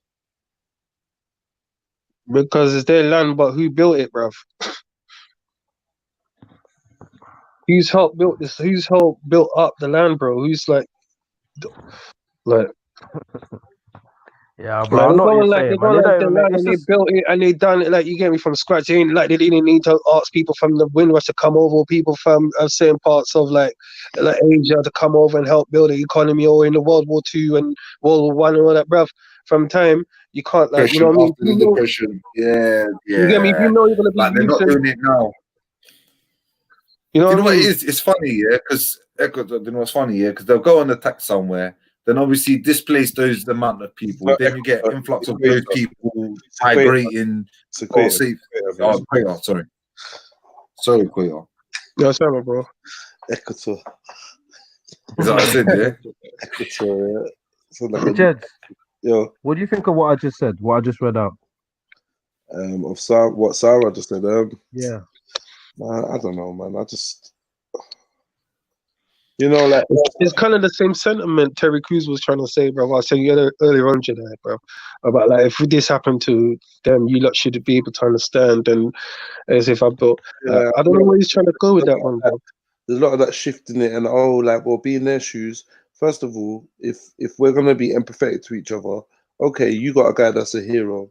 He's a hero to you. When we explain to you what he's done to our people, because of your empathy, you're like, you know what? I hear that. You don't want to walk past a statue of someone that helped enslave you or whatever, or enslaved you or ran a business or did anything or starved your people. I get that. And we're a country where we always talk about humanity. So we've painted ourselves into this corner. Based on that, we're going to have to take the statue down. Exactly. If it's valid. Do you know what I mean? Based on that. But like, I don't want to hear no one defending someone that you know has done something that is morally wrong, morally questionable. In 2020, we're not putting a statue up right now. Standard. If there's evidence that he did this or he did that, then do you know what I mean? But all this, well, you're gonna have to understand where people coming from and the indigenous. I'm not gonna lie to you. Fuck that. No, fuck that. I don't give a fuck. I hate you, brother. Even they're not indigenous to this land. There's levels in compromise, and there's times where man's just like, you know what? Fuck your argument, innit? Fuck your argument, innit? Like, we're not gonna politic me into feeling that taking down a statue of a racist or slave owner is wrong. Fuck off, man. Fuck off. Yeah, that's crazy. That is crazy. You ain't joining the fight now. You ain't never fucking joining no fight. Shut up. Real talk. No, for real, it's right, man. You ain't joining no fight. But it would have been interesting to find out what his whole take is on this whole Black Lives Matter, because I ain't heard him post nothing about it. No, he won't. Yeah, I don't know. I have no idea. You get me? I'd ask him to say his views, but obviously he's been scared. He's been scared off from around these parts. He's not that confident. Oh, remember the last time he jumped on? Yeah, guess I'm wondering. That was a mazza. The interview. That was a mazza. It was a good interview though, but it was a mazza. Oh shit! Because I think he talked himself into trouble, because what he was saying, from what I remember, that his brethren asked his brethren to play that part in it. On that show, Family Affairs, and his brethren said to him they want to make black man look like they're gay. That's their agenda, and then he ended up taking the part. Yeah. So yeah, I think that's why he doesn't want to come on Jedi, because yeah, you ask them tough questions. Yeah, and yeah. So yeah, man, all these people like Vic Santoro seems like the place to go if you want to hold a live stream and talk about issues. He seems to be the man. Do you know what I mean? It's all good, man. What, Vic Santoro? Yeah. Seems to be the platform that people are going to discuss this stuff. So? I got a live stream later as well at 10 o'clock, so follow me. Me and I am Tizar. I've got a live stream, so yeah. What time's that? 100, 10. Yeah. 10, yeah? Yeah, 10 o'clock, man. So what are you man saying? Are you man reaching Saturday? I'm keeping it real. I don't think I'll be making it, I'm being honest. Yeah. Well, what time is it anyway? What time is everyone? Is there even a time to show up? I don't think there's a time, you know. Let's get down there when you get down there. Yeah, kind of thing. Let's get down there. Yeah, man, hit me up, innit, if you want to talk about them kind of things. Yeah. You know that, bro. 100. Okay. Yeah, you're right. It's your son's birthday and that. Just stay home, innit? It's a long journey. You probably end up having to ride back on half the train anyway. Yeah. That's what I mean. That's a priority anyway. It'll be an all-night thing. I'll be getting back in 10 o'clock and getting asked mad questions. That was You'll get the look first, though. Yeah. What time is this? I'm sure people will be leaving from around your way to go down to London. So yeah, I'd tell people around that time to be careful, because they probably try soft on targets. the way back as well, because they'll be traveling as well, you know. For real. Yeah. That's the thing, man. People need to mind that, because Yeah, you're right. You know, I didn't even think about that. You know, but you're right. You know. So you're right. They don't do shit where you're. They don't do shit when you're number, but when you're by yourself. Anyway, let me not say what I'm saying. Maybe it's good for you. No, I remember what it's like when when I used to go to London and coming back and the football they come back from the match and they're drunk and that. Yeah, it can get political still. Daddy, I know this is beautiful. Okay. Yeah, man. All right, cool. Yeah, man. Hey, man, I love everyone. Yeah, man. I'm gonna shout you. Yeah. Big up. Big up, Equator. I love Big everyone. up. Seriously. Big up. Keep producing them dope tunes. Big up. Yeah, of course, my bro. 100. I love everyone's show support, man. And I'm gonna shout you, man. Seriously, Jedi, I'm shouting, bro. I love them. Love them. Okay. Yeah, man. Just like that. It's mad. So you're going live, yeah? What's the topic? Don't worry about it. Just I'm going live, bro. Who's got questions? 81 people on the damn chat, peeps. Donate the damn thing. Support the channel. Yes, Yassin Ahmed.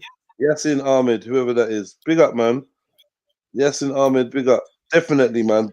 Drop a little something in the PayPal, man. Show some love, family tree. You know, we've been out here for 7 hard hours talking at talks. Had a lot of different guests on. It's been a good one today. I ain't ready to wrap up, but maybe if there's an incentive, I'll keep going. Otherwise, you know, like, I don't know, man. Might cut my toenails or something.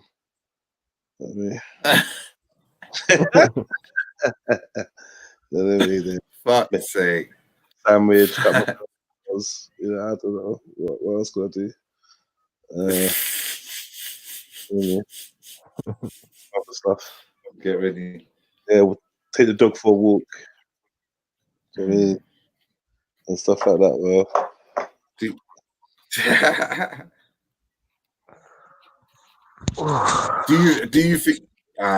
Do you think that there's going to be obviously there's going to be a strong police presence there?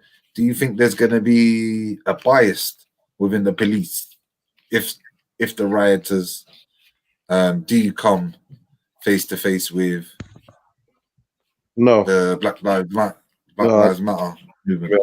Because as much as they are white people now, they get drunk and they don't really have much love for the police themselves. So I think it'd be kind of be between a rock and a hard place if they, do you know what I mean? If they, but I'm sure they're gonna do a lot of strategic things to try and cordon off bits and bobs.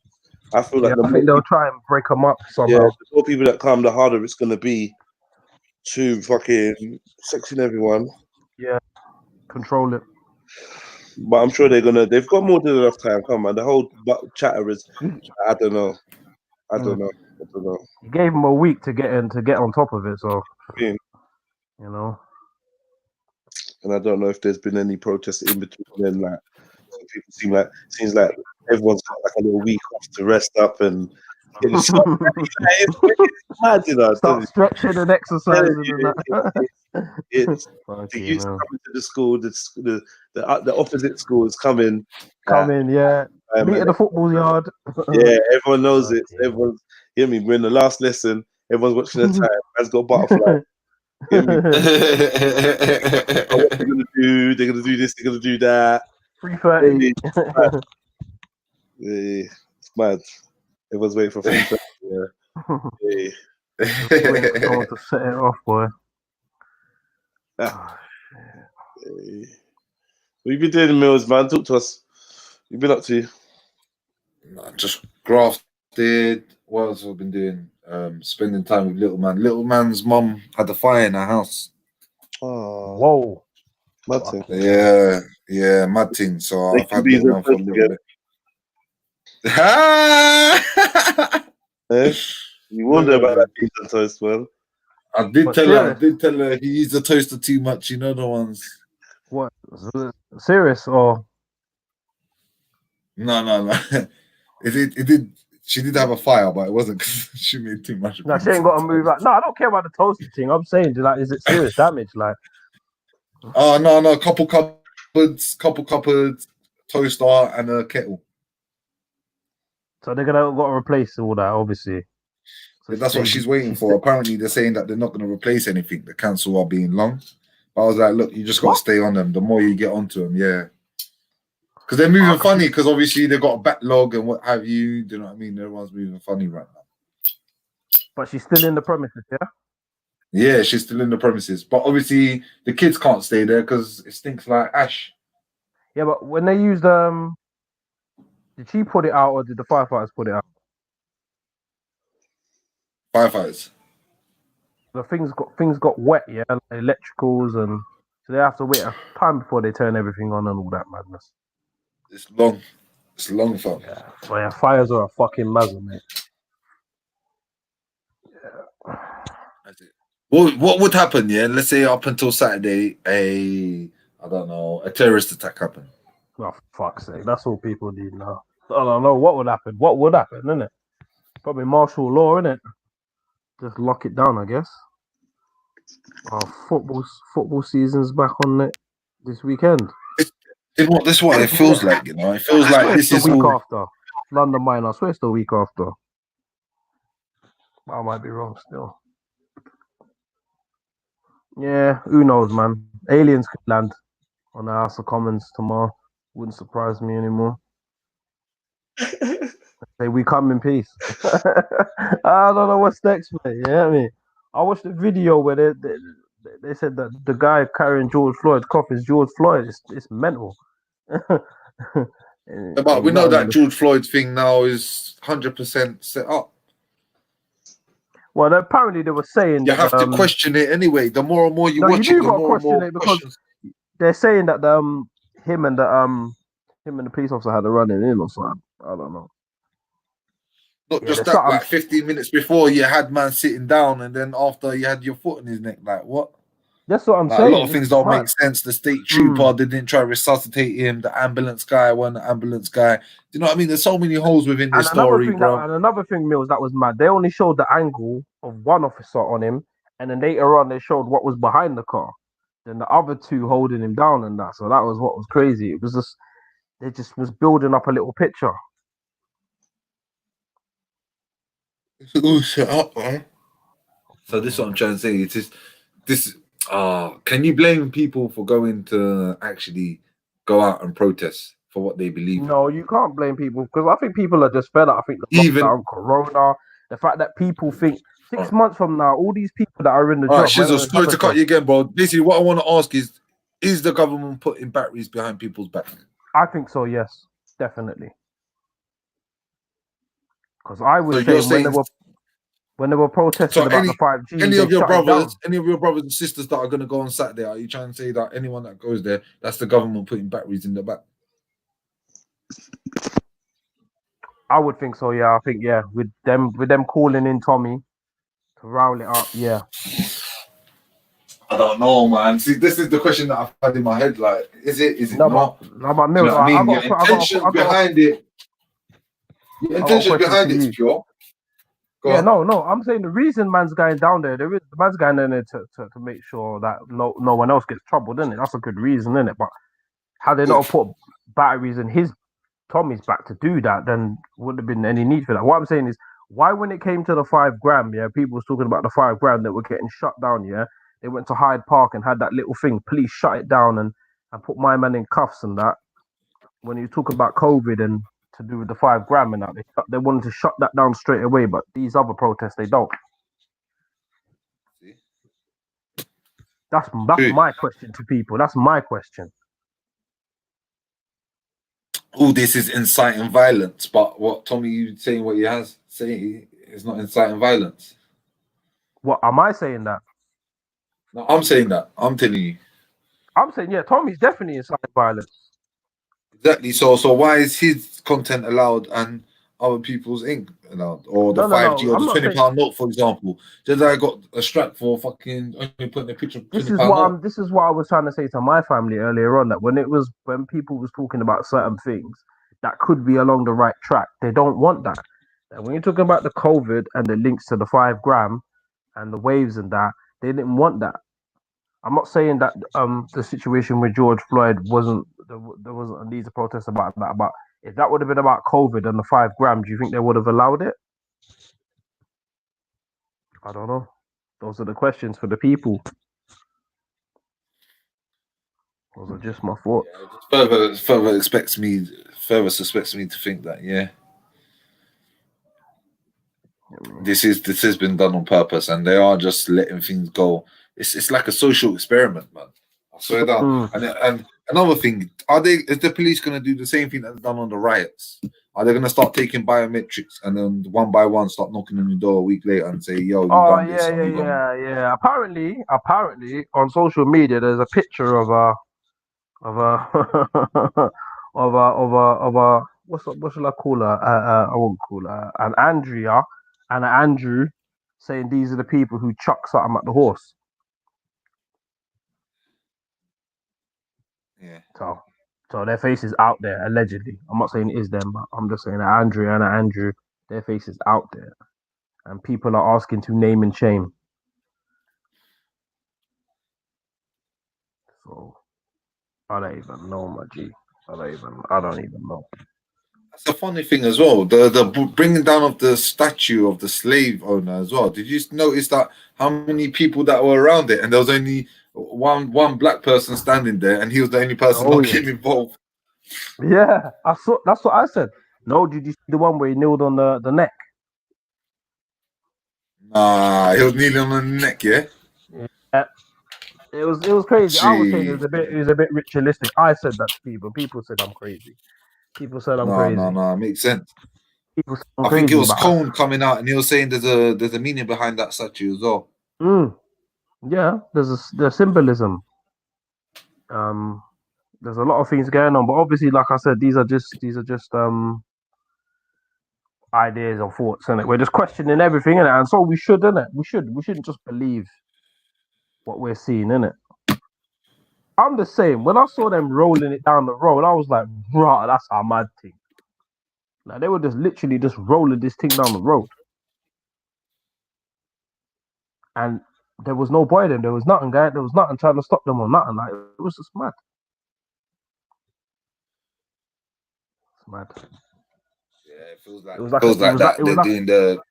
like they're doing the same thing with like they were doing because they bring out a load of laws, innit? They were like, yeah, we can prosecute people straight away. Don't get it twisted. Did you see that there was images? A lot of this is to do with Instagram. There's a lot of stuff going and floating around on Instagram, and that's why I might have to just delete the app for a little bit, even though I'm a bit nosy. But I'm getting a lot of stuff from there.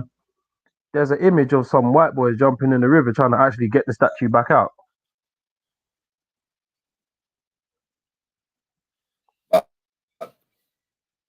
Did you hear what I said, Mills? Yeah, that's bad. That's bad. I'm just trying to think like, what the fuck. That they could actually pick that shit up and get that out of the water. So, yeah. Yeah, it's a mad thing. Big up Cotton, what you saying?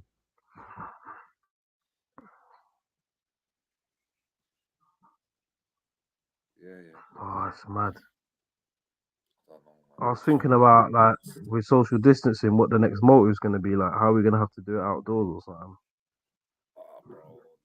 See, everyone's already forgot about this social distancing and wearing masks and all this. You know what I mean? You can't be wearing no mask and in a rave. That's going to be hot enough. I was just thinking that we could possibly like try in it because that was a good vibe, man. I'm so sad I didn't get to meet you there, man. Oh, the one motive I don't get. Mills there. There was a brother who walked in there and I thought it was you. I thought this is Mills, isn't it? I don't know who he was. I thought shit. I was running up to everyone. Is that Mills? They're like, nah, man. Fuck's sake. Like, fuck's sake. You know what I mean? But yeah, we need to hold a little. We need after all this to get all this negative energy and have a little session because I have to say live. Events, do you know what I mean? Yeah, there's nothing like live performances and. The performances, Chevelle, Jeds, Todd, you know, Getty, the performances was on point, and it was. I go back and watch them videos all the time. You get me, and I'm glad I filmed them. You get me? I put them on my TV. It's a vibes, man. You get me? It's a vibes. There's gonna be a lot. There's gonna be a lot more material. You get me? 100. 100 fam. Hopefully this time I'm and that's what we're missing, you know, the link up They're coming together as a family, you know what I mean? Yeah, because they made it so difficult with the trains and everything. When you go in train stations, it's mad. You get lost in there. Like you got to go this direction and that direction, and it's a mad thing. If you take the wrong train, bro, you're going somewhere else. Yeah, you're that missing, bruv. Yeah, fam. It's mad, man. Oh yeah, does anyone know? I was listening to the G block on the weekend. Family, give me 2 seconds. I'm just gonna put little man to bed. Yeah. Sosa, did Ultra have it? Cotton, do you know if Ultra's ute dropped or? I know they're at the hospital still. Anyone know anything? I am a psychiatrist.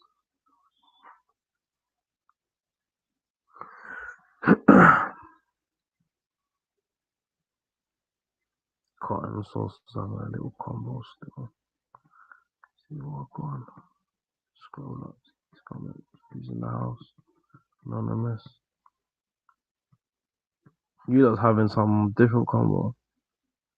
He's on the front passenger side. Could be a race war. Big up Ace somebody. Nah, football season for Tommy lads. Big up yourself, London. Why not?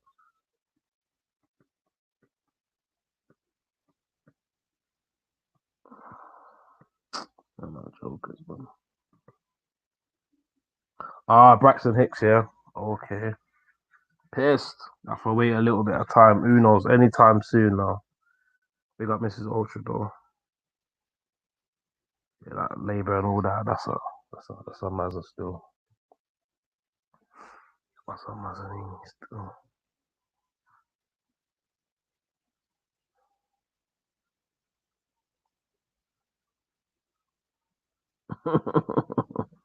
Big up Anonymous.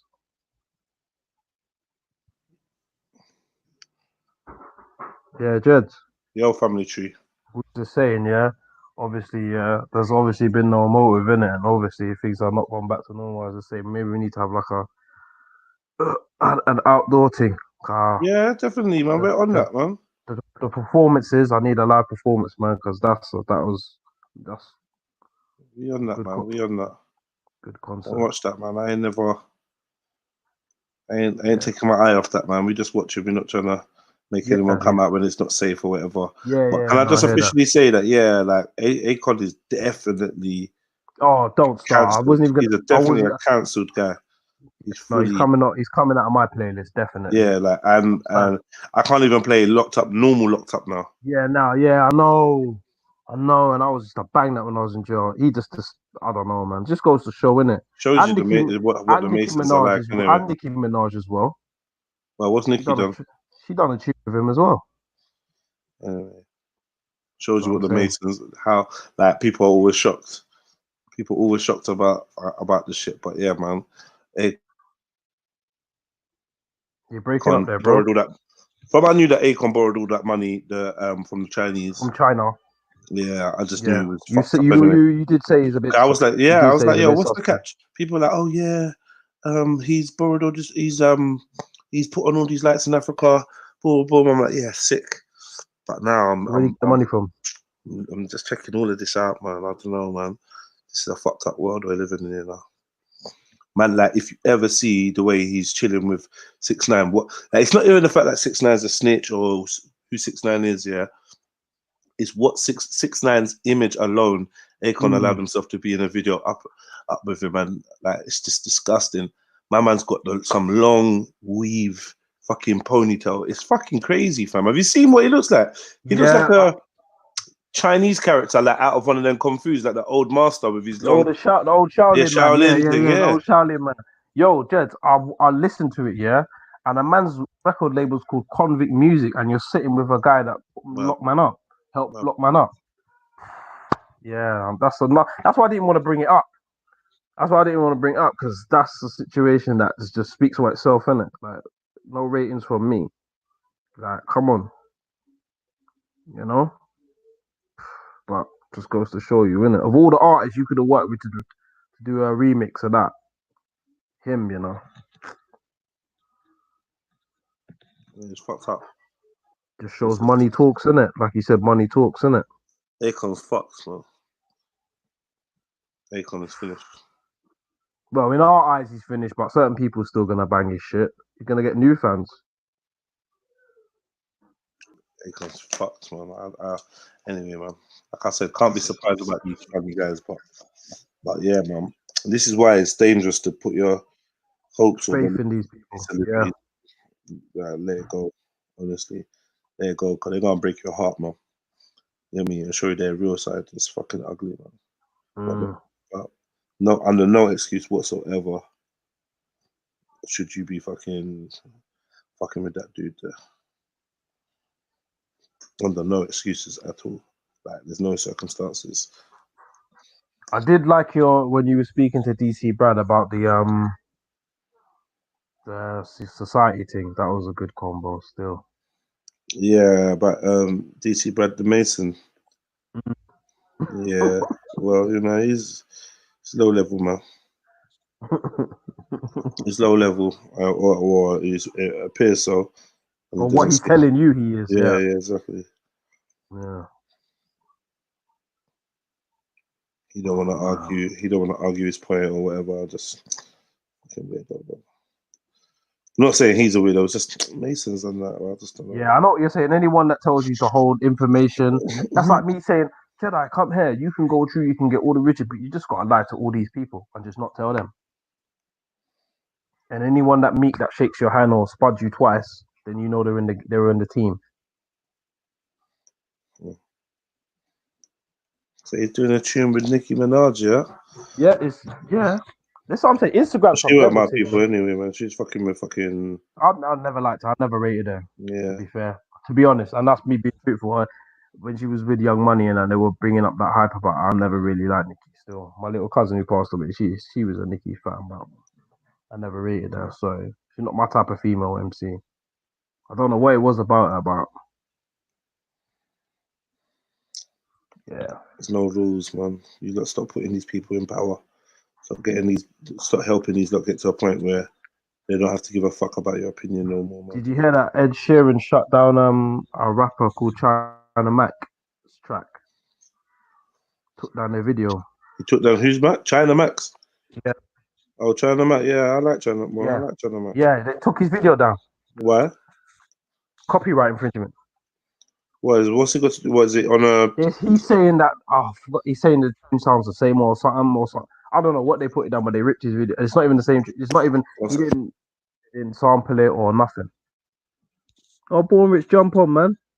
Yo, Wyland, Nicki can rap. Shut up, Born Rich. Get on there, man. You talking crazy talk, man. Nicki can't rap, man. Get out of there, man. You like the look of Nicki. You don't rate Nicki's skills. She looks incredible. Yeah, well, that's surgeons can do that for you, innit? Surgeries will make you look incredible. How much you paid for all that?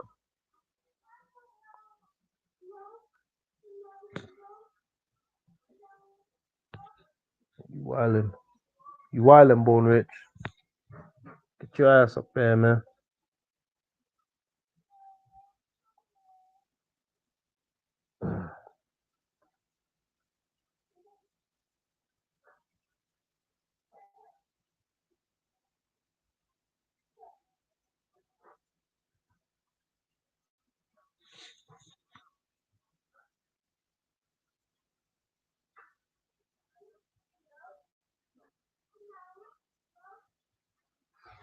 I love Nicki. Okay, good. Okay, fair enough, innit? Fair enough. So you're one of them Barbies then, yeah? Or whatever they call themselves. Barbies or whatever. I don't even know what the fuck they call themselves. Yeah, she done a new tune with 6ix9ine, innit? Apparently they're donating all the proceeds so people, all the protesters can get bail and that. Yeah, after that guy locked people up. That's a mad thing. Yeah? I was gonna go get my food 1 sec. Back in a sec.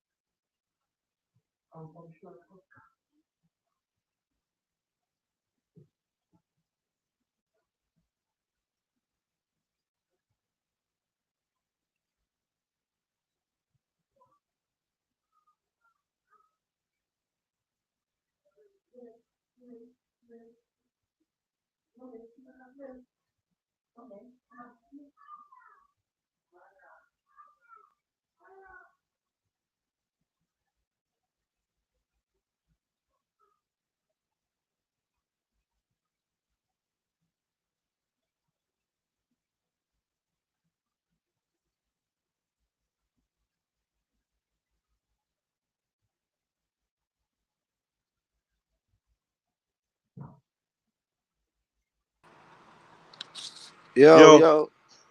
Wagwan, yeah, I'm back. Shizzle, what happened? Born Rich, Wagwan. What's up? What up, fam? Sorry, man, I had to keep popping out the room.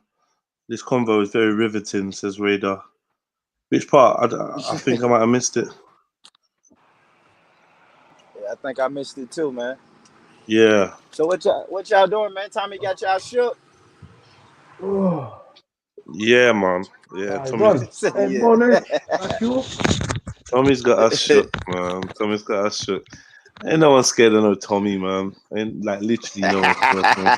Hey, Born Rich, you're a Nicki fan, man. You're a Barbie, man. Slow down. Nah, Yeah, you're a Barbie. ain't Don't type, man. Born Rich. Nicki got You can't take by that comment now. For real.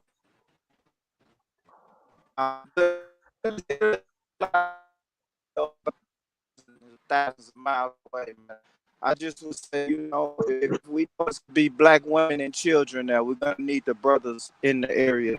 That would be the only thing I would be worried about. Now, if it's that all the black women and children are gonna sit this one out, then I'll probably sit out. Does he sound like a robot for you, or is it just me?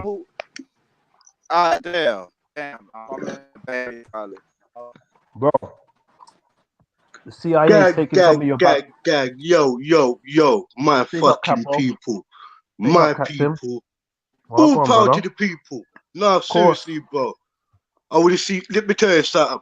I don't know how the conversation's been going on or whatever. Salute my comrades, get me, I love you lot. I'm just saying now, you kind of gathered what's been going on. You kind of seen the videos going on, widespread. Yeah, we see. Lipson, we're not talking violence. We're talking about defense, defending.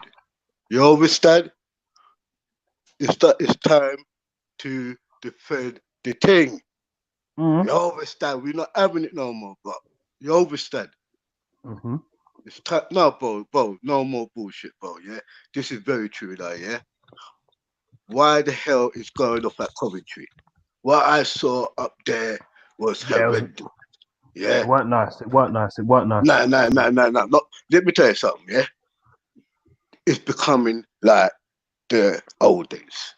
From the 50s, 60s, 70s, 80s, early 90s. You lot are playing with your fucking selves. Yeah? I'm saying as Captain Rambo, as a revolutionary freedom fighter. Yo, this ain't a bad man talking, no? This is something I'm getting to all the nation. Look what is going on. I am not saying race war. Bring up to all the people who's protested against anti-fascism, racism, imperialism, capitalism. Big them up. I'll go be on the front line with you because I realize it. You realize it. That is more than just race. It's a class system, and people are taking the full measures of our liberty. They are taking the full piss. No way what happened back in those days should ever happen now. You lot defend your communities, defend your friends, defend your loved ones. This is not about race. I'm a big man. I've seen the things. I'm saying to you lot, you lot fight, put your beasts aside. You gangs need each other more than you ever need each other before. You lot need your numbers. You lot need to end your differences. And I'm just saying to you lot, bro, it's a sad reality. If you lot don't wake up and fix up and stand up Don't ever feel you're gonna be free in the next couple of months and in the future ahead. You are playing with your liberty, and you are playing with your freedom. Choose your destiny. If you want to be a gangster, cool. Defend your things. If you want to be a freedom fighter, defend your thing. This is you. This is not you against me. This is you against the real enemies. Bro, I'm willing to put your race, religion aside to deal with what is about to come this weekend. Bro, please, men, women, think about your children and ask yourself, do you want them to experience how the was before experience? Do you not really want to make your children ever go through? Both half of you that has never had the experience of learning anything what's called camping, survival skills, none of that.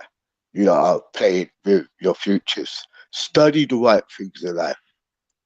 Learn who you are and be somebody. I'm not telling anybody this crap. I am somebody.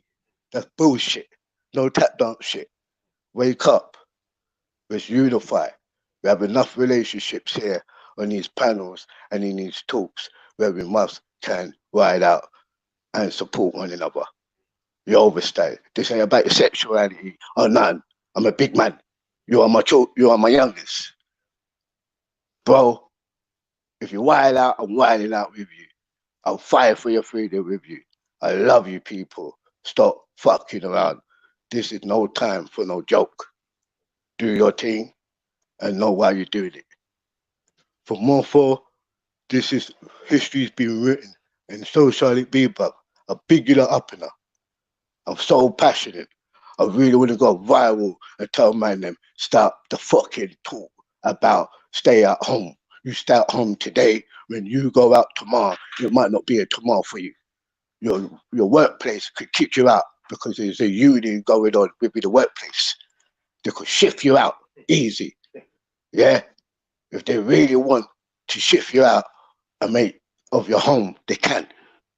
Know your future, bruv. Yeah? Deal with all your economy and politics after that crap. You understand? And stop playing around. And I want to use Jedi's. I've been hearing you lot talk for hours, and I just kind of hear a dull patch coming, and people say, what do we do? What do we do? First of all, we stand up, innit? We gotta come together. That's what we gotta do. We gotta love each other, and we gotta defend each other, because this is the benefit of your children, not me. This is the benefit of your future. I lived a good life. Many of you don't say, yeah, Rambo's a crackhead. Yeah.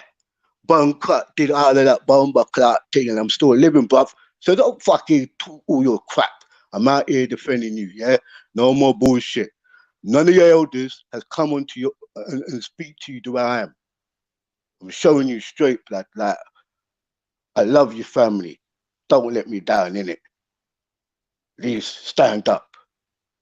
You always stand. If you can't take two lick in your face, draw fucking back, in it. Step back, let the real man them deal with it, innit? That's all you have to do, innit? Be seen to defend your people. Why the fuck your grandmother come over here to try to better your life? Or your parents come over here to give you a better life or give you a better education? So you can't ever experience what they went through. Why the hell is that for? You understand? I was going to retire on my birthday, you know. And you know what? Me get the man them call me, say, Rambo, Captain. Address me Papa, say, Captain, fam, you needed it. And I said, you know what? I have to do it. If I have to put my freedom and if I have to put my relationship on hold for the future of my community and the future of my people. And I'm trying to say, I want to call out all of the groups, all of you lot, please. All of you lot, please come out, support the thing. All of you lot who's against racism, fascism, all of that, come out, support us. You understand? Support us. Thank you. Well, Mills. Bills ain't Who's there, that? man. Sorry. Shizzle, man. That's all good, That's Rambo, Shizzle, man. yeah? How are you, Come on, bro? brother. Yeah, I'll see that thing, Rambo, still. Yeah, man. Like, I don't know what to say, man. I want to cry though, bro. Because this reminds me when I was younger and I used to see my dad come home angry all the time. Yeah? And I realize now I'm older, I realize why he was crying, why he's upset. You understand? I kind of realized what my family went through. I had a hard life, you know, bro. You understand? And you know what? Yeah, People don't understand. People don't understand NF. The name's NF. You know, skinheads. All right, let me break it down to you to really explain to you. First of all, it was when we say skinheads and all of that, they were under the working class, yeah, guys, yeah. The skinheads was like class as the rude boys, equivalent of the Jamaican our people. We were the rude boys, they were called the skinheads. Our parents were called the steppers, their dads called the teddy boys. We had the rude boys, the steppers, the Rasta man, them. That was our nickname to say, oh, we are revolutionary. You understand? You hear Bob Marley and them artists throughout those eras was talking about oppression. It was a race thing. We all understood the oppression in this Babylon system. That's how we described it. This is my culture, by the way. Many other cultures would describe themselves, but this was the music and this was the atmosphere. We went through police brutality. It was a thing where they would say no vacancies. No vacancies meant that you can't rent a property. Like we had 1 rooms, and sometimes your grandparents would have your maybe your mum or your older uncle or your older sister just baby, and they'll say no vacancies, no black, no dogs, no Irish. You understand? So a lot of when you say the Skinners and all of that, it was always far rights, but what you gotta realize from the 1950s, it was fascism. This country was more fascism. When they opened up the immigration, because it was like a labor mentality where they'll say, yo, let the other people come in, let the common people come in from the Commonwealth come in, let them help us regenerate. That was for more of the labor. But more of the Tories were more saying, nah, no niggers, we don't want them, no blacks, no coloreds, nignogs, wogs, all of those names coming. And anytime a black man tried to date out of his race, they would call him a gorilla. Oh, monkey man, look at that man, he's a monkey man, oh, fatty monkey, give him a banana. You know, all of those ones, the ones who tried to do that. When we tried to integrate, we got busted. We were very good at talented football. So big up man like Rob Regis and all of the old school footballers, not these stupid puppet footballers, blood. You talking about Rod Regis, who came from the what's it called? Alberian. He was one of the first black footballers.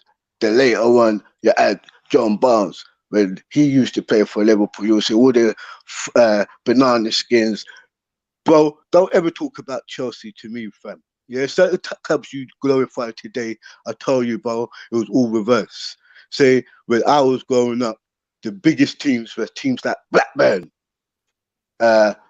Leeds United, and they were a fascist fucking football club, far rights, blood. See, when they come out in London, fam, and you're in certain areas, bro, and you're with your white friends, they be able to touch you up, bro, punch you up.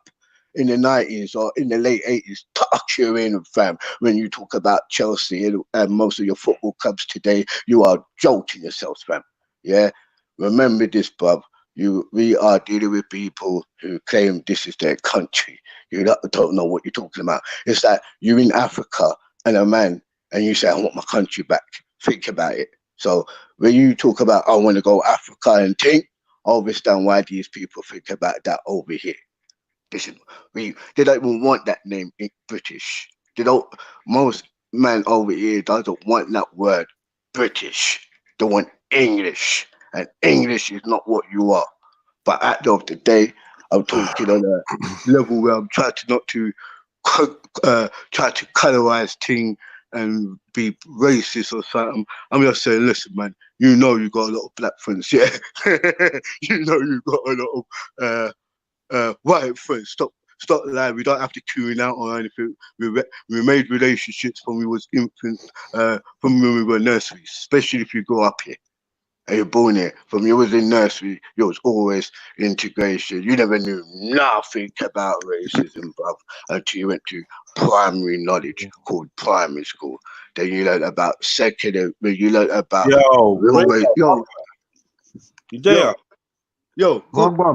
Go to, bro. Are you here? Yeah. If anybody wants to talk, they could talk. But I No, just I was listening to you, I don't want to Rambo, fam. interrupt I you. was innit? eating. I wanted to I was ask you eating. something. I don't want to interrupt you, innit? No, I was eating, so I was letting Rambo do his thing, innit?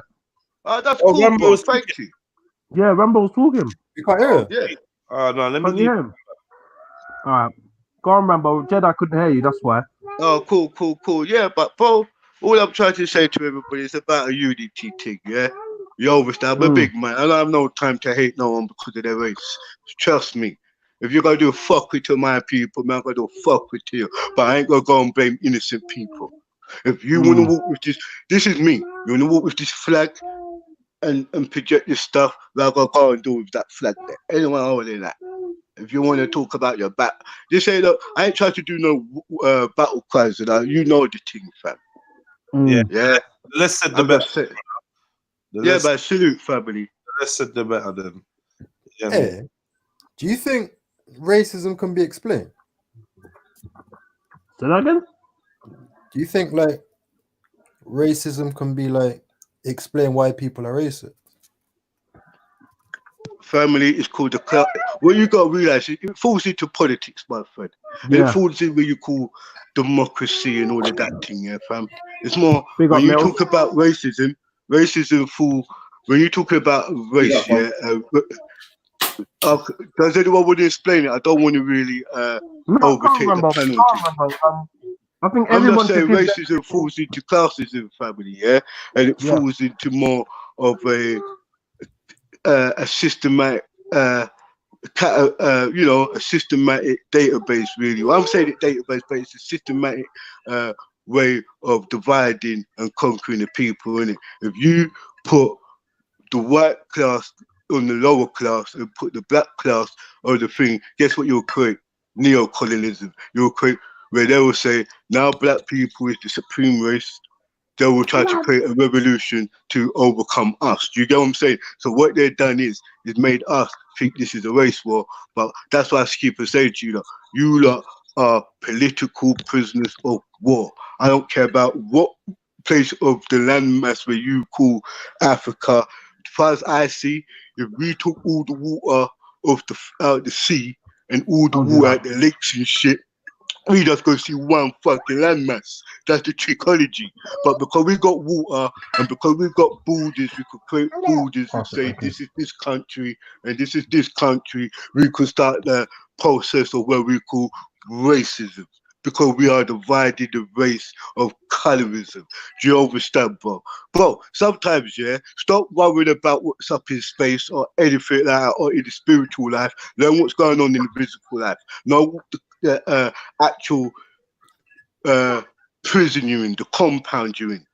And learn the culture, what you adopting, fam. You are political prisoners of war. I don't want to divide. I don't want to be like them and start saying, I'm black, you are white, I'm this, you are that, I am that, and you are that, because I won't be no better than a fucking politician.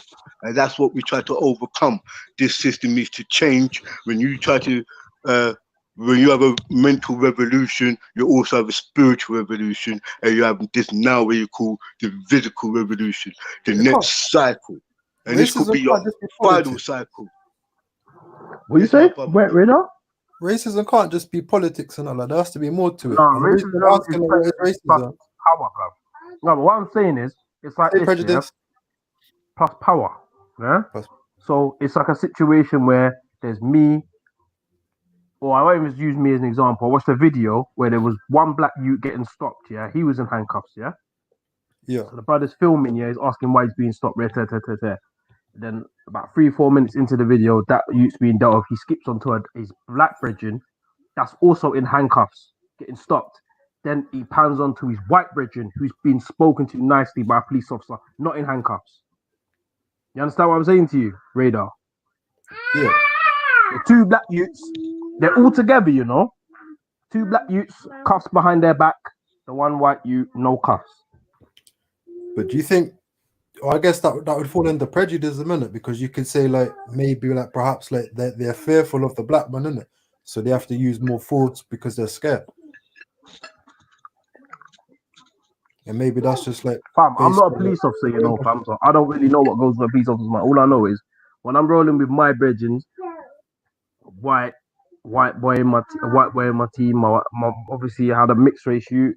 All of us are as dangerous as all of us. All of us are as down as all of us. Whatever's going down, we're all swinging. You get me? So I don't know, fam. Get me, G? I don't know, but like I said, innit? I don't know. The reason I asked is if racism was fully understood, then maybe like you'd be able to counter it more if you understood like what causes a racism. I just think that's where ignorance comes in. Because when you try and talk to people about racism, and you got to remember, you're talking to a white person about racism. Some of them don't understand. They just don't see it. But that can apply to anything, isn't it? It's like even if you just talk about like education and that, it's like say like a good person. I don't know. You'd have to get someone who has them views on there to try and have that conversation with them. You know, because I've experienced it. You get me? In the workplace environment, being the only black person there, being called lazy and all this other stuff, and you know what I mean. So I've experienced it on different fronts. You know. You know what I mean? So, and being a target of police because I'm young and I'm black. You know? I hear that. So, like I said, I can't really speak, innit? Speak about. Do you know what? You are right, bro. Yeah. And do you know what, Radar? I don't think we could ever explain to you the true ins and outs in just one conversation. And you know what? You can't always be filled with knowledge. You have to learn to see, hear, yeah, learn to see, hear, speak, smell. It's all your senses. You understand? You have to learn that you ain't gonna learn this all overnight. It took me a long time to know what racism is, innit? It took me a long time to know the information I have in me, you know, both. You know what I mean? Because I have it now doesn't mean any of you lot might learn what I'm learning now and compared to what you already know and be even smarter than me. Let's say it's each one teach one, innit? I could learn a lot of stuff from you, Radar. I would never stop learning. You understand? I might be the captain and I'll stop at that. I'm out on the battlefields with you lot, bro. Trust me. And most of the time, this has been mental and spiritual fight we've been doing. And most of us has been winning through the information we are trying to reach out to the people. You understand? It's not about violence or war and all of that. I'm just trying to tell you that it's an ideology of thoughts and overstanding oneself. So when I'm speaking to you, Ray Dan, I'm trying to explain to you what racism is. It's not something you have to experience it as well. Not everything in life you could just read and know. There's certain things you have to, when you start to know things, it's because of your experience. It's what you went through, personality, your mental fam. I'm trying to explain to you, you're not going to learn all these stuff overnight, regardless what I say to you. Yeah? I could talk all night to all of you, and most of you that ain't gonna ever understand what I'm saying. And it's a known fact. We're all learning, bro. So don't knock yourself. You might not know exactly what prejudice is either. That's another thing. You might not know what what's that word? Discrimination is. You might not know that word. You might not really know the meaning, the true meaning to it. That's why you might not really understand racism at this point of time. And remember, it's not just politics and religion. It's also a way of life, bro. And that's another thing. To really know what racism is, you might even have to change your very own personal life to actually see for things what really is, where you can identify with the poor and the rich. You can identify with people saying, this is my land. Because the way how I want my land back, I need to fight for it. just like the people who want to fight for their land. You understand? But later, you ain't gonna learn all this stuff overnight. Know what I mean? You're while you're young and stuff, you're more interested in hip hop. But there are more revolutionary rappers as well. You understand?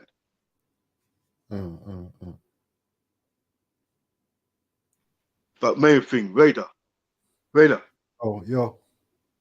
But main thing is this: what? You coming down to London? Huh? To London? Like, let's not play. Let's talk proper, yeah. If we don't need to talk patois or anything shit, yeah. If you can't talk patois properly, don't bother with it. It's like me trying to talk Chinese and I can't do it properly. It's offensive. Oh man, why so Yeah. angry? Nah. Do you know why, bro? You lot. No, I don't say you lot. Radar. You know you're playing with you right now. You're playing and I'm being serious, innit? Are you go come down? Full stop, innit? Dan, if you're on about the Saturday thing, then nah. No, you're not. So you're not about it then, nah? Nah. Don't worry, bro. You know what I mean? That's why I say when the revolution ain't for everybody, bro. Let me tell you something. Let me tell you about war. If you're not fight it, there are gonna be casualty. That's in war, innit? If you're not fight, you're gonna be a casualty. Yeah? Because you ain't fighting. You're not defending yourself. But then again, I ain't forcing you to go nowhere where you don't want to go at. But anyway, why don't you want to come down? Yo. I'm not a sheep, innit? I mean, I follow where everyone goes, innit? Alright, so ask me a question. So you're not a sheep, so you're not going where everybody's going. So what happens when you walk around to your local shop and everything comes to your area? War comes to your town. Would you like us to ride for you? You would. You would never be on this panel for this so long and you called us to ride out for you. Yeah, and we don't come. It will break your heart. So let's be real. Sometimes being a sheep, you have to be meek and humble and sacrifice like a lamb if you're religious. Don't talk about sheep, yeah, bro. If you're a human being, are you a sheep or you're a human? But wait up, bro. Yeah, Rambo. Big up yourself. What up? Yo. Captain, you bumped into something. You bumped into something real good, Rambo. So when the revolution does happen, what do we do? What do we do with the people that didn't participate in the revolution, or even some people that said it wouldn't work? Okay, I get you. Don't forget, yeah. Let's be real out here. Not everybody are warriors, and some people are paramedics. Why don't we call that the paramedics? You know what I'm saying? Okay. Bro, Yeah. like, why don't you, like, a lot of people could do a lot of propaganda. It helps. You don't have to fight a war to be physical. You could do a lot of stuff to contribute. Like, a lot of you that's got social media, use it. Promote. Walk on. You don't have, you can fight from your own. Most of you are keyboard warriors anyway. So just be a keyboard warrior and promote the thing, innit? That's it, bro. It helps. You're not living in a fucking technology world. You lot have more wars on internet. So say nothing, innit? You don't have to be out there, bro. All right, cool. I hear you. You know where I'm coming from? But you can at least help us, yeah, by promoting and doing our own propaganda, just like how they're doing their propaganda, innit? You keyboard warriors could just do keyboard warrior stuff. Simple. I don't need to argue with you and say you're a sellout, you're a coon, you this, you that. All I know, when war comes to your town, I hope that's horrible, innit? Like, if war kick off in your town, you expect me to come and look after you, innit, really? So let's be real with each other, innit?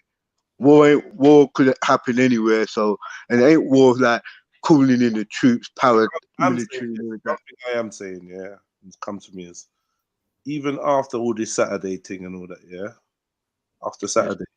Personally, I feel like there's places like in the north of England that man for go, you know, like Coventry and them places. They feel arrange a little something and man for go down there and show our support and go Coventry. You get me? And let's say the black people in Coventry, man like Ross Clark,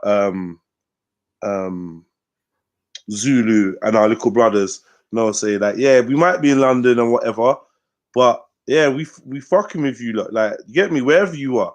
I think this is the next step. You're gonna see people touring, like same way that these lot coming down to England or coming down to London, should I say? Same way that man forgot, sir. We could travel. They're not the only one that know how to use train and whatever. We could travel. You get me? They let them travel down here. We could travel up there. And let man know, say, what, you think you're just gonna come London? We're not gonna come to your bits. You don't have to come out every single time that we pop up. Manchester want to do something, we're going down there. Nottingham want to do something, we're going down there. Bristol want to do something, we're going down there. You don't have to pop up every time.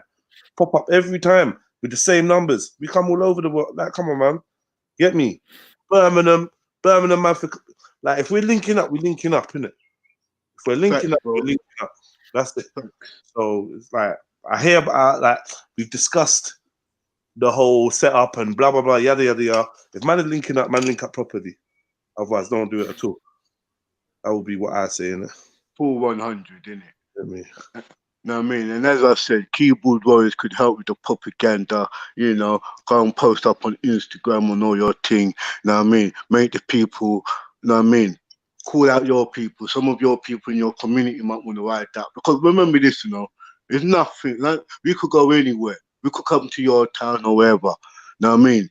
But because, you know, we never call now. We just defending the thing. And like you, if you ask us to come and assist you, we go come and assist you. It's about unity now, yeah? We just put our differences aside, yeah? Know what I mean? Right about now, we could have the rest of the year of it. Why don't we unify, support each other? You understand? Yeah? Because we all talk about, oh, it's not a race thing and it's not a colour thing. I've got this person in my family and that person in my family. Cool. We're all cool. Let's unify, innit?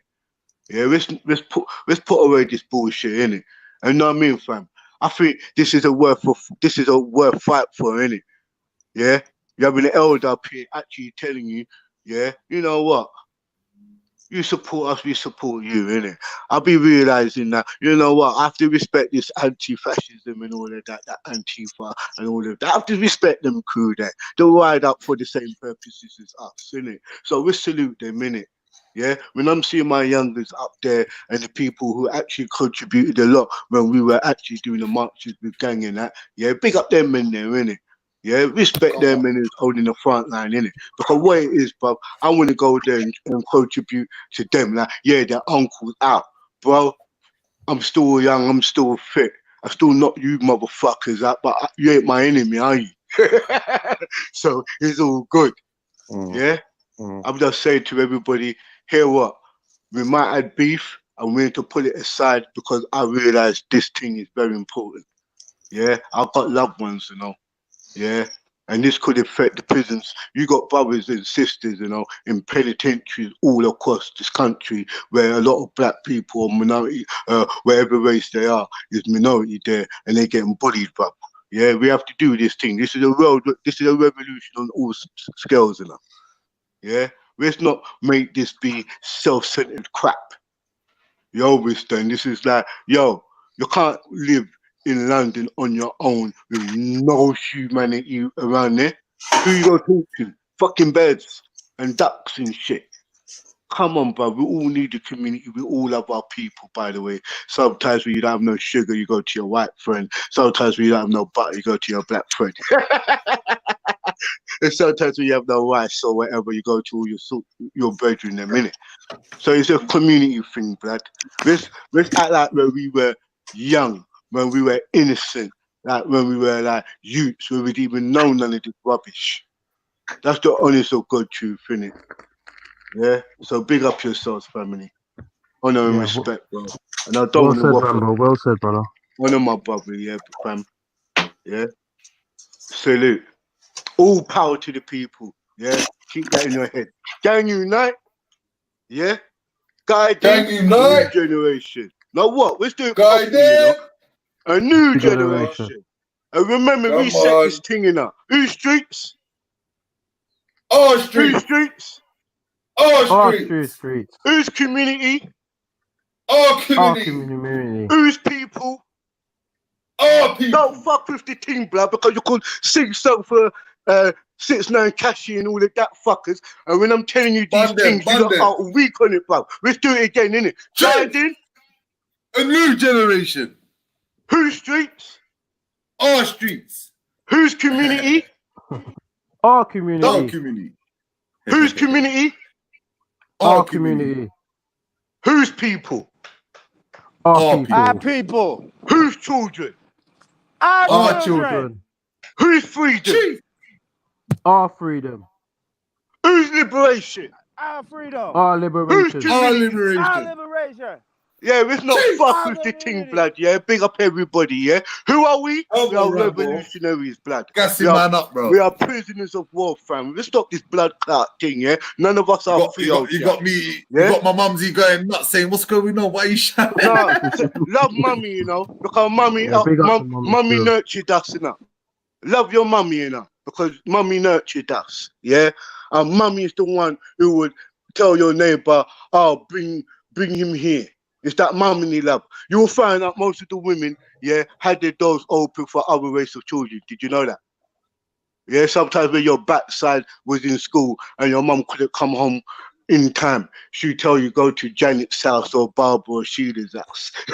Yeah, she's got the key. Yeah, come on, let's stop the fuckery. Yeah, come on. Facts.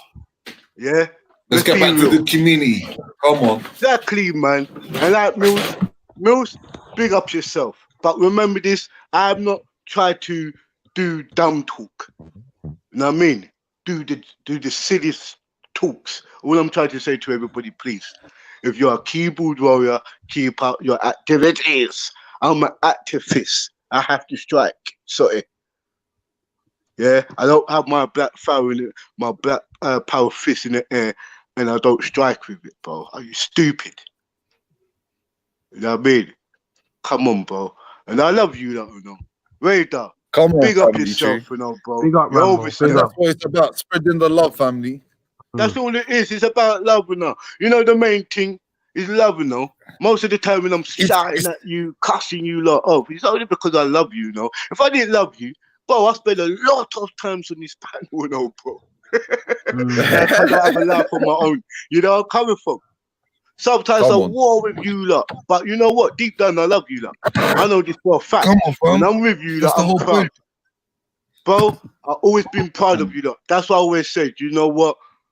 I never, when people say, but Rambo, the gang's a Black Panther and they look up to you, I say, you know what? No, they inspire me because you unify. Know what I mean? Come on, bro. Let's get that spirit back in us. Come Let's on, bro. unify That energy. for the greater cause, We bro. bounce off each other. You know the ones there. It's not just about one. It's about you're like, where's this energy coming from? But you don't know where You know it's what coming from. I tell you the truth. Everyone's just bouncing off each other. You know the ones there. Exactly, that's what it is. It's a flat thing. It's an energy thing, you know, fam. Bro, come on, man. Come on. Rise up, blood. Yo, children. It's gotta be. It's gotta be. It's Take like your you saying, "Jeez, rise up, rise up." That's what I'm giving you. Lot. You know the ones there. No, seriously, no. Remember, we are the children who we could say we are the ones who weep and wail and moan in our fam. Yeah, sometimes we never have no food coming home. Rambo. Sorry to cut you, my brother. What I was gonna say, it needs to be everlasting, not just a pinch, not just a protest. It's got to turn into a lifestyle. You know what I mean? It's gonna. We can make this everlasting. Remember this, you know. It's a we thing, you know. It's not an I thing, you know, family. One man can't fight the world. You understand? And one man ain't you can't stand on one man like them on island either. You understand? All I'm saying is all captains stand to the fore. All generals stand to the fore. All soldiers, all goddess or whatever titles you love, stand to the fore. And let me tell you something, we can unify on this, you know, properly, you know. Yeah? Remember this: all of us has been victimized, no matter what race or color you are. Know what's going on out here, innit? Like, let's stop putting stupid speculations out there. Yeah, we're not dumb. We are the ones who survived, you know. We survived all these years for a purpose. Every one of you lot could talk about the universe, galactical travels, and all of that. Why? Come on, bro. Yeah, you are the one who have to stand on the battlefield, you know. Straight. Well said, Rambo. Well said. No, I'm being real with you. Yeah, we're not dumb. I'm being real with you, lot, yeah. When we do, remember when we were youth, so we used to go to certain ends of Ashman and go to certain schools and do with the thing, you know, come back and we respect the ones who get, yeah. I always ride out with them, you know why? But if you could take licks enough, you got battered, but guess what? You're standing up with the man. Then we rate you more than the ones who think they win the fights. Any man who does glory hunting. Wagwan. Big up. Can I just big up Nigel? Family. Big up Nigel. Wagwan. Yo, Nigel. Yo, y'all can hear me? Yeah, we can hear you, bro. Welcome back, hey, bro. Yo, what up, y'all? What's good, y'all? I figured I'd tap in one more time with dudes, dog. Yeah, man. Big up. Hey, y'all, I got my cousin with me, dog. Right, big up, Fuzzy. Yo, touch. Hey, yo, hold on, Jedi. I'm gonna sign out and come back in because this is like there's a feedback on mine. It's kind of fucked up on my end. All right, cool. Turn off the YouTube if you got the YouTube on. It might be that. All right, too late.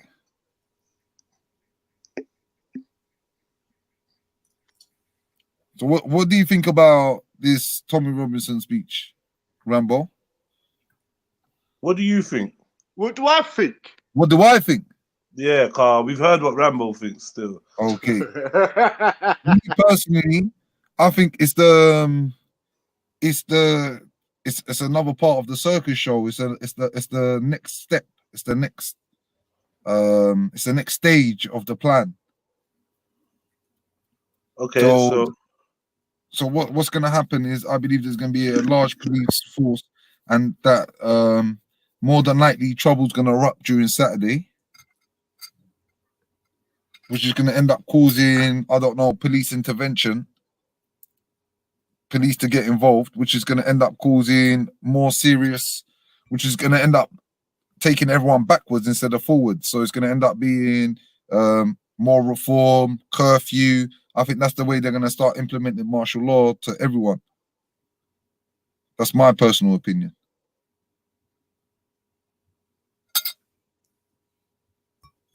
I think it's the next step in the chain. So they mobilized Black Lives Matter. Now they've mobilized Tommy Robinson as well.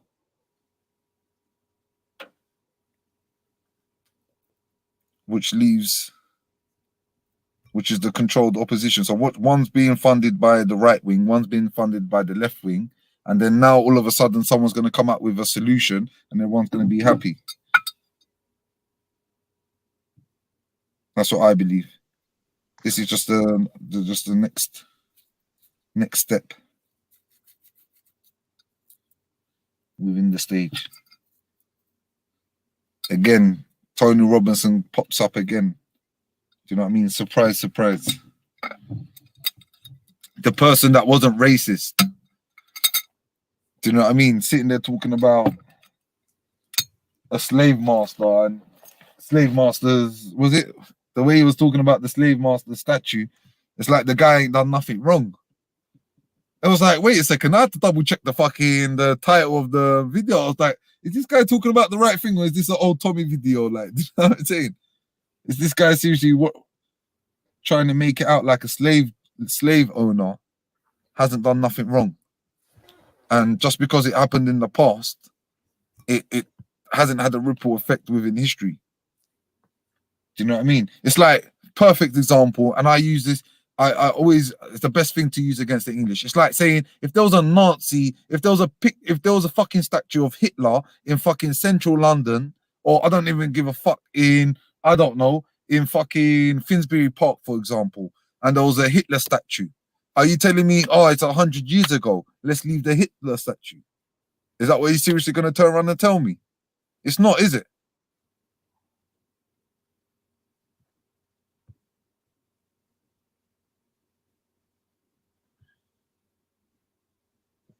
Do you know what I'm saying, family? Can everyone hear me? Yeah.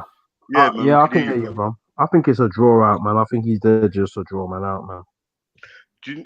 What's the draw out, please? What's the draw out? Don't you see that it's been protests going on? The protest is a protest is going on Saturday anyway. Yeah. Okay. Yeah.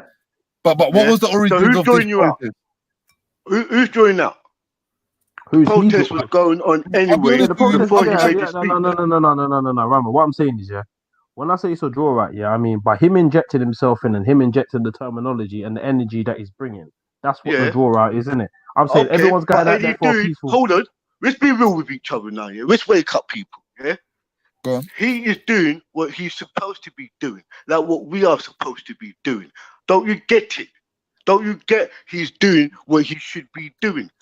If you were English and not British, some Commonwealth Commonwealth, if you was English, do you think what he's saying is a draw out, bro? Are you joking yourself?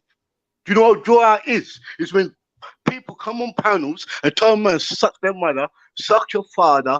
Yeah, I got cut meet me at this end. That's a fucking draw out, bro. Yeah, stop this stupidness. Can't people wake up and see the difference? What the hell are you talking about, bruv? Yeah, wake up, people. We've been talking this type of knowledge for 2 years and on this panel. Yeah, we've been talking about the universe. We've been talking about intergalactical shit. Yeah, but when it comes to stuff like this, we talk about draw outs. Are you nuts? I hear you lot talk about each of our children, parents, this, that, who smokes crack, who's on the pipe. That's a fucking draw out, bruv. Are you stupid? Like, come on, bruv. Why do we have people take the piss out of us, bruv? Why? Because of stupid comments like this. Like, let's wake up, bruv. You're all bad men in your own area, but when it comes to this, we come with the most stupid excuses. Oh, man's drawing me out. Bro, I could go in the chat and people draw me out, innit? I could go write some stuff, man's drawing me out. Bruv, that's the draw out. Let's stop this stuff. So what happens? No, I'm just being honest, man. Like, yeah, sorry to be hard on you, you know. Sorry, everyone, to be hard on you, innit? Like, sorry. Like, I'm trying to, you know, ease you lot up and try to rise this vibration, this octave up, bro.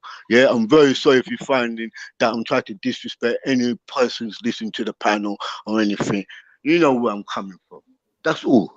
Don't stop saying draw out, because either side of the fence, everyone's doing what they should be supposed to be doing. Don't you hear? It's called a battle cry. Come on, what's wrong with you lot? Like, you want to fight me? You might want to get your Rambo to deal with me. Yeah, come on, bruv. No, that's not what I'm saying, Rambo. What I'm saying is, if he was doing what he was supposed to be doing, why did he take so long to do his video then?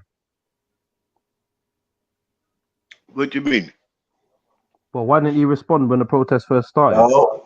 Who responded? If you're saying that he's doing what he's supposed to be doing, you know what? Yeah. Do you know what, Shizzle? Yeah, let me tell you something. Yeah? I love you, bro, and I would like you to have your say. Yeah, but you know what? It's not how. I tell you the truth. The mechanisms is already done. Is already met already, bro. Things is already happening up and down the country where it's long before we said anything or we discussing it now. And Shizzle, like, no disrespect to you. If you don't want to be involved, nobody ain't calling anyone out and forcing anyone out there, bro. So if you think it's a draw out, sit in your yard then, innit? Like, step one side, innit, fam? Like, I'm an old man, fam. Why am I fucking talking up? It should be I'm fighting your fights. Tell you the truth, I could be in my house, buying my weed, put my legs up, and say, fuck the system, fuck the world, and just leave it like that, bro. Everybody's doing it. So Shizzle, I'm not dissing anyone up here, you know. We speak with each other all the time. So it's not, you know how I talk. Do you think like petitions and that could have a powerful effect at this time? Yeah, that's what I'm saying. Do your petitions Get your signature. No. You know what? Why we What in are London? petitions Yeah? on it? Wait a second. No, What hold is- on. Leave what- him. All right, let him speak. For example, Explain yourself. there's one petition that's at the moment that's nearly complete, isn't it?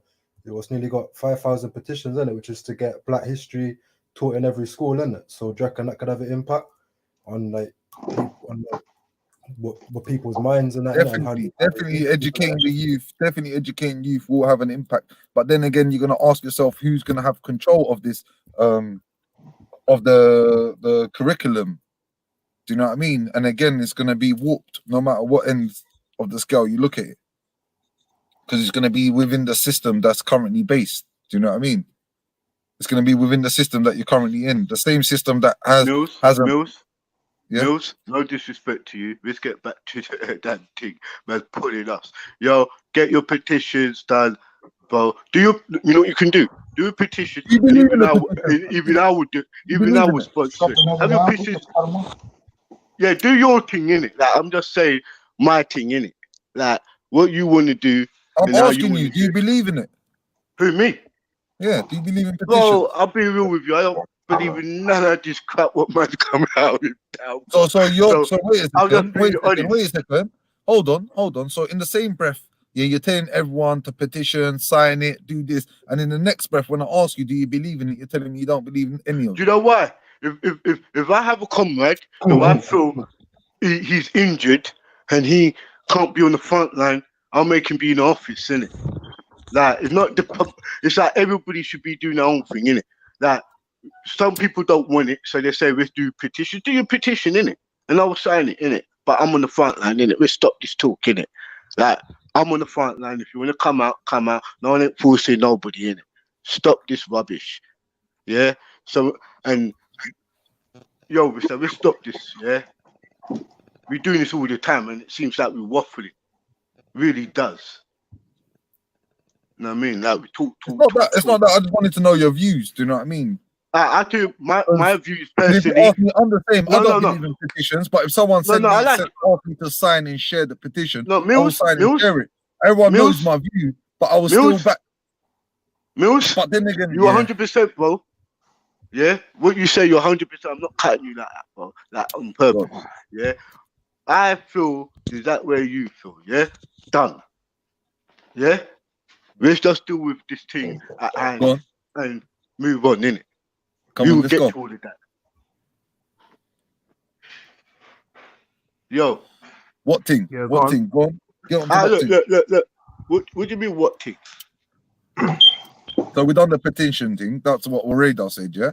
Where was we? Where was we talking about before petition? No, but we was just saying, like, look, Saturday, you know the date, everybody's going to be up there, and later on in the week, you will find out where exactly and what time it is, get me? Just hold on, and everything is that. If man wants to say, yeah, we're going to meet at this place at this time, that's for them to say, innit? We go eventually deal with the thing, innit? Like everything is cool, innit? Like let's stop panicking, get me, and that's it. Big up everyone, man, and relax. Big up, Rambo. Stop trying to question everything, man. Everything you want to question, you want to answer for everything. Most important thing, what are you going to do with the information I'm giving with you? Are you going to apply it or just keep it in your heads? That's all. Share it. Each one teach one. Well, that's what I done, innit? I'm sharing my information and you choose what you want to do with it. That's what you can do. And just bring everyone's knowledge up. That's it. Do you know what I mean? But a lot of people are waiting. Today's Wednesday. Yeah. It's all good, bro. We're going to be talking about this. We got other platforms. Everybody's talking about this. Say that again, bro. Who, me? No, I think someone said something in the background. All right, yeah. All right, anyone who wants to talk, let them talk, innit? Let me mute up my mic.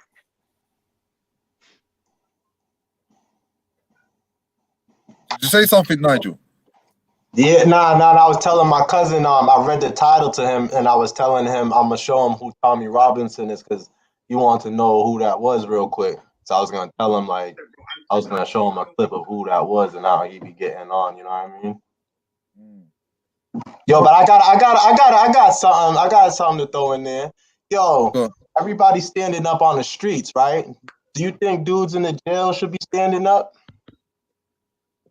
Because police brutality is something that dudes get killed in jail too, you know. No, when we say police brutality, we will say prison guard brutality. Thank you very much. Because what you got to realize, see all the private investors.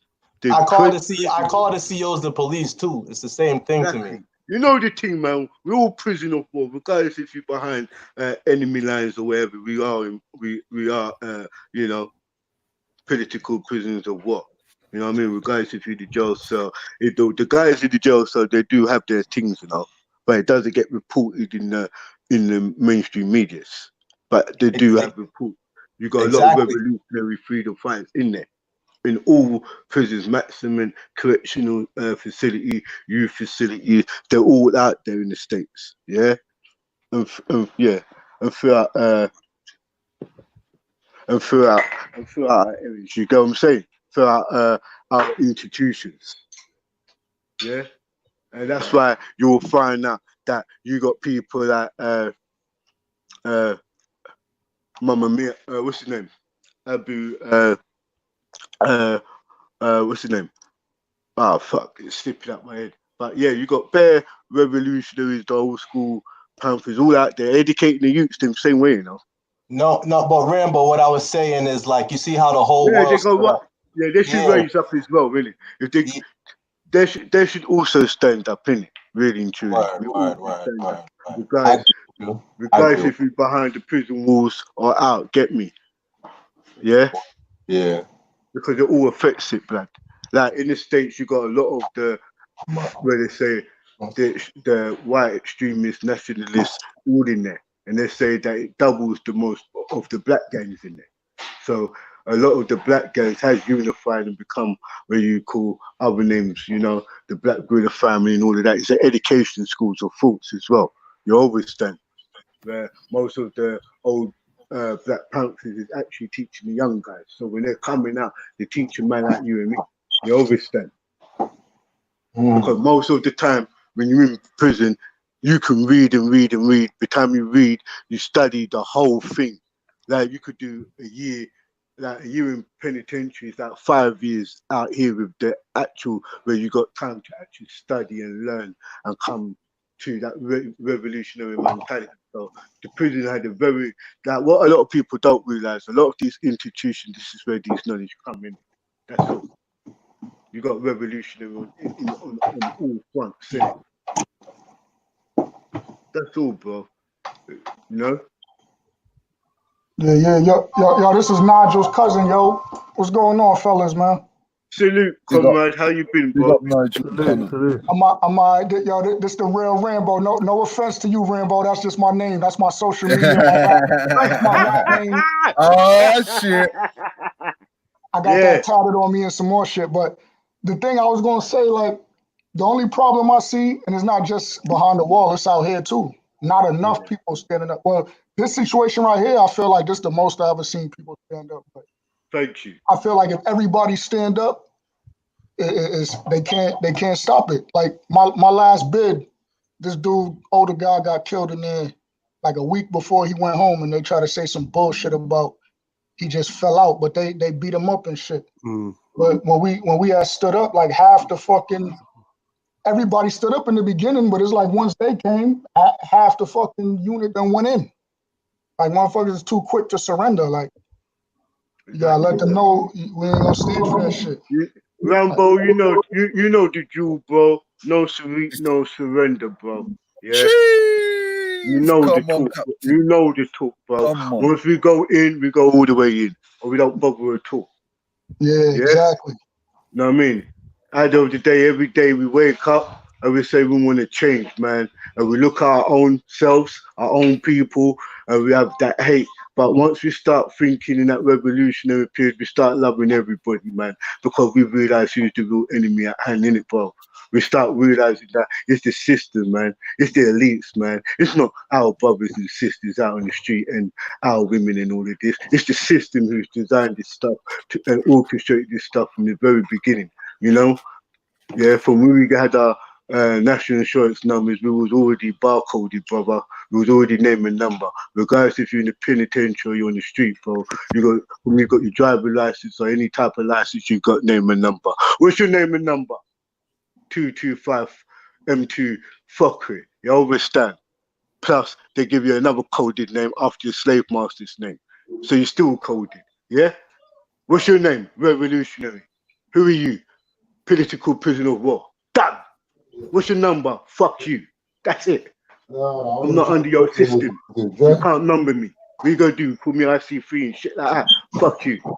That's how we should be, but my name's not on that level. We're too busy being spoon-fed their systematic shit. Oh, I'm African. Oh, I'm Chinese. I am this and I am that. And guess what? All that we are bomber clout prisoners of war. Facts. Prove me wrong. Tell me what nation out here is really free. And all your celebrities and all you artists, tell me which one of them a bomber clout is free. You're all on your checkered squares, bro. Don't talk to me. Tell me which one of you liberated any fucking body. Sit down and shut up. All you celebrities, sit down and shut up. If you're not on the front line, fuck off. Don't talk to me. Don't even play no bomber clout music. All you used to run up on them artists there. Yeah, they're the biggest fucking corruption ever you could ever met. 75% of them bomber clout, they would give a fuck about honor. Right, remember that. Yeah? You think half of these celebrities really give a fuck about honor? They're only entertaining you and dissecting you with fuckery and poisoning you with self-hate and ignorance. What the fuck, man? When the real revolutionaries stand up, yeah, they stand up. I said, and I'm not gonna say I'm black, I'm proud, I'm somebody. This ain't no bomber clout civil rights fuckery either. When we talk about revolutionary, fuck civil rights. Fuck all of them. All our brainwash the people. Say that white man say, yeah, white power. I hear niggas say black power. What am I doing? Playing a racial divide and shit. This ain't no bullshit. I ain't playing politics. I don't want to be in the cabinet. I definitely don't want to be president of the United States of fucking England or America. Fuck that. You fuck your red, black, and your red, gold. You fuck all your colors because when you realize they're all made up for you, the true color you have is the color of what your eyes project. Sometimes a grey day looks bright to some pussy holes. You know, hey, yo, Mills. Hey, yo, Jedi. Jedi still there? I'm here, bro. Hey, what you think about that? What you think about my original question? You think dudes stand up in the joint too, or nah? Obviously, in the joint, it's harder for them, isn't it? Yeah, it's easier for them to be segregated and lethal force to be used against them. They got enough, just trying to get through and get some time. But I feel like if the message of unity, black unity, went through the jails, that'd be good enough. Do you know what I mean? The message of unity went through the jail, that'd be good enough. But asking them to do more than that when they're just trying to come home, I'd rather see them come home and then get active out here. What? Yeah, for real. What? That's real. What you think, yeah, Mills? That's Mills. What's his name, Mills? Mills, yeah. Do you know think what? about? You know, when you first said it, I was thinking the exact same thing. You know, the fact that they're already in their struggle. Like before this, they're going through it. That's a day-to-day thing for them. Like we might be protesting now. They've been protesting since the day they arrived. So, and I like what Jedi just said. I would have to reiterate that. Yeah, unity would be the best. Because once they unite, do you know what I mean? Then nothing can break them. Was it no enemy can do no harm? Well, if there's no enemy within, the enemy outside can do no harm. Right. It's a old proverb. That's what I believe.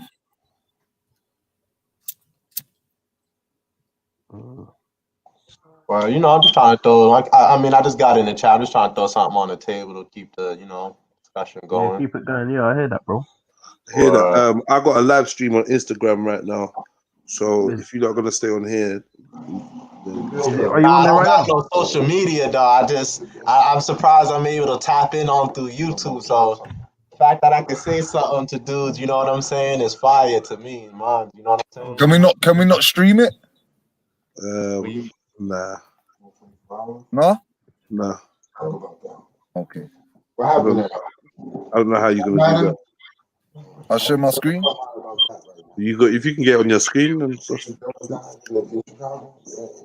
Are you live right now? I'm gonna go live like this second. So. Alright, cool. I'll get y'all. Women dying. No. 18 people died in 24 hours. In one day. What is like niggas that got smoked with each other? Yeah, but my nigga, that's Corona. Say 18 people died in one day. You know, that's an issue that we need to be attacking. We need to be protesting about that. But what if it's a bunch of personal stuff? That it can be that too, but you know, innocent college 18-year-old girls trapped in that shit too. Wow, that's shit. Why we in protest about that? But see, that's what motherfuckers from the police. Need the police. Word. But I think when they talk about defund the police, I think they're more so saying like take certain like we need our own shit too, nigga. Like you can't give them all the bread, nigga, to just fucking stop every shit. You know what I mean? They should let people pick the police. Or at least nigga, you get to pick your jury, you get to pick the police. Right. Because you work for the people. Hey yo, my fault, yo. I'm gonna tap back in a little bit, dog. I'm gonna holler at y'all in a little bit, all right? Bro. Alright.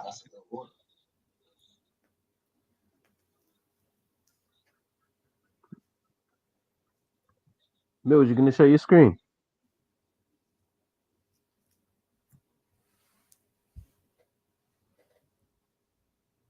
Riddle. Yo. You on your laptop? Computer stuff. Yeah, have you got Insta on there? Nah, I don't. But I think Mills is doing that still. He's just setting it up, innit? It's not Okay, live, same. innit?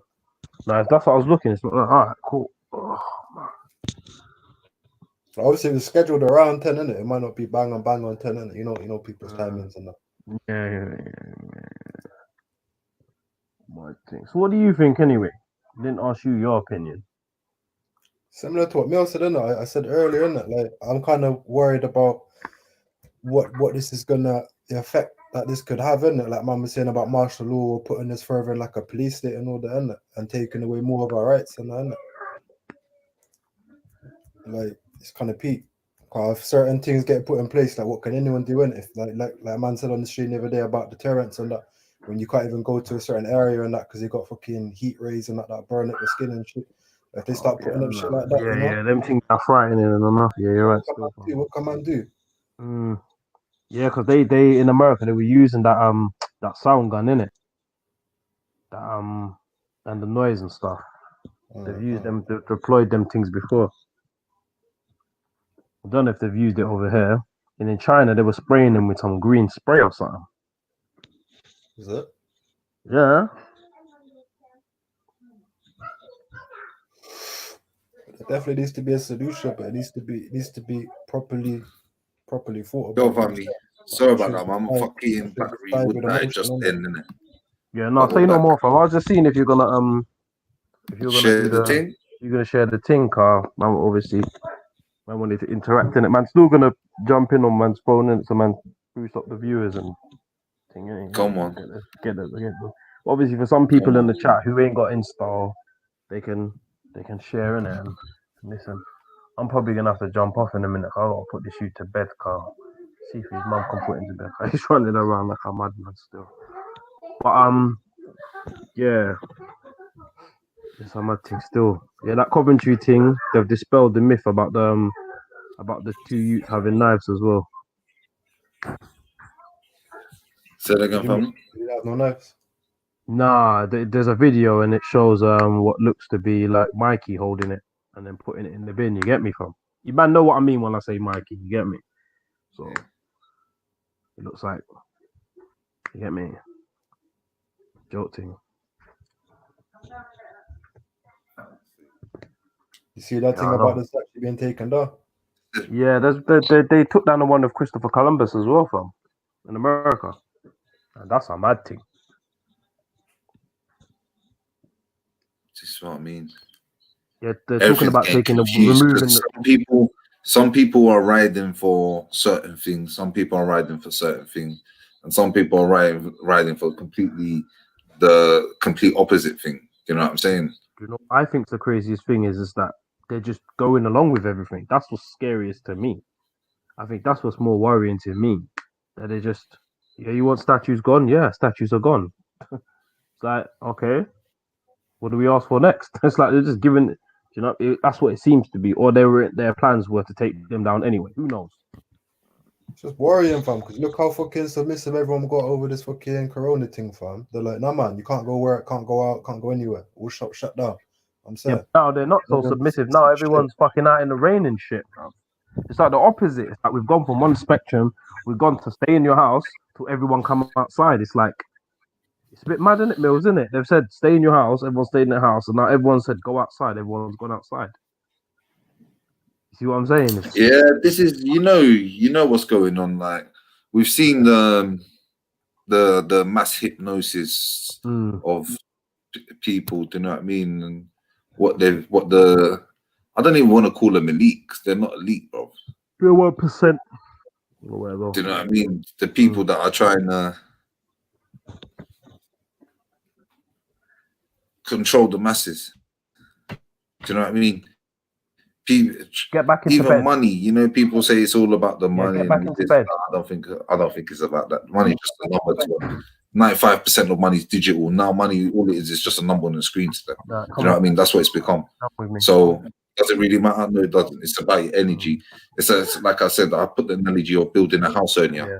Do you know what I mean? That's what it is. You're building. Do you know what I mean? You're building a machine that they want. You are allowing the machine to work. You are an energy cell. Do you know what I mean? Talking about putting batteries in your back. Do you know what I mean? I'm trying to put all these words in. I'm trying to tie all these words in so people understand what's going on. Do you know what I mean? Of what you actually are. You do have power. You do. Do you know what I mean? You do hold a big part to play. You know what I mean? Yeah. Right, I'm gonna have to listen in on my phone. I've got to put this shoot to bed, man. Well, I think people need to people can unify their ideas and project them in the right way, and change could probably be made quicker. And Big up yourself anyway, you lot, man. I'll catch you lot in a bit. See, Yeah, I got to put this shoot to bed. Alright, peace. Peace.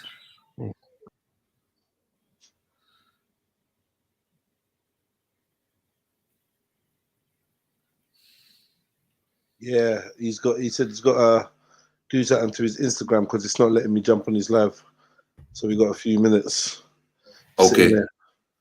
Yeah, man. What low, man. Big up. Do I have to add it? Is he on his line? Yeah.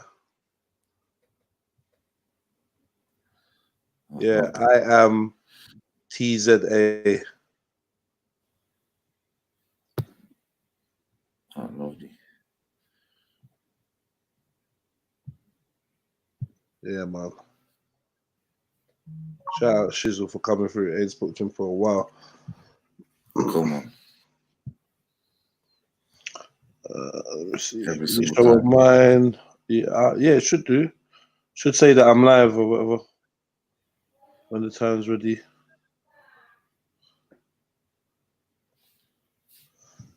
We say while we sit here, should we listen to someone else's live? Who's live? Vix. Nah. Carla's got a Q&A, I think, on the moment.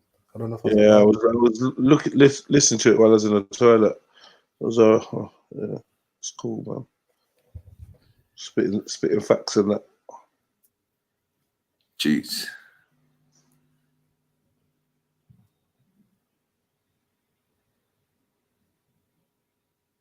Mad. What's That's that? all coming in. You cannot suffer the past or the future because they do not exist. What you are suffering is your memory and your imagination. Factual.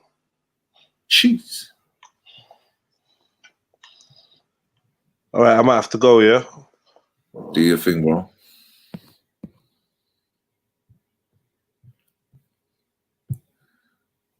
Love to everyone that's locked in. If you haven't already, you know what to do. Jeez. Slap that like button. Slap that fucking PayPal. Let's get it in.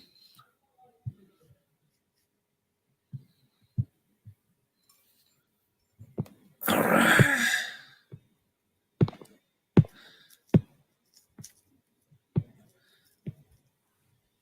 Jeez. Big up Getty. Big up Steps.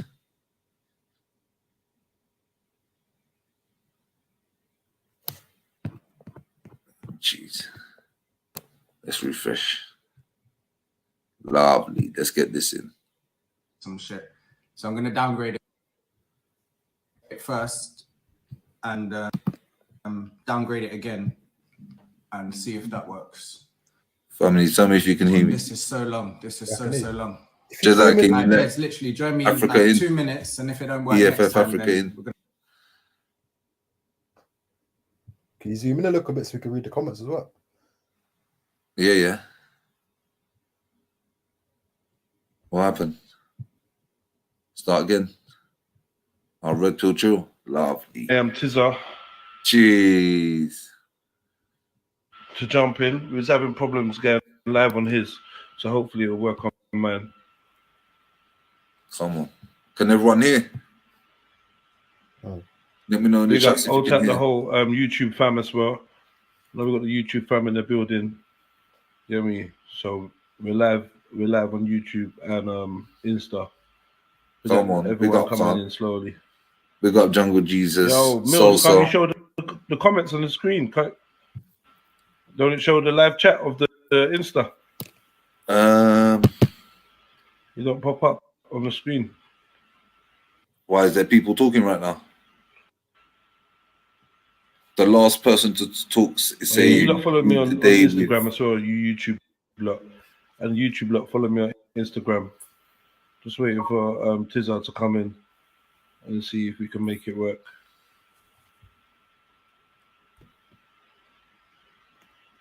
We got everyone, family. Come on. Let's get it in. Jez, if you can hear me, can you let EFF Africa in?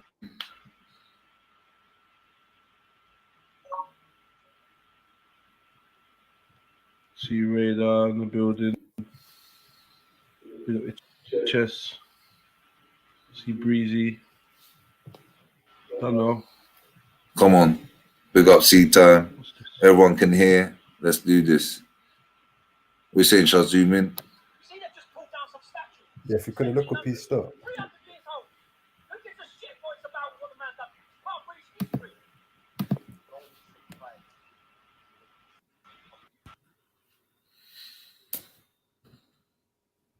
See what it's looking like on YouTube. So. Yes, just about readable stuff. On full screen, it should be readable stuff. Yeah, that's calm. That's calm. Full screen. That's calm. That's calm. Oh, goodness, it's too small. Yeah, that. Yeah. Now go. Zoom in. Bit more. Yeah, just a tiny little bit. It's obviously full screen. You can read it, but obviously, yeah. That's calm. So this normal screen, you can see it.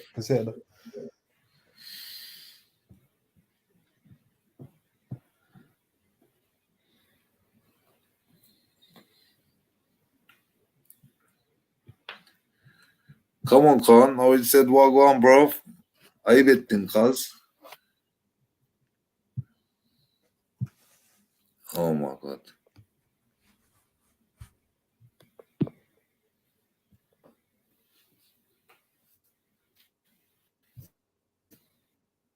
Come on.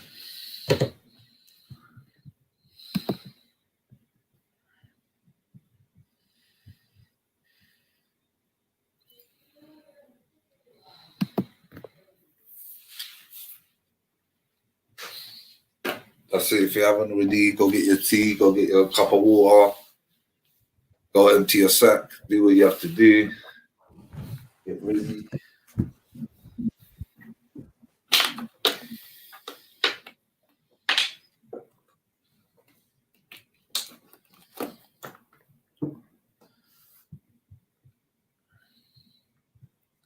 Let's get this show on the road.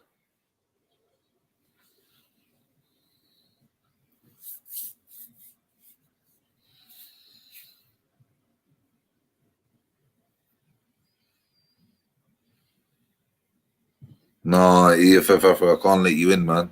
Doesn't work like that. I have to wait for Jedi to let you in.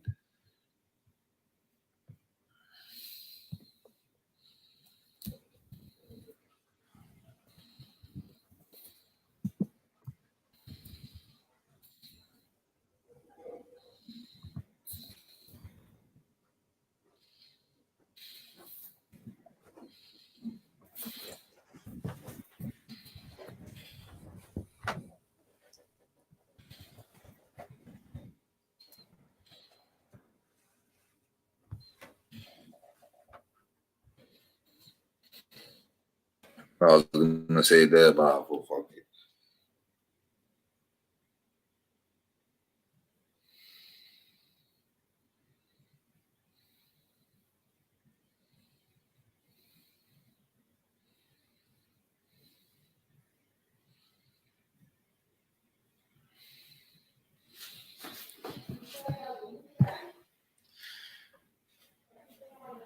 Come on. That's what he's saying. This is not having it.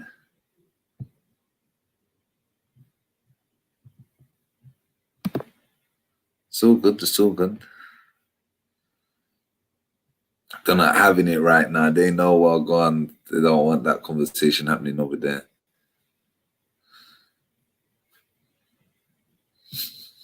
I just need to be persistent with the tape. Must be Burn down the system. Jeez.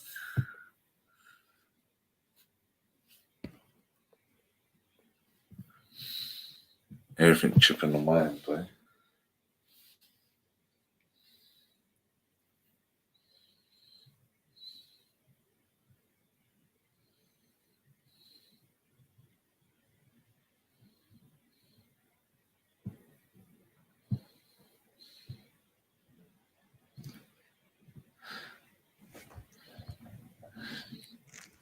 I think we paused on YouTube. The live stream stopped on my side.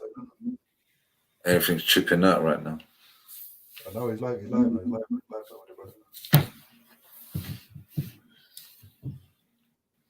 What's good though, Rudo? What you been on, family? Hey, Mills, it started now, isn't it? They managed to get it working, innit? Lovely.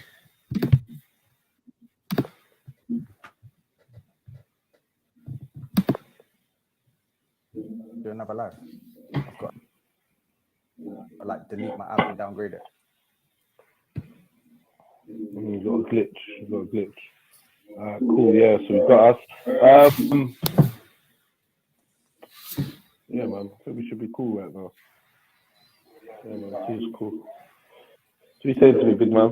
Yeah. Shout out everyone that's joining. I'm all good, man. I'm all good. I've been listening to your YouTube things and Rising still. I see the one today. It was interesting. The one about the big decision that everyone's talking about Saturday the 13th to go or not to go. Obviously, is it the 13th? Yeah, I believe it's Saturday the 13th. Saying nothing. I mean, so go on, what's your views? Do you reckon Mandem should be rolling through? I'm probably, I don't know, if you ain't thought about it or if it ain't been a subject that's on your mind, I'm probably at like an advanced stage of thinking about it because it's been on my mind a lot. Do you know what I mean? So I just cut to the chase and say people are gonna go anyway. I think that prevention is better than cure, and I would say that no matter whether your views on Black Lives Matter or Soros or it being like a psyop, all of those things could be true and probably are true. There's still going to be a lot of vulnerable people there, and I personally don't want to be somebody that's like, I should have gone. So, you know, they got a saying that says, in the end, it's the things, it's not the things that you do that you regret, it's the things you don't do. I think it's a possibility I could regret not going. It's a possibility I could regret going, but you know what? Yeah, I'm more than likely just gonna be there, man. That's it, innit? You know what I mean? We can break it down why I'm gonna go and whatever, but end story, yeah, I'm gonna be there because the people are gonna be there. Would you recommend for people to roll through if people are on their Now I'm going fence, there. so-called? I would never ever go on a public platform and endorse anybody doing anything, like especially nothing like that. Like, think about your public laws, think about your safety, and put that first. You get me? But should it be one of those things that, you know, it's a burning desire for you to go there? Then, like, you know, absolutely for rolling down.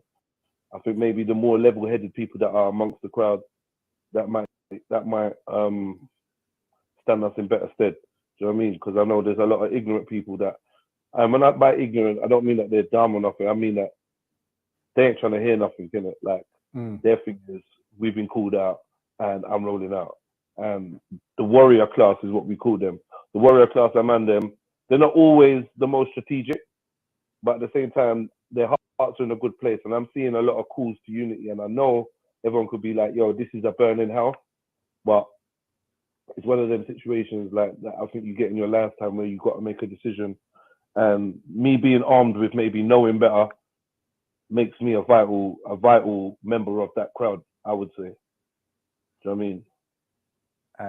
And what do you say to the people that are like, why are you even going to this man's call out?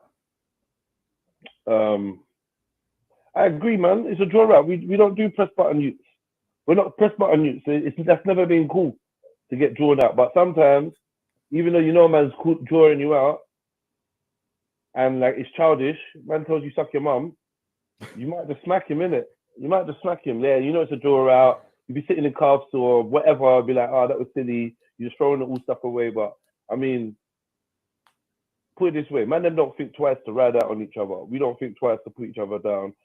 And I think it's very easy to be like, do you know what? These people are sheep. These people are lost. I've been fighting very hard to try and take ego out of information, try to take ego out of enlightenment, because I think enlightenment is the opposite of ego. So just keeping it fixed in my mind that there's different levels of understanding, or there's different levels of overstanding, helps me to, rather than just criticize them. Here's a perfect analogy. Your little brother's a troublemaker. Your little brother's always getting in trouble. Yeah, your little brother's a hothead. He don't really think the smartest. You're in your bed. It's 3 o'clock in the morning. He phones you. Says, "Yo, I'm not sure, but it might be beef. I beg you come and link me down the road." You got two choices. Bro, fuck off. You're always calling me. I got work in the morning. You're waking up the kids. You get me? You're always calling me with your fuckeries. Like, you don't call me for no other reason. Holler me after. Yeah? Or I'm riding. You get me? You got those two choices. Most people, for their family, even though they know that they're stupid and whatever, they're going to ride because they don't want to go back to sleep and wake up and hear some fuckeries happen and that they weren't there. It's that kind of analogy. That's how I feel about my community, innit? It's my little brothers, my little sisters, my big brothers, my big sisters. They don't all think like me. I don't think many people think like me, but they're going to be there, innit? And there's some dickhead that said he's going to be there too. And just in case he's there, I'm likely to be there, innit? Why are the man them rolling there? Like, what is the? I think, you know what? Let's bring it to these Katie Hopkins questions, innit? Like, and funny letters and talking about I can't breathe, and some people are doing that, innit? Some people heard that those people that are doing it, those members of our community that are protesting and are out there on the streets, are being subliminally threatened by somebody that is known to have a command of a decent amount of people, innit? So it's that simple. If a man says he's coming down with his lads, some of us know what that means, or some of us think we know what that means. So, like, I think more people than we're likely to just go down to the protest are going to attend, just on a security one. Car at the end of the day, if one lesson we learn from all of this, whether it be a psyop or not, George Floyd and that, one thing we learn from all of this is we got to start taking care of our own. We got to start empowering ourselves. We got to think about ways to police ourselves and deal with our own issues. Like, do you know what I mean? We can't always we can't depend or trust law enforcement.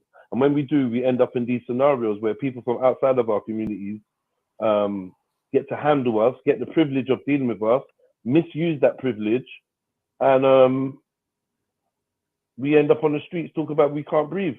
So really, we need to just start taking back bit by bit the power of the people. There could be 100,000 sheep and 10 people that have really got a good heart and actually are progressive in their thoughts, and I'd like to link up with them. Okay. Really.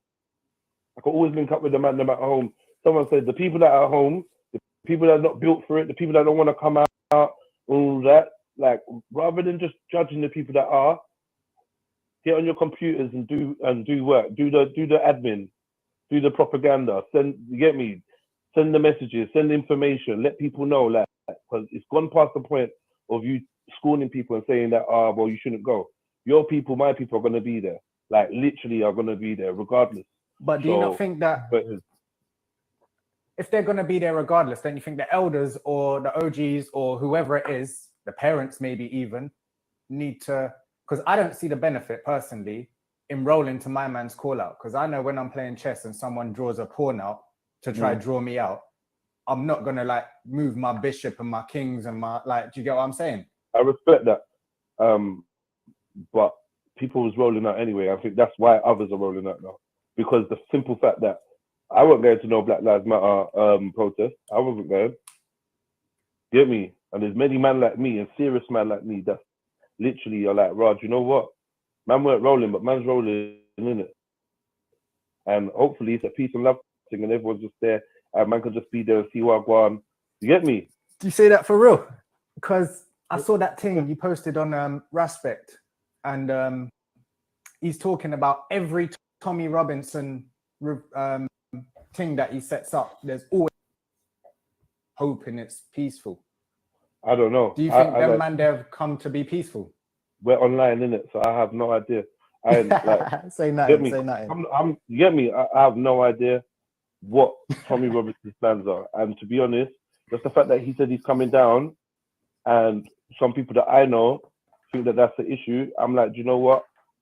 You're gonna back rather it. than not be there, rather than not even back it, rather than not be there, man will be there, and there'll be hundreds more people like me that weren't gonna go to a protest before, but since you're trying to make it personal, man, I have to understand, like this is it. When the DFLA and the EDL and the Football Lads Alliance and all these goons and hooligans and man them were doing their thing, black man didn't get involved. There was one or two black men that were obviously are socially conscious, maybe into activism, and they were part of certain groups that would protest against these guys. But on the majority, the black man actually looked the other way. I don't know whether that's a good or bad thing. You let me know, but we looked the other way. When there was on a thing of, this against the grooming gangs, I remember it was like, yeah, if them man are doing pedo stuff or racist stuff, do your thing. Man, I support that. But just be fair and be on all pedophiles. That was what we were saying to them. We're not getting involved. Now, this is a thing that, regardless of whether we agree on it, our people are definitely involved. Yeah, our people, like, we got man them all over the internet bawling. You get me? People are emotionally traumatized by the psyop that's going down. So they are turning up. And because they're turning up, you think you're gonna make a subliminal threat or some kind of posturing over them and say, watch when we come down. Where I'm from, where you're from, you tell a man watch. You tell a man watch. What you saying? Man, you saying watch next week. Watch next week when we come down. So my thing is, if them man are going to protect a statue, let them go and protect the statue, and, you know, peace and love to them. You get me? But if their intention is anything else, then obviously that's going to be a problem. That's not something that man is really anyone's looking to tolerate. And I feel like the good thing about this whole situation is Tommy Robinson has exposed how little regard he has for his following, and how like you use the chess analogy, how eager he is to move them as pawns to do what he's doing, isn't it? 100. He's happy for that. I hope somebody is screen recording this car. This thing here has got a tendency to snake us. So if you're watching this from now, you might want to screen record it, just in case we've got some gems and booky things happen. Because that one with Shaka Bars, we lost that one. That was a shame. Talking of Shaka, what happened in that? It was just an average conversation. He just spoke mainly. I just asked him one or two questions about the things that were pressing to me. Like we spoke about Pizzagate. We spoke about his comments about black celebrities being house Negroes.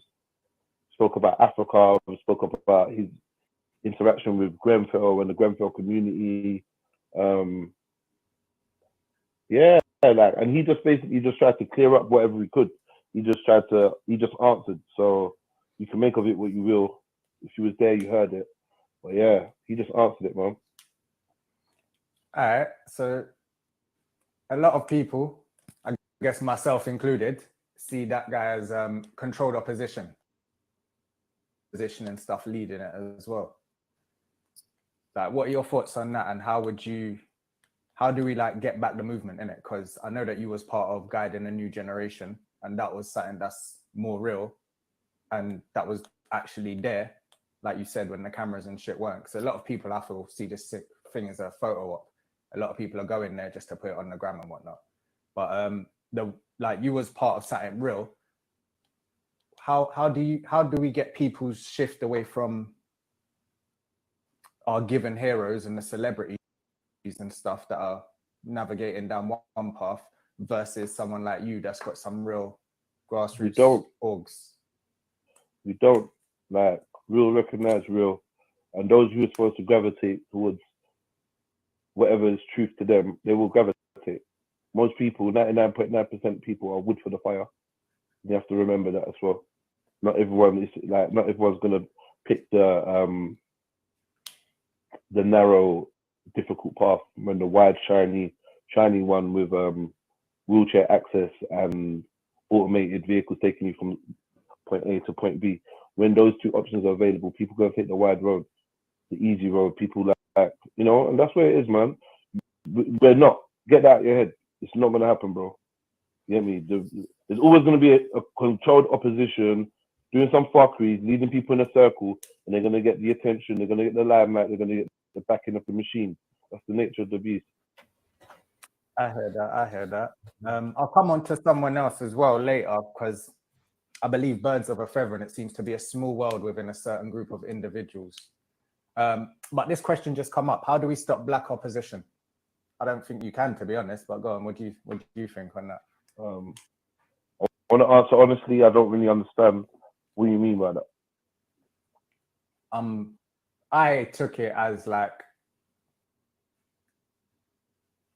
black people within the community that are derailing almost, or that are like, black people, but they're not for the cause. Oh, for the cause, isn't it?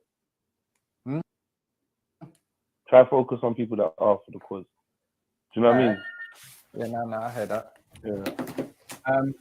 My thing with a lot of these controlled opposition is they seem to be working within the confines of the system almost, and we're told that like the revolution won't be televised. So I seem to be seeing like two revolutions: the televised revolution and more of a real revolution going on underneath. When it comes to Black history, I don't, personally, I don't understand a system where we have Black history separated from the past. Anyways, I don't understand the separation. But your view on people trying to change the system from within, do you think that we need to gain positions of power within the system, or are you like, what's your ideas on moving forward? Honestly, my idea is the system is is meant for burning, is meant for discarding, it's meant for destroying. Only decimation will please me. Working within the system is folly. Like, I've never seen anything unless you're like Alien from out of fucking the Sigourney Weaver film, and you're gonna bust out the chest. Yeah, you ain't doing shit. Like, this is the thing. One thing we like to do is we like to overestimate and underestimate the opposition. One, if there's an international system of white supremacy that has been in the concept, has been designed for hundreds and hundreds of years, yeah, and has been set in place, ironclad. What makes you think, yeah, that these people that have actually guarding this plot, guarding this conspiracy, perpetuating it and keeping it running actively, yeah, are gonna sit by while you do this dressing the janitor's clothes and, oh, I'm just mopping, yeah, and then surprise, take over. Like, money is digital, assets are accounted for. You can't even leave your yard, yeah, unless you're going to do an hour's exercise or get a bit of food. That's how bad it was. And now all of a sudden we talking about getting inside the system and changing it. Who? Give me one example of somebody. You can't anyway, because you're probably going to say that this is like some James Bond shit, some espionage. Bro, you got to take the system seriously. They're not fools, innit? Yeah? You're not going to get inside of nothing. How many black police officers have we had? How many black social workers have we had? How many black MPs or whatever do you need? You lot was doing all cartwheels when Stephen Lawrence's mum got made a baron and that. Like, oh, she's a baron. Now, what's she done for you? Where is she? I ain't heard her pipe up. Black Lives Matter. Don't you think the Lawrence family would be important? Where's her piping up with her baronhood? Because she's stuck in a funny black Saturnalia cloak. Like, we gotta be real. This system is designed, yeah, the way it's designed. It's not working for none of us. The further we entrench ourselves and build the system, the more we walk away from nature. The more we walk away from nature, the more that the symptoms will show in all these, just the way that the world is now. Like, we got choices, innit? For real. We got choices, yeah? You lot love the system. The whole map of the prison on his back, yeah, and you not trying to. I had to make you be the prison break guy because that guy's there. But yeah, you've got the whole time of the prison in your back, and I'm the big brother, and man, them don't want to leave. Man, them just want a better cell. Yeah. I don't want a better. Man, just want. Oh, More you know what? comfortable prison. I want to live on the ground floor. Yeah, because they get access to the showers first, and yeah, I wouldn't mind that. You know, and basically we're negotiating for our position within the prison. Or like, how about if I just start making tea, and then from the like unless you're poisoning with your tea, allow it. Joining the system, being part of the system. Remember, this is a system of slavery by consent. We got to remember, foundational, yeah, is taking us away from natural laws, God's laws of the land. We got to remember what this is all about. We're born into captivity, and we consent. We can't dream to keep perpetuating that system. That's why I don't talk about these things. I don't talk about, like, right about now, let's just talk about getting more rights and changing laws and making it a bit more comfy. Cool. I'm in the prison now. So if you don't want to make it more comfy, it'd be dumb for me to fight against that. You want to make this, like, yeah, I'm down. Oh, black economics. Yeah. You remember Black Wall Street? And I've heard it all before. That's great. I'm down for it. But it's actually not a prison break plan. It's not that. It's forcing the governors, it's forcing the warden to take us seriously. But we're still acknowledging there's a warden. That's not sovereignty. And if we're not living in sovereignty, then we're always going to be outside of nature. If we're always going to be outside of nature, then we're always going to be like a cancer to nature. We're always going to be like a virus. You get me? Like, what are we? If we're not in tune with nature, what are we? If we want our children to live in a world where they pay for water, they pay for food that grows. Once you get there, don't forget me, big me up, because I want a nice car and nice shit too. But don't talk to me about freedom. I'll be in my nice car with my nice shit. I'll say thank you, but I know we ain't free. Talking to that, I feel, just back hopping off of what you said, I feel like a lot of people do need to pay attention because, like you said, the system ain't helping us, and people need to look at those that the system highlights, and maybe even blue ticks and shit like that. But what was I gonna say? Yeah, the comfort within the system. Just quickly, because someone put here, in fact, hold on, let me go to a couple questions here. What do you think we can do in replacement of the current system? I think the laws of nature are perfect, are fine. I think the laws of nature already exist. And, common law. Yeah, man has to choose to work in synergy with nature. Man has to understand that it is nature and work in synergy. That's the laws that we would be following, natural laws. Do you know what I mean? Also, when it comes to governing, it's very simple. As long as you don't harm no other man or woman and you don't harm their property, then you can pretty much do whatever you want to do. I would like to get up today and find myself in a week's time, I don't know, Gibraltar, fucking, I don't know, Italy, the Amazon rainforest, Peru, like just because.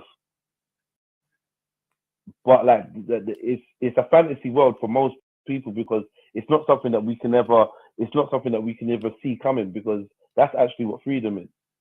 Freedom is your ability to travel wherever you want, and determine your own destiny.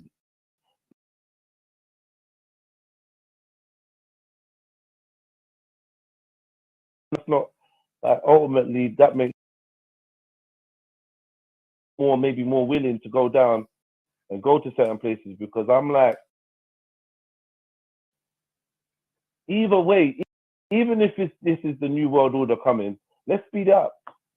Let's speed it up. We're waiting for. We ain't doing nothing to stop it. Let's speed it up, and then maybe then people wake up and be like, "Oh my God, this is so horrible." Then when I'm chatting to them about freedom, they can be realistic. Maybe maybe the world needs to see exactly how in prison they are. That's why I'm kind of giggling, because slightly people are noticing little pieces of fence where the fence, the enclosure was so big, no one saw it. Now slightly people are starting to. Obviously the circus and the celebrities and everyone's trying to get their likes up and their views up off the back of it, obviously, because that's the age we live in. But like, secretly, amongst all the zombies that are fake woke, there's actually people that are getting really woke. You get me? The problem is, if they ain't around like a support network, man crying, I'm thinking, you're crying because you've done fuckery, and you know what you're doing right now is fuckery, and you're crying. I know that, like I said it before, I know that cry when you've done something wrong, but you use the guilt to fuel the innocent look. You get me?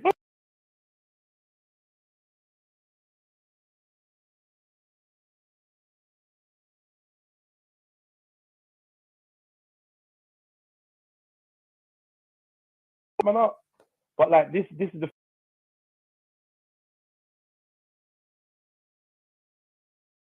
business going on. Earlier we were talking about Floyd Mayweather buying a 24-carat, holding reverence to black causes. However, this is the same brother that did the full photo shoot in the Gollywog Gucci turtleneck, saying I'm still fucking with Gucci. That was only the other day. But as long as we keep getting manipulated by celebrities and that's gonna keep happening, man. It is what it is. I'm not even mad at them. Do you think that stems to the UK? Say that again? Do you think that stems to the UK? Because it can do. I saw something suspect yesterday. What do you see? I saw Wretch 32's pops or something like that, and it just seemed a little convenient, innit? And I ain't saying nothing on it. It could be real. I'm just like, yo, on a level, personally, this might sound a bit mad, yeah? So if there's any ballers, any people doing like big bits in your life, like, I'm not attacking you, but I think it'd be a wise strategy for some of us to see the people that proceed, the people that gain proceeds from the system.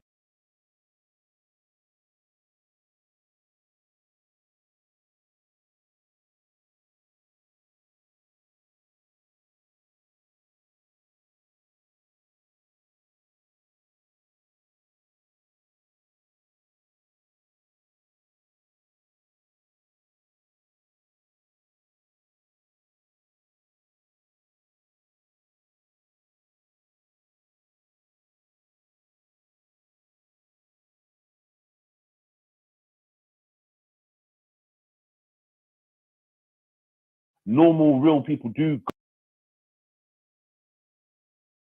But I hear you. Like, you know, my thing is this: if you guard yourself against idolization, if you guard yourself against putting other people on a pedestal, if you're practicing self-love, if you're understanding your inner space, if you're dealing with what's going on in here, then all the decoys and the Uncle Toms and the controlled opposition and all that, they're not going to have a hold on you, because ultimately, what mankind needs to learn right now, if they're looking for freedom, is they need to learn self-empowerment. This is why I keep banging on about sovereignty, because it's all about being in an adult state socially. We are children socially right now, sucking on the teat of the jackal. Do you know what I mean? 100%. We are children, and so that we're not responsible for ourselves. We're not responsible for our actions. We're trained to always look to give power to something outside of ourselves, whether it be religiously, politically, you know what I mean, or whatnot. And that's the trend that we need to break. Then we stop people thinking that one person can't make a difference. You hear me? No, I feel you. Know thyself. Someone here was saying that people are going down on Saturday. What do you think about, because we're in the times of exposing, right? Like, I've been catching a bit of joke on these like racist getting fired pages, and I'm there for the comments and all of that. But what do you think if everyone was just taking pictures of these people and then we just highlighted and we're seeing who these people are, in it? Because these aren't people that are fighting for unity, that are coming down with Tommy and all of that. They're not people that are about unity or about truth or anything like that. I'm not even sure what their true goal is, apart from to create a little bit of a madness. They can be there under the pretense of protecting statues, but we've passed them statues every day for however long, and no one ain't wanting to protect them. All them youths there, all them man there of fighting age, between the ages of 15 to 40 or 30, to 40 or 45, all them man there, they're lost soldiers being manipulated, just like we got lost soldiers on this side being manipulated. We look at the world holistically and take ourselves out of the paradigm of being black or sympathizing with whatever's going on our side of the map. On their side of the map, in their belief, in their education, it tells them that this is their land, they are inhabitants of this land. Their newspapers tell them that immigrants are taking over the land. The newspapers tell them that black folks are running around stabbing each other and are low lives and are not really meant for shit. That they've got political leaders and group leaders that are basically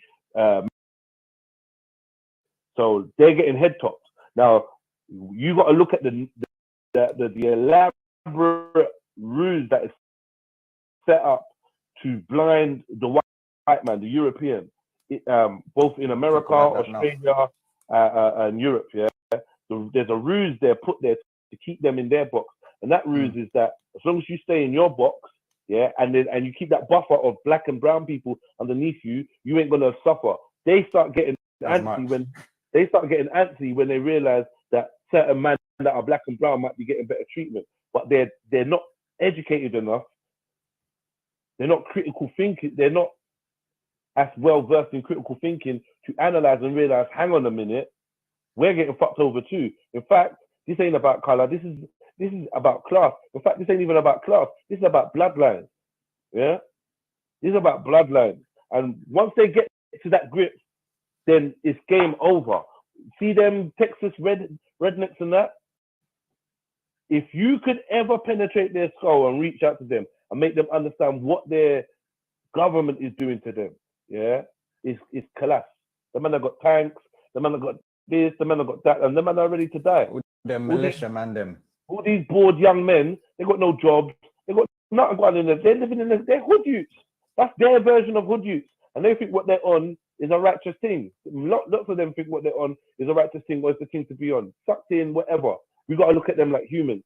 If there's ever a way to reach out to them, I'm seeing like,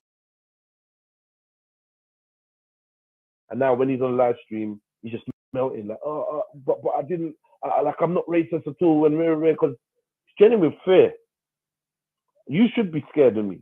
I know white guilt might make you feel like, wow, when these not getting power, or if these not getting power, they're gonna fuck us over. They're gonna do this. Maybe you're worried about the treatment that your forefathers are given, and like you don't want to slip. You don't like, even though you don't agree with it, you don't want to let go of that power and end up on the bottom of the social economic ladder. I get that. Your things are already slipping, but if there was ever a way to connect those two people or those two mindsets, ours and theirs,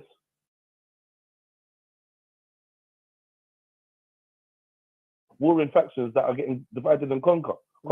I fully agree. And I think too many people are getting caught up on the black versus white rather than the system's oppressive.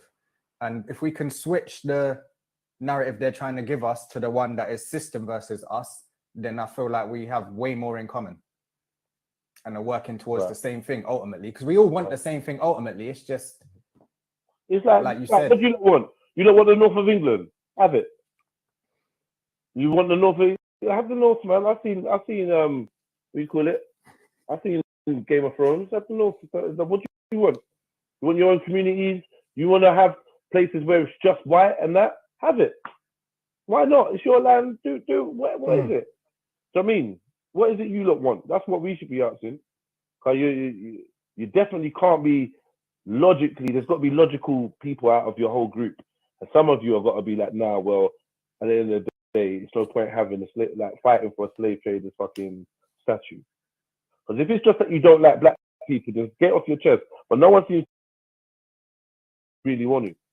They really want to, but they just can't because they got a code, and the code is you can't. If you say racist, then it's a witch hunt. Just like certain man won't say anti-Semitic or whatever.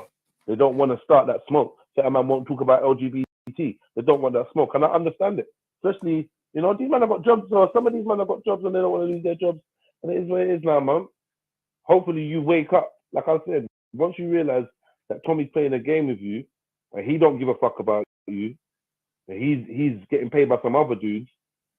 Do you know what I mean? Then I don't know. Like Tommy Robinson has been losing his following, and this is a last. Do you think this is like I heard earlier on your last YouTube thing attempt still? to make himself relevant, and there's a lot of people making themselves relevant right now. All sorts of guys, John Barnes, everyone's coming out of the woodworks. You know what I mean? Yo, fam, talking of John Barnes, what do you think of these black spokespeople they seem to be giving us all the time? And they'll come out with one thing every once in a while, and then the rest is just bullshit. Like, it's our fault. It's our fault for owning screens. Real talk. You know what I mean? We never had screens. We wouldn't know who none of these people are, man. That's why. So how do we take back? How do we take back the voice? How do we take back what? The voice. What or do voice? We just, like you said, not as in you see, like the spokespeople, like. Yeah, but the mediums that we use to communicate are not ours. So either we control the mediums, so therefore we can control the voices that go on, or we just don't use the mediums at all. You know what I mean? I don't think that these mediums are effective for saying what I really want to say to you. Because I've got to, bear in mind the community guidelines of things I can and can't say. So it's not free to talk. Do you know what I mean? By the way, just to let people know, because I see a really important post, if you are strategizing anything whatsoever of a sensitive nature or whatever, just private, please don't do it on Zoom. Zoom are refusing to encrypt their messaging, and they've said directly it's so that they can provide information and work with law enforcement. So, don't use anything on, don't say nothing deep on Zoom, innit? And man, you were doing a series on the art of war. So I really do feel like we need to utilize, because there's a lot of brothers that have been reading for the longest and they're not utilizing what they're reading now in the times when a lot of it should be being utilized. And I don't think there's any real planning or strategy or thinking towards a lot of things. No, because there's not one unified movement. Maybe at some point that'll be something that comes out of it. Hopefully at some point that'll be something that comes out of it, and people may start learning how to strategize and how to. But I was very, very judgmental and harsh on everything, and now I'm just like, you know what? I could use that energy better in, you know, like helping the people. I can use that energy better rather than like being like, oh well, like you should be doing this as a setup. I said George Soros to him, blue in the face. Me and you, we've been talking about George Soros since. Nobody really is looking at the fine print anymore.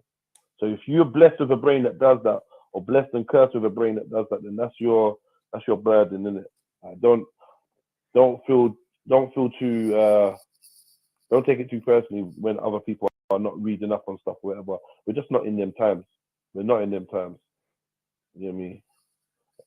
You know what I mean? And as much as I'd like to start a good education program for everyone, they don't want to know. How many people on the internet? We've got 72 people here. I'm very grateful for the 72 people that's come in to watch and that.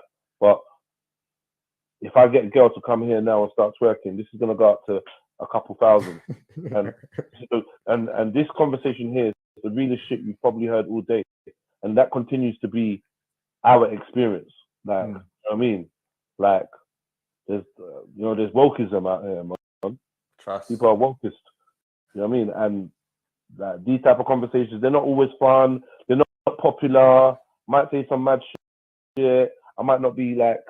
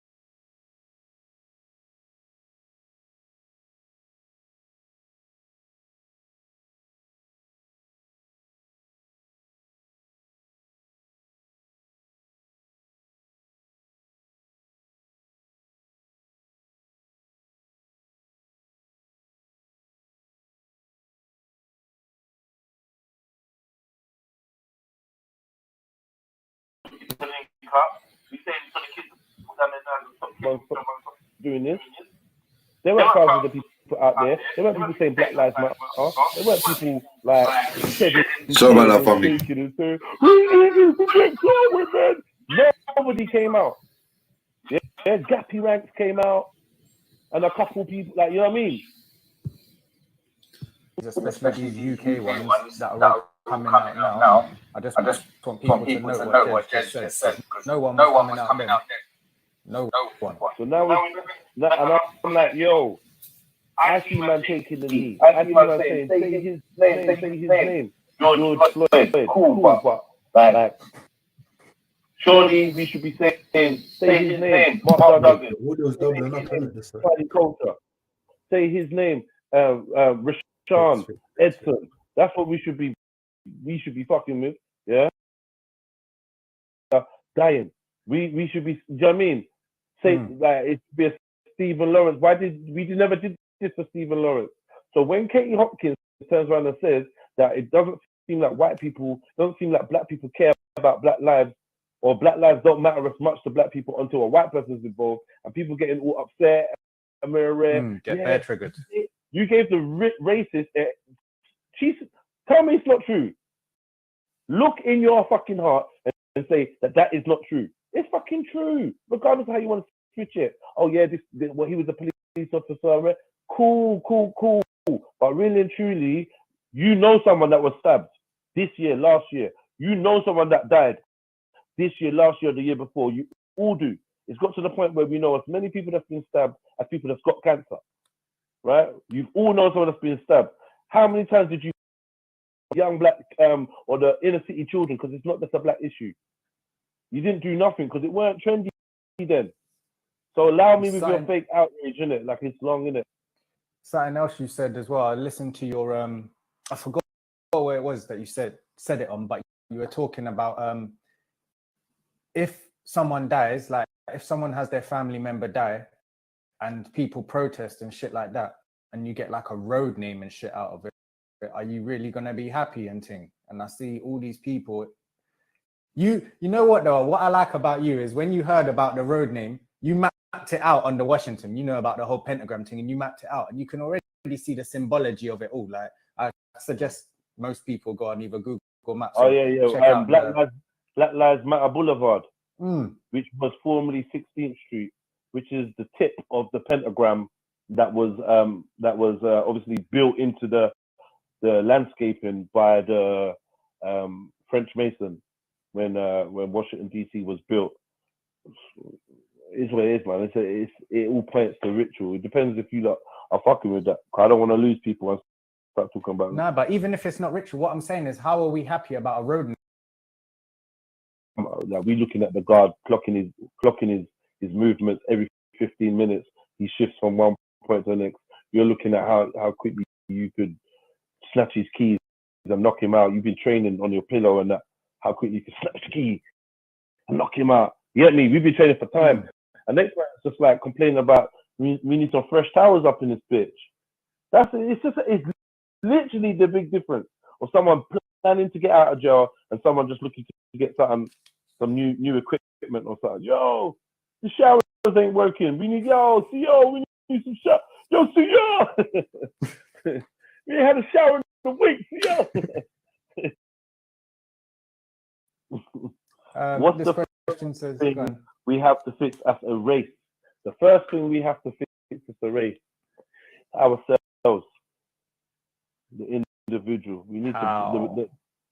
The individual is broken, and I would say that how to fix you would be different from how to fix me. And stay away from people with dreams in bottles, man. Stay away with people these fucking gurus telling you about your life. You get me? Like people have noticed, wise people have noticed that mankind has a hole in them. I don't know. Clever people make it their business to control us by offering us things to fill that hole with.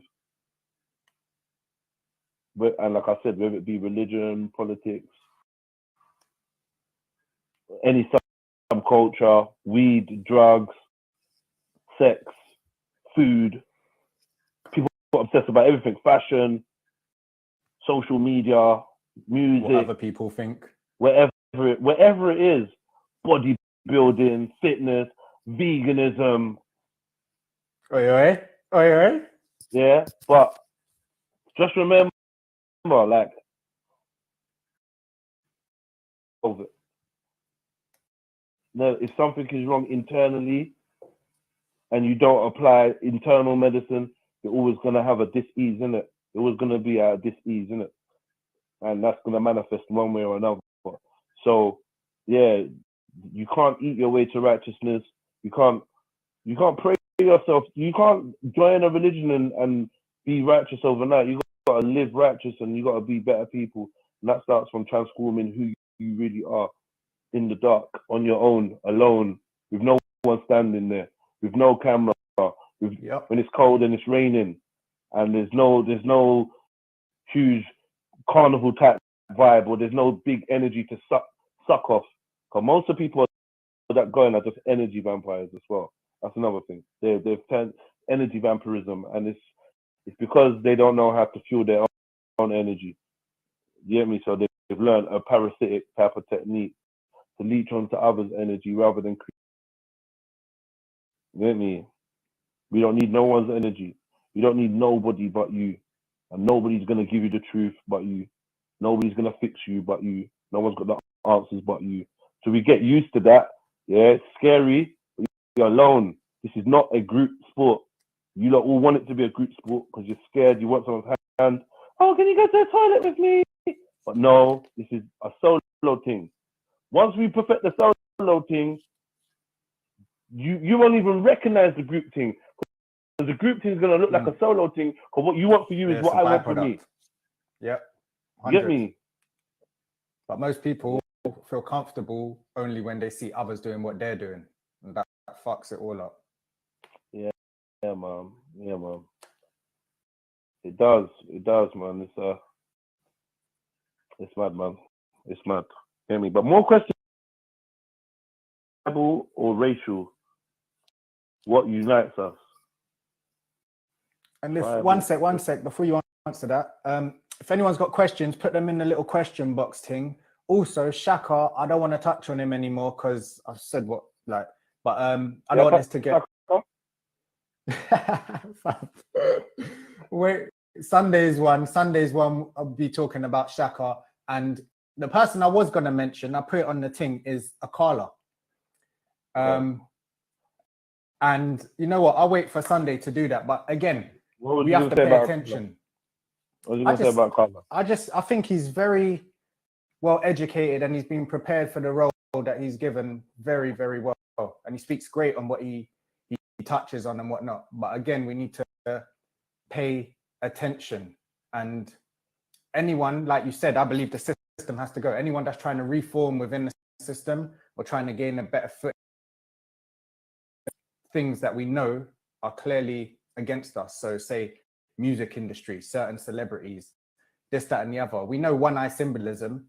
Go check out his comic book, innit? So we need to pay attention. Symbology will be their downfall. But the problem is we put people on a pedestal. And I don't, again, whether you like him or not, again, I think he chats great stuff, but we just need to pay attention to our leaders. And if he is someone that's legit and calm, then me saying what I'm saying now ain't going to be a problem if people are just paying more attention and being more thing. But if you notice the patterns, it always adds up in it to the same shit, same blue tick gang. Yeah, my thing is this. My thing is this. Yeah.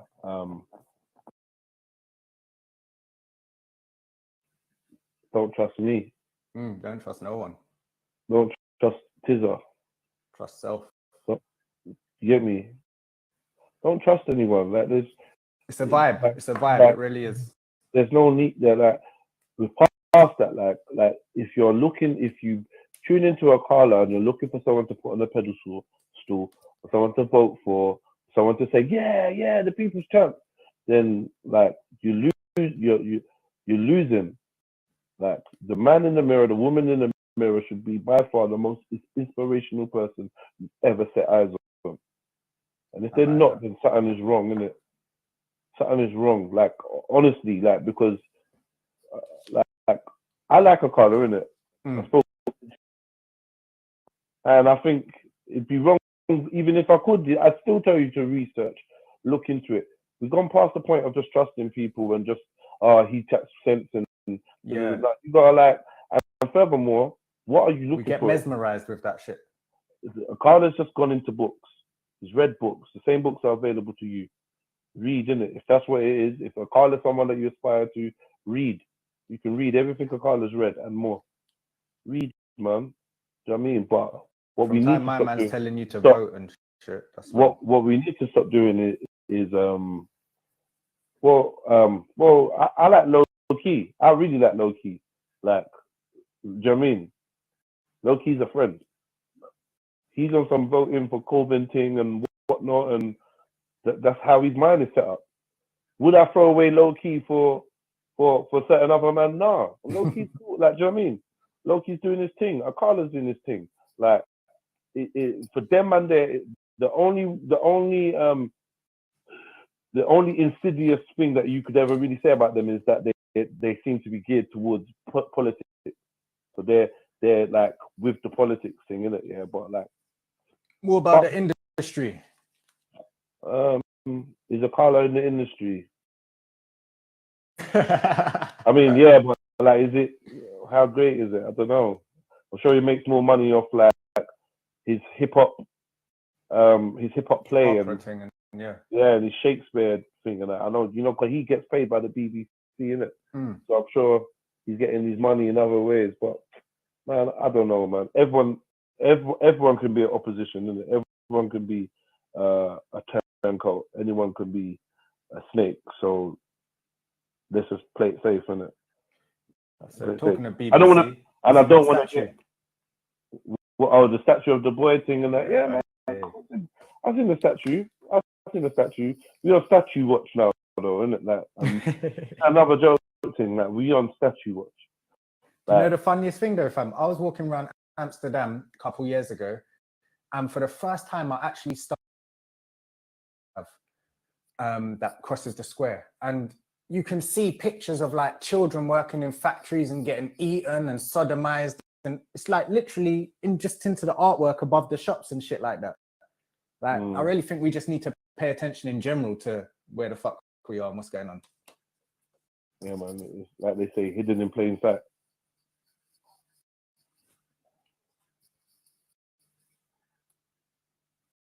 Yeah. You got next question? Your family, ask some questions, please. Yeah.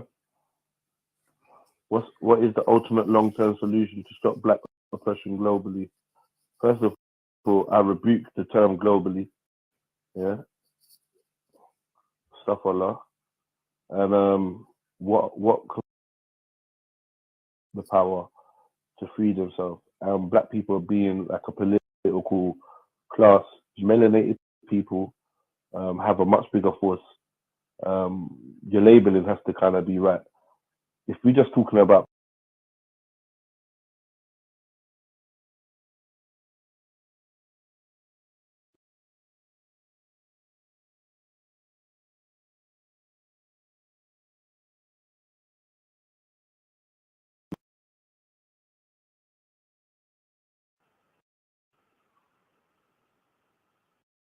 Yo. Yeah. You said if you want to be free, you got to recognize the system or something like that. No. If you recognize that it's an oppressive system, I think you're saying there's a lot more. Yeah. Like I said, isn't it? If you want blacks to be free, then everyone else is gonna have to be free. But yeah, my opinion is, if you want blacks to be free, then you got to free other people as well. Everyone else is gonna be free. You know what I mean? On that, what is the big?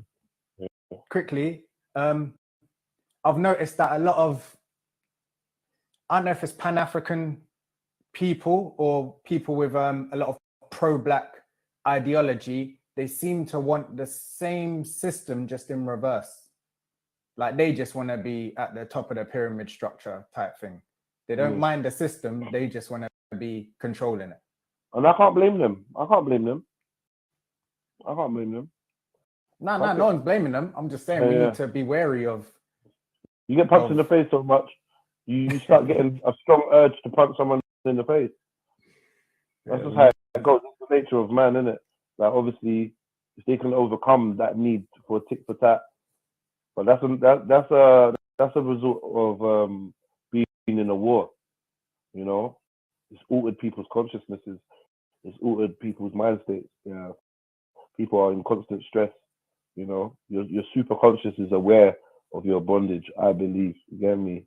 The higher self is aware of your bondage, and that in some way is going to cause you some distress. We've got so much people out here with anxiety and depression, but they're all fucking waking up. Mm-hmm. You know what I mean? All that would enable us to unite. What's the biggest problem that affects us all? The illusion of separation.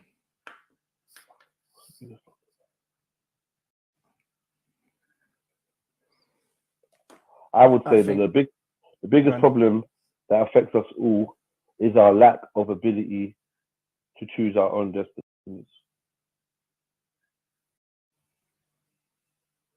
to determine our own destinies. Our lack of sovereignty is mankind's biggest problem. I think our illusion of separation, because a lot of people do things for their family they won't do for others. A lot of people do things for their skin folk that they won't do for others. A lot of people do things for their gender that they won't do for others. And if we broke all of them divisions down and the illusions, I think we'd do a lot more for people in general. A lot of shit would change. Yeah, I like the idea of the whole village aspect, but yeah, I mean, yeah, we got to go bit by bit, but yeah, treat everyone like you want to be treated. It's a nice little ethos to try and live by. It is though, isn't it? It's cute. It's cute, man. I was mocking it. No, it ticks boxes, bro. It ticks boxes. It does. No, I feel you. Mm-hmm. It ticks boxes, bro. it'd be something to aspire to, innit? Yeah, what's good for you is good for me. That like if we can live like that, then we're gonna be good. But and I think we need to start heading towards that. I'm not saying we can get there overnight, but I feel like we need to start heading towards a mentality that is more like that. If there shouldn't be injustice. There shouldn't be injustice. I hear you still, but I don't even know about that. When I think about justice, I start to myself if I even know what justice is. Has my brain acclimatized to understand what justice truly is? I've got a perverted sense of what justice is. I've learned it. I've learned it from perverts. You get me? I've learned it from perverts, man. And it's gonna be like like I said, didn't it? If we went to Instagram Island, we started the island, Instagram Island, and we literally found a way to just be left alone and just to live. We get the complexities of simple human interactions are going to be there for us to discover again, but we get to discover it in our way. You hear me? As long as we don't come with too many preconceived ideas of how a society should run, we get to discover bit by bit through trial and error what works and what doesn't for us, innit? Yeah. And we get to decide it for ourselves. If we fuck up, it's on us, and if we succeed, it's on us. But that's what we got. Autonomy. Autonomy is very much important, man. Do you know what I mean? I think your trial and error point, I think a lot of people need to realize that. I don't think there's anyone that knows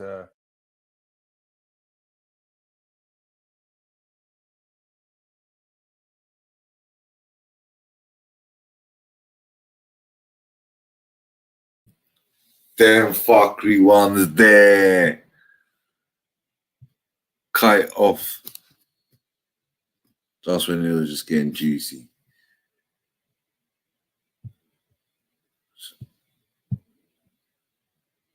Where are we? Nah, is that how they cut it off? Nah. Chelsea, come on, family. Big up, family tree. Nothing, bro. That was big live. Powers, man. That was a power conversation still. From start to finish.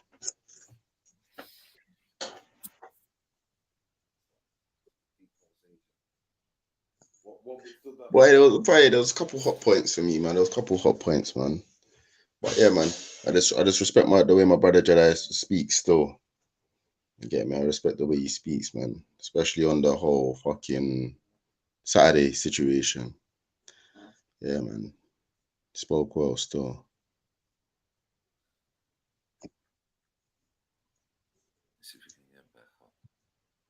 Yeah, go on. You might want to last 15, 20 minutes or something. I'm down, man. I'm cool, man. I'm sitting on my sofa. I'm relaxed, wiggling my toes. I'm good, man. So, yeah. Just quickly, last things on this Saturday thing. Well, got a couple of questions. If anyone's got questions, put them in and we'll get to them. But just on the Saturday thing because me and Jeds have different opinions on this, innit? But I'll back Jeds. Like, I'll ride, innit?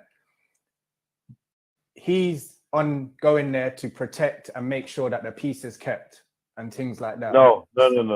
No? I'm officially going to the protest to observe and enjoy people peacefully protesting. That's my official reason for going to the protest. I want to go and be peaceful. I want to be super peaceful. You know what I mean? And I think a lot of people should go to observe. Yeah, and be very peaceful. Go and be very peaceful. Make peace with your brothers. Do you know what I mean? And yeah, if you see them getting into any peace, help them piece it out. I mean, piece up the place. But it's not just for black people. White people come. You might see your colleagues on the other side, innit? White people come to create some unity. Because I've seen in America, yeah. I've seen in America, white folks made like a buffer between the protesters and the police, and I think that was really like that was amazing. So any white folks that want to make like a buffer between any resistant lines, you know, I respect that, man. Go for yourself head first, man. Because you lot are really down for this Black Lives Matter thing, like proper down for it. So yeah, man, jump in. Don't let that beat there. Go up front. I think that the white I'm looking for all these businesses, all these L'Oreals and Gucci's and Louis Vuittons that put their blackout things. I'm looking for them on the front line on Saturday. I think white folks should be like the strikers up front, starting position. Defend from the front, isn't it? Yeah. The white homies are like, nah, he's trying to draw us up. Yeah, man. I want to see you lot at the front, on the front line. Do you agree with BLM movement? Is there like only a certain amount of characters you can put in a question? I think so, yeah. I ain't sure. Do you agree with the Black Lives Matter movement? And if so, yes or no, why? Do I agree? It's like a loaded question. Mm-hmm. Do I agree with them? All right. Taking away, do I agree with the 3 lesbian founders of Black Lives Matter?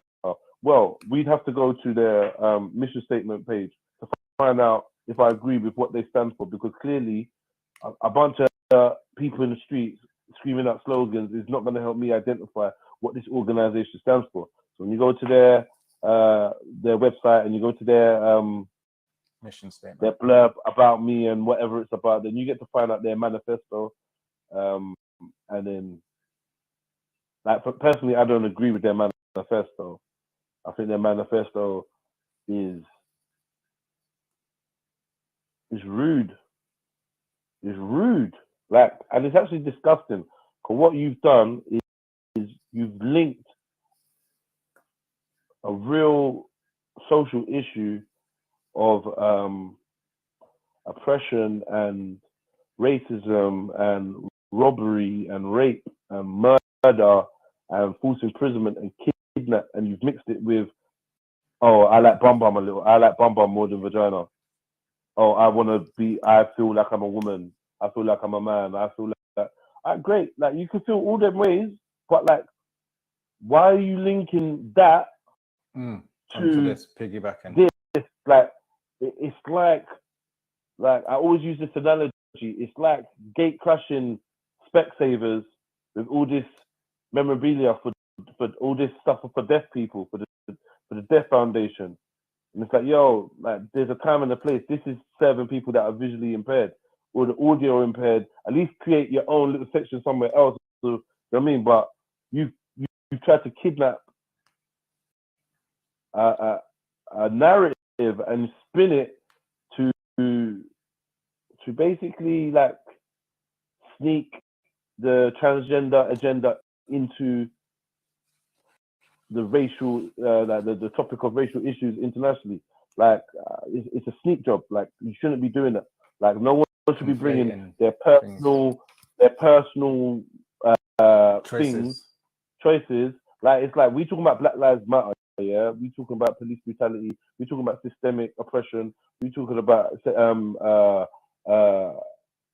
institutional racism, yeah?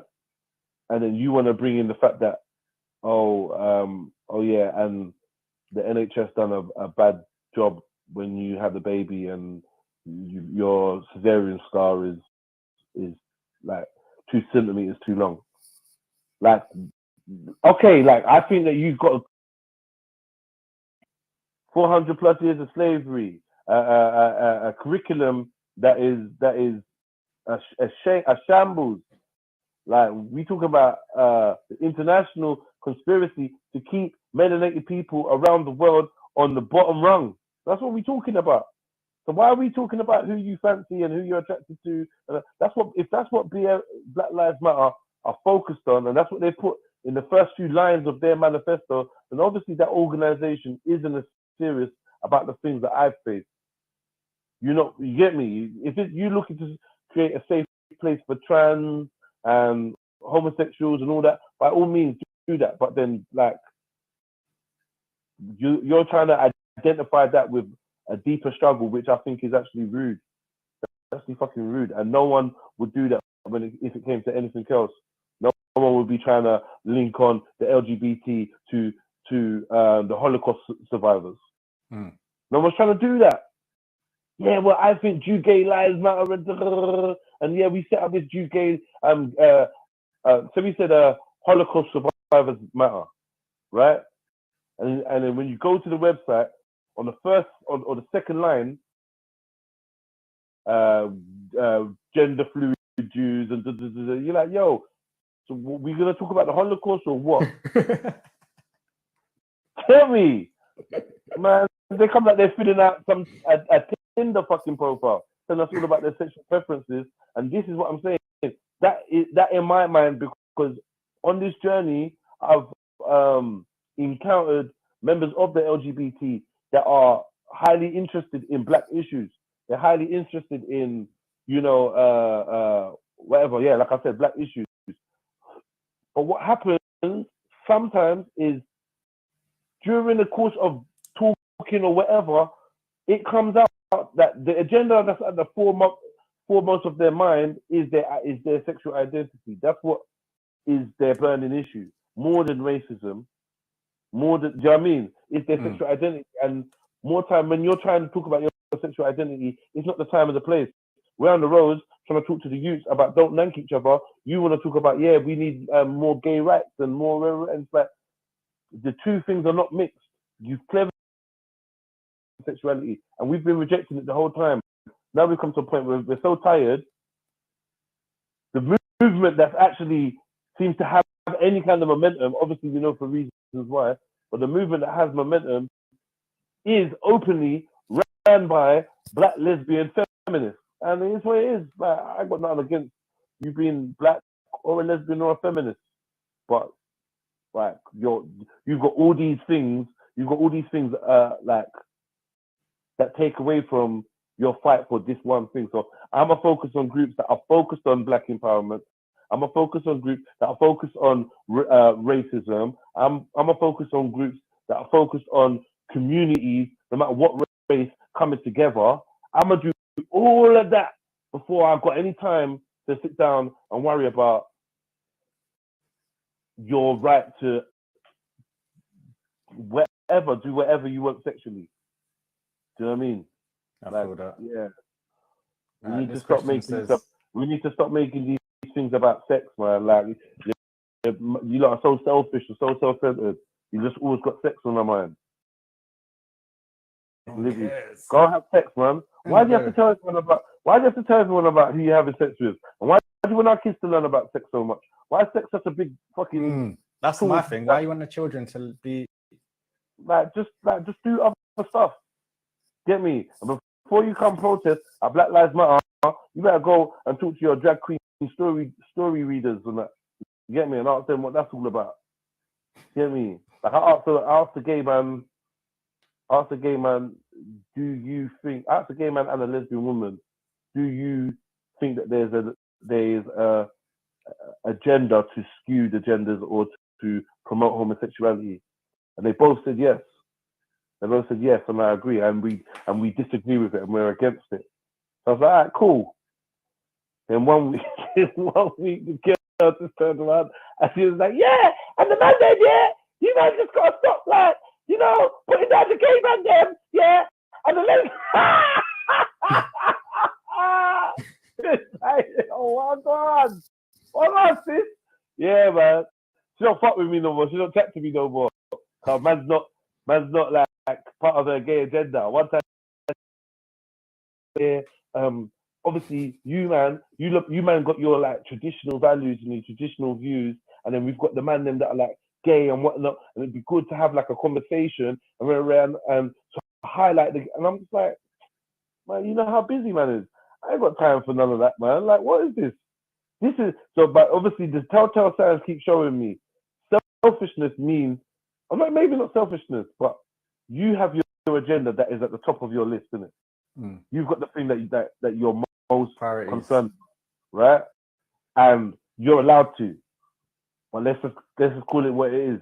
You're more focused on that and your sexual liberation and your freedom, and I'm more focused on being able to phone a real estate agent and them tell me that the house is or that the place that I'm looking for is vacant and I can come and do a viewing, rather than having to put a white counterpart on just for them to, like, because this has happened to me.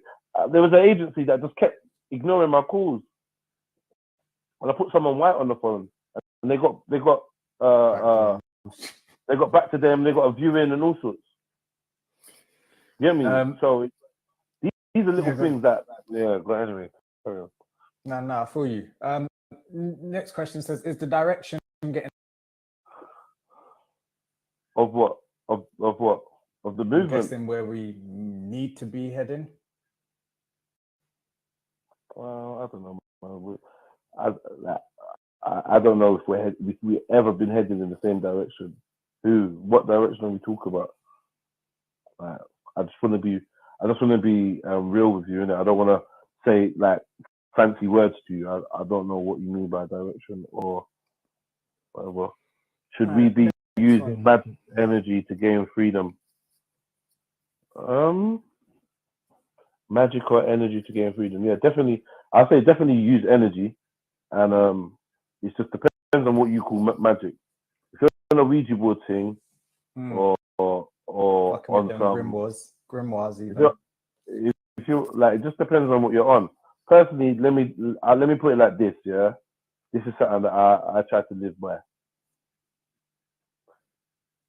Inside of you, like I said earlier, you have the power of a star. You have the power of atoms colliding. You have infinite energy, and you should be tapping into that via as pure a form as possible. I personally would warn people away from using signs, symbols, sigils, external things, crystals. Unfortunately, some of you lot ain't gonna like it. Sage, all of these somethings. Yeah, the magic that I think you should be dealing with is the internal magic that requires no external whatever trinkets or paraphernalia. And I think that's the purest form of magic you can summon, and that's like it's basically will. You can will something into existence, and you're doing your thing. But if you get caught up, because I mean, a lot of these people that are dabbling, they start finding that things are not really going right in their life. They start finding that the more that they start dealing with, the more they start tinkering with, that, like, you know, they get bad effects. But not many people are vocal about the bad effects. You know, I know a group of like 4 or 5 girls. We both know them, heavily into witchcraft, vegans into witchcraft, running around trying to put spells on man them and that, fucking themselves up when they're bumping into bad man that they can't put spells on, and shit's backfiring. And then I've got one girl on the phone saying that she feels something trying to pull the sheets away. Another one saying that she's getting half mad. She has to speak to a spiritualist. But when you go on their site, when you go on their Instagram pages, they all love and light and gold auras and all that. Like, oh, life is so great, and my kid's such an adventurous, outgoing guy, and whatever. But you lot are like literally in bits from the energies and things that you're messing around with. So please be careful. That's what I'm saying, isn't it? Just be careful. This shit's real. I just add to what you said about the trinkets and things. A lot of people might get a bit triggered, but those things should be more like stepping stones rather than using them as crutches. Use them as like to help you get to where you are without them, kind of thing. So don't see that as the final thing if you are going to be using those types of things. I mean, I don't know. I don't know what everyone else is on, but like, try just accepting the fact that you are enough, and that when you were created or when you were put here, it was never an accident, and you always had every tool that you ever needed. You always had it in your possession. If you try and look at life like that, then it's just a thing of remembering what your tools are. You get me? This says, do we focus too much of the supposed slavery part of history? Oh, on the supposed slavery part of history. What happened before slavery? Where were be journeying on this earth before these, I'm guessing, people change that. Yes, it's Candice. There's a lot of information out there, and there's a lot of people you find on your journey that definitely fight and battle to keep it in our, recent memories. I feel like, you saw Hollywood unroll like 7 or 8 back-to-back slavery films. It's a narrative that they like to keep churning out. And to be honest, some of our people do use it as a crutch. And some people think it's the right thing to do. Like, I know people that are not really in touch with their heritage and this whole Black Lives Matter movement, and that has sparked some kind of awareness in them. And their thing is like, oh, well, I need to teach my mixed race daughter about like Black history. I'm going to tell her all about slavery. A couple wise people got to be like, maybe don't start at slavery, bro. You don't have to, do you know what I mean? He doesn't really know much. So he's just like, yo, like, and there's people at different levels of development. Learn about slavery by all means, but please, if you're somebody that doesn't know about slavery already, or you've got children or whatever that you want to inform, please make sure that the sources that you're using are not biased to the point where they're trying to paint a story for you that may not have been the case. I don't know how many millions of billions of slaves they're saying that they shipped over. But I don't believe they did. They're trying to use slavery to weave a story of how melanated people got to certain strange outposts, certain places where it's hard to understand. It's possible that at one time these people got their freedom, and then that's how and they're trying to explain how people got around the world with that. We, the melanated people, are the earth. We are everywhere. Everywhere you find soil, you find indigenous man. So don't be too mad at the people that say that they're not part of slavery, or that they were never slaves, or that they were indigenous. Don't be mad at them. There's lots of lost branches of knowledge that are coming in. You don't need everyone to have come from Africa. Every Black person doesn't have to come from Africa for us to be united. Every melanated person doesn't. The out of Africa theory is not even an African originated theory anyway. Do you understand? So don't feel any pressure to have to be attached to a landmass, or be attached to a school of thought, or feel like, oh, slavery, we've got to embrace that. You embrace what the fuck you like. Because right about now, it's all about getting free. And if learning about slavery is not going to give you empowerment or give you freedom, the workings and how certain societies got to where they are, and you're interested in that side of history, by all means, study what you can about slavery. One thing I always say though is, always look for the slave ships. Mm-hmm. Look for the slave ships. Where they at? Look for where the slave ships is at. Cause they be missing, yo. Mm-hmm. The slave ships missing. I tried having that conversation with someone a couple weeks back, and they weren't having it. Can we truly achieve liberation inside of UK or USA?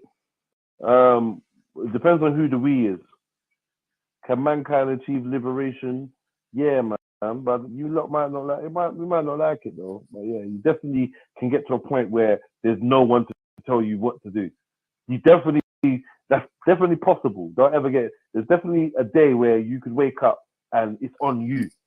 How you eat, how you live, how you die, how you survive is on you. Is that scary to you? If it's scary, then write a nice letter to the Prime Minister and ask for. Yes, they're told where to go, what time to go home, what to do, like being Don't allowed. worry, there's a branch of us, man, then that are so wild and so unconnected to things that we thriving in these environments. We thrive, man. Don't worry, man. Once we go and get connected back to nature, get ourselves grounded, like say for instance, all this lockdown ends, and it turns out that this was just a phase. Because I think some people are just still in limbo, wondering, is this just a phase, or is this the start of, is this a tester? Should I say? If it is a tester, then if they give you 6 months or a year or whatever, I'm advising this. Study self-defense. Make sure that everybody in your house is fit. study agriculture. Learn how to. That's probably not the right word. Learn how to grow food. Learn, like, start memorizing foods and plants and stuff that are good for you. Do you know what I mean? Stock up on like dehydrated foods and things that are gonna be like beneficial to you. Get yourself a crossbow. If you're in America, get yourself 3 guns. No.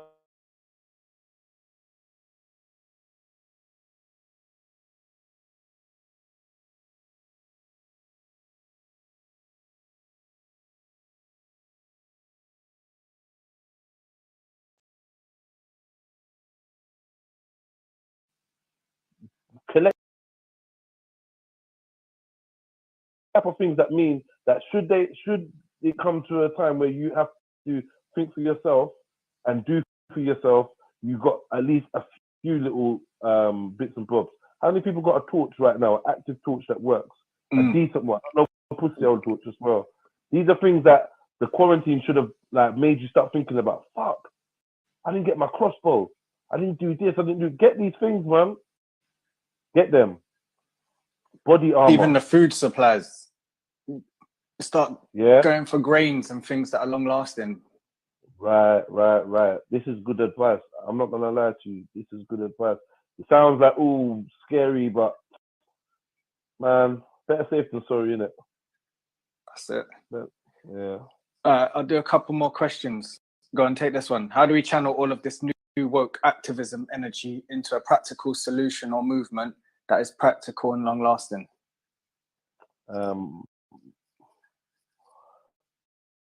Galvanizing the energy.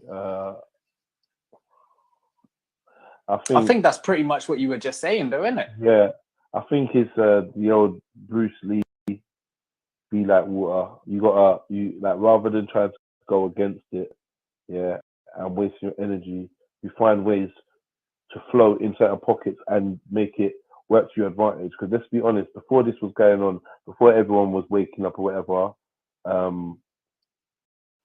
we weren't necessarily living and making it work for us in little ways, taking little liberties with the system where we can. You get me? Like, I'm a shoplifter. You get me? I steal little things from the shops, like, gives me little bits of joy. You know what I mean? If I go to a workplace, like, I have to get something out of that workplace. I've always been that type of person. Pimp the system, innit? That's what I'm telling you. Pimp the system in little increments, and that'll be all you can do until everybody wakes up. But galvanizing the people, and that, you're gonna have to be where they are. You're gonna have to get in where they are and then convert that energy.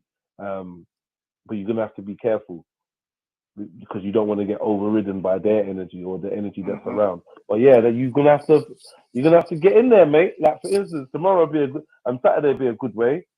Go down there and, you know, vibrate high, innit? Vibrate high, attract like-minded people, and create something. Try and create, link people, talk to people, whatever it is, innit? Follow the vibe, follow the energy, and be somebody that's out there for truth. Be someone that's out there for justice. Be someone out there with love in their heart, and counterbalance the hate and the envy and the fear. That's one thing you can do.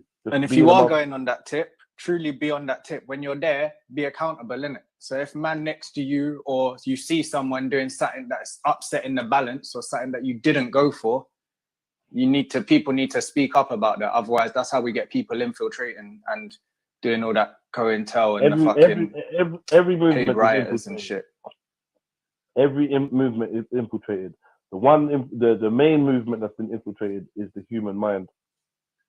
Our minds have been infiltrated. Our psyches have been infiltrated. We are infiltrated beings. So don't worry about people in your movement being infiltrated. If we clean out the parasites inside of us, bro, like I'm telling you, the difference it will make to the world is amazing. If we all just focus on self, like, the difference it will make. We take a long, hard look in the mirror. Not everybody's designed to be here. Some people may be NPCs. You know what I mean? Some people may be soulless bots that are not ever going to be part of where we're going. Not everyone's part of your history. Not everyone's part of your future, should I say. You know what I mean? So it is what it is, man. But I definitely want to encourage people to just remember that this is not a group sport. And as much as you got brethren and friends that are woke, and you got family members and that, like when it comes down to the crunch, yeah, your soul is your soul. Like, and if you believe in the soul, you believe in your higher self or your essence. You're here to be put on. You're put on this plane for a reason, a purpose. You have mythos. There's a whole legend about you.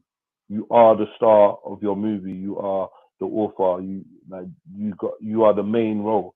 You gotta understand this. This is the secret that people don't want you to know.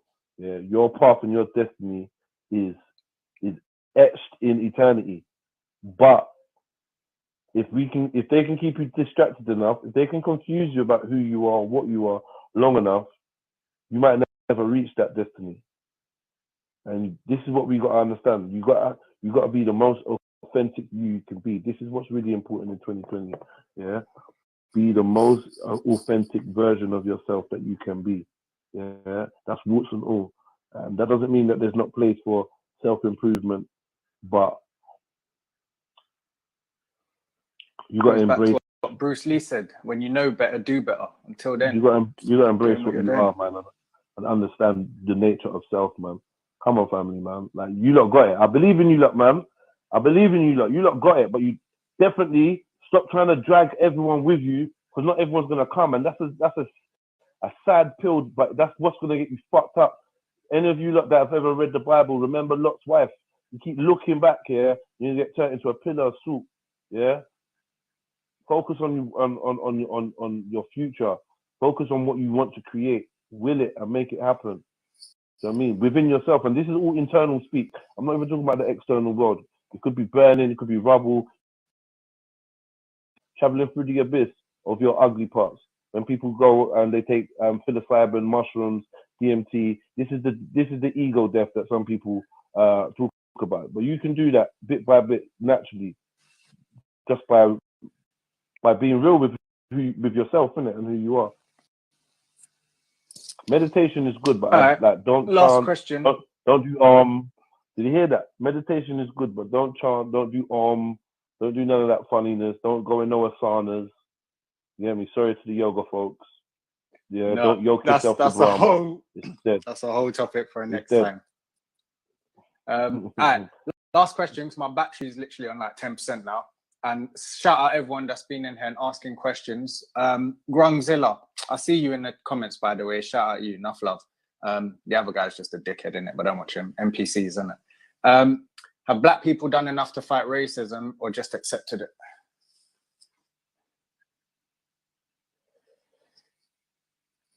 No, black people haven't done enough to fight racism. No, they haven't.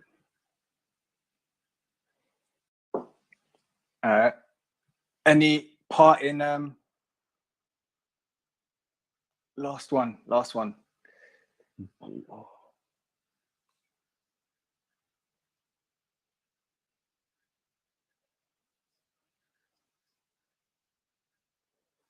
So it's like a weekly breakdown. Can we use this platform for weekly discussions as change occurs? Break down the truth. Bro, like, you know, this is my bro, innit? So I'm always down. I'm always here, man. You get me? Hopefully his platform can grow. I'm down, man, but you lot gotta be there to support. Don't gas him and say yeah, and then you don't come next week and the numbers ain't high. Make sure you bring a friend. You get me? You got any parting words? The parting words. When everybody tells you, no. When they tell everybody to look left, look right. At the end of the game, the king and the pawn go back in the same box. Energy never dies. Trust no one. Believe in self. Know self. Know yourself. Know yourself, blood. You get me? And yeah. Follow Red Pill Trail, innit? Yeah. Hit me up. Go and shout out what you're doing on YouTube, all of that stuff. Yeah, I do live streams on YouTube. So right now we're live streaming on YouTube. We've got 62 people kind of listening in, thanks to one of the brothers on there. So altogether we got like over 100 and something people that have been locked in consistently. I think the number over here was like up to 90 people was watching. So yeah, man, I do YouTube. So follow me on YouTube, JEDIONLINE, one word. Obviously hit me up on the Instagram, Red Pill Trill. If you type in Red Pill Trill on YouTube as well, you'll be able to find my music, stream SoundClouds and Spotify's and music videos and podcasts and social commentary and all sorts of things, isn't it? Like, man, yeah, man, been getting up to stuff, debates.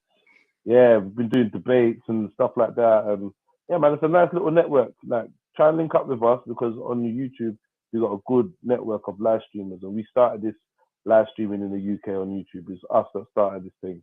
So come over, see what we're about. We have good conversations. And yeah, man, just keep the connection. If you lot are like-minded people and you can take like my little tough talking style, because really I'm just a joker, like T will tell you. I go into a little mad zone where I just start with auto talking and all this stuff comes out. But nothing I ever say is bullshit. You know what I mean? And if I don't know something, I'm gonna say I don't know something. If I'm wrong about something, I'm saying, no, I was wrong. That's the person I am. I'm not here like to lead anybody or take anyone nowhere. I'm no one special or nothing. You know what I mean? And I'm just a guy with his eyes open. I was blessed with a certain set of skills, and my life story meant that I could form a certain kind of detachment to the system from early. You know, all this racism and that we faced actually helped me become detached. Helped me like, this tea tastes like kind of bitty. I don't really like this milk. You know what I mean? I realized that there was bits in the jackal's milk. You get me? I was like, this is bitty. I didn't like the taste of it, and because I didn't like the taste of the milk, I didn't fall in love with the jackal. So therefore, I'm not going to be fat enough for the jackal to eat.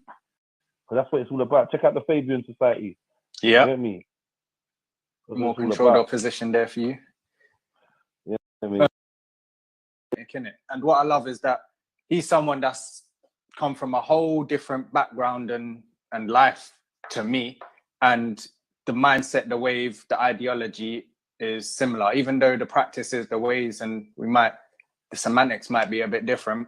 It's all about the wave. And appreciate you coming on, fam. My last thing is the revolution will not be televised. So if you're seeing it on TV, no, that ain't it, innit? That's all. Mad.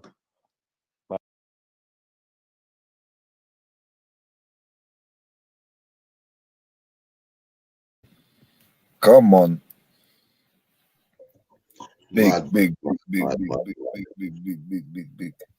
God, Mills, talk to us. Hey, fam. What a fucking life, fam. Some big questions, some deep questions. Straight fire from both. Trust me. Come on. What are my G's? Come on, family. Yeah. What was that one saying then? You like that one? Yeah, that one was fire, fam. Huh? Fire. Yeah. Straight fire, fam. Yeah, man. I enjoy that, man. And that was He's a cool. Good food, man. Good food, yeah. Hopefully sends that to me, emails it to me, and then I'll put it up on YouTube, like on its own. You get me? But we captured it. Was it moving bitty, or what was it like? We had a couple bits that were bitty. That was it, man. Couple hiccups, but then you come back, so it was blessed. Yeah. But so you just got a 3 hour. It was pissing me off my end, bro. Huh? Every time it was like someone hacked into my fucking. I'll try and place it into a certain position, and then it'll scroll down. It keeps moving, yeah. Yeah, bro, man was blowing my keys. What's going on? What's moving it? I've had that. Like, you know, cleaning my screen, everywhere. I'm like, is this thing taking a piss? I'm literally fighting it. Jump on. Who won't jump on, Carl? Right now, we got the youngest in charge. And yeah, man's about to have a quick food with the youngster before we lock this one. Still, so if anyone wants to jump on quick, let's cook right now. But you lot love that one. You like that stream. Thank you, man. Please follow me on Instagram. Like, if you ain't got an Instagram account, it ain't much to just get a little one cheap account. It's free. You get me? And just follow me up on there, man. Support the thing. Like, if you know man spits real shit, then it's for you lot. It's for you lot to go out there and tell people what's going on over on this section. It ain't like I'm not a good self-promoter. I don't know if you got noticed. Like I'm not great at self-promoting. Like people telling me all the time, well, you should tell people about this and tell people about that. I need the people. I need it to be organic. If you don't fuck with it, let it be known. Let it be known, man. We should be having 5,000, 8,000, 10,000 people on them damn streams there when we spitting that much real shit. Whether you agree with it or not, the frequency you must find refreshing. You get me? No fake shit. No pretending to be super road. No one doing funny facial expressions. No dancing. All up in the video. You know what I mean? Yeah, trust me. Funky, and I thought that's what you lot wanted. But everyone, like, what I noticed is everyone wants to tell me behind closed doors how fucking real I am, how fucking on point I am, how fucking. But the numbers don't match up, yo. So, like, someone's lying. I don't need my ego stroked. Tell me shit. Tell me the content ain't that good. Tell me, you know what, Jedi, you're too abrasive. Your attitude's not suited to the masses. Just keep it real. You know what I mean? Lies. But yeah, man. But yeah, hit that up. And if you enjoyed that last little hour, I beg you drop something in the paper. You know what I mean? Just a little something, a minute. Just say, yeah. Show me, innit? Show me. If you love it, show me. If you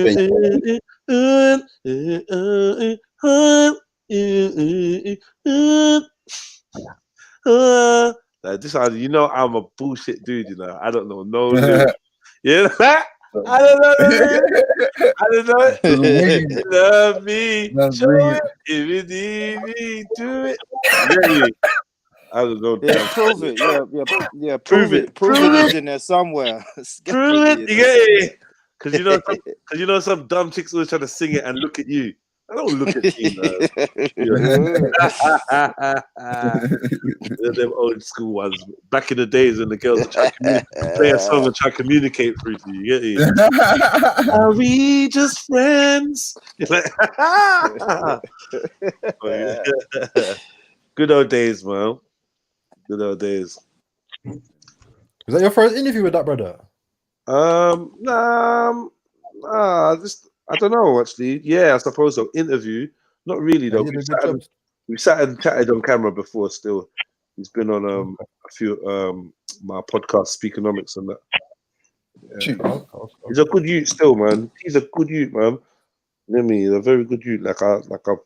I reached out to him to let him know that I rate him, man. You get me? That was like a couple of years ago. I respected his line of questioning. Yeah, man. It was intriguing, like that. It's cool. Hey. What did you think about? What was he saying about? What did he say about? What did you think of what he was saying about Akala? Boy, I thought it's boy. To be honest, I don't know the Donny in it, and I'm of that stance in it. Everybody's in question. Everybody's in question. So yeah, I don't know. But yeah, someone stream recorded that. Give me. I'm not gonna lie, though. I respected your answer still, because I wouldn't be able to put it into words like that still. Yeah, I find it difficult. Furthermore, I like the way you even said, bro, don't even trust me. Yeah, don't even trust no one. So you said it yourself, bro. You know what I mean? You kept it real 100%. You understand? When you said straight, when they tending to look left, look right. Look right, you understand? There's a reason behind this. You know what I mean? So I got to tell you kept it 100 from. Question thyself, bro. Everything. I said all the chess pieces go back into the chessboard at the end of the game, you know. It's real shit. Yeah, there was some weak ass cliches at the end, but it was a dope interview though. Cliches was a little weak, man, but I'll take them. Like, what does he say? Like, we all gotta breathe in our nose and out our mouths at the end of the night. Like, what? Shut up. Yeah, you're a fool. You're a fool. Yeah. Nah, it was good shit though. I need some weed, man. So you think fucking when you were talking about people to make a buffer zone in between? Yeah, the white folks. Yeah, Bills, my white folks, my white friends, Mediterranean, Greeks, like Turkish. I think that if you're really down for the black man, you should make like a buffer zone between us and any ops. Just to show that. But if you want to get to the homies, you got to go through us first, kind of thing. I think we really would appreciate that and respect that. 100%. Yeah, I felt. I ain't gonna lie, Jedi. When I first saw that, I felt a little different about it. But then the more I just kind of realized that what they were doing, I was like, yeah, that is dope though. It's dope though. Yeah, it actually is dope. Regardless, isn't it? It's actually dope. So, fuck it. Yeah, I think that we should replicate that over here. You know, like I want to ask you this. I nominate Mills. I know.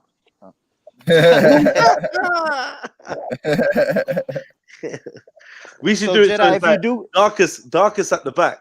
That's how we should do it.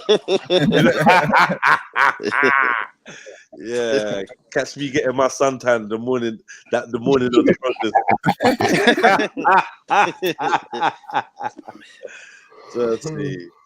But yeah, I mean, Nate, like, so obviously, the folks ain't heard from you, so I'm sure a couple of people are interested in your perspective of recent events, the Tommy call out, all of that stuff. You know my stance, fam. The people's eyes. It is what it is, bro. It's a call out, it's a draw out, and we don't. Boy, man was raised never to take draw out like that. You get what I'm saying? But the fact that man's people's there, it's a responsibility, innit? Man's got to be out there for man's people's sake. So yeah, it's a different kind of energy still. On a was it ready for war? But yeah, man. Yeah, was it? Yeah. Peace. I forget the saying, but you know the things that, man. But that's my thing in a nutshell. Still, I don't really want to speak too much on it. You know what I mean? Yeah, I hear that, man. I hear you, my brother. Give me.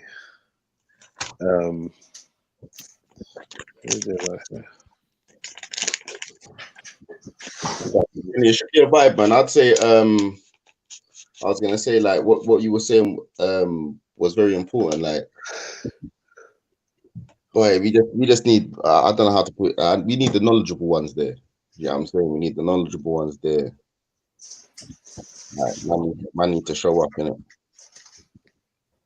Man need to show up still.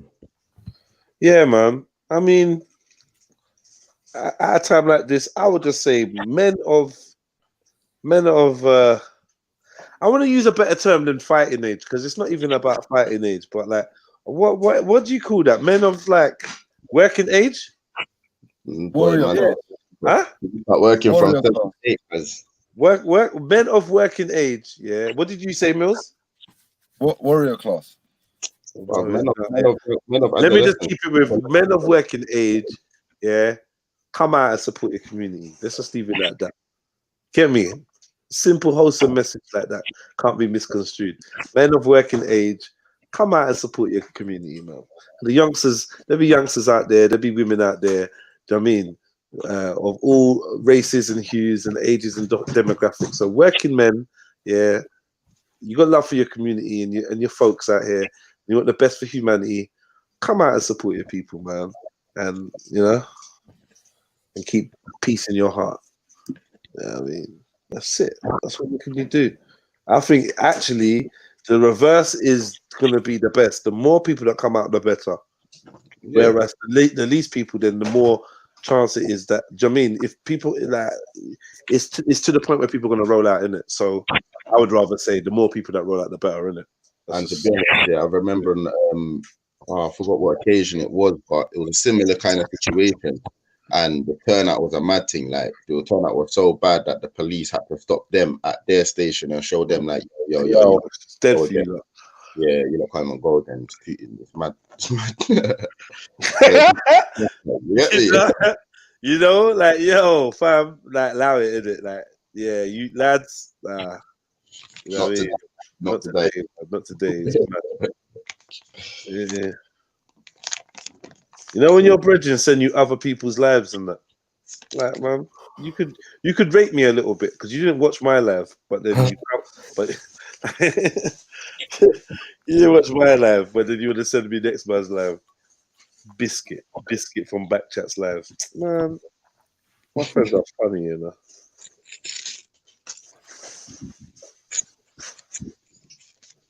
Yeah, man.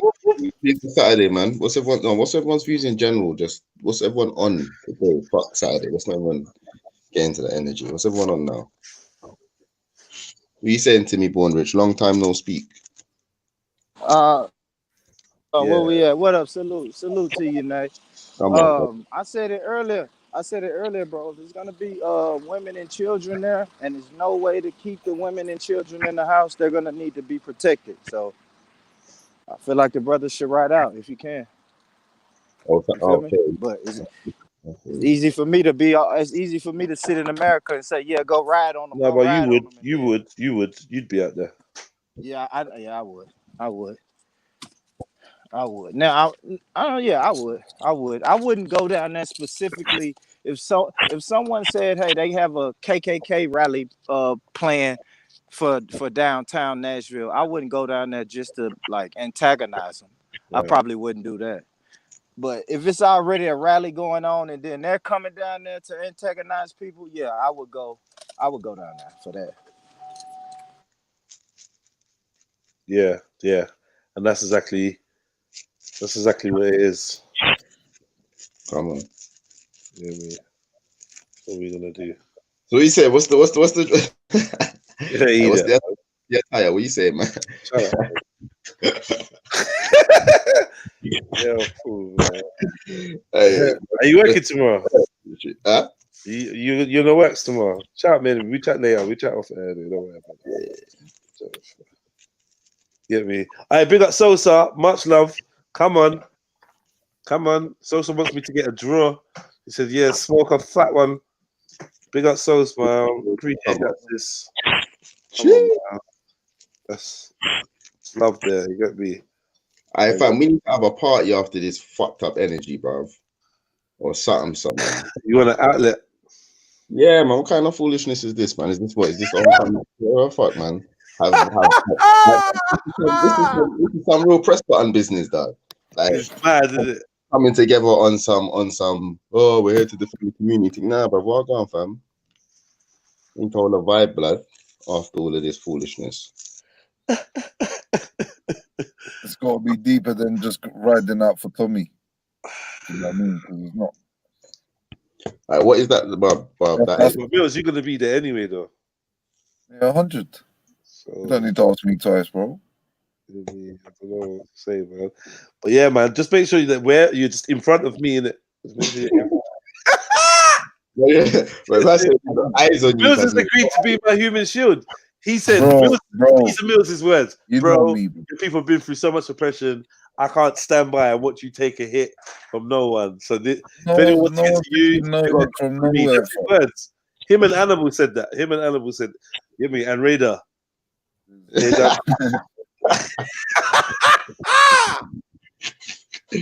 Radar. In order from dark to light. If you put Animal, Mills, and Radar, in order from dark to light, what order would it be? Yeah, let me tell you something now. Bro. Mills first, dark. No, Radar will be floating. Radar's not darker than Mills. Everyone's sharp. Radar will be floating. What time of day it is? Because all I know is Animal's definitely coming before Radar. I don't care what no one says. Yeah, if you say otherwise, you're not liars. Yeah. I got the pictures to prove it in that. Don't make me draw for them. You're a vampire now. Huh? You're a vampire now. I don't even know what was that. Oh, you Scottish? What accent is that? Yeah, he's just. This is oh my day! Where the fuck you getting those pictures so fast, man? Damn, man, drew from within seconds, you know. We got you, Radar. Hey, man. I know you like to call man pigeon brain and that, so I just need to keep the guns loaded. You get me? Pigeon brain, bro. No, that was a bit weird, my bro, man. What you say, fam? I said, you pigeon brain so quick. How do I draw what? No, wait a second. You know, Radar, was you two in the shower? Close. No, I just come back from gym and I got it's like in front of my front door. There's like a mirror in it, so it's just a quick picture. He's in the shower, man. He's in the shower. He's in the shower, man. Don't let him lie to you, Mills. It looked like he was in the shower tray. the shower with the dirty girl. Trying to get that right angle. Hey. Anyway, let's leave it. I was gonna say something important, man. I'm gonna leave it. What are you saying before this? I don't have in that clean segment, man. Is everything all right now, though, Radar, with all of that? Still on bail, isn't it? I don't really want to chat about it, innit? Yeah, no, don't. Come on. I was gonna say the Animal, you're not riding out for the black man. like- Now hold on, wait. Well, Animal, you're not riding. You're not riding out. What? What? Ultimate Rast. If you don't come out, no Rasta's gonna come out. That's not my thing. See, that's why you got to choose your allies. He's getting pressured now. He said might have to come out just for the family. Nah, sir, don't come out. I don't think you can take a punch. Yo, Jedi. Yo, you gonna bring your pigeon friends with you? They might back you, innit? Yeah. You know when you're in numbers, innit? You got a stronger brain than that, innit? Proper jokes. It's proper jokes to the DFLA. Do a walk through Gloucester. Then you're not laughing no more. Come on, keep up your jokes. Then you're like, oh, you man, it's only like 2 hours on the train. Just come up with it. You run your jokes. Run your jokes now. If I'm gonna bring my pigeon. I don't know why you think I'm in the country like there's not mandem in my ends, fam. Bro, you got 10 mandem. Yeah, there's mandem in the end, fam. 3 of them are ginger. Dan, you should just visit, and you should just visit and just see it, because there's mandem in the ends, fam. I'm gonna see the pastiest ragtag bunch of fucking reject black youths ever, man. I know, man. You're the reject black youths that got lost in Gloucester. Like, come on, man, out, man. Black youths with perm and shit. Nah, fuck off, man. Jerry Curl. Jerry Curl black youths. I mean, Jerry Curl. Yeah, black youths with blonde Jerry Curl and then fuck in there. Yeah, yeah. Trying to get my touch with a wonky wrist. You know the wonky wrist touch. Hey, see your picture, yeah. See your picture, yeah. You know when man gives you these touches? Nah. You know these touches. Yeah, man. Yeah. I heard about you from Radar. Yeah. Safe. You're like, nah, get out of there, man. You can't even touch it. How do I spot this? It's like you gotta give it an uppercut to yeah, I got you, my bro. Yeah, man, love it, man. Yeah. See your picture, yeah. You're mad at that brother because he's scared away your pigeon friends, isn't it? Bro. Raid, allow me, man. Fuck's sake, man. Fuck off. Allow me, man. Let me tell you something now, yeah. The way how do I think Saturday's gonna get planned out? Yeah, I reckon it's gonna end up being a small crowd of Tommy Robinson supporters gonna be there, while there's gonna be a majority of time. I don't know, honestly, I don't know the answer to your question. I actually really don't know. 5 different protests on the day. All I know is the US Embassy. I reckon, I don't know if that's the main one. I actually don't know, So whatever. Where even is the US Embassy? Some people are obviously gonna go towards. Like, I feel like if Tommy Robinson will go towards their statue and whatever, I would advise people just to stay away from the statue. Let them stand there. You ain't going to protest the statue. Go to the embassy. Gone, though. What, the Churchill statue? I swear, I don't know what statue it was, but I swear they took down that statue today. I saw it on Instagram. They ain't taking down those Churchill statue. Churchill can't move like that. But fucking ain't Churchill outside fucking Parliament? Really and truly, that's Annabelle. I need to borrow that, That's who. Like, I need to link you and borrow that. You need to like borrow that to the team for the cause. Still, I'm not gonna lie, because I was thinking, who is it that had one? It's you. What? Yes, I don't think. You're done. Yo, Annabelle, we need to link you. Like, we need to send the youngest in charge to come link you, or Mills come link you and try to scoop that for the cause. The man will bring it back for you. Yeah, scissor. Yeah. You're lucky we can't get a little aux lead as well. Attach that to the fucking mic speaker. You can though. That's lovely. You can. That's an aux lead, bro. The fuck? That's a couple. But I can't. I ain't got none though. So man, have to find that still. What aux lead? Not a problem, bro. We got 2 days. We'll buy one, fam. We don't give a fuck, fam. But I'm sure someone's got one. Find someone. I mean, the sticks, bro. There ain't no electronic shops right there, bro. I can find firewood and fucking food for horses and no fucking electronics right there. Like it's peak.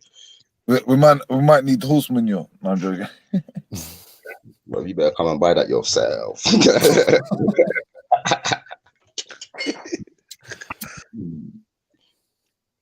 Nah, but yeah, man. Nah, I'm not even gonna lie, man. Give thanks, honorable, man. That just that gets me up still. That gets me up still. These man can make a big up, honorable, man. Much love for that. Yeah, I know. You know what the worst thing is? You know what the worst thing is, Jedi? Yeah, there's youngers there that are. You know what I mean? I've got my nephew saying he wants to ride out, and he's saying he wants to ride out, and these boys are all taking fucking slingshots and things like that. Yo, hear what I'm saying to you, my brother. Yeah, man. Them where bring hard. Wait, yo, my brother. I'm not gonna lie to you. Who's taking slingshots? Who?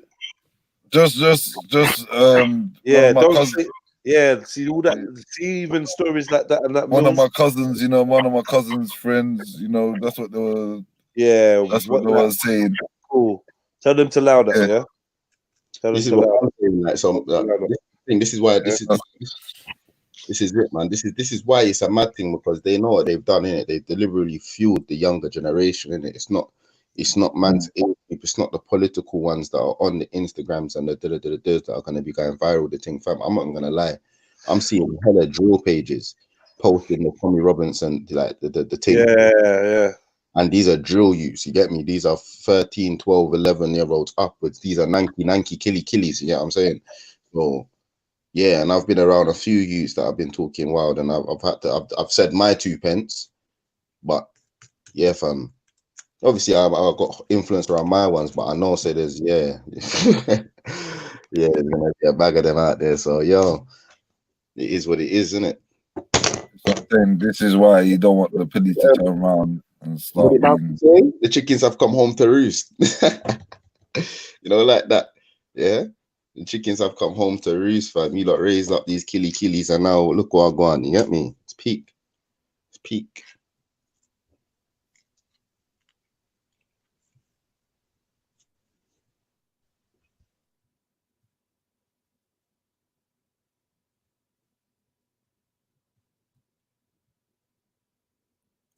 The family pigeon bread.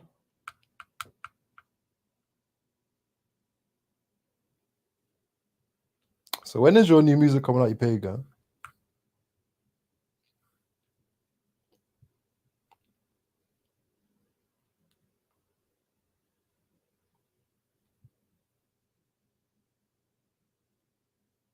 Silence.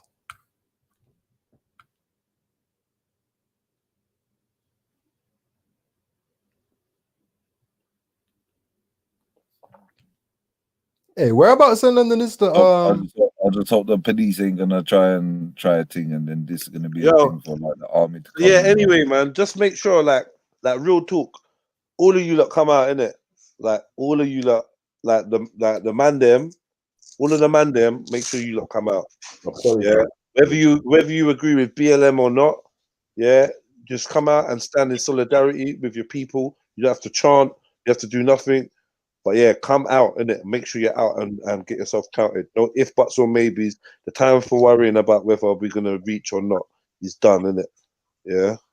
That time is done. So just roll out and have a peaceful protest and look out for your fellow brother and sister, for your community, and they'll do the same. You know what I mean? And you'll have each other's back out there, and everything will be lovely. Be lovely.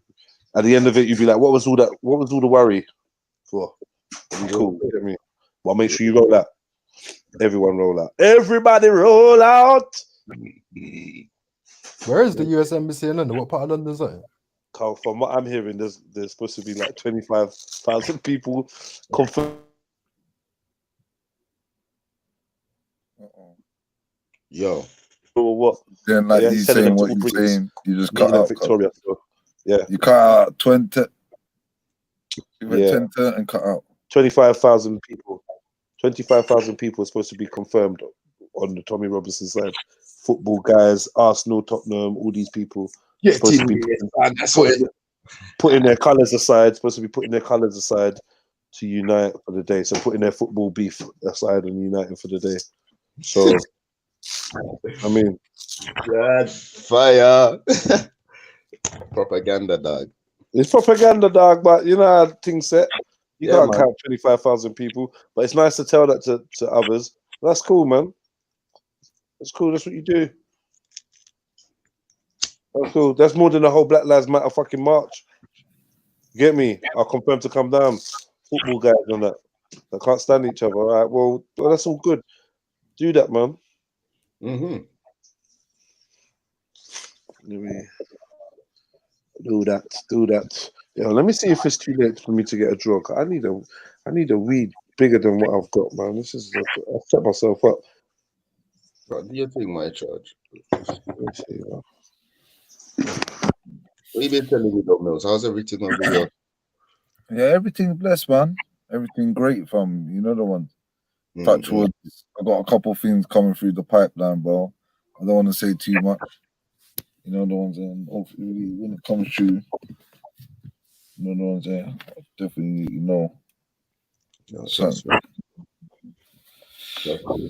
something's coming through. You know the ones there. I've been busy, bro. Definitely. I've been busy at work. Trying to mash this work again. It's mad. Amongst this chaos, I'm actually, you know what I mean? Amongst chaos, I'm actually finding myself. That's it, Doug. That's it. In order out of chaos, yeah? It's mad. It's actually mad, cuz. You're one of them, yeah, Mills? Chaos in that, yeah?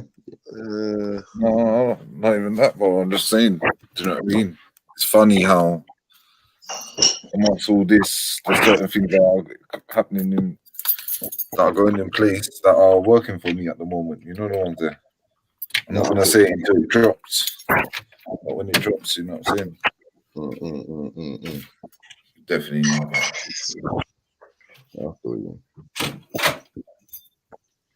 Funny how money change situations.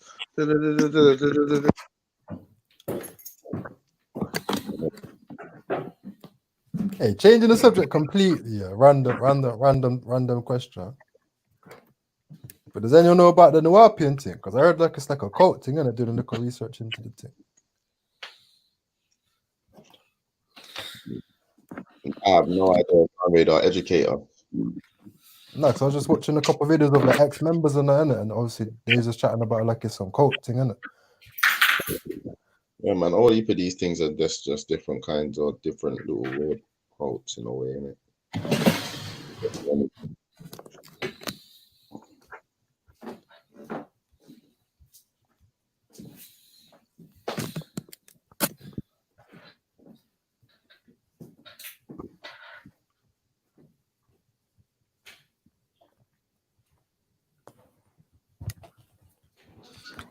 I don't want to play chess so bad, man, but I lost my last 5 games, man. Got it.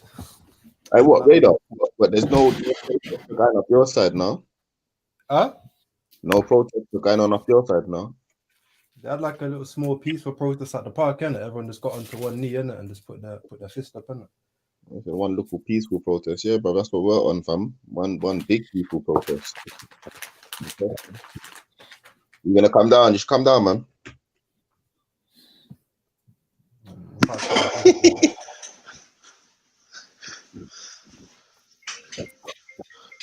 Wait up.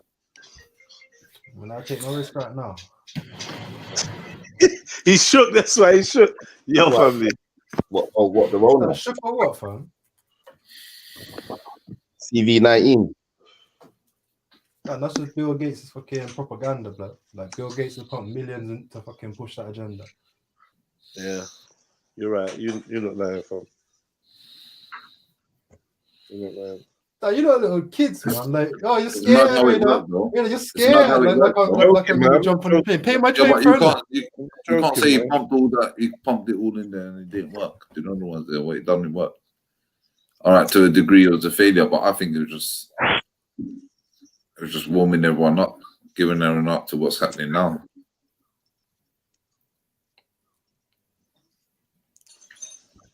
What's my train for, isn't it? It's like what? It's like over $1 billion to catch the train up to London.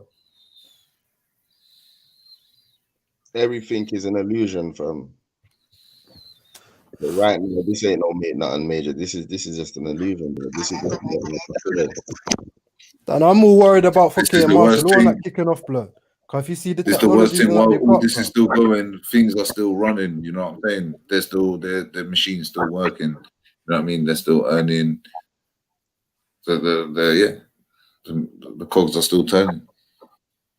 It's fucked though, because like at this time they could just inject any fucking chemical warfare they want into the society if they really wanted to, and just keep this going, because apparently they want to keep this going for a long time, isn't it?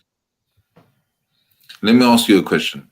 If to take a stand, if there's what action could you take to take a stand that would have meaning and that would basically help stop the cogs from turning or remove the cogs or basically stop the machine from working?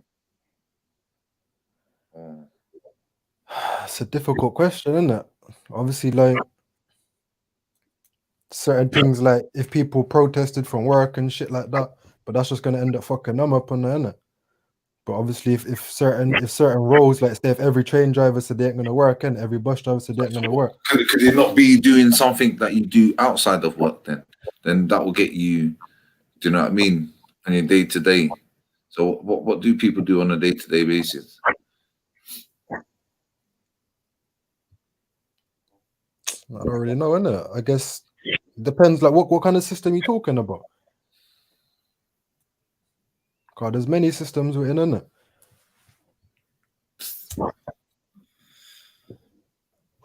Prison, where they are prison.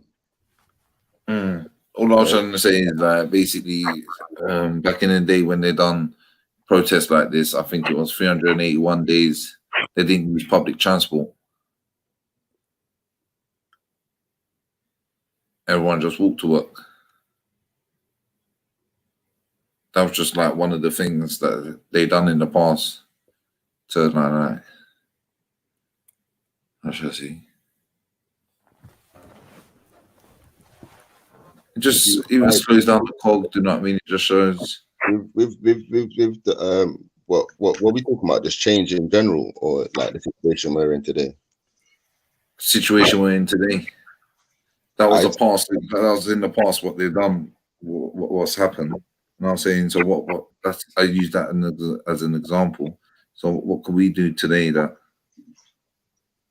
I think we need to unify more, innit? I think there's unify in what sense? Unify and we need to unify our mind, unify our thought, unify our idea, unify our concept. As in, and make it happen. My one would be would have a concept, and a concept would be, I don't know, for example, I don't know, I think it was 30 years ago, they said not to use the public transport, everyone walked to work.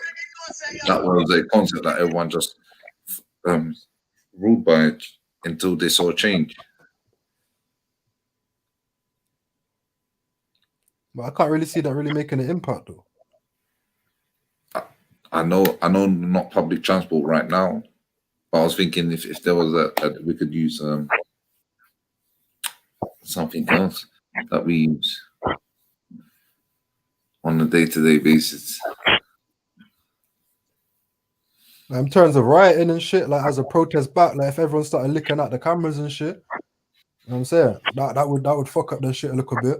Because before the cameras will lick out, they can't see what's going on, innit? They're taking out their eyes, innit?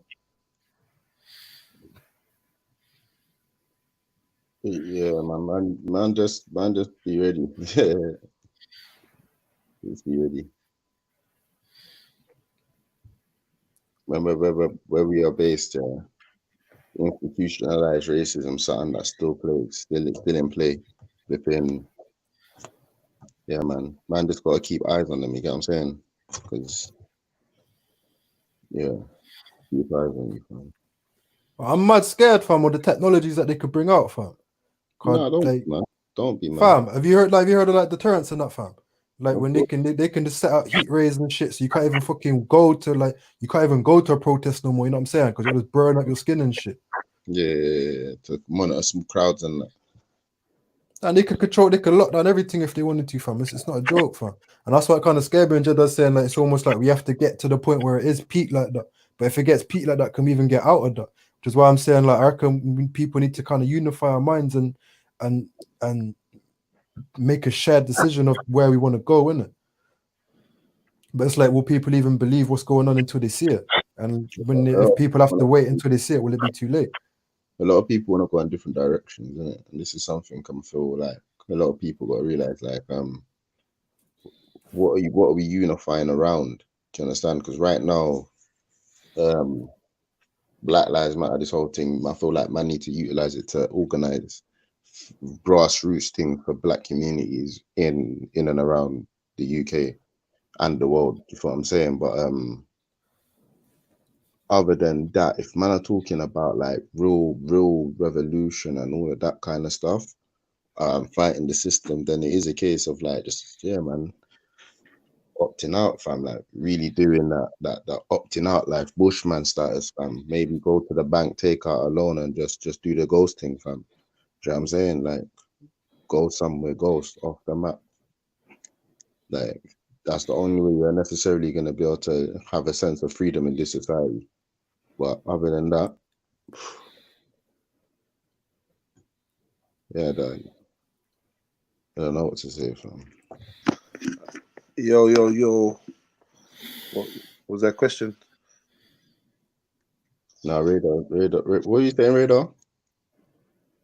Man was asking about what steps we can take individually to kind of slow down the system, or I don't want to say slow down the system, but kind of affect the system. Things have been done before, but man just got to do that way. So I used a past example where people stop using public transport. Or you can do the I forgot what city it was, but they basically like you start your own fucking transport, bro.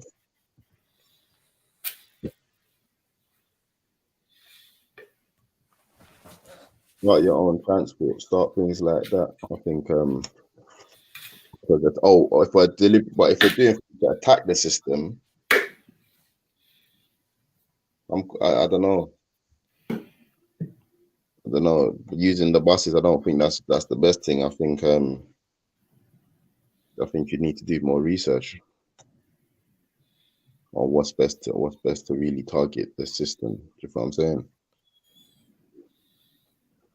Because man's boycotting the buses, you're just boycotting drivers and flipping Arriva or First Death or whatever bus company. No, of course. The system goes deep though, because it's like when we're doing things like that, it's just gonna affect people like us. You know what I'm saying? Like the people, like they look down at us. You know what I'm saying? They're on a different playing field to us. You know what I'm saying? Research, but yeah, attacking the system ain't really my first. Like they want us to fight each other. You know what I'm saying? They want us to tear each other down, isn't it? Yeah, man. Tearing each other down ain't the definitely ain't the way forward. Fucking the only way forward is to build, innit? The only way forward is to build and protect. Learn from our predecessors, fam. Learn how to. Me personally, yeah, I would rather us like get rid of all the apps that we're using, yeah, and boycott completely. Do you know what I mean?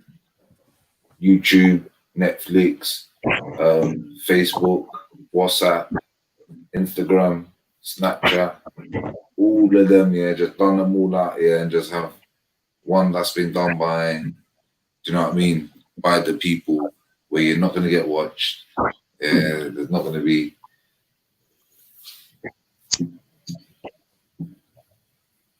And boycott it from that way. Because right now, that's what everyone's using. On a daily basis. That's what everyone spends their most of their hours on. If there's one way you're going to attack the system, would be that way. That would be the best way, because that's what the system's been attacking us on. No.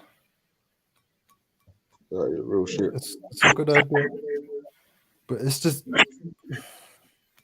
the deeper you dig into the rabbit hole, it's like the more you got to do to come out. Like I feel like the whole apps thing is still fucking with their technology. Man, have to jump out of their technology full stop and start creating man's own technology on some Wakanda shit. You know what I'm saying? Like literally, man, go back to walkie-talkies. Understand how to develop walkie-talkies. You understand? Understand how to communicate for free. If I remember these man's thing, if you look back, like you can look at Tesla's thing even before that. These man's thing, they know it's possible. But their problem is, how do they make money out of it? How do they control the masses with it? So that's where they have to get their minds together to think. You know what I'm saying? So if we just take them back to the basics and start moving forward, yeah, so we'll be able to do for self, man. I think we need to take control back of the media, because for years they've been fighting us with the media. You see how quickly they just censor everything. If they don't want something pushed out there, they won't let it out there, innit? You know what I'm saying? We need to take back control of the media, fam. That's a big weapon. The media, you need to control, like Jed said, you need to control the medium. Media is very important because media's documentation. That's what I've always wondered, how does it work? Do they get a phone call like, "Yo, this just happened," or do they like listen to like what the police are doing, and every time something happens with the police, they get like, I don't get. How does it work? Someone rings in. The media, like, how do they get this what? Someone from above says, "Yo, pass this one through." Got different investigators. You've got investigative journalists. They've got different ways in it. So if you got people in certain areas that are getting paid. If something happens, then especially in this day and age, like think about like this, yeah, you don't have to give yourself a source. Yeah, we know that most newspapers lie about the source. Yeah. Right now it's peak, bro. Right now it's more peak because it's like there's no need to wait for no media. Everybody's media. So from something's happening, people are filming it. You know what I'm saying? And but is it getting out there? That's the problem. Yeah, things are getting out there, but it also makes it even easier for the medias to say that where they get the footage and where it's unknown, and that be normalized to us. You know what I'm saying? Where things we can get information that is not credible being presented as fact. Do you know what I'm saying? Well, have you not heard of deep fakes before? What's that? So basically, there's a new technology that come out like a year or so ago, maybe a little longer. It's called like deep fakes, and you can imitate someone's voice, and you can literally make any face. You can literally animate any face to look like a side to side to a real video, and you can literally completely fake a source. So it's going to become to a point soon where you don't even know if what you're watching is even real. And to be honest with you, we've got to that point long time ago. We got to that point already. Like medias have shown you, or shown us, or shown the public how other medias have deliberately edited footage and done little bits and pieces to footage. Like when you actually see what they've done, fam, they've done major fucking things. This ain't something you can just do quickly on fucking. You know what I'm saying? I could make a video of Jedi, yeah, and I can make him talking, and you'd think it was Jedi talking, for like there's technology out there, for exactly. So like, yeah, man need to create man's own mediums, because these men are professionals at propaganda, divide and conquer, gas, lies. Get rid of media, another one. Their media, yeah, everyone's media, because they're all playing the same game. Like everybody's playing the same game. The West trying to beat the West. You know the ones there. This 5G thing has gone real quiet, though, isn't it? Like they're still putting up those towers. Bro, they're gonna do what they want when they want. If you want change, bro, you gotta go and take change, organize that, and make it happen, fam. It's difficult because everyone's pulling in different directions. You know what I'm saying? That's what I'm trying to say. Everyone needs to unify one thought, one idea, one concept, and push it. If everyone's fighting in different directions, then it's going to be difficult to make change happen.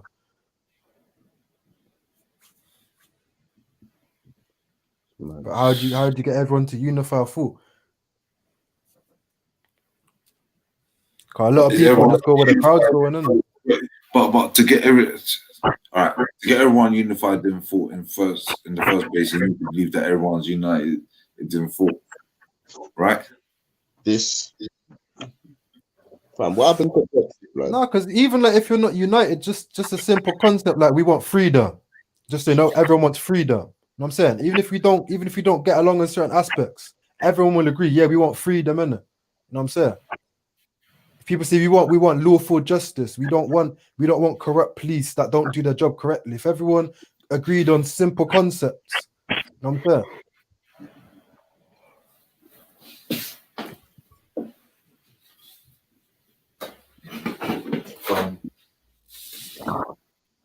It's deeper than that.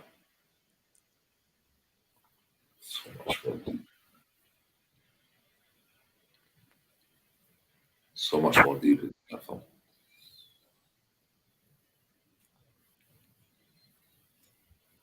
I'm telling you.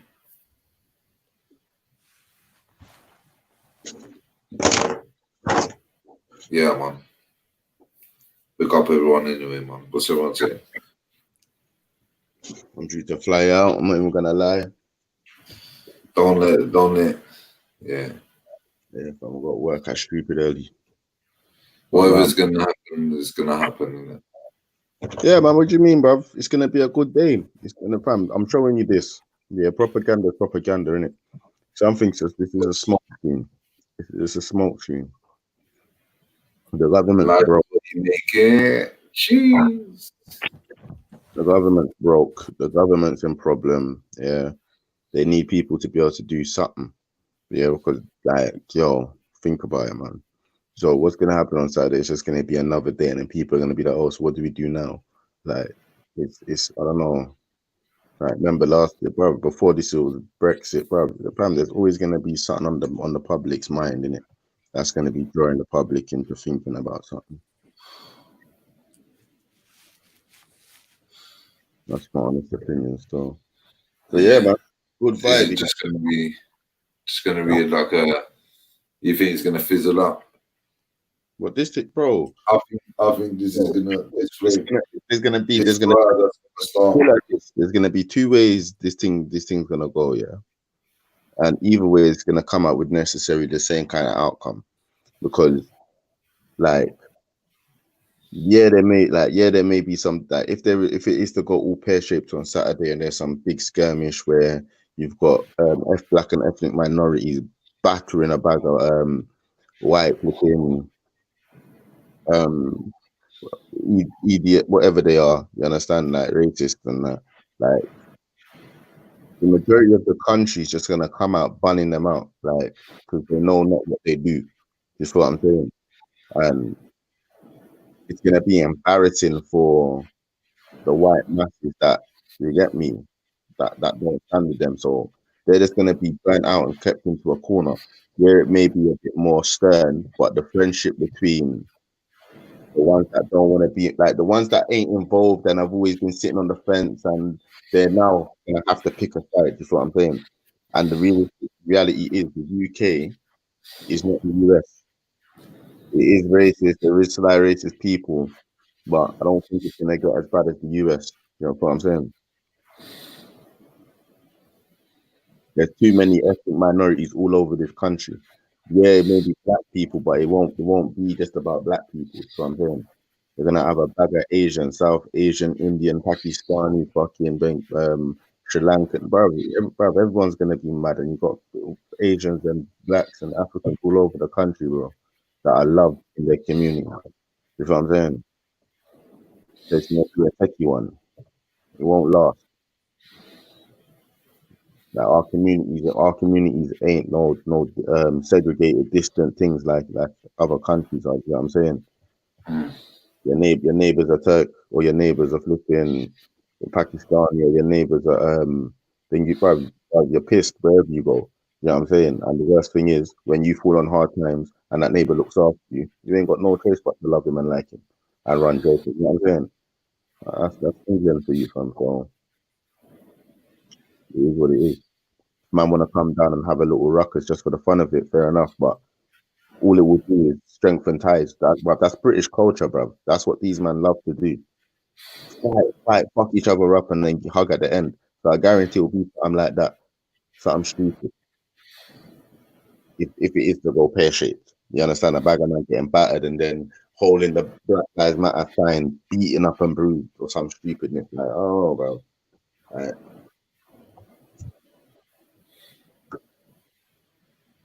So yeah, that's my honest opinion. But either way, it's just to give the masses something to do, something to put in the newspaper, something to just gas up people for the next couple months. But on the streets, in the reality, in the realness, you're not gonna have no KKK white hoods trying to drive around through cities trying to kill people and all of that kind of stuff. You know what I'm saying? You might have certain of these men trying to ride on certain things that they're not gonna be able to do as they please, like in America. You feel me? They need to have more stringent laws on racism and that, racist acts and that. Like they should have serious penalties for that. They do, yeah. Yeah.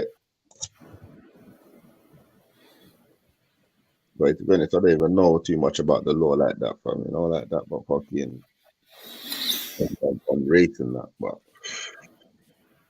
yeah, to be honest, blood. But man ain't got guns like that, and man are just shooting crossbows and fucking some idiot fucking. That crossbows are deadly, Yeah, crossbows are deadly, fam. But what I'm trying to say is, man in country that like they messed up because they got their sworn off shotguns and da. Fam, you don't want to be riding on the man in their ends. Have you seen, bruv, have you seen Attack the Block, fam? Yeah, monsters, yeah, from fucking next worlds can come and ride on the block, fam. From your block, fam. Yeah, because man are getting dead. They're getting dead, fam. But I'm just saying, innit? Like it will never be able to get to that kind of level.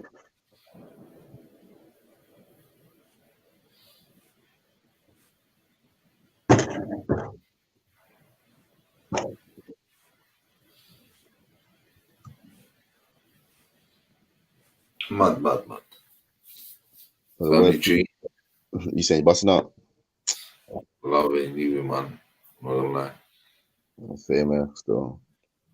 Coming up to that time. Tomorrow's another day. Well, that's today, dog. But families, tomorrow. Or today. Love the family. Couple hours. Like if you haven't already. Another ones. Hit up that PayPal. Jeez. Come on. Love. And respect. Love to Jedi. Love to Radar. Man like me. Come on, family. Come on, my charge.